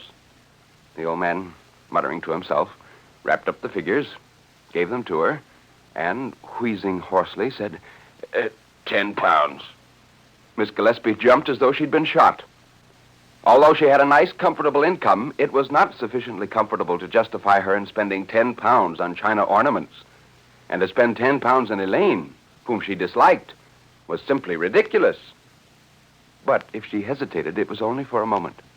She soon fished £10 out of her capacious leather bag and departed with her package. After paying her hotel bill and her taxi to the station, she planted her ample form in front of the ticket office and demanded a ticket to Edinburgh, only to discover suddenly that she had not enough money to pay for it. The £10 had eaten a larger hole in her finances than she'd realized.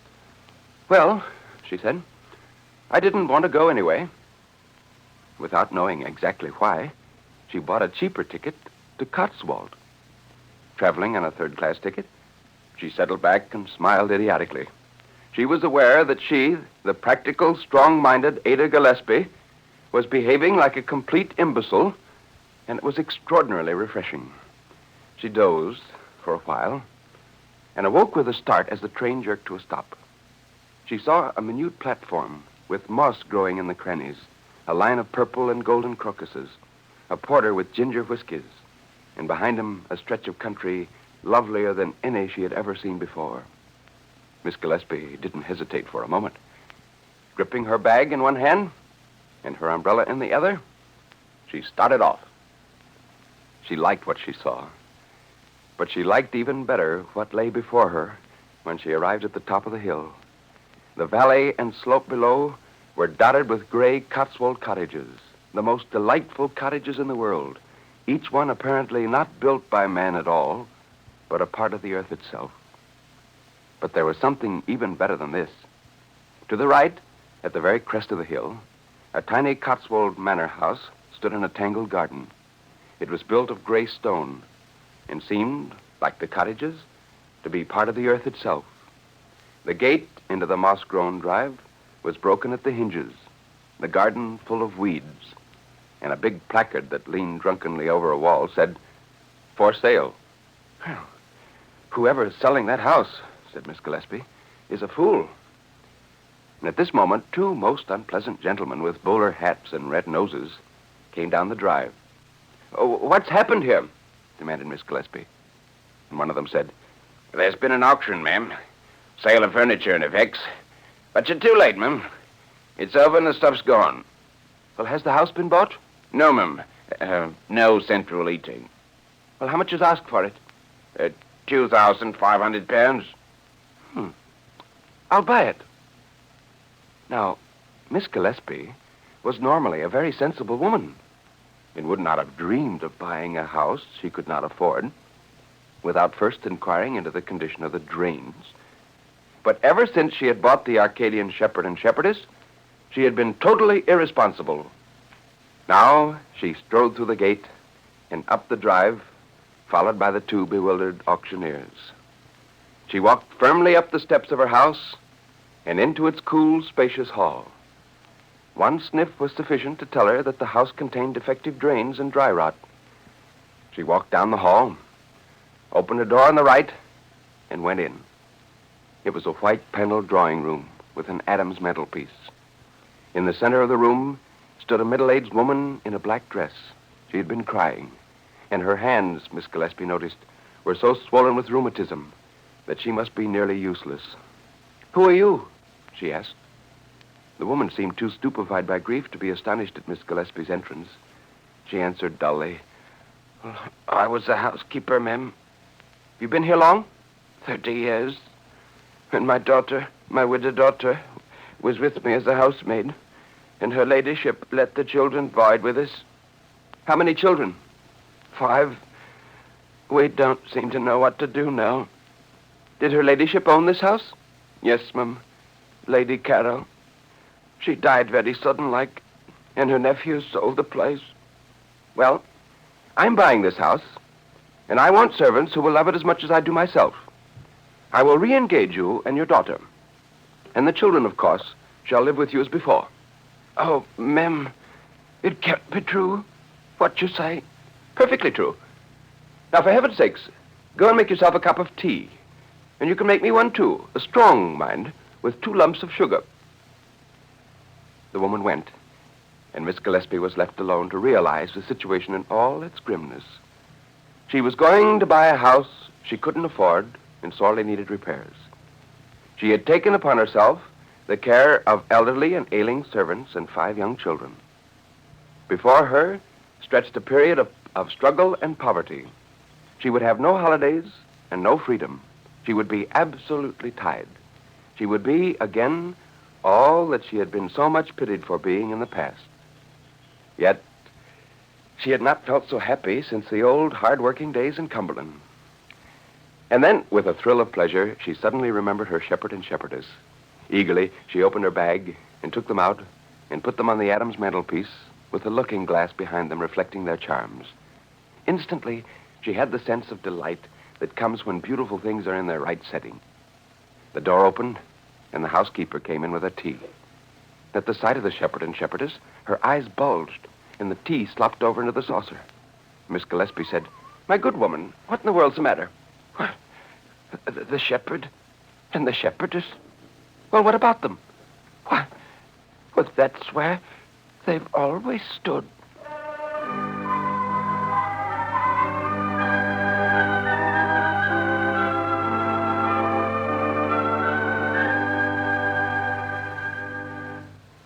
You have just heard Elizabeth Googe's short story, A Shepherd and a Shepherdess, as told by Nelson Olmsted.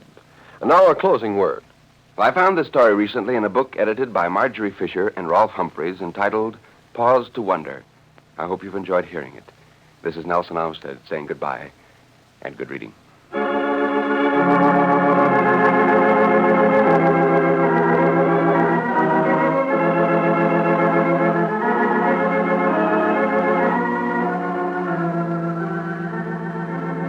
Nelson Olmsted has presented another great short story from the world of literature.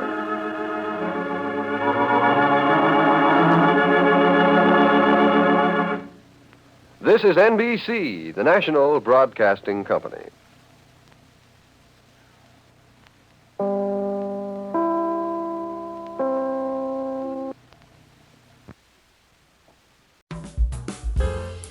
Thank you for tuning in to Golden Age Radio. Don't turn that dial. We have more excellent entertainment coming up next. Your feedback is important to us. Let us know what you think. We aim to provide the best possible entertainment for you. If you need access training or support, send an email to db@g3pl.net or call 615-420-2040. That's 615-420-2040. Pope Pius XI once said, "It is not possible for Christians to take part in anti-Semitism. We are Semite spiritually."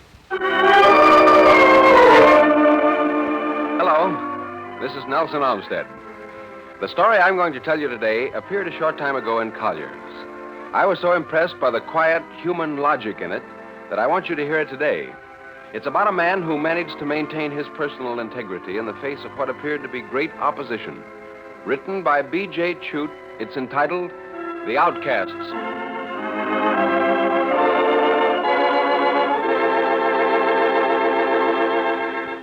Wallace Adams said he would walk the rest of the way, and his friend, his good friend Newhouse, nodded briskly and reached across to open the door. Wallace got out of the car and thanked him for the lift, feeling the pleasant solidarity of neighbor and neighbor, and then turned and started up his own driveway. The road curved up toward his house, placid and dignified in its green tide of lawn. The spires of delphinium were mad with loveliness. The roses spilled over from their regulated supports and choked the bees with sweetness. And Wallace thought, it's mine. Inside, Helen was standing by the mantelpiece, self-possessed and beautiful in apple green linen.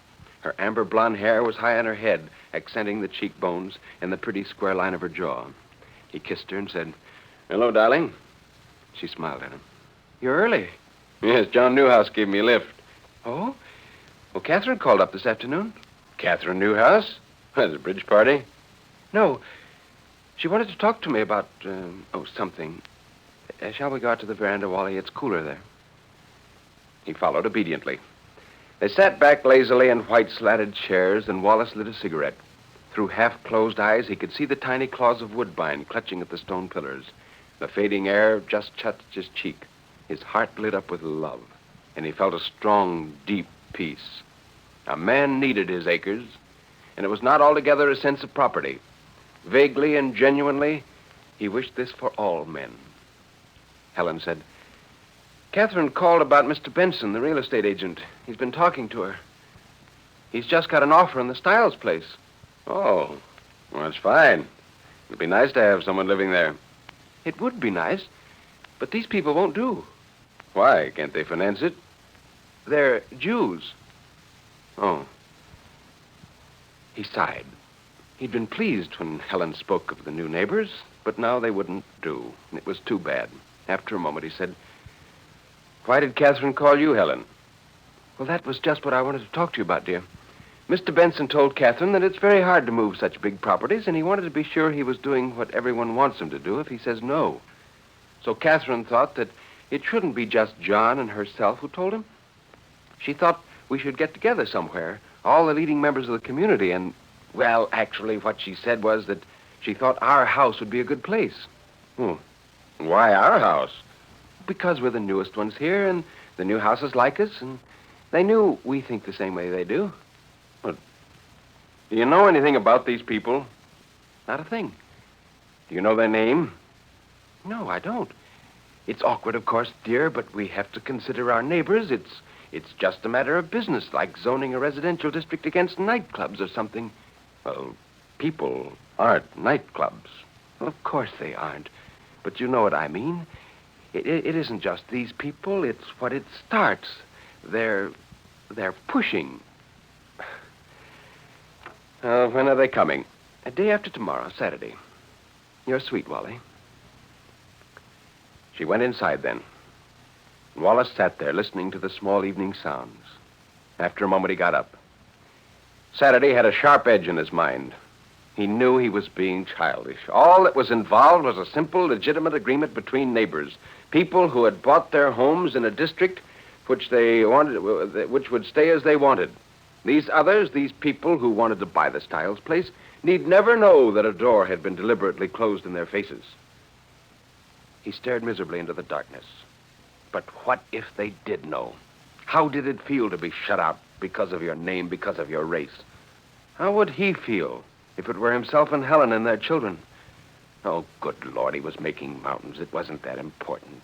By Sunday morning, the whole thing would be over pleasantly. He wasn't being anti-anything in his acquiescence. Put on a business basis, he was protecting his investment.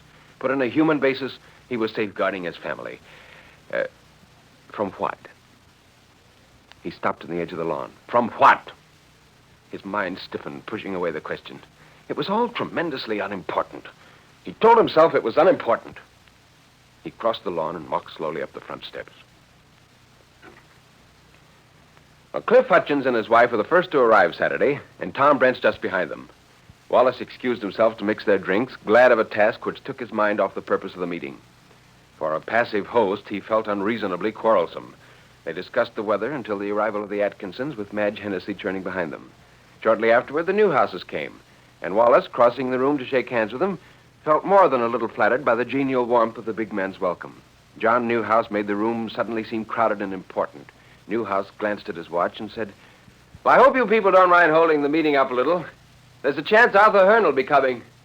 Wallace was surprised and pleased. Arthur Hearn was the big man of the whole community. In fact, it was his estate from which the subdivision was originally developed. Wallace looked at the floor.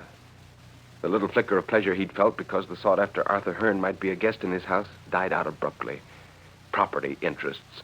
Enough big guns were lined up already for the imperishable cause. Wallace hoped Hearn wouldn't come. The conversation in the room lifted for about 20 minutes and then dragged out. Newhouse glanced again at his watch and then walked over to the fireplace. From that position, he dominated the room. He cleared his throat and looked benignly around. "I'm sorry to have kept you waiting. We've been hoping that our good neighbor Arthur Hearn could be with us. However, I don't think we need wait any longer. And of course, we know he would feel as we do about this meeting. I don't think this need take much time. You all know why we're here. You all know that Benson has had an offer on the Stiles property. The people involved don't seem to be suitable. I think we're all agreed on that. It all seems rather formal, of course, but actually the matter should never have come up. We chose our lovely district for its neighbors as much as for its land, and we naturally want to maintain it. We're thinking in terms of the future as well as the present. I think a committee of 3 would serve us best, and I would like to propose our host as the chairman." It was a moment before Wallace realized what he meant. He looked across at Helen. She was looking back at him, proud and eager over this confirmation of their position in the community. And when he heard his voice say, "No," it was almost as much of a surprise to him as it was to his guests. Newhouse's heavy eyebrows went up slightly. "Well, I know you're a busy man, my dear fellow, but you and Helen have our interests so much at heart. I just don't feel that I want to." "Well, aren't you with us?" "No, I'm not with you. I'm sorry, John. Well, we seem to have made a mistake in our choice of chairman. I'll propose another name. I only meant that we ought to know more about these people. You only meant that our wishes and yours are not the same. The welfare of our community doesn't interest you. I don't think we need trouble you for any other explanation, my dear chap. As for knowing all we need to know about Benson's clients, but what do we know about them? Except that they're Jews. Well, we're all agreed. We're here by agreement. All right. I agreed to it. But I don't want to agree to it any longer. I don't see what right we have to keep anyone out when we don't know anything about them. If they're undesirable as people, it's reasonable. But you're telling me they are undesirable as Jews. Well, I think I'm only being realistic, my dear fellow. These people may be very nice, but it's what follows. They bring their friends, their relatives. I bring my friends, my relatives. That's what a home is for. Now, you're overexcited, Wally. After all, there are other homes for these people to buy. We don't ask them to come into their lives now, do we? I withdraw my suggestion about the chairman. We are all agreed, except Wallace. Well, Madge Hennessy's brisk voice cut into the sentence. "John, you better count me with Wallace. I'm for letting the people buy the place. I don't really see why Jews shouldn't live as neighbors with, what's the old-fashioned term?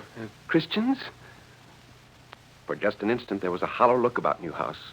And a sudden hope lightened Wallace's mind and heart, but no one else spoke. Just then a voice from the doorway said, "The meeting's not over, is it? I'm sorry I couldn't get here before." And Arthur Hearn entered the room. Helen rose instantly, the quick, welcoming hostess. Newhouse said, "Well, I'm glad you could come, Arthur. We've just been choosing a committee chairman." "Oh, a committee? For what?" "Well, just a group of 3 to call on Benson." "Oh, well, don't let me interrupt. I understand that it's merely a matter of protecting our property interests here." "That's right. It's very simple, Arthur. Benson is anxious to sell the Stiles property to clients we consider undesirable. We're being formal about this meeting because we want Benson to realize just how we stand." "Naturally." "Of course, we'd be delighted if you take the committee chairmanship yourself, Arthur." "Certainly. I'm glad to." Relief in the room was almost animate. Wallace's hands tightened, each on the other. Let it go, he thought. The majority rules. He thought suddenly, I will not let it go. He heard his own voice. dogged with the tired patience of defeat. Mr. Hearn. Yes, Mr. Adams. John hasn't explained everything quite. He hasn't told you that he offered me the chairmanship and I turned it down. The only thing we know about these people is that they're Jews. We don't know anything else about them at all. Well, is that right, John? Newhouse glanced resentfully at Wallace and then shrugged. Well, it's always been understood that this district is restricted. Restricted, that is, against undesirable people. Well, they've got money, I suppose. They could finance a property as big as the Dick Stiles place. Well, of course, but that's beside the point. Not to me, it isn't. I'm very much interested in the cash angle. We don't want that property bouncing back and forth in the market. It looks bad for the neighborhood. People start thinking a district is running down when you can't sell the houses in it. They'll think it's running down even more if we let Jews in? That depends upon the Jew. No one spoke. Newhouse hadn't moved, but the fingers of his right hand, casual against the mantelpiece, pressed down so suddenly that the knuckles showed blue-white. Hearn went on. It seems to me what we need to know about these people is what they're like, what their background is. That's what this committee ought to be finding out. I should think you'd be pretty good at the job, Mr. Adams. If you'd care to serve with me, I'd be glad to have you.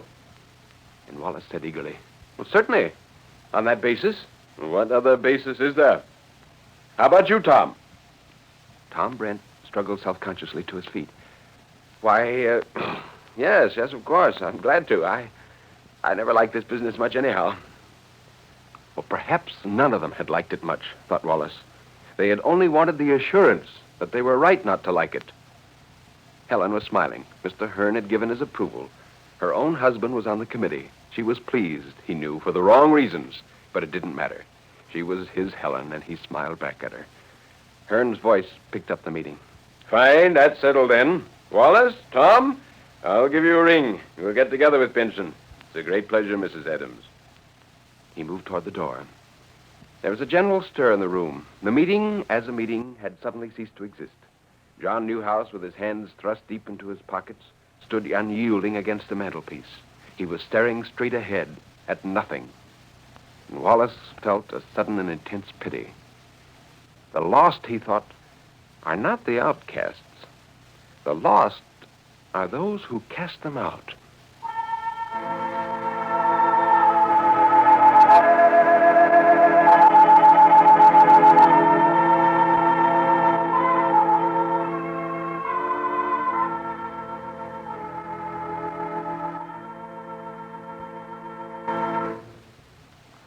You have just heard B.J. Chute's short story, The Outcasts, as told by Nelson Olmsted. And now a closing word. Well, B.J. Chute is a woman. Her real name is Joy Chute, but she likes to write stories from a masculine point of view and has always felt that her name, Joy, had no place in the byline. As I said in the introduction, I'm deeply impressed with the honest and forthright attitude of this story. I hope you've had the same impression. This is Nelson Olmsted saying goodbye and good reading.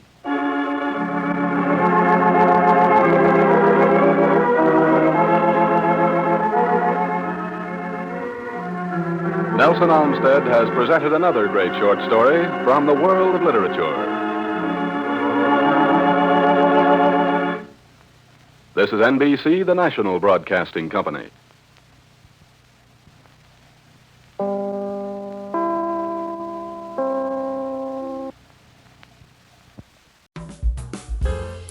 Thank you for tuning into Golden Age Radio. Don't turn that dial. We have more excellent entertainment coming up next. Your feedback is important to us. Let us know what you think. We aim to provide the best possible entertainment for you.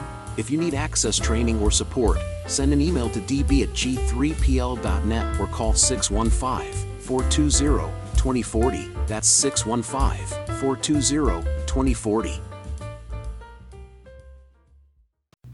News of the World, sponsored by Miles Laboratories and presenting the distinctive news analyst Robert St. John, will be heard over WEIF every morning, Monday through Friday at 10:15, starting next Monday. Servant of God, well done. When hast thou fought the better fight? Good morning.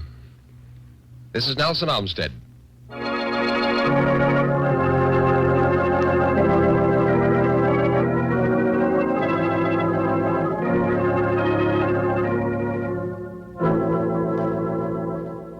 Some time ago on my Saturday night short story program, I told a tale by Richard Coleman which created an unusual amount of interest among listeners. Since then, we've had request after request for a repetition of it. So here again is the narrative of a little Irish orphan who is taught to stand up and fight his own battles. It's entitled, Fight for Sister Joe.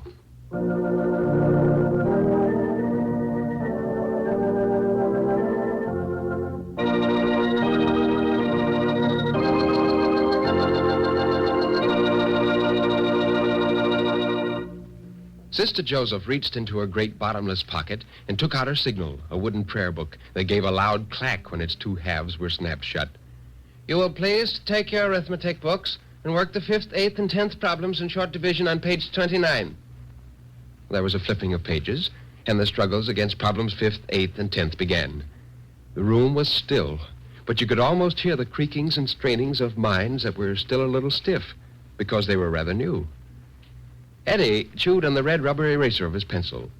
It broke away, and he chewed it meditatively as he wondered how many times 7 went into 37. Should be even with a 7 on the end of it. The eraser crumpled in his mouth. He chewed the dry little bits of rubber thoughtfully until he saw Sister Joseph's eyes upon him. In sudden fright, he swallowed hard. Sister Joseph would make the seat of his pants smoke from a ruler if she thought he'd been chewing gum in his mouth. He worked frantically, writing 7 and 37 all over his paper. He knew she was still watching him. And when he dared to look up again, she was reaching into the voluminous pocket for a little red demerit book. Eddie thought it must be wonderful to have 2 pockets as big as Sister Joseph had. She carried almost as much stuff as the little fellows in her class. You could never be sure of what she would take out one of them pockets next. There was always a clean, large gray checked workman's handkerchief in one of the pockets, the wooden prayer book that was a signal, a little pencil sharpener that Eddie himself had bought for her from the 10-cent store at Christmas, in which Reverend Mother had allowed her to keep as her own. And she had a box of Smith Brothers cough drops for any boy who was lucky enough to strangle sufficiently to need one. And once she'd taken from her pocket a little bag of gumdrops and given them to Eddie when he'd washed down the blackboard and beat the erasers until his hair was white with chalk dust and his hands felt dry and hard. And when a boy gave Sister Joseph an apple, orange, or pear, she thanked him and dropped it into one of the great pockets where it was lost. There was no bulge, no curving outline of the apple among all the other treasures. Eddie watched Sister Joe write his name in the demerit book for eating in class. It was tough to have to write ejaculations 100 times for eating a dried-up eraser, but there wouldn't be any use telling her that it wasn't candy or anything good. Eraser or not, he'd eaten it. For almost an hour after school, he would have to scrawl, "Mother of Christ, teach me to obey." Eddie remembered the nuns who'd been his first 3 teachers. When he'd been brought to the convent as an orphan to be kept until his elementary education was complete and then returned to his guardian, he was ready for the kindergarten. The next few years, Sisters Rabona, Teresa, and Veronica had put the fear of the Lord into him. And when he came to the 3rd grade, he wondered what Sister Joseph would be like. He'd watched her in the play yard. Once he'd actually seen her pick up a ball that had rolled at her feet while she was saying her breviary and throw it back deftly and surely to a delighted group of little boys. They said she was regular. Didn't everybody call her Sister Joe? Oh, not to her face, of course. A mortal sin would not have been eyed less askance than such a thing as calling one of God's religious by a nickname. But to all the boys who passed through the 3rd grade, she was Sister Joe. Somehow, she seemed like one of them. And yet she never lost that inspiring distance that lay between her and any layman, and was greater still between her and those worthless little hooligan boys. Eddie loved Sister Joe with all the love in his small Irish heart. She was Irish, too. And when you asked her, with a great show of respect, of course, where she was from, she invariably answered, "From County Kerry, Lord help us." Eddie, like the other boys, thought that the Lord help us was part of the name. Benny Cavanaugh told his mother one day that Sister Joseph was from a funny place in the old country called County Kerry, Lord help us, and didn't know why his mother was always repeating the story. To Eddie, Sister Joe was more than regular. She was wonderful. Because Eddie was an orphan and didn't have a loud, cheery Irish home to go to, but had to live in a little room in the convent, Sister Joe had helped to make a pencil box. And when it was through, she asked what kind of a picture he wanted painted on the lid, and he asked her to help him decide. She didn't think of a thing religious, and it ended up by painting 5 lively little monkeys clinging by long arms or curling tails to a green limb. She wasn't less religious than the other nuns. Anybody could see that. When Eddie watched a procession of nuns going into the chapel for vespers, he looked for plump, stubby little Sister Joe. Her face was bright and holy when the spatter of light from the altar candles fell on her. Eddie's heart bumped love as he saw her take her place beside tall, lean Sister Rabona and steamboat Sister Veronica. After problems 5th, 8th, and 10th had been worked to yield some 20 answers from 30 boys, the bell rang for mid-morning recess.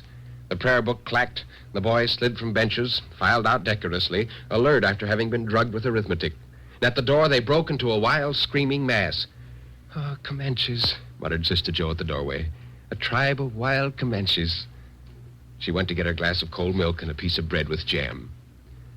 The Comanches seemed wilder than ever as their piercing screams came through the high latticed windows. She put down her glass of milk and listened carefully. Instinctively, she felt a little thrill of excitement when she realized that there was a fight going on. From the sound of it, a good fight. She ate her last bit of bread hurriedly, drank the milk lest it be wasted, and hurried down the corridor. She stopped at the door to take in all the details so that punishment would go to every boy that deserved it. And she caught her breath sharply when she saw what was going on inside the ring of howling boys.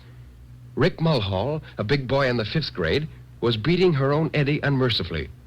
Now, all the boys fought when the time came, but Eddie just put up his poor, skinny arms in an effort to save himself. No one had ever seen him take his arms down long enough to strike out once against another boy. He wasn't yellow exactly. He could take it, but that was his trouble. Always, Eddie stood up and took it.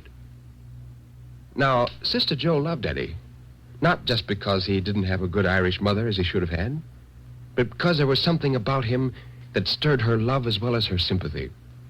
She tried to hide her love from the community and from the boys. And from Eddie himself. She was positive her secret was her own. Silently, she moved toward the flowing ring of children. Benny Cavanaugh looked toward the door at that moment and gave the word. The ring broke, spread in all directions. Rick Mulhall hurriedly started a game of hit the stick. Eddie stood there, thankful for whatever had ended his beating. He didn't cry, but whimpered a little because no one was watching him now. He rubbed his arm across his face, and then saw the soft-looking, high-topped shoes peeping from beneath the black robe in the gravel in front of him. Was it Sister Teresa who would box him harder than Rick had? Or was it Sister Veronica who would make his heart stand still by her freezing look? He took his arm slowly away from his face and looked up. He didn't have to look up as far as he would have had it been Sister Rabona. "Would you like a glass of milk and a bit of bread and jam, Eddie?" said Sister Joe slowly. He followed her, carefully spitting into his handkerchief and wiping his grimy face. She washed his face herself in the refectory sink. He ate the soft, fresh bread that Sister Philomene had baked that morning and sort of breathed in the tart lumps of damson jam. He closed his eyes while he drank the cold, sweet milk. And when he opened them, he sighed a little at Sister Joe's back over by the china shelf. After the lunch hour recess, Sister Joe rapped Benny Cavanaugh on the head with her wooden prayer book because he didn't know the feast days, and it made such a loud crack that Eddie thought she must have split the softwood. Benny rubbed his head gingerly. He knew that he'd not got that lick because he could think of only the Ascension, Christmas, and circumcision. At that, he'd got off light. Sister Joe had given him the ruler across the knuckles because he'd given Rick Mulhall a signal when he should have helped his own classmate. Now, Sister Joe was a staunch third grader herself and wanted all her boys to be. She didn't hate a fight as much as she made out, but she hated to see a third grader get the worst of it. After school, Eddie waited to be told that he would have to stay and write 100 ejaculations for eating the eraser. As the boys marched out, he felt her hand on his shoulder and he stepped out of line. But Sister Joe wasn't thinking of ejaculations. She hesitated before she started to talk when they were alone. She wanted to reach him, to talk to him the way his father would have talked to him if he'd not been dead. At last she said, "You're an Irishman, Eddie. There are some things an Irishman just doesn't do. When he says he's in for a fight, he puts up his fists and goes at it as fiercely and proudly as if he were fighting for the old sod itself. Now, I don't want you to be a bully, a boy who starts fights. But I do want you to be man enough to finish one when a fight is forced on you. All this is our secret, Eddie. No one else is to know about it but you and me. Your dear father's dead, God rest his soul. But if he were living, he'd teach you the way I'm going to teach you. I'm going to be your mother and your father. That's our secret. In class, I'm just your teacher, and you're just a pupil. But in everything else, you'll find me on your side, if you're right. Now, the first thing I've got to teach you is this. She doubled the rosary up into the worn leather cincture so that it wouldn't get in the way. She rolled back her great sleeves, planting her small feet firmly on the ground, and held her fists under her nose. And when Eddie got over his amazement, he laughed at Sister Joe dancing about in the soft old high-top shoes, thrusting and parrying, urging him to put up his hands and fight. Every day after school, they practiced. The plump, stubby little nun with her full black skirt swishing about her, and the little boy standing up to her with his thin little arms fighting for an opening. At every recess, she gave him milk and bread with butter and sugar or preserves, and every day she taught him that an Irishman doesn't stand and take it, but fights back proudly and righteously as a man should. She made a punching bag out of an old gingham apron that belonged to Sister Wardrobe and that had been filled with sand. He could hit it hard. She hit him, but he seldom hit her. She was too quick for him.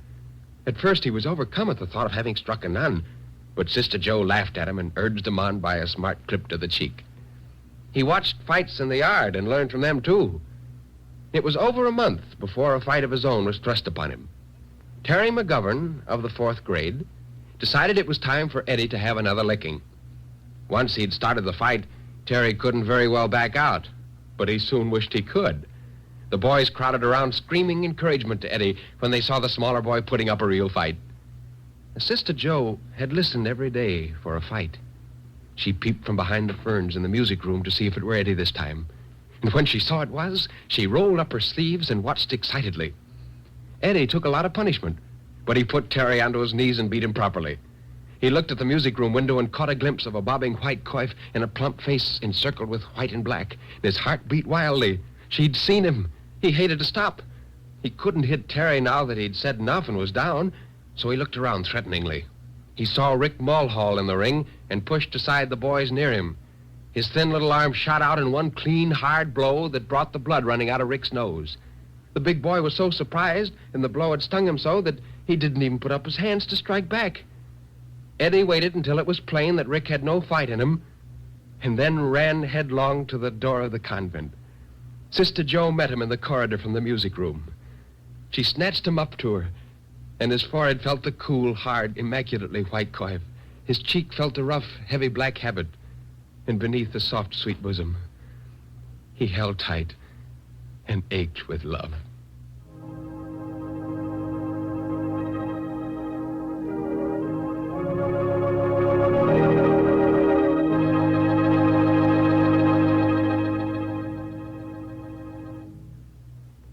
This has been Richard Coleman's short story, Fight for Sister Joe, as told by Nelson Olmsted, who has a closing word. Next week, our program will be heard a half hour earlier.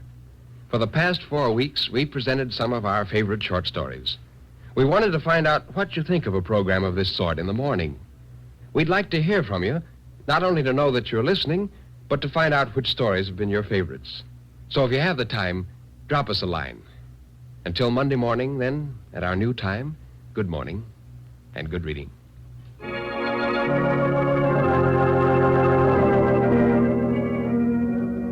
Monday through Friday, NBC presents America's master storyteller, Nelson Olmsted, and his world's greatest stories. Remember, starting Monday next week, Nelson Olmsted will be heard a half hour earlier, and we suggest that you consult the radio column in your newspaper so that you do not miss a single one of the fine tales he has to tell you. Be sure to listen and tell your friends to listen to Nelson Olmsted. This is the National Broadcasting Company. Thank you for tuning into Golden Age Radio. Don't turn that dial. We have more excellent entertainment coming up next. Your feedback is important to us. Let us know what you think. We aim to provide the best possible entertainment for you. If you need access training or support, send an email to db@g3pl.net or call 615-420-2040. That's 615-420-2040. There is no frigate like a book to take us lands away, nor any courses like a page of prancing poetry. Good evening. This is Nelson Olmsted.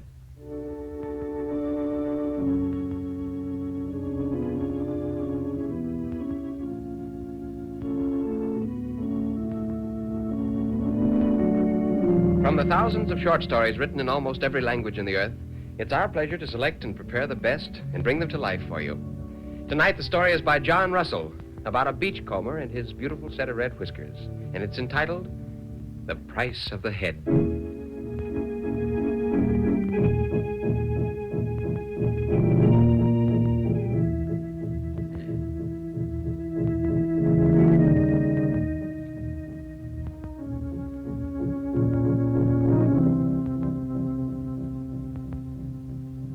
The possessions of Christopher Alexander Pellet were these: his name, which he was always careful to retain intact, a suit of ducks, no longer intact, in which he lived and slept, a continuous thirst for liquor, and a set of red whiskers. Also, he had a friend. How was one to explain the loving devotion lavished upon Christopher Alexander Pellet by Karaki, the company boat boy? This was the mystery at Fufuti. There was no harm in Pellet. On the other hand, there was no perceptible good in him.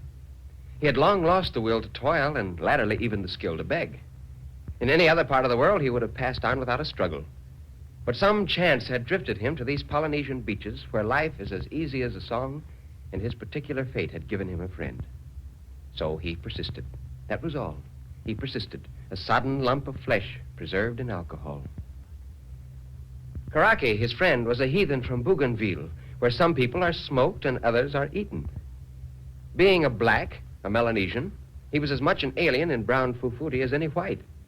He was a serious, efficient little man with deeply sunken eyes, a great mop of kinky hair, and a complete absence of expression. His tastes were simple. He wore a red cotton kerchief belted around his waist and a brass curtain ring suspended from his nose. Some powerful chief in his home island had sold Karaki into the service of a trading company for 3 years, annexing his salary of tobacco and beads in advance. And when the time should be accomplished, Karaki would be shipped back to Bougainville, a matter of some 800 miles, where he would land no richer than before except in experience. This was the custom. Now, Karaki would stand in the shade of the copra shed until Moy Jack, the Chinese half-caste, would thrust the sagging bulk of Pellet out of doors. He took it scientifically by wrist and armpit and swung toward the beach, to the little fat shelter of pandanus leaves that was all his home. Tenderly, he eased Pellet to a mat, pillowed his head, bathed him with cool water, brushed the filth from his hair and whiskers. Pellet's whiskers were true whiskers, the kind that sprout like the barbels of a catfish, and they were a glorious coppery sun-gilt red. Karaki combed them out with a sandalwood comb. Later, he sat by with a fan and kept the flies from the bloated face of the drunkard. It was a little past noon one fine cloudless day when Karaki emerged from the shelter. All Fufuti was asleep. Nobody would have been mad enough to stir abroad in the noon hour of repose. Nobody but Karaki, the untamed black, who cared nothing for custom. He flitted to and fro like a wraith, applying himself to a job for which he'd never been hired. He broke open the trade room and selected 3 bolts of turkey red cloth, a few knives, 2 cases of tobacco, a fine small axe, a Winchester, and some ammunition. And with the axe, he smashed the bottoms out of the whale boat and the 2 cutters, so they'd be of no use to anyone for many days to come. It was really a very handy little axe, a true tomahawk, ground to a shaving edge. Karaki took a workman's pleasure in its keen, deep strokes. It was almost his chief prize. On the beach lay a big proa, a stout outrigger canoe of the kind Karaki's own people used at Bougainville, so high of prow and stern as to be nearly crescent-shaped. Of supplies, he had to make a hasty selection. He took a bag of rice, another of sweet potatoes. He took as many cocoa nuts as he could carry in a net in 3 trips. He took a cask of water and a box of biscuits. And when all was ready, Karaki went back to his thatch and aroused Christopher Alexander Pellet. "Hey, master, you come along me." Mr. Pellet sat up and looked at him. "Too late," said Mr. Pellet profoundly. "This shop is closed. Copy, boy. Give all those dirty loafers good night. I'm going to bed." Whereupon he fell flat on his back. Karaki knelt beside him, pried him up until he could get a shoulder under his middle, and lifted him like a loose bag of meal. Somehow he managed to get him aboard the proa. No man saw their departure. Fufuti still dreamed on. Long before the agent awoke to wrath and ruin, their queer crescent craft had slipped from the lagoon and faded away in the wings of a trade wind. That first day, Karaki had all he could do to keep the proa running straight before the wind. Big, smoky seas came piling up out of the southeast and would have piled aboard if he'd been given the least chance. He was only a heathen who didn't know a compass from a degree of latitude. But his forefathers used to people these waters in cockleshell voyages that made the venture of Columbus look like a ferryboat trip. Karaki bailed with a tin pan and sailed with a mat and steered with a paddle, but he proceeded. Long about sunrise, Mr. Pellet stirred in the bilge and raised a pea-green face. He took one bewildered glance overside at the seething waist and collapsed with a groan. After a decent interval, he tried again, but this was an illusion that wouldn't pass. And he twisted around to Karaki, sitting crouched and all glistening with spray in the stern. "Rum," he demanded. Karaki shook his head, and a haunted look crept into Pellet's eyes. Take away all that stuff," he begged, pointing at the ocean. Thereafter, for 2 days, he was very, very sick, and he learned how a small boat in any kind of sea can move 47 different ways within one and the same minute. On the 3rd day, he awoke with a mouth and a stomach of fumed leather and a great weakness, but otherwise in command of his faculties. He looked forward and aft, to windward and to lee. There was a great deal of horizon in sight, but nothing else. And for the first time, he was aware of a strangeness in events, but he was in no condition to question. Pellet had other things to think of. Some of the things were pink, and others purple, and others were striped like the rainbow in the most surprising designs, and all were highly novel and interesting. You can't cut off alcohol from a man who's been continuously pickled for 2 years without results more or less picturesque. Tied hand and foot and lashed under a thwart, Pellet raved. It would have been singular hearing had there been anybody to hear, but there was only Karaki, who didn't care for poetry. Now and then he threw a dipper full of seawater over the white man, or spread a mat to keep the sun from him, or fed him with coconut milk by force. Karaki was a poor audience, but an excellent nurse. Also, he combed Pellet's whiskers twice every day.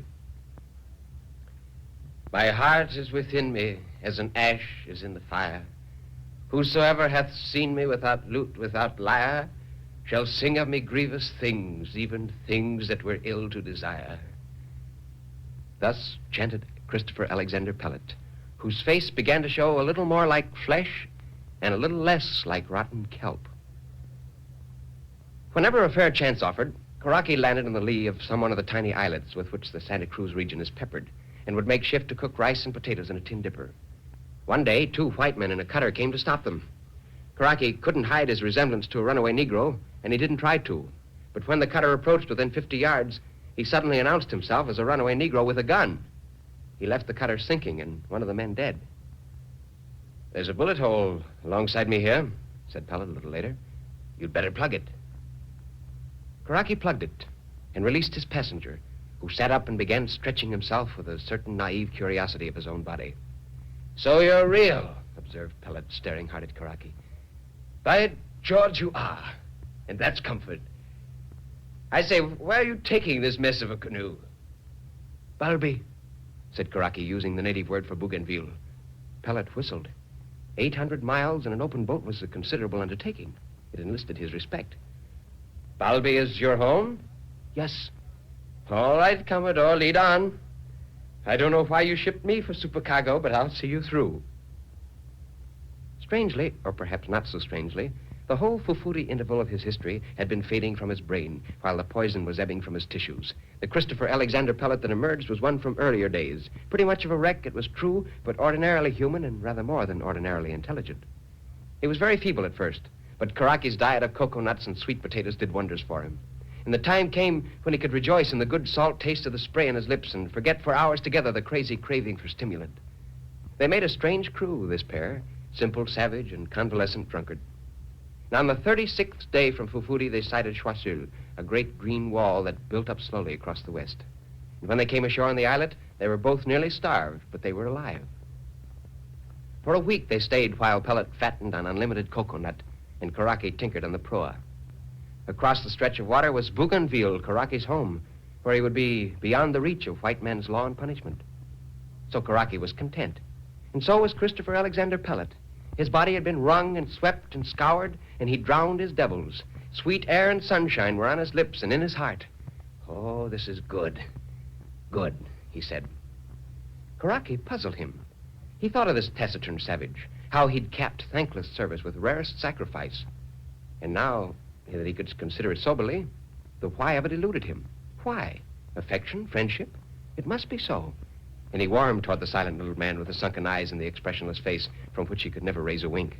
The Black Islander was inscrutable, incomprehensible, an enigma always, and to the end. The end came 2 days later at Bougainville. Under a gorgeous dawn that came into a bay that opened before their proa as with jeweled arms of welcome, Pellet jumped ashore, declaiming poetry aloud to the alluring solitude, when he was aware of a gentle footfall and turned, surprised to find Karaki standing just behind him with the rifle at his hip and the axe in his hand. Pellet said cheerfully, "Well, what do you want, old friend?" "Me like," said Karaki, while there gleamed in his eyes a strange light like the flicker of a turning shark. "Me like too much one head belong you." "What? Head? Whose? My head?" "Yes." That was the way of it. That was all the mystery. The savage had fallen enamored of the head of the beachcomber, and Christopher Alexander Pellet had been betrayed by his fatal red whiskers.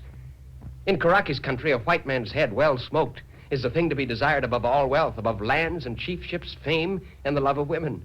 In all Karaki's country, there was no head like the head of Pellet. For this he had schemed and waited, committed theft and murder, expended sweat and cunning, starved and denied himself, nursed, watched, tended, fed, and saved this man, that he might bring the head alive and on the hoof, so to speak, to the spot where he could remove it at leisure and enjoy the fruits of his labor in safety. Pellet saw all this at a flash, understood it so far as any white could understand, the whole elemental and stupendous simplicity of it. And standing there in his new strength and sanity, he gave a laugh that pealed across the waters and started the seabirds from their cliffs, the deep-throated laugh of a man who fathoms and accepts the last great jest. For finally, by corrected list, the possessions of Christopher Alexander Pellet were these: his name still intact, the ruins of some dusty ducks, his precious red whiskers, and a soul which had been neatly recovered, renewed, refurbished, reanimated, and restored to him by his good friend Karaki. Thou shouldst die as he dies, for whom none sheddeth tears, filling thine eyes and fulfilling thine ears with the brilliance, the bloom, and the beauty. Thus chanted Christopher Alexander Pellet over the waters of the bay, and then whirled, throwing wide his arms. "Come on and shoot! It's cheap at the price!"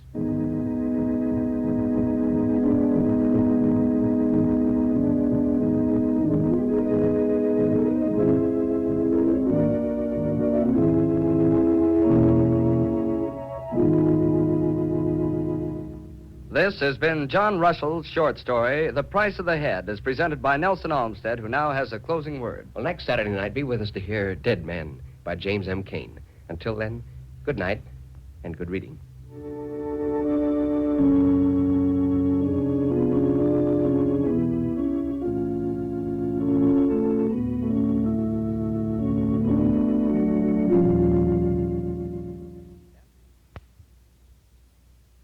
Attention all business owners and aspiring database wizards. If you want to take your data management to the next level, G3PL.com is your ultimate destination for expert Microsoft Access support and training. That's right. G3PL.com believes that every successful database journey starts with a dedicated individual guiding you to success. That's why we're proud to introduce G3PL.com, a Microsoft Access expert.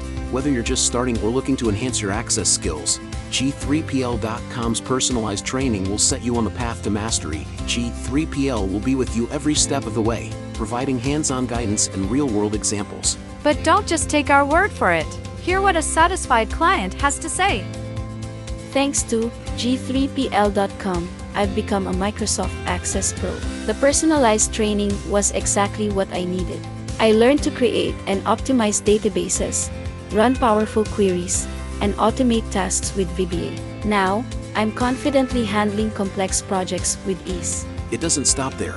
G3PL.com is your go-to for top-notch support and solutions. Exactly. If you're struggling with your existing database, G3PL will troubleshoot, optimize, and fine-tune it to perfection. G3PL.com designed a custom database that transformed our business operations. We needed a streamlined system to manage our services and customer data. Their expertise delivered a tailor-made solution that exceeded our expectations. I can't thank them enough. G3PL.com understands that every project is unique, and we're here to offer individualized attention to your specific needs. So, why wait? Take the leap into the world of Microsoft Access Excellence with G3PL.com. Contact G3PL today and embark on your database journey with an Access expert.